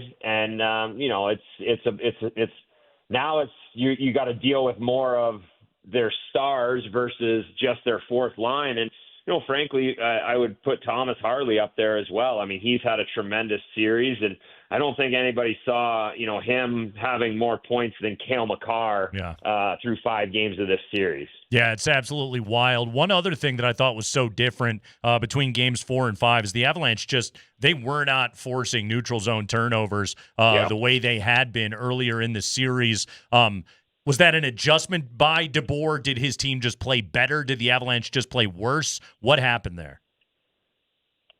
I would say it's probably a combination of all of those. Dallas, it's a constant adjustment, and I don't know that it's necessarily a X's and O's adjustment. I think it's more of a, hey, we have to be smarter adjustment and make sure we're keying on these things. The Avs did a really good job of, I called it not being stubborn on the broadcast last night. They were not stubborn in Game 4 in the sense of every single puck went behind the Dallas Stars defense, and they finished checks and they wore down Dallas. You saw a lot of, the shots I think were 22-5 in the second period of Game 4 in favor of the Avs, and a lot of that was because they got in, they got on the forecheck, they reestablished possession, and then they hemmed Dallas in. And so what you saw was in the second and third period, the Dallas Stars defense, Bichel, Petrovic, guys like that, they were straight-legged in their own end and essentially just, lobbing it out to the neutral zone if they were able to get possession. And I think the Avs got a little bit stubborn at times last night, trying to make, whether it's, one extra pass or, some of the turnovers just inside the offensive blue line. Against a team like Dallas, they're very structured. They're very deliberate with where they place pucks and how they set up defensively. And if you're going to make those fancy plays like I just talked about, where you're trying to make that play that maybe you make on a Tuesday night in February, and that window is open. In the playoffs, that window's not open, and in the end, it can cost you because Dallas is a very, like I said, structured team defensively, and they've got a very good transition game as well. So the Avs, I think, weren't stubborn in Game 4. I think they were a bit stubborn in Game 5, and sometimes when that snowball starts rolling, it's tough to get it to stop.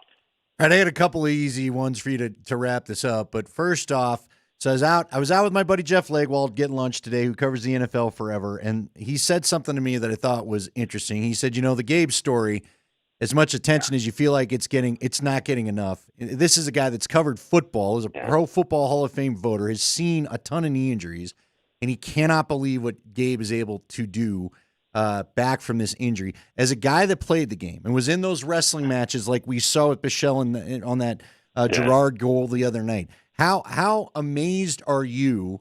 And did you think, because I'll be honest, Johnny, I didn't think he'd come back looking like this. I really didn't. I'd be happy if he was a fourth-line contributor. I was one of the doubters. I'm not going to hide from it. How amazing do you feel this is from the lens of a guy that played the game? Yeah, I'm in complete agreement. It probably isn't getting enough attention. And, I think part of that is probably Landy and just the guy that he is. And, yeah, it got the attention that he, I think, allowed, but at the same time, he also knows that he's the captain of the Avs, and you're in the middle of a playoff battle when he came back. So I think he I talked to him before Game 4. He was like, now we can just play, and everything, that kind of welcome back to the NHL moment is behind me, and now we can just play. And let's be honest, he was one of the best players for the Avs in Game 4, and I would argue in Game 5 as well. He's played over 18 minutes last night in his third game back in the NHL in over 3 years. And it's crazy impressive to think about everything that he has done to get back to this point. And that's why looking at this series, the Avs can't go down in 6 games to me. This is a 7-game series all day, all week, whatever you want to call it. And, the Avs, when you have a guy like Gabe Landeskog that's put the blood, sweat, tears, all of it into getting back to the NHL and joining this team that should be poised for a deep run in the Stanley Cup playoffs, I just feel like there's too much that's been invested by everybody, including Landy, I think, first and foremost, for it for this to be a 6-game and done playoff run. All right. Well, this helped change the seeding, by the way, as you mentioned that. Well, can we get back to the regular seeding? I just am so frustrated. This is a first-round series. Yeah, it's pretty annoying. It's and the fact that the NHL or Gary, I guess, will have kind of no conversation about it or listen to it. It's tough because you're essentially manufacturing rivalries, and what I would say is rivalries, I think, are they have to come naturally. They have to come organically. The Detroit-Colorado rivalry of the late 90s, early 2000s, came about organically and ended up, it was hatred because they were both really good teams, and they always seemed to end up in the Western Conference Final against each other, or the second round, or whatever, however you want to look at it. And when you essentially are you're so focused on these rivalry nights throughout the season, and then I hate to say manufacturing rivalries, but that's almost what it feels like with this seeding when you look at Edmonton and LA playing for the 4th or 5th straight year, and Dallas and Colorado, the two teams that should arguably be meeting in the second round at the earliest and more than likely in a Western Conference final meeting in the first round. It just, I don't know. To me, it doesn't do the product. It does the product a disservice is the best way that I can put it. I think that's well said right there. John Michael Lyles, catch him coming up on Thursday night. He'll be there on Altitude, Avalanche and Stars. Keep this thing going. Get back to Dallas. Johnny Lyles, good work as always, buddy. Thank you. Thanks, guys. Appreciate it. All right, great to have John Michael Lyles with us right there on the show. You can still text in to win a pair of tickets to tonight's Game 5 between the Nuggets and the Clippers. Text the keyword HOME along with your first and last name. That's HOME, along with your first and last name, HOME, to 303-504-0925, and you are entered to win a pair of tickets for tonight. Again, text HOME, along with your first and last name, to 303-504-0925. You could win. You could be at Ball Arena tonight, and you can hang out with Chris Dempsey, who is going to be there tonight, and he will be on the Kreckman and Lindahl show next.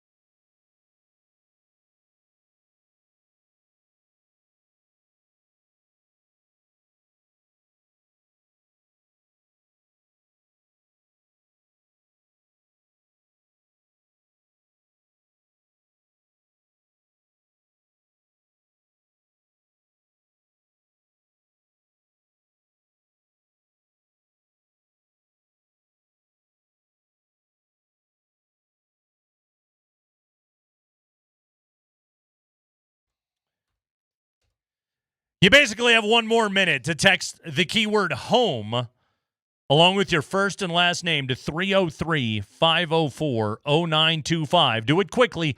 Home to 303-504-0925 plus your first and last name, and you're entered to win tickets for Nuggets Clips Game 5 tonight. We'll have another keyword coming up at 4:20. We'll give those tickets away just before 5 o'clock right here on Altitude Sports Radio 92.5 on a Nuggets Playoff Ticket Tuesday. You could be in the house tonight to watch Denver and the LA Clippers. Kind of a big game in a 2-2 series. Joining us right now to help preview tonight's matchup, break it all down, is our pal Chris Dempsey, who you will watch tonight on Altitude Television. And Demps, let's start in this place, okay? Let's dork out. Let's get a little X and Ozy over here. What is this Clippers zone doing to Denver's offense, specifically the ability of Jokic and Murray to run enough two-man game to give them a chance to win? Yeah, well, it's slowing it down. There's no doubt about it. It looks to me that, especially on the ball screen, they're kind of putting two on the ball, or at least putting the big defender at the level of the screen, and then they're kind of triangle zoning behind it. And so, like, what basically it does is it gets the ball out of the ball handler's hand to the next guy, but then it doesn't allow for one of the things that Joker and Jamal like to do is kind of screen, rescreen, do a little dance, a little back and forth. And what it does is it just robs it of that. Like, so after the ball is out of the initial ball handler's hands, he can't rescreen off that. It's very difficult to do that, or there's just no other action that's being allowed after that, and it just slows it down a whole lot. And they used it obviously a bunch in the fourth quarter when they were coming back the other night, and the Nuggets are going to see a healthy dose of it today as well. And the other thing that zone has done is the way they play it. Usually you just say it's fine, just bring somebody up to the free throw line in the middle to break the zone. Well, they have a guy standing there, or they have a player ready for a cutter or any kind of flasher right there at the in the middle of the free throw line. So it's actually really well done, to be honest. And it just really, honestly, it requires the Nuggets to set that initial screen. Understand that you're not going to come back to that just quickly, but to move the ball on and try to get to the second side as quickly as possible. Do you have any idea what the deal with Westbrook is tonight? Is he even a possibility? I don't know. It's a good question. The Nuggets do need all hands on deck. It would be nice to have him at least available for some minutes in tonight's game. He is listed as questionable in the game. I'm sure what he'll probably do is give it a go in pregame warmups, and let's just see how the foot feels.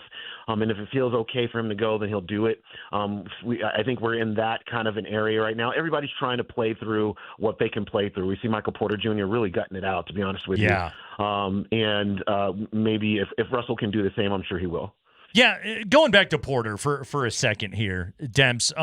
Look, Michael Porter is a bit of a lightning rod for discussion here in this town, okay? He's got the contract, he has the inconsistency, he's got the loose handles, like all of the issues with Porter. And Andy and I were talking about this a couple of weeks back of just like we don't give enough credit to the part where that guy's had like 1,000 back surgeries and he doesn't really miss time. He guts it out and he shows up for his dudes. And right now he's playing with one damn arm out there. Gabriel Landeskog is sucking up most of the oxygen in this town when it comes to holy crap, what you're doing is unbelievable. And it's extremely well-deserved. But let's take a moment and let's acknowledge Michael Porter's got one arm. He is battling, and he played as well as a one-armed human being could play the other night, and was a huge reason that they won Game 4. Yeah, I can't say any better than that. I mean, it's just I have great respect for what Michael Porter Jr. is doing right now. The injury that he has should put him out for about 5 weeks at least. And what he's doing is he's just playing through it anyway. And even, there were a couple of times in that last game too where he hit the ground on that shoulder. Yeah. And I'm wincing myself because I know it's probably excruciating to him. It's hard for me to describe the respect I have for him to be able to do that, and then to extrapolate this out a little bit more to what you're saying. It is. I think the vast majority of us don't know what Michael Porter Jr. does on a day-to-day basis to even roll himself out there on a basketball court with drop foot and the back stuff and everything. And it is taking care of his body and prepping it for that kind of activity all the time. It's a 24/7 job, 24 hours, 7 days a week job for Michael Porter Jr. And he does it, and he doesn't say a doggone thing about it. He just gets out there and he plays basketball games. And it's really one of the most commendable things about him is his refusal to just give in and sit out. He puts in the work, he puts in the rehab, he puts in all the preventative stuff. He puts on a brace on his foot and everything that he would ever need to be able to play, and he's out there doing it. 17 points on 4 of 7 3-point shooting in that game was huge. The Nuggets needed that, and he's giving it to him. And to your point, I mean, his left arm is basically just dangling there. Yeah, and he's playing anyway. All right, what is going to be a big key tonight in your mind? Now, Nate's already predicted a huge Jokic game. I think Nate's envisioning what we saw last year in that Game 5 right against Minnesota that we thought set them up to close that series out. What do you see tonight after that? Look, it's been a rough series the first 4 games. Mm-hmm. Yeah, I think it's going to be a rough. I think it's going to be a big Nikola night as well. I think the Clippers are going to kind of want it. That one of the things that kind of came back to bite the Clippers a little bit was they help off of Christian Brown. They help off of the guys, and those guys made shots or made cuts to the basket and kind of hurt them over the course of the game. I think we'll see the Clippers actually do the same thing because I think that's their best strategy. I wonder if the fourth quarter, if what was happening in the fourth quarter of Game 4 is repeatable for the Clippers. And I'm going to give you both sides of the story. From the Clippers' point of view, I think having Bogdan Bogdanović out there was an enormous wrinkle to their lineup. Because what the Nuggets are doing is just doubling off of whoever's guarding Chris Dunn. They don't care about that dude. Yeah. They're just doubling off of him and clogging the lane. And that's what was happening in large part in that first quarter when they were up physical on the ball handlers, but then they had a good line of defense behind that because one of the guys was just guarding Chris Dunn and really not guarding Chris Dunn. Well, as you noticed, Chris Dunn was not on the court at the end of the game. Bogdanović being on the court makes the Nuggets defense have to honor the three-point shooter in a corner and just pulls an extra person out of defensive, support is the best way to put it. And then they started setting screens higher up the floor. And so when Kawhi and James Harden turned the corner, they were immediately on Nikola, and Nikola was at the three-point line trying to backpedal and get himself back into the paint. Obviously not fast enough to beat those two guys to the rim. So I think we're going to see a lot of high ball screen from them. I think we'll see a lot more Bogdanović on the court, so it spreads the Nuggets defense a little bit more thin in that respect. But then I think on the flip side for the Nuggets, if the Clippers are going to do that, I think we'll see probably Nikola a little bit more at the level or just very far down the floor. If they want to set a screen that's near half court, then Nikola's not going to cross. His feet should be standing at the three-point line at that time because the ball handler has to come that far downhill to get to him anyway. So the chess match, I think, from an X's and O's standpoint, I think it will be very, very interesting. And I think lineups are going to be a big part of it. Pay attention to who's on the floor and how they're operating the offense with that personnel, because that is going to give one team an advantage over another. Hey, we flipped roles when it comes to this series, Nate and I. What do you think of a Nick Batum? Because as much as I'm not a big fan of half the stars, and Jamie Benn in particular, what do you feel about a Nick Batum? Because he seems to draw the ire of one Nate Kreckman. Not a big Nick Batum fan. Here's the problem, Demps, is the Nuggets need Nick Batum. Right. They need him in the worst friggin' way. I mean, they need any reserve that they can play. And thank God he was only 1 of 6 in Game 4. But that guy's murdering the Nuggets right now. Yeah, he really is, and you know what? That had to come back a little bit. He was hitting so many three-pointers at the beginning. It was kind of like, all right, let's you're going to regress to the mean just a little bit. So the 1 for 6 probably did that for him. He is a very dangerous player, and that was also a part of the Clippers' issue. I mean, he was not making shots. I mean, he got wide open looks and didn't make them the way he was earlier in the series. And so the Nuggets, you have to pay particular attention to them as well. You just do. But look, if you can get him to miss his first couple, 2 or 3, start off 1 for 3, something like 1 for 4, then that'll turn into a 1 for 6. You can keep him in that space. Yeah. But if he knocks in 1, if he's 2 for 2 right off the top, then you gotta play hugged up to him a little bit more. They'll probably put him on the weak side of the play so that to eliminate low man help, and that just really distorts the Nuggets defense. So get good hands up on his first few shots, put him in an inefficient space, and he can probably stay there. But certainly he's a dangerous player. Yeah, no, he drives me nuts. And I guess here's one last quick question here, Dems. We got about 30 seconds. Does David Adelman have any more cards to play on his bench, or it just is what it is?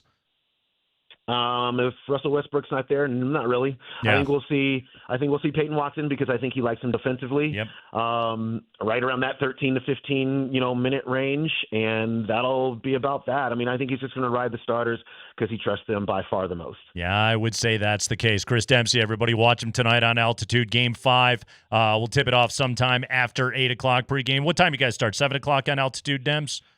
Yeah, 7 o'clock. We'll have Cortland Sutton. What should I ask him?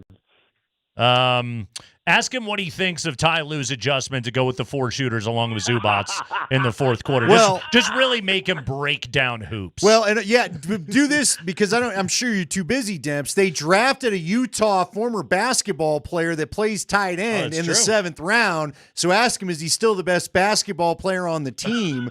I think his name is Loner, but Loner. Go look it up. 7th round draft pick. Google it. But no, he played basketball at both. This is crazy. BYU, then went to Baylor. Don't know if he switched religions to do so, and then finished up at Utah. So that's wild. I'm definitely asking that. See, I knew you guys were the right guys for the job. Thank you. That's right. Andy is at least. Yeah, until it all goes wrong on set. Dems, good work as always, man. Thank you. All right, see you guys. All right, Chris Dempsey stopping by here on a Tuesday afternoon. I don't have time for this football talk right now. We got a game tonight. Yeah, I'm starting to be in my feelings. I'm getting there. I was good all afternoon, and now I'm starting to get in my feelings about this Game 5 tonight. Let's take a break. Let's cool off a little bit. When we come back, I'll stir Andy up a little bit. We got to point the finger after that Avalanche I got plenty loss. to point. I got all 5 last right here. night. Yeah, 10. Let's. Math. Shouldn't have held up both hands. We'll see how far this goes. Technically 2 thumbs. When we come back, talking about the Avalanche dropping that thing 6-2 last night to the Stars.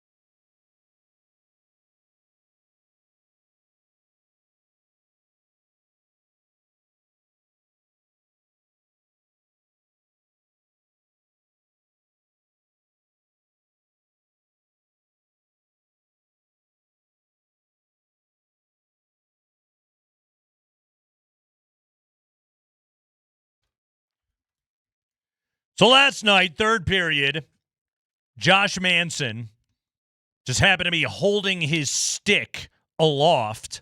Yeah, like a hockey player does in the defensive zone when he thinks everybody's cleared. And Jamie Benn decided to skate directly into it. Oh, my eye! He goes down. Lame yet effective. Gets a 2-minute minor on Manson. It worked, but it was flopping. That's for damn sure. Jared Bednar was asked today his thoughts on the embellishment of Jamie Benn and others with the Dallas Stars. Yeah, I have lots of thoughts about it. I just think like you look at how physical they're playing as a team, and then look at like guys hitting the ice and some of the calls that are being made. I mean, even the Sam Malinsky one, he's going to play him. The guy tries to jump out of the way. He does get a little contact. There's no elbow. There's no hit to the head. There's no nothing. That's happening all over the rink all the time. I'm just pull up their D and their box outs net front at and away from the puck, and our guys are hitting ice all over the place. And so if you're going to play that physical, then I think you have to be ready to fight through things at the same time, you know? And yeah, so that's my thoughts on it. Like I don't feel like we're diving and hitting the ice all over the place, nor am I saying they are, but it's just like I think the refs have to have a better feel for the game. If you're allowing this to be a war out there in a physical game, then let it be so. And if it's the other way and you're going to call everything, then call everything. You know, I didn't like the way the game was officiated the other night, and but I haven't had a problem with it in the series. So we regroup and go again. We'll get 2 new officials next game. Good job by Bedsy right there. That's worth any fine. You got to pay for it. If the NHL determines that is criticism of the officiating, which it really was, you absolutely have to say those things, though. And here's the thing, and everybody's got to remember this.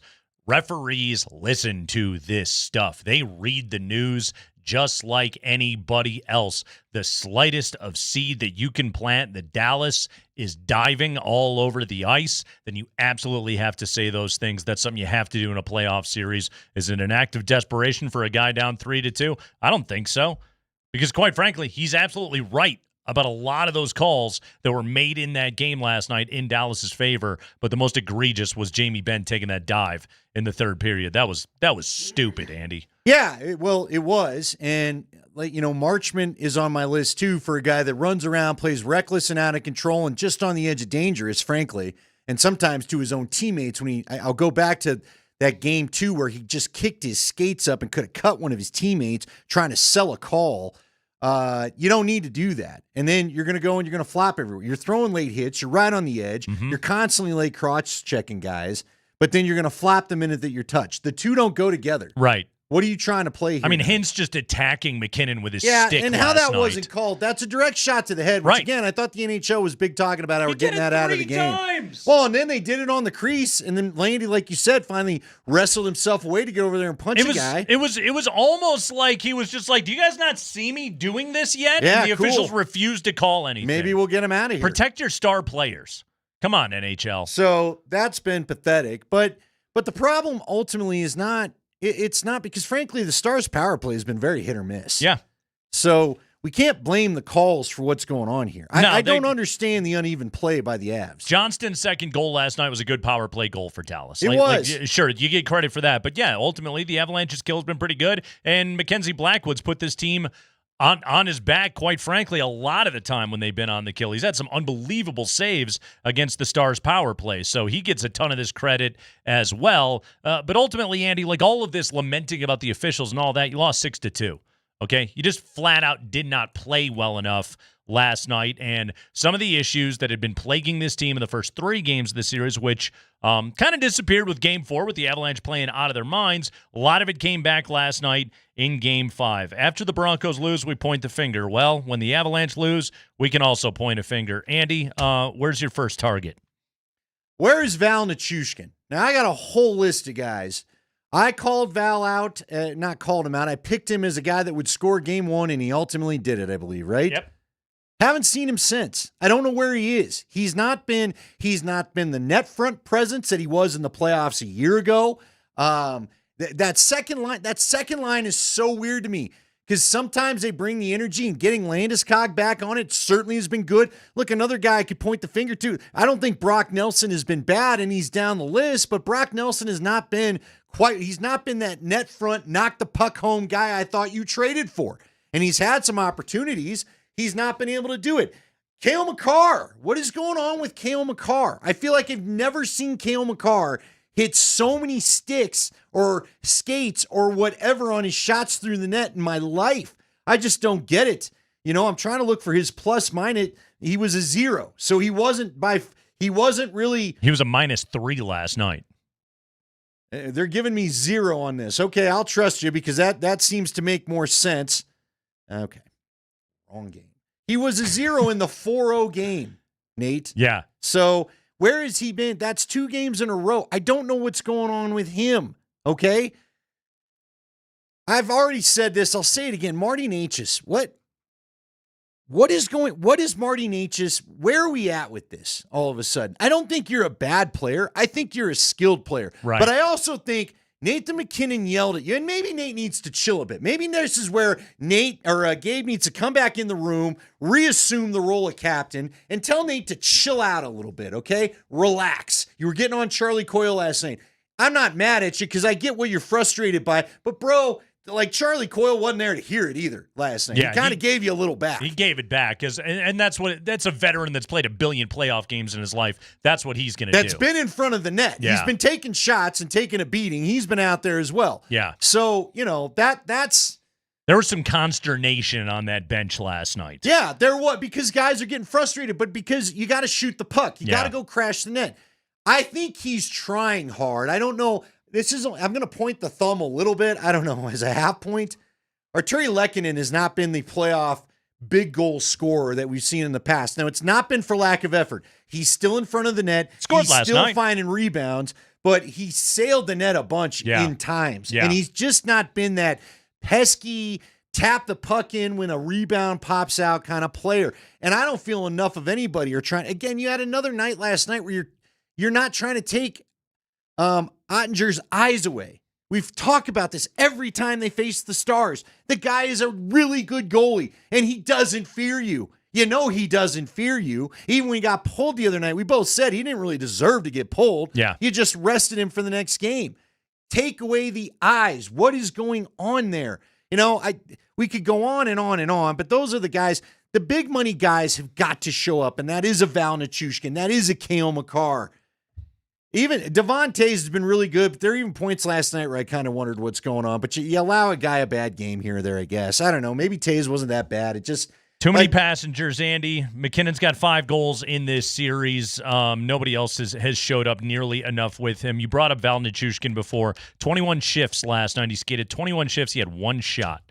He had a bad backhand that led to the breakout that resulted in, Mikko Rantanen getting a puck from Roope Hintz and scoring on the Avalanche right there. And let's be serious about this, okay? I'm not saying what the Avalanche did was wrong. All right, moving on from Mikko Rantanen, who wanted to get paid. You didn't see the budget. We know what salary cap hockey does to teams. It's hard to have 3 massive contracts. Ask the Denver Nuggets about that a little bit. But also, it hurts. It stings a little extra when Mikko Rantanen scores against you. And this series is a little bit personal for that dude. And you could tell he and his teammates had that feeling last night after he scored. So that sucked. And again, it was a Nichushkin play that led to that breakout where they were able to beat you down the ice. So that was not good in that game. And like you said, Cale Makar had a tough one last night. -3 in 26 minutes on the ice. Hayes is -2. Yeah. So that's once where the stats matching. Yeah, he was not great last night either. So, again, basically right now, like outside of McKinnon, nobody's necessarily having a great series for the Avalanche. I will say this, and I'm not just saying it because he's the heartwarming story. Landeskog's playing really well. He really is. Not just like for a guy coming back from injury, he's actually making an impact out on the ice. You didn't realize it's almost like it was so long that you forgot how much the Avalanche missed Gabriel Landeskog. Yeah, and you saw his physicality pay off right away. Yep. And look, he's up there, 18. He's up there with Necas and Lehkonen among the 18-minute marks. Mm-hmm. McKinnon played 20. Nichushkin played 16. By the way, as we're talking plus minus, Coyle -2, Nelson -2, Nichushkin -3. Those are three big-bodied players that they've got to get back in the action. Last night, Wyatt Johnston scored 9 seconds into the game, and then Thomas Harley scored in the final minute of that opening period. Both of those were absolute killers. We're going to have your playoff playback coming up here in just a few minutes here on the Kreckman and Lindahl show on Altitude Sports Radio 92.5. We're also going to have your next keyword. You will text in the final keyword, which we will give you coming up at 4:20. You'll text it into 303-504-0925, and you will get entered to win a pair of tickets for Nuggets Clippers tonight. One of you is going to win tickets from us, and you're going to go to the game tonight. Plus, coming up tomorrow, you'll have a chance to win Avalanche tickets. It's an Avs playoff ticket Wednesday. We'll get you tickets for Game 6 coming up on Thursday, which the Avalanche will win. You know, Andy, I'm still in my place where I picked the Nuggets in 7. I picked the Avalanche in 7. Yeah, and I'm still where I need to be. I feel like the Avs can win. I feel like the Avs are the better team. That's what frustrates me. I agree. You're the better team. Yes. Please just be the better team more consistently. Yes. This is a brutal series, man. This really shouldn't be whatever. It is what it is. It is. And you know what? If you wanted to do what you aspire to do, you were going to have to beat this team anyway. It didn't matter what round it was going to be in. I agree this should be later in the postseason, but ultimately you were going to have to beat these guys anyway. It's Kreckman and Lindahl. Your keyword to win Nuggets tickets, plus Connor's calls of last night's Avalanche in Dallas. We'll do that next.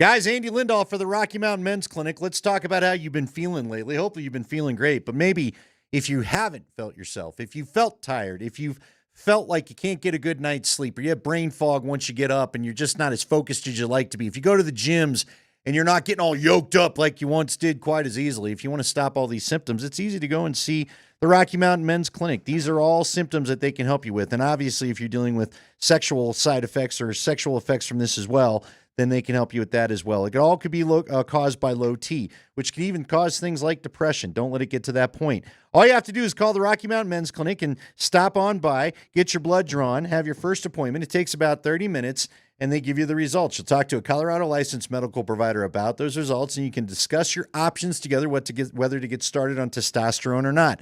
That first appointment is only $99, and it does include the medical consult, the T and the PSA test, and if you sign up for testosterone, the day of your visit, your appointment is free. So don't go through dealing with lower energy levels. Get the energy back, get the better gains, get back to sleeping better and feeling refreshed when you wake up. Refreshed is what we're going for. It's the Rocky Mountain Men's Clinic. They've served the Front Range of Colorado for nearly a decade. Call them today, 720-440-7900 or RockyMountainMen'sClinic.com.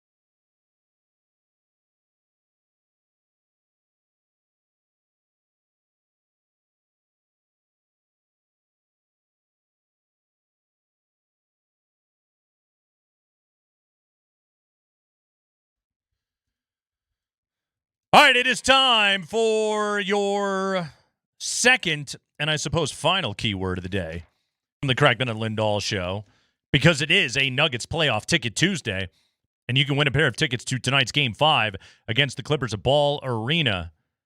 Text the word court,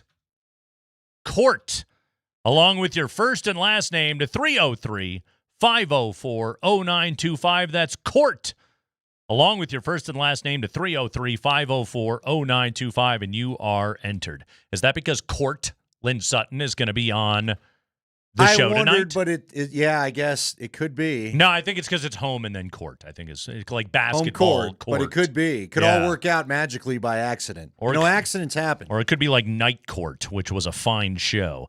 Your online home. Watch the new one? I have not watched the new Night Court. It's mid. Okay. Your online home for Mile High Playoffs is nuggets.com/playoffs. You can buy tickets there for all playoff games, including limited tickets still available for tonight's game. But again, to win tickets for this evening, text COURT along with your first and last name to 303-504-0925. That's COURT along with your first and last name to 303-504-0925. The word has lost all meaning. Your home for Mile High Playoffs is Altitude Sports Radio 92.5. All right, Andy, psychologically, are you ready to do this?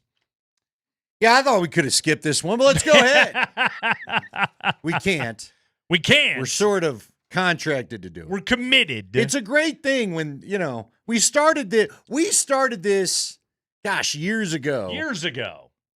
This last week, though, has just felt like what's weird? Both teams have won all their games on Saturdays. Yeah, Mondays. Can we get a weekday win? Mondays was really fun. We would like playoff playback to be a good time tomorrow. Yeah, so do if us the Nuggets a favor. Can just do us a big solid, we would appreciate that. Still don't know about Westbrook's foot. All right, let's do this. Last night, 6-2. Let's just start with the opening face-off of the game, shall we? Typically, the opening face-off is a non-event. It just means the game has commenced. Unfortunately, last night, it was a substantial event. Spring. Tonight, Colorado knows that momentum doesn't carry over to games in the playoffs, and that any further domination over Dallas has to start from scratch at the drop of the puck. And right off the bat, it is Dallas who scores 9 seconds into the first period. You didn't even have time to put on your listening sweaters for the Avs and Stars Force of Nature versus Kindergarten Achievement sticker.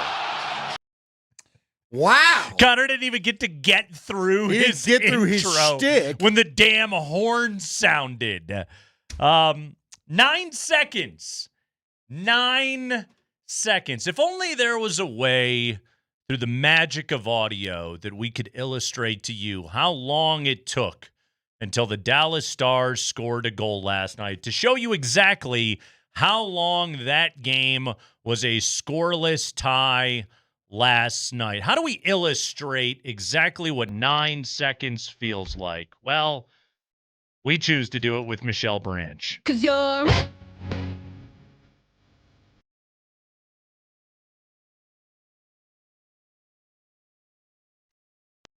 Ooh. She got all the way through IC. Did the whole thing. Now On we that know. one. Uh-huh. Now we know. Yeah. That was 9 seconds of Michelle Branch's everywhere.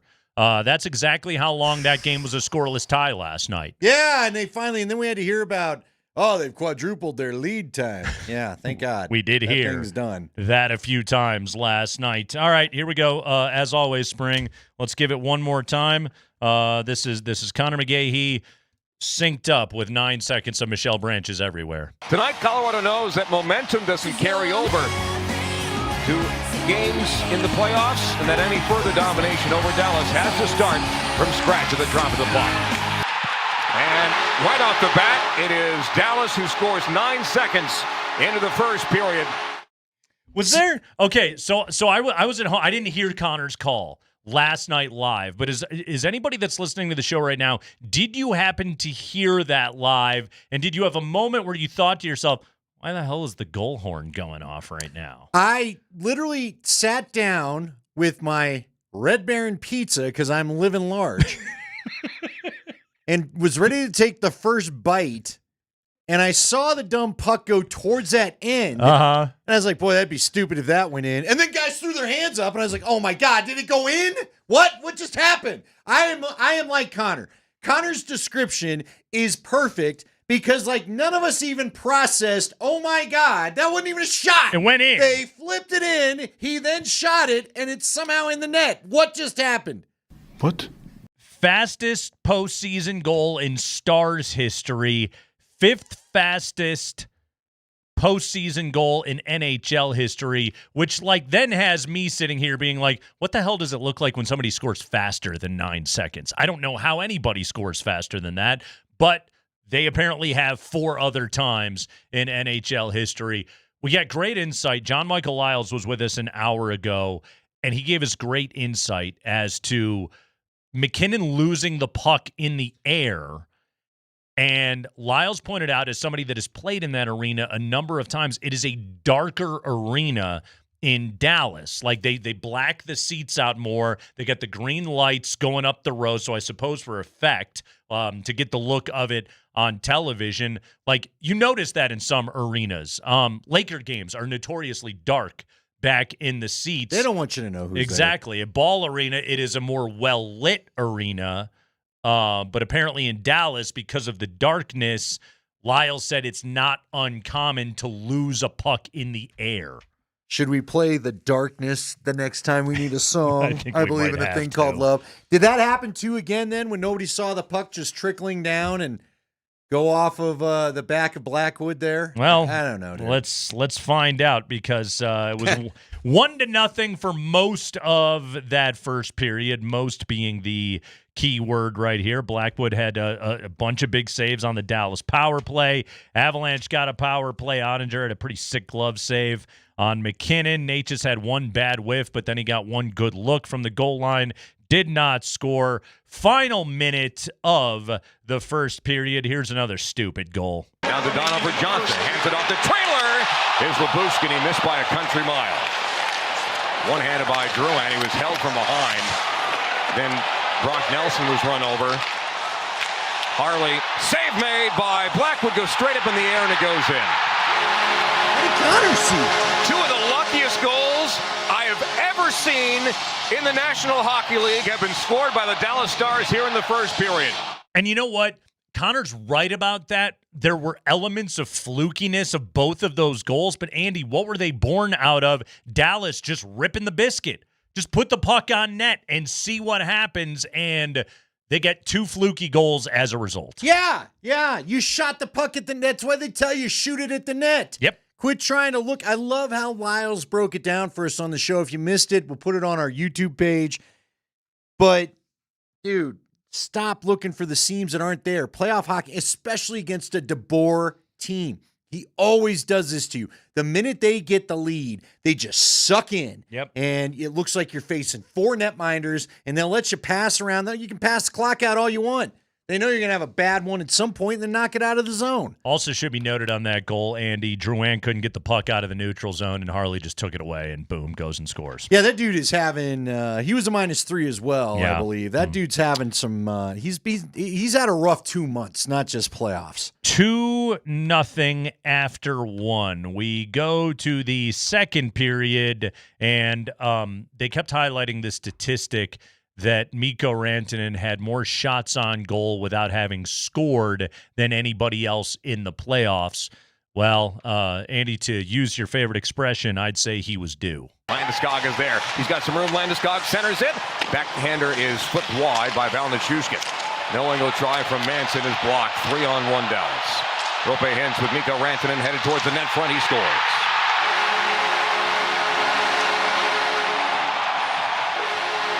Manson pinched on one end, and Mikko Rantanen gets his first goal against his former team on the other. Early goal again in the second period. Minute 12 in, 3-0 Dallas. I hate to say it, Connor, but the moose was loose on that it one. was. It was. So. Yeah, Val shot a backhand wide, gets tied up, and boom, Dallas 3-on-1 the other way. Sammy G couldn't intercept it. Hints to Miko. Again, it was only a matter of time until that was going to happen. Now here's the part of the hockey game where you thought, hey, they have life. Let's start with this one. Marty Necas and Arturi Lehkonen actually doing something good. Necas now leads it for Nathan McKinnon. 2-on-2 across the Stars line. McKinnon, drop pass for Lehkonen, tried to pick the far post, and he missed. Kept alive by Manson, down to the corner. McKinnon, one-timer, Necas, tip, no! Wait, yes, it's in! Arturi Lehkonen parked in front! We're up all night to get lucky! Lehkonen was parked atop the blue paint, and he tips in his second goal of the series to get Colorado on the board. That's the Lecky we know. Yeah, that was a great tip by Lehkonen. Necas with the one-timer right there. Also, Blackwood had a massive save on Hintz right before that, before they started the rush the other way. So, nice job, everybody. It's a 3-1 game. The Avalanche have life. 2.5 minutes later, Nathan McKinnon keeps on rolling. Back to the point, McKinnon. Keeps it in. McKinnon trying to get away from danger. He escapes Matt Duchene. McKinnon! He scores! The Mac attack is back, Jack! 2 points in the period for Nathan Raymond McKinnon. It is his 5th goal of the series, and Colorado has climbed within 1 with 5:22 to go in the second period. It was also kind of fun because there was once upon a time where Matt Duchene was supposed to be the future of the Avalanche, and then it turned out Nathan McKinnon was the actual future of the Avalanche, and some weak sauce defense by Duchene, and McKinnon just lame check attempt, blows by him, turns the corner, scores that goal. That was awesome. I was really enjoying the hockey game at that moment, Andy. I was like, all right, here we go. Yeah. You could hear the Dallas Stars fans quiet down. Tighten it I was up. like, all right, all the nonsense is done. Yep. Let's just get this thing tied up and make them worry. And no. Now, the nonsense wasn't done. Let's now go 2 minutes after that, and Dallas is on the power play. Back up north for Harley, one-timer. Rantanen tipped on, save made by Blackwood. Rantanen scored a lot of goals from that spot. 1:15 to go on the power play. Rantanen back down low. They score. Wyatt Johnston again. I don't know how. Kiviranta didn't have a stick, so that didn't help. And then Blackwood couldn't go pipe to pipe fast enough. And again, I know I was just crapping on Duchene. That was a good pass by Duchene. That's what made me. I'm so sick of sticks breaking in this series. Yeah. And they've had sticks breaks when they couldn't breaks when they could have had good shot attempts. Now you get a stick broken on you're trying to do a power. They were on the penalty kill, right? Yep. So that basically made it a 5-on-3 for the most part. Yeah. Because wasn't it Tay's stick that broke, and then one of the forwards gave him the stick, and they're just pretty much helpless. Kiviranta didn't have a stick. And then the Avs get that power play towards the end, or in the third period. The guy loses a blade. They can't do anything. They get the puck frozen right away as the guy, then gets helped off the ice. They need torpedo bats, I guess. I don't know. Sticks. Yeah, maybe that'll work for them. What else you got? You wanna hear your buddy Mason Marchment also? No, I really don't. Do we have to play this goal? We can drop it. Yeah, you know what? We don't have to play it. We don't have to play it. I don't want to hear that guy score. Yeah, we don't have to play it. Yeah. You know what? He also, what was annoying about that goal is he barely nicked that thing, and then it just trickled under Blackwood's armpit and went in. It was like he just went. I don't even know if he was whacking it. He just went and whacked Taze, and somehow it ended up in the net. He didn't even do anything. Your stupid mustache. I'm just bitter. I like it. Let's go to the third period. Let's listen to Jamie Benn. You captain things. Yeah, exactly. This is the captain of the Dallas Stars, just playing honorable hockey out there, skating directly into the stick of Josh Manson and acting like he got shot. Wedgwood now for Josh Manson. Avoids a late hit from Ben. Most of his are. And now Necas onto the backhand of Arturi Lehkonen. Lehkonen with it. And now behind the play. Boy, Ben and Manson got tangled up. Manson is complaining that Ben made a meal of it. Still haven't seen a replay. Wow. And I will not. Number 42 has a 2-minute minor for high sticking.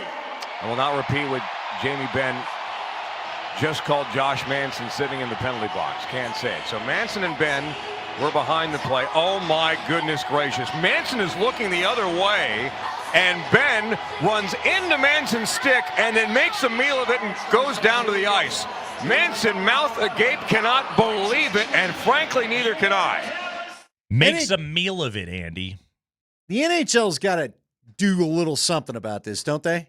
You ought to fine him for that bad an embellishment. I'm Come fine on with now. it. Come on. I'm fine with it. Is this what we're turning this into? Refs got a hard enough job without you doing something like that. That was ridiculous. And look, the NFL does a lot of stuff in the name of player safety. Not all of it's smart, but you're going to let a guy run into another guy's stick?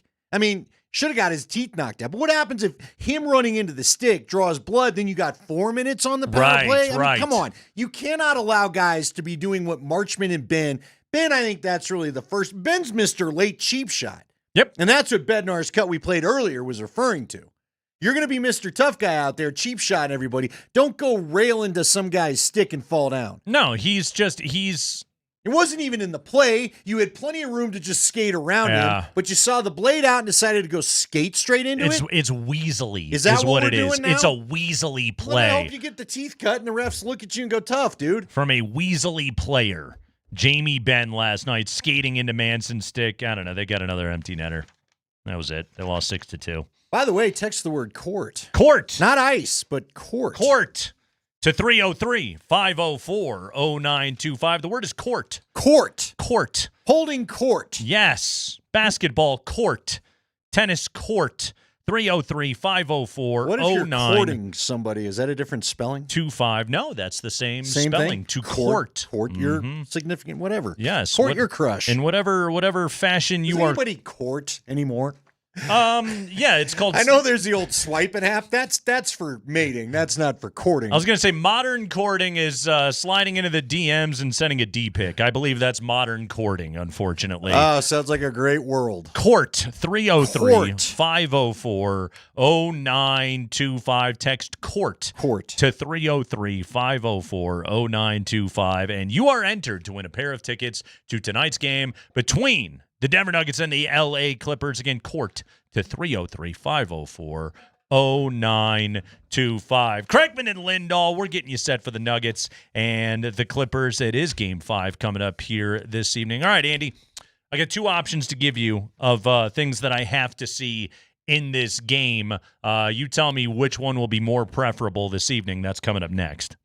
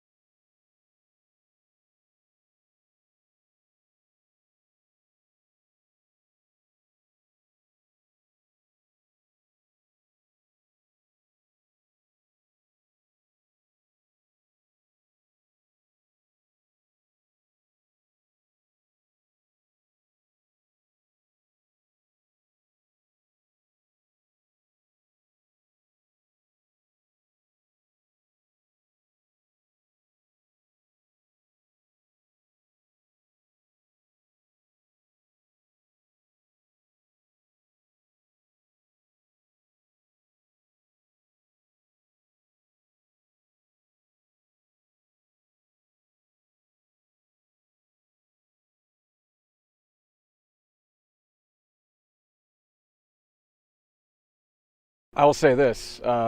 We won this swing game last year, lost by 50 in Minnesota, lost game 7. So tomorrow is its own thing. And if we happen to win that game, it gives us 2 opportunities to win the series. If we happen to lose that game, we're going back to an arena that we just won in. So I'm not thinking about anything past that, just tomorrow. I mean, good job by Adelman. And you should only be thinking about one game, but he's absolutely right about that. Here's the problem, Andy. I don't even think this is a bold prediction. If the Nuggets win tonight, it's going 7. If the Nuggets lose tonight, they're done in 6. Yeah, feels that way. Yeah, and especially given the minutes that have been played by everybody, you're going to have to get to 7, and you're going to have to hope that you don't blow it the way that you did last year against Minnesota. Dempsey, great conversation with Chris Dempsey earlier in the show. One of the things that he talked about a little bit was in that fourth quarter and the way that the Clippers played it. Ty Lue did something really smart. He got Chris Dunn out of the game, which you would say, well, that weakens your defense. Well, number one, Bogdanovich is playing pretty good defense in this series, and that's not his specialty. I mean, give that guy all the credit in the world. He ripped that rebound away from Jokic, went up over him, and took that thing away and got the putback, which, hey, shout out to Bogey for making that play.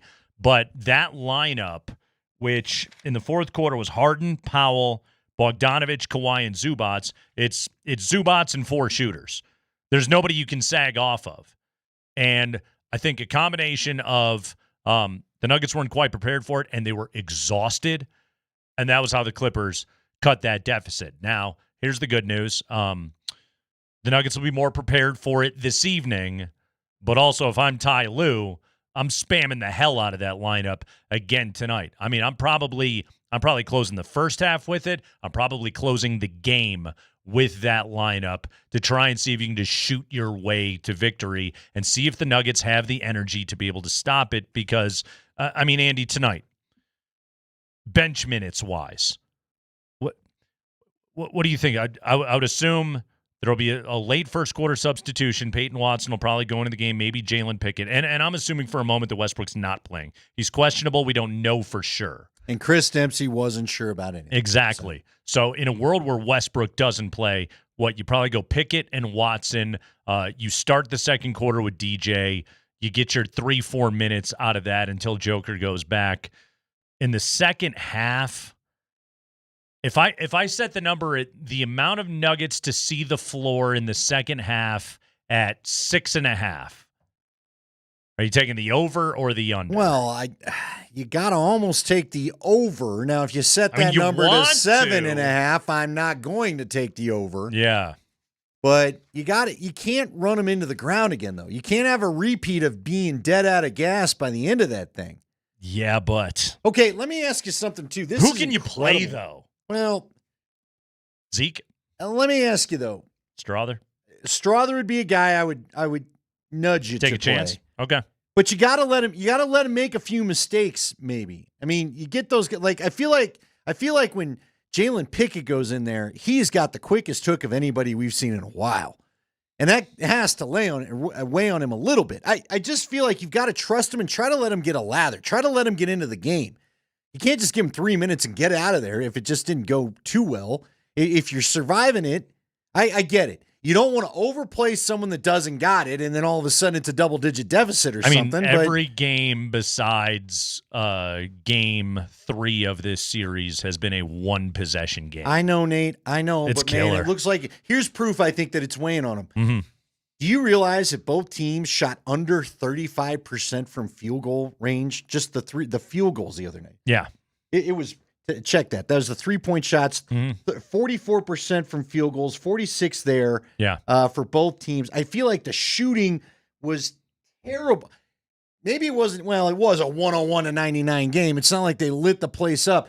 I feel like we're seeing in the shooting alone that the legs are gone, that both these teams have beat each other up and they're worn out by this point. What's more likely tonight? A nuclear Jokic game or a nuclear Jamal Murray game?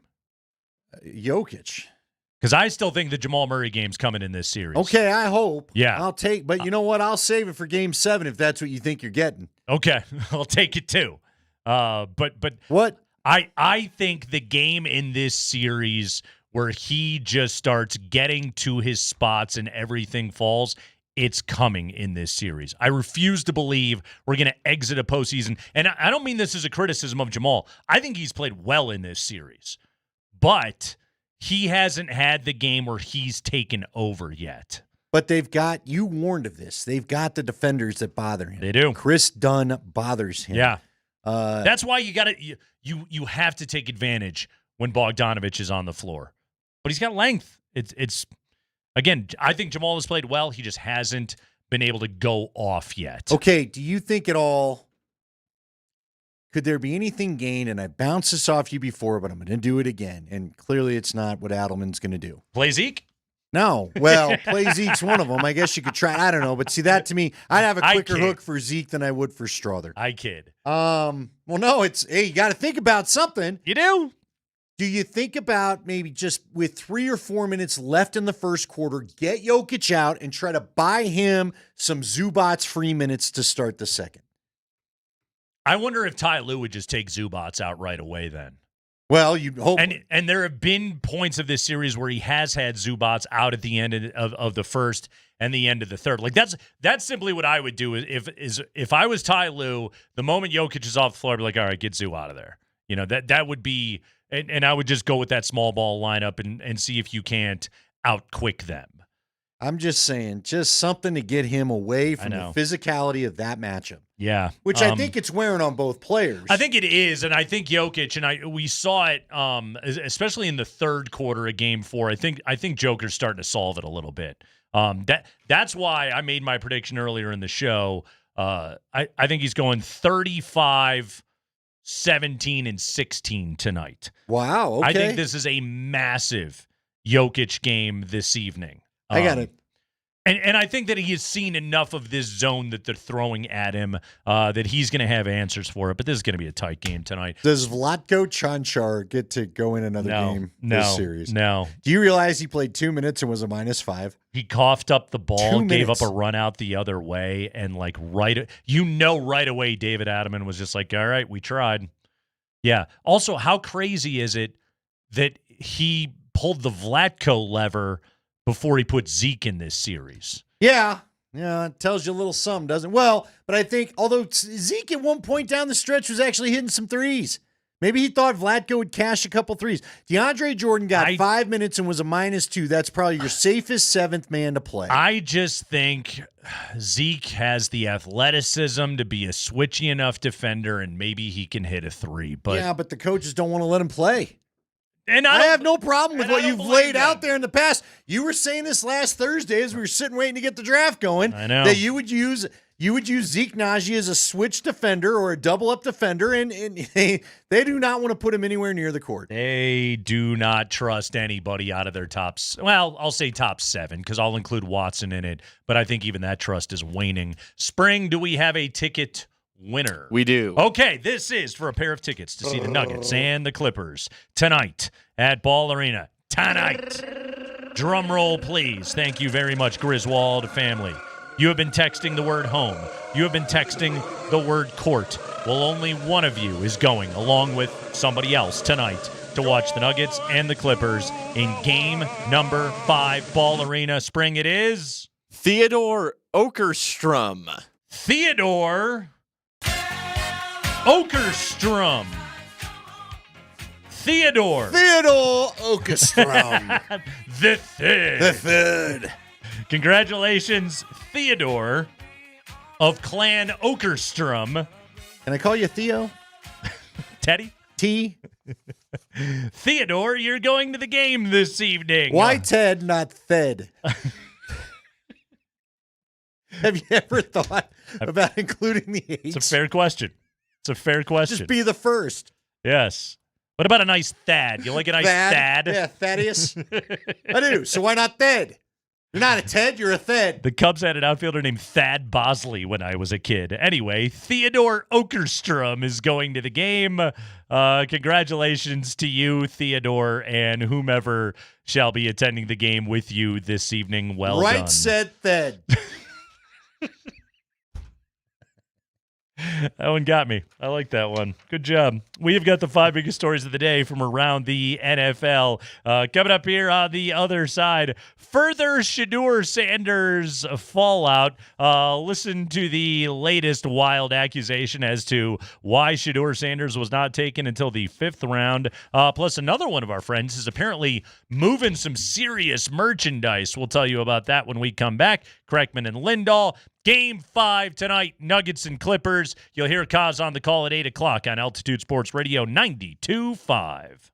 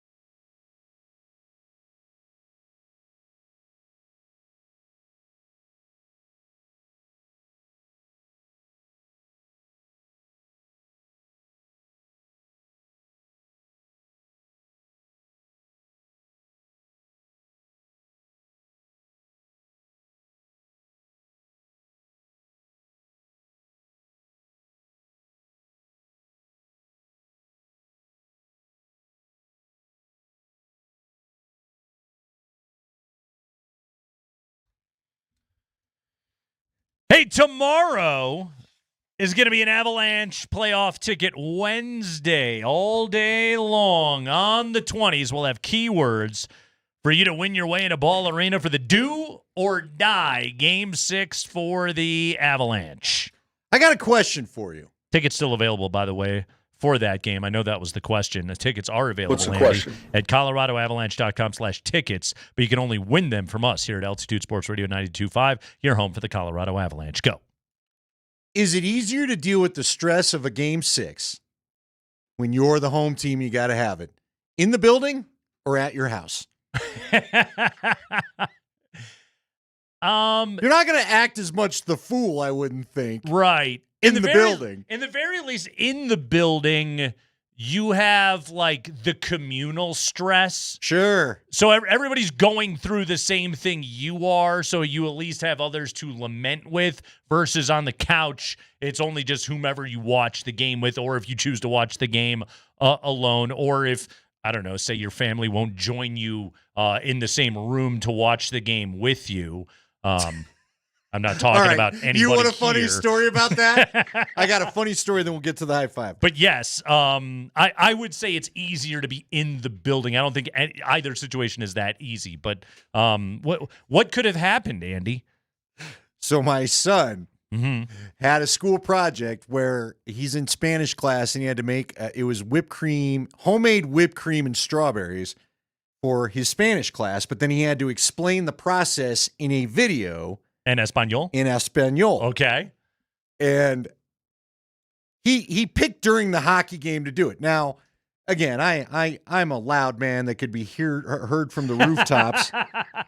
And so I reacted to one of the dumb goals. And in the background, as he pauses, a what the bleep was that got picked up in his video. And he didn't realize it till he was done. And he's like, I'll edit it out, Dad. I'm like, leave it in.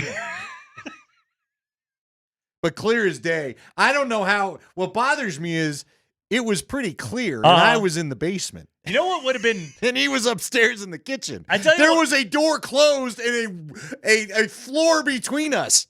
By the way, crema batida is whipped cream at Espanol. I just had to Google that. But also, it would have been really funny if it was dubbed into Spanish. Yeah. Just the P word finds its way in. I felt bad. He was a trooper. He goes, I'll figure it out, Dad. I'll just put music in there. By the way, weird ingredient for the whipped cream. Crema batita? Sour cream. Okay. Condensed milk. Yeah. Evaporated milk. Okay. Vanilla. Okay. And sour cream. I thought it was always just heavy cream, and then you do the whip thing with it. What do I know? Not in Espanol. Not in España. España. Okay. Crema batida. That is what Mexicans call whipped cream, according to the internet, or any Spanish speaker, I suppose. Spring, we got football news. Football Americano. The high cinco. Go ahead, Spring. It's the high five, brought to you by Bet365. Whatever the moment, it is never ordinary at Bet365. Hey, the third day of the draft, where Shadur Sanders ultimately got picked by the Browns in the 5th round, averaged 4.3 million viewers. It was up 43% from last year. The second night, where Shedeur was still on the board but didn't get drafted, that was up 48%. So viewers were intrigued about the fall of Shadur Sanders. Today, Boomer Esiason was on his radio show on WFAN in New York, and here's what he's hearing about why Shedeur fell. They took him off, and they took him off because the owner said take him off. I don't want that guy. Shadur Sanders just torpedoed himself. His attitude off the field at the combine, his dad didn't help him either. You know, he was on podcast talking about, this is my son. If I can get him to where I want to get him to, I'm going to do that. But, you know, when you listen to this kid talk right prior or at the combine about if you want a new culture in your locker room, I'm the guy to do that. I can turn it around. I mean, he's very high on himself. And I think he was very off-putting to many, many coaches and general managers in the league. And I'm telling you right now, and I know this after talking to 3 different personnel people in the NFL this weekend. They didn't even have him on their board. They took him off. And they took him off because the owner said, take him off. I don't want that guy. I don't want this entitled person on our team. And I don't blame him. All right, so Jeff Legwold told us yesterday there were multiple teams that did not have Shadur Sanders on their board, so we knew that part of it. I mean, the part where multiple owners told their teams to take Shadur Sanders off the board, like, Andy, I'm sure that happened somewhere amongst the 32 teams around the NFL. I also believe a multitude of reasons and factors all came together as to the reasons why Shadur Sanders was not drafted until the 5th round. Some of them absolutely were football. Some of them absolutely were personal. Some of them absolutely were PR concerns, whatever it may be. I think everybody wants to find like the silver bullet as to why Shedeur slipped. And I think there's a whole bunch of different reasons why that was the case. Yeah, and at the end of the day, not every team needs a quarterback. That and too. when you're not considered a once-in-a-lifetime guy, not every team's going to take a flyer on you. So you were already dealing with, 5 to maybe 10 teams that would be coaxed into a quarterback that was considered to be a second-round or later prospect. Like, Legwold had him at, 38 or 40 or something? Yeah. Okay. A lot of teams had lower grades. Nobody had can't miss on him from what we're finding out. Except for Mel Kiper. And so this is how it goes for you. And you and I covered Tim Tebow. Mm-hmm. And it was a different type of circus than what the Shedeur thing can be. But it can be a circus. And it just, NFL teams don't want to sign up for it unless you're going to be the dead-on starter when you walk in the door, like Caleb Williams or Jaden Daniels was. Here's the irony of the Tim Tebow comp. And I've been thinking about this a lot. Tebow couldn't play and had the circus, and he went in the 1st. Shedeur can play and has the circus, and he went in the 5th. You know why? And is some of it just like the benefit of hindsight of I don't want to put my organization and put my staff through that of everybody screaming, when are you going to play Shadur Sanders? No, I think kind of like we saw here twice. I don't know. Okay, let me start here. I do think that Tim Tebow made Josh McDaniels fall in love with him. Yep. Clearly, Shadur Sanders didn't make anybody fall in love with him. No. And he limited who he would do certain things for. Not only just that, I think he made people actively dislike him, and then everybody talked about it. Well, and you didn't do anything. I'd said he should throw at the combine. I never understood him not throwing at the combine. He should have taken advantage of that if he could. He should have. Then there was also the fun thing, someone exposed it the other day on one of the national networks. I want to say it was ESPN. Do you realize that apparently Sean McVay, that's the Rams coach, right? Sean McVay. Is. He had kind of messed with Sean Payton, trying to let him know I wanted Bo Nix when he doesn't, to make Payton panic. Uh-huh. And so they said Payton did it back to him this year, trying to get everybody to believe that they were going to trade up for Colston Loveland, because apparently McVay really wanted Colston Loveland. And so Payton was like a little tete-a-tete and tried to get, apparently he had Sean McVay believing, I'm trading up for Colston Loveland if I get a shot, when that wasn't really going to be the plan. But I bring up that because, again, Sean fell in love with Bo Nix and was going to make darn sure he didn't miss him. Yep. Again, Shedeur did not endear himself the same way to any coach to make him say, give me that guy. Yeah, and ultimately, like, whatever machinations the Sanders family was trying to have by forcing Shedeur to a particular destination, I don't know, maybe it worked. Maybe he always wanted to be in Cleveland. I don't know why. But now it's an extremely awkward circumstance where, do you realize, like, Dylan Gabriel was taking 50 picks ahead of him? Yeah. Leggy said today, I don't get the Dylan Gabriel thing. No. So now it's all kinds of, and now we're all wondering, why would you take them both? Don't know. Why would you take them both? Don't know. It feels like Jimmy Haslam, by judging at the faces in the draft room after you got him, said you're taking the kid. Being Shedeur. I guess Andrew Berry was just, and he's an analytics guy, and was just like, I cannot turn down this value. We had this guy rated so much higher, and he's still available on the board. I absolutely have to take him. Who's first out of town? Is it Pickett? It feels like that. It's either Pickett or it could be Dylan Gabriel. Hell, it could be Shedeur. It could be. I wouldn't get cocky about anybody right now. Again, this is a 5th round pick who's going to be fighting for reps. It's going to be tough for Shadur Sanders. And honestly, Andy, like if it was Stefanski and Andrew Berry that made the call to take Dylan Gabriel, he's going to take snaps ahead of Shadur Sanders. You better believe that. Yeah, the coach was in there. Yeah, it's going to make things tough for him. There's no doubt. High five. We have our early leaders in rookie jersey sales. Travis Hunter is number 1 on the list. Number 2 is Cam Ward. Number 3 is Shadur Sanders. Good for him. Yay. Good for him. It's got to get those legendary jerseys. Rest of the top 10, Ashton Genty, Panthers receiver DMac McMillan. Is he just – we've gotten rid of Teteroa altogether? Okay. Hey, I'm down. Jackson Dart. Helps me. Abdul Carter. Matthew Golden, Tyler Warren, and Bears tight end Colston Loveland. Yes, people lining up to get that Bears tight end jersey. All right, go ahead, Spring.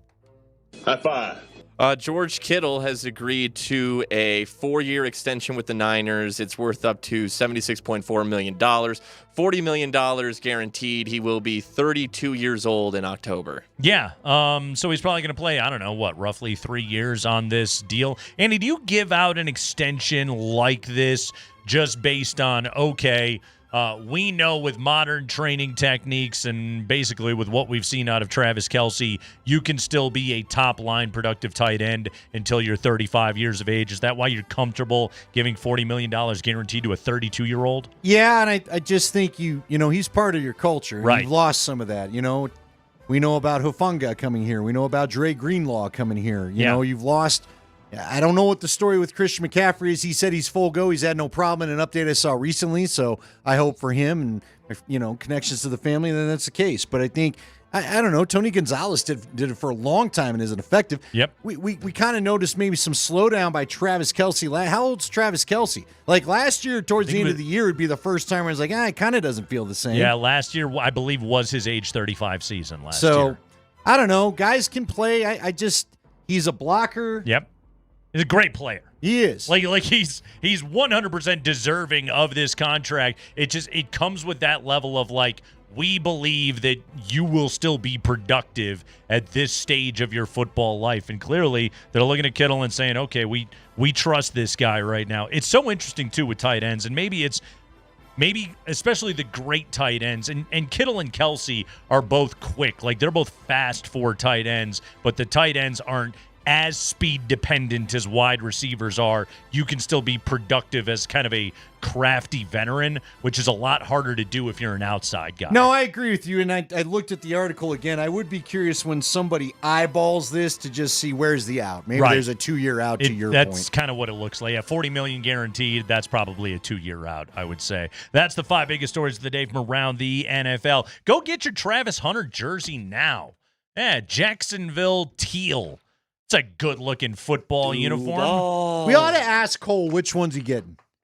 Our guy Cole. Huge Jags Smitty fan. Smith. That's huge right. Jags. The only one we knew for the longest time. Yeah. Remember when Jacksonville did roll in here and beat Denver in Vic Fangio's first year? Yeah, that was the Gardner Minshew game. That's when we kind of really got to know that Cole was the guy in town that likes Jacksonville. Jags die hard. Uh-huh. He had a Minshew one, too. Isn't that when we learned that Gardner Minshew's middle name was Beowulf? I think so. Mm-hmm. And then, because he got us the Beowulf jersey. We got jerseys. Yeah, out of Cole. He's a generous lad. He's a great dude. Absolutely. But we got to know what color he's getting. Travis Hunter, going to be the coolest Jaguar ever. That's the 5 biggest stories of the day from around the NFL. We'll take a quick break. When we come back, Avalanche in trouble. Nuggets, are they going to pull their way out of trouble tonight? Oh, man, we're talking playoff anxiety on the other side with Kreckman and Lindahl.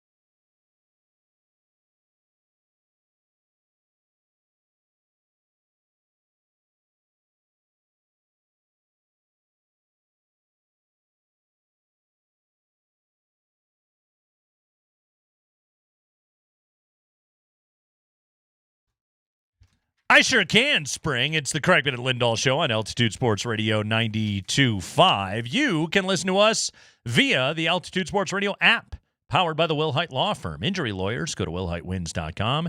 That is willhitewins.com. Avalanche lose 6-2 last night, down 3-2. Andy, I'm comfortable saying this is a must-win coming up here on Thursday night. I would go out on that limb right now. The Avalanche played a fantastic Game 4 in their own building, a 4-0 victory over the Dallas Stars, and beat the crap out of those guys. Last night, the Avalanche gave up a couple of weird goals in the first period. Mikko gets some early on in the second. You had your little run, but unfortunately, you had dug yourself too deep of a hole, and then Dallas found their way and ended up winning that game. I like that Bednar took Blackwood out of the game for the third period. First off, it's not the worst thing in the world for Wedgwood to play a little bit, and I thought he actually played pretty well in that third period last night and had some good saves. Okay, kind of get your legs back under you, but also, if we learned anything, okay, Pete DeBoer pulled Jake Ottinger for the third period of Game 4, rested him up, put his backup in, Casey DeSmith, and then went back to Ottinger in a Game 5 situation, and Jake Ottinger was fantastic last night. Even with the 2 fluky goals that he gave up last night, I didn't think Blackwood was bad. I don't think he's had a bad game in this series. The score looks a hell of a lot worse than what I think he actually did out on the ice. Jared Bednar preserving him a little bit for a Game 6, a little bit of extra energy, buy whatever rest you can. Plus, this is 2 days off in the middle of the series. I think that Jared Bednar, in whatever way he could last night, did a couple of really good things to set himself up for a good Game 6. He got after the officials when talking to the media, which that fine is going to be well worth it if you get better calls, and he got a little bit of rest for Mackenzie Blackwood. This is not to say that's going to fix all of the Avalanche's problems, but the little bit of tinkering that you can do mid-series, hopefully those couple of little things are going to help. Yeah, but here's the top thing. Just looking at the game stats summary. Yeah. Shots, 28-27. Face-offs, Avalanche lose by 10%, 55-44. So 11% to be exact. Right. This has still never been a good face-off team. Penalty minutes, 34-32. They've been better. Hits, Avs won that 51-29. Block shots, 17-21 for the Stars. Yep. 13 giveaways for the Avs, 15 for the Stars. 8 takeaways for the Avs, 3 for the Stars. But here's the glaring problem. Okay. Here is where, if this doesn't change, you're not going to win in the playoffs, period. Power play, 0%, 0 for 3. This power play has been given a number. And let's go back to that Game 2 overtime double minor where you barely even generated shots on goal, much less got any momentum built off that power play. If this power play does not start shooting more and finding the net, I don't know how you win the series. You've got to make the Stars fear your power play. Period. No, it's a good point, because even if the whistle does go back in your direction, are you going to be able to make them pay for it? 0 for 3 last night. Now, the Stars are 1 for 4. They haven't been much better. Yeah. But again, the Stars are missing their top scorer. They're missing their best defenseman. You should be taking advantage of this. You should not be the team down 3-2. Okay, so what about this? Cale Makar did not play great last night. Devon Toews did not play great last night. Val Nichushkin did not play great last night. This is based on absolutely nothing, but Dallas's best players, who have generally been invisible for most of this series, finally showed up last night. Again, I hate using their due as a bit of analysis right here, but Cale Makar is a better player than what he has shown in the last couple of games. Val Nichushkin is a better player than what he has basically shown in this series since Game 1. This has to be a wake the hell up game, because right now, Nathan McKinnon, Gabe Landeskog, these are the guys that are taking everybody with them right now. Not enough other dudes have shown up in this series. Well, Cale has got to get better. We already said it. In Game 5, Cale was a -3. In Game 4, a game you won 4-0, Cale was 0. Yeah. He was dead even. So I'm going to go and let me look at what the plus-minus was for him now in Game 3. And it just continues to be the best guys. When you're paying this much money to your top guys, they've got to perform. -1 for Toews and Makar in Game 3, where they lost 2-1 at home. I can go check. Might as well go check game 2. But again, the theme is too consistent here. We've got to see more production out of Cale Makar than what we've seen throughout the playoffs, because right now you'd start looking at now. So Makar was a 0 in the 4-3 overtime loss to the Stars. Yeah. So he's yet to be in a positive most of this series. You cannot have that. You cannot have it. So yes, is he due? Yeah. But the problem is he's getting the shots that he wants. Dallas is just blocking them all. Most of his shots aren't even making it to Ottinger. And then I want to say, was it game 1 or 2 where he had 2 fantastic chances and just sent them high over the net? And look, Lehkonen, we could talk about Lehkonen. I think Lehkonen is playing very hard, very hard. I still love Arturi Lehkonen. He's another guy where the puck, he's having bad puck luck. Just bad puck. Now, a guy like Marty Necas, I've been saying it all day. You've got to shoot the puck. Yep. You've got to snipe that thing. And again, I would beg Jared Bednar, if Necas has been intimidated by McKinnon, who we've seen yell at him in the past a couple of times, and I felt like that was the reason why they dropped him down to the second line, he and Nelson were a good combo off each other. Gabe has shown us he's got the stamina in there. Move Gabe up to the first line, put Necas back with Nelson, and let's roll with something more familiar, because I know that they had the fantastic game in game 2, but even that took a second to get going, or game 4, but that took a second to get going. You can't afford the first period lull that they sometimes have. You've got to come out like game 4 and get on the board and pedal to the metal and make them feel you again. Game 6 coming up Thursday night at Ball Arena. We'll have it here with Connor on the call on Altitude Sports Radio 92.5. I'll ask you a question, okay? You are free to tell me it is too early to ask this question. But will the Avalanche want an opportunity to sit down and interview Mike Sullivan and or David Carl after this series ends if they can't come back and beat the Dallas Stars? I think if they lose, it's not just about the Dallas Stars, because again, this is probably a matchup, I'll remind everybody, that should be the Western Conference Finals. Sure. But here's my thing that I wonder, I don't know anything, and I love Jared Bednar. I hate having these conversations. This guy raised the cup. He was one of my favorite people that day of the parade. I think he's a fun guy, all the good stuff. But the reality is it's a wins business. Mm-hmm. And if you lose this series, this will be the 3rd time with a 3rd different club. DeBoer was the coach of the San Jose team with the famous offsides. He was coach in Vegas when you couldn't get past Vegas. And now this would be 2 years in a row as Dallas coach that he has not beat a DeBoer-led team. So I don't know how you ignore those facts if in fact they don't get past this round. He's had this job for a very long time, and it's hard to envision, given what a fantastic job Chris McFarland did remaking this roster, that there aren't going to start being questions about, well, look at what I just gave you.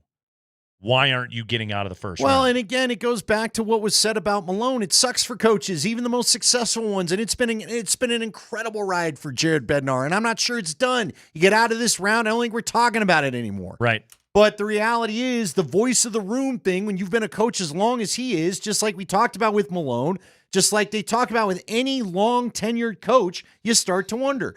Jared Bednar, at one point down the stretch, almost seemed beside himself in the regular season that he couldn't get his guys to give a crap more about some of those games. And he said he understood it, but he mentioned numerous times in losses down the last couple weeks that I hated our effort. Well, again, that's something you kind of bookmark and keep in the back of your head. Now, ultimately, it is sports, and you couldn't change the matchup, but I think you'd be foolish not to acknowledge that I would assume there's going to be some conversations if you don't get past a DeBoer team for the 3rd time in his tenure. Nuggets tonight, they will take on the LA Clippers in Game 5. It's pretty much everything in this game tonight for the Nuggets. Again, I think if they win, this thing goes 7. I think if they lose, I think they're done in 6. Translation, I'm giving them almost no chance to go and win at the Wall coming up here on Thursday night. They have to have this game this evening here at home. Coming off of a Game 4 in LA where they almost blew a 22-point lead in the fourth quarter. I mean, honestly, you could say they did blow a 22-point lead because the Clippers eventually did take the lead on that Bogdanovich putback. So, yes, they did blow the lead, technically speaking, although Aaron Gordon was there to save the day. By the way, did you read Mark Spears' piece today on Aaron Gordon? Oh, my God. Just everybody go and read it. It's about it's about Aaron. It's about his family. It's about what he's gone through with the loss of his brother Drew. Drew Gordon, who played at UCLA in New Mexico. I called a number of Drew's games when he was in college, who was an excellent player, had a brief NBA career, and went on to play for a long time in Europe, of course, passed away last summer tragically. And Aaron Gordon has, really taken on the role of kind of filling his brother's absence in his children's lives. And Uncle Aaron, it's a fantastic story. It's if Aaron Gordon seems like a good guy to you when you listen to him, when you watch him on the floor, when you watch him with his teammates, he is Mr. Nugget. Read this story, and it will only confirm that Aaron Gordon is, he is a stand-up human being and just a good person all around. I'll have to retweet the article. You did send it over, but you also sent something we'll get into, a quite lengthy Rockies piece off of ESPN, which was a very fun read. But boy, the stories just kept coming in that one. But anyway. 30th anniversary of the opening of Coors Field coming up on Saturday. Line up and we'll buy get your to that at tickets some now, point. folks. It was a fun story. Yes. It's the only fun story going on over there right now. But anyway, back to Aaron Gordon, back to the Nuggets. Back to Aaron Gordon and back to the Nuggets. In this game tonight, Andy, Ty Lue did a lot of good things in that fourth quarter. Okay. And, Katie was talking about it yesterday with us that when Christian Braun was asked about, momentum of getting the win on the road, and CB was like, I don't think we have momentum right now. Like that fourth quarter kind of zapped us of our momentum. A couple of things happened. The Clippers went heavier to that zone defense, which is they're trying to take away Jokic's effectiveness at the nail, which to varying degrees of success. I also think just in general, Nuggets fatigue was a huge part of why they had that fourth quarter. But also, Ty Lue finally fully moved away from Chris Dunn in closing lineups and went with Bogdanovich. And he put as many shooters out on the floor as he could. And it's a wise gamble on the part of Ty Lue, right? What has the Denver defense been miserable at all season long? Rotations and closing out on shooters. Well, guess what? Ty Lue basically called their bluff and said, can you guys do this when every one of your starters is going past the 40-minute mark? And the answer was no, they couldn't do it. So, yes, Ty Lue made some very wise adjustments. It's not as though David Adelman and company were caught off guard by anything that happened in that game. I also just think that their players were absolutely wiped. What kind of juice are you going to have in the fourth quarter of a Game 5 tonight? Because, Andy, I threw this number at you before. Will the Nuggets play over or under 6.5 players in the second half tonight? And honestly, if Westbrook can't play, I'm leaning under. I don't think Pickett will see the floor. I don't think DJ will see the floor. EJ would be the one, I think, just, again, he's only, you said second half. In the second half. He got 5 minutes last game. I believe those are first half all minutes. In the first half. Joker's going all the way. And some of this, too, is, look, Jokic is going to look at David Adelman and say, I'm good. He's going. But you got to know. He's going to do that tonight. I'm good. But is he good? See, to me, I get when they had 22-point lead at the end of the third, I would have given him at least a couple minutes. Just a couple minutes to see. It's so hard because just for a moment, and this is where, and I don't disagree with you, but also I'll put myself in David Adelman's shoes for a moment, okay? If the best player on planet Earth walks over to me and says, I'm good, coach, my answer is going to be, cool, let's go. I understand that, but don't we have enough evidence? Because I'm sure he's never not told him I'm good. For goodness sake, this guy played how many minutes against Minnesota in double overtime? He's the most well-conditioned athlete on the planet. But I think there's enough evidence, especially since that Minnesota double OT that we've seen, he does need just a couple minutes of when rest. Bogdanovich is wrestling a rebound away from you in the closing minute of the game, that could be evidence of we have to find a way. We have to find a way. And even if you could possibly get a timeout right before the end of the third and just steal an extra 60 seconds, you get that commercial break. You come back, you got an on-court interview. It's network television. It's a little bit longer. If you can get to the 10-minute mark without just that little bit of breather. But the whole trick is don't go -6 in those 2 minutes, which they very easily could. I know. And that's, again, when I'm David. Again, I put myself in David Adelman's shoes. If Nikola Jokic walks up to me and says I'm good, I'm going to go fine. Keep playing. I also will tell you, when you talk about the wrestling, the Bogdanovich wrestle away, that could also be signs that elbow is, in fact, bugging him, too. And he probably doesn't have the same strength in his hand that he wished he had. I think without a doubt, man. I think that's why that sleeve comes on and off. Kawhi Leonard, it was interesting. I was listening to Zach Lowe was talking about this. The Jokic miss on the Sombor shuffle, which resulted in the Aaron Gordon dunk. And he talked about Kawhi's closeout on Jokic. If Kawhi doesn't close out as hard as he does, which probably causes Jokic to be that off target, the ball probably hits the rim in the very least, and AG doesn't get a chance to dunk that. But because Kawhi's defense was so good, Jokic missed so badly that AG could just go up and throw that thing down. Maybe it was a pass. Aaron Gordon's down there somewhere. But here's the problem. This is where you give kudos to Jokic. Yep. He's so much more improved at shooting a three, and especially dumb shots. I know he was off balance, and but he hits those. He does. He hits those. He hit one you against gotta the go Lakers. tee him up. You can't just let him have a look like that. Nope. Yeah, it's Kawhi did the right thing. Yeah. Yeah. Coaches would be upset if you just let him shoot. Mm-hmm. You kidding me? Kawhi Leonard, we're at that point of the series again. The basketball nerd in me and the Nuggets fan in me are always kind of at war in all of this. Let's take a moment and acknowledge how friggin' good Kawhi Leonard is.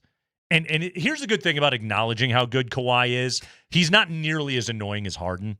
Right. So you feel a little bit better. He just plays ball. He just balls, man. And he defends so friggin' hard. And he is so competent with the basketball. He's a nightmare of a matchup. And you've seen it all series long. There have been possessions where Aaron Gordon defends him perfectly, where Michael Porter even defends him perfectly. And the guy just goes up and scores anyway because he's a world-class friggin' talent. And the thing I am most nervous about tonight is if indeed we get inside 5 minutes to go and it's essentially a one-possession game, and I fully predict that that's what we're going to get tonight, the Kawhi factor is right there, and they could steal this one on the road. Well, you can't let him. You can't let him. The next two games played at Ball Arena, obviously with the elimination situation for the Avs, but you can't. You got to get them both. Yep, Come on. Agreed. And By the way, Kawhi probably has a little of the Gabe Landeskog. So I know it wasn't quite as severe an injury, but that dude has been nothing but injured. Nothing but injured. Yeah. And it is amazing that he still can play ball the way he can when he isn't injured. I mean, he was even hobbled in the bubble when they played against the Nuggets. Like, he's not. It felt like he's never. LA's just never had a healthy crew that they put together. No. And Paul George was never healthy there. I think that, but just watching that team, don't you think they enjoy the hell out of not having Paul George on their team anymore? Yeah, it seems like he's not a good time. Yeah, it's he's always hurt. I think he's just it's frustrating to have to deal with. You're trying to rely on him. It's completely hit or miss. And some of that's true about Kawhi as well. But that team is just better constructed now. Like they have more good players around them. They have Derek Jones. They have Bogdanovich. They have Ben friggin' Simmons of all people. Who's your favorite guy in the world? Nick Batum. They have Nick Batum. They have Chris Dunn. Which some of this also is the Clippers being a year ahead in dealing with the modern CBA than the Nuggets. Of them saying, okay, we've got Harden and we've got Kawhi on max. And that's all you can have. And we'll build out around it. And guess what? They're a little bit ahead. Kreckman and Lindahl predictions on tonight, plus a quote from Rockies ownership that you absolutely must hear. That's coming up next.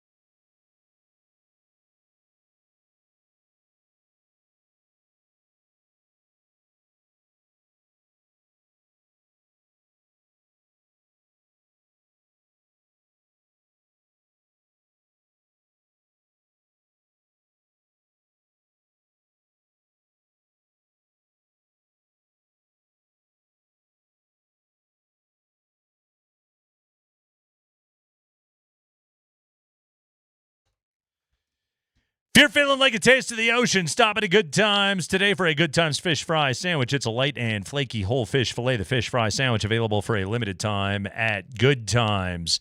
Andy, Game 5 last year, Nuggets and Timberwolves. In 42 minutes on the floor, Nikola Jokic was 15 of 22. He scored 40 points. He had 13 assists. He had 7 rebounds in that game. He was absolutely marvelous, and the Nuggets beat the Timberwolves 112-97 in one of the single greatest individual performances I have ever seen in my life. And oh, by the way, that was a Game 5. I think we're getting another one of those tonight.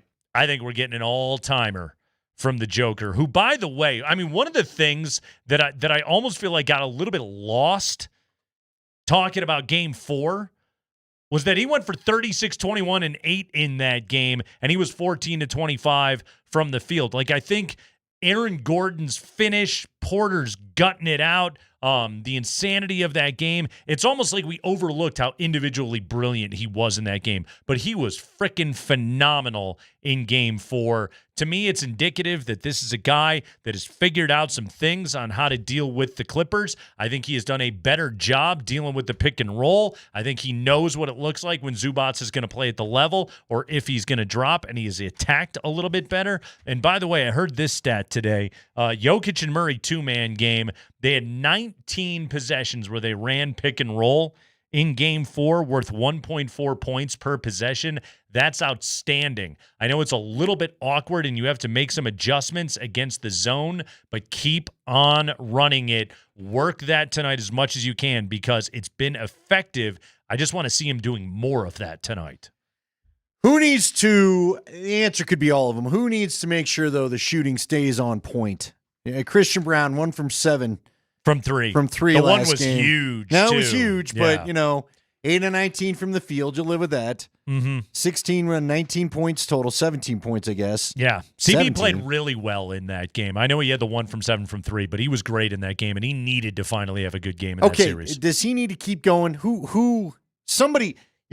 I trust, maybe it's just Porter. If Porter can give you what he gave you the other night, that would be fantastic. He also chipped in 17 points. Yep. I don't know. If you're not going to sub anybody, the more I look at this, maybe you just need everybody to just do what they did the other night. I mean, one thing Gordon had 14. That would be cool is, like, if Jamal could go for 30 and then, like, AG could score 12 and Brown could score 12 and, like, suddenly then their production isn't Maul quite goes as critical. 40.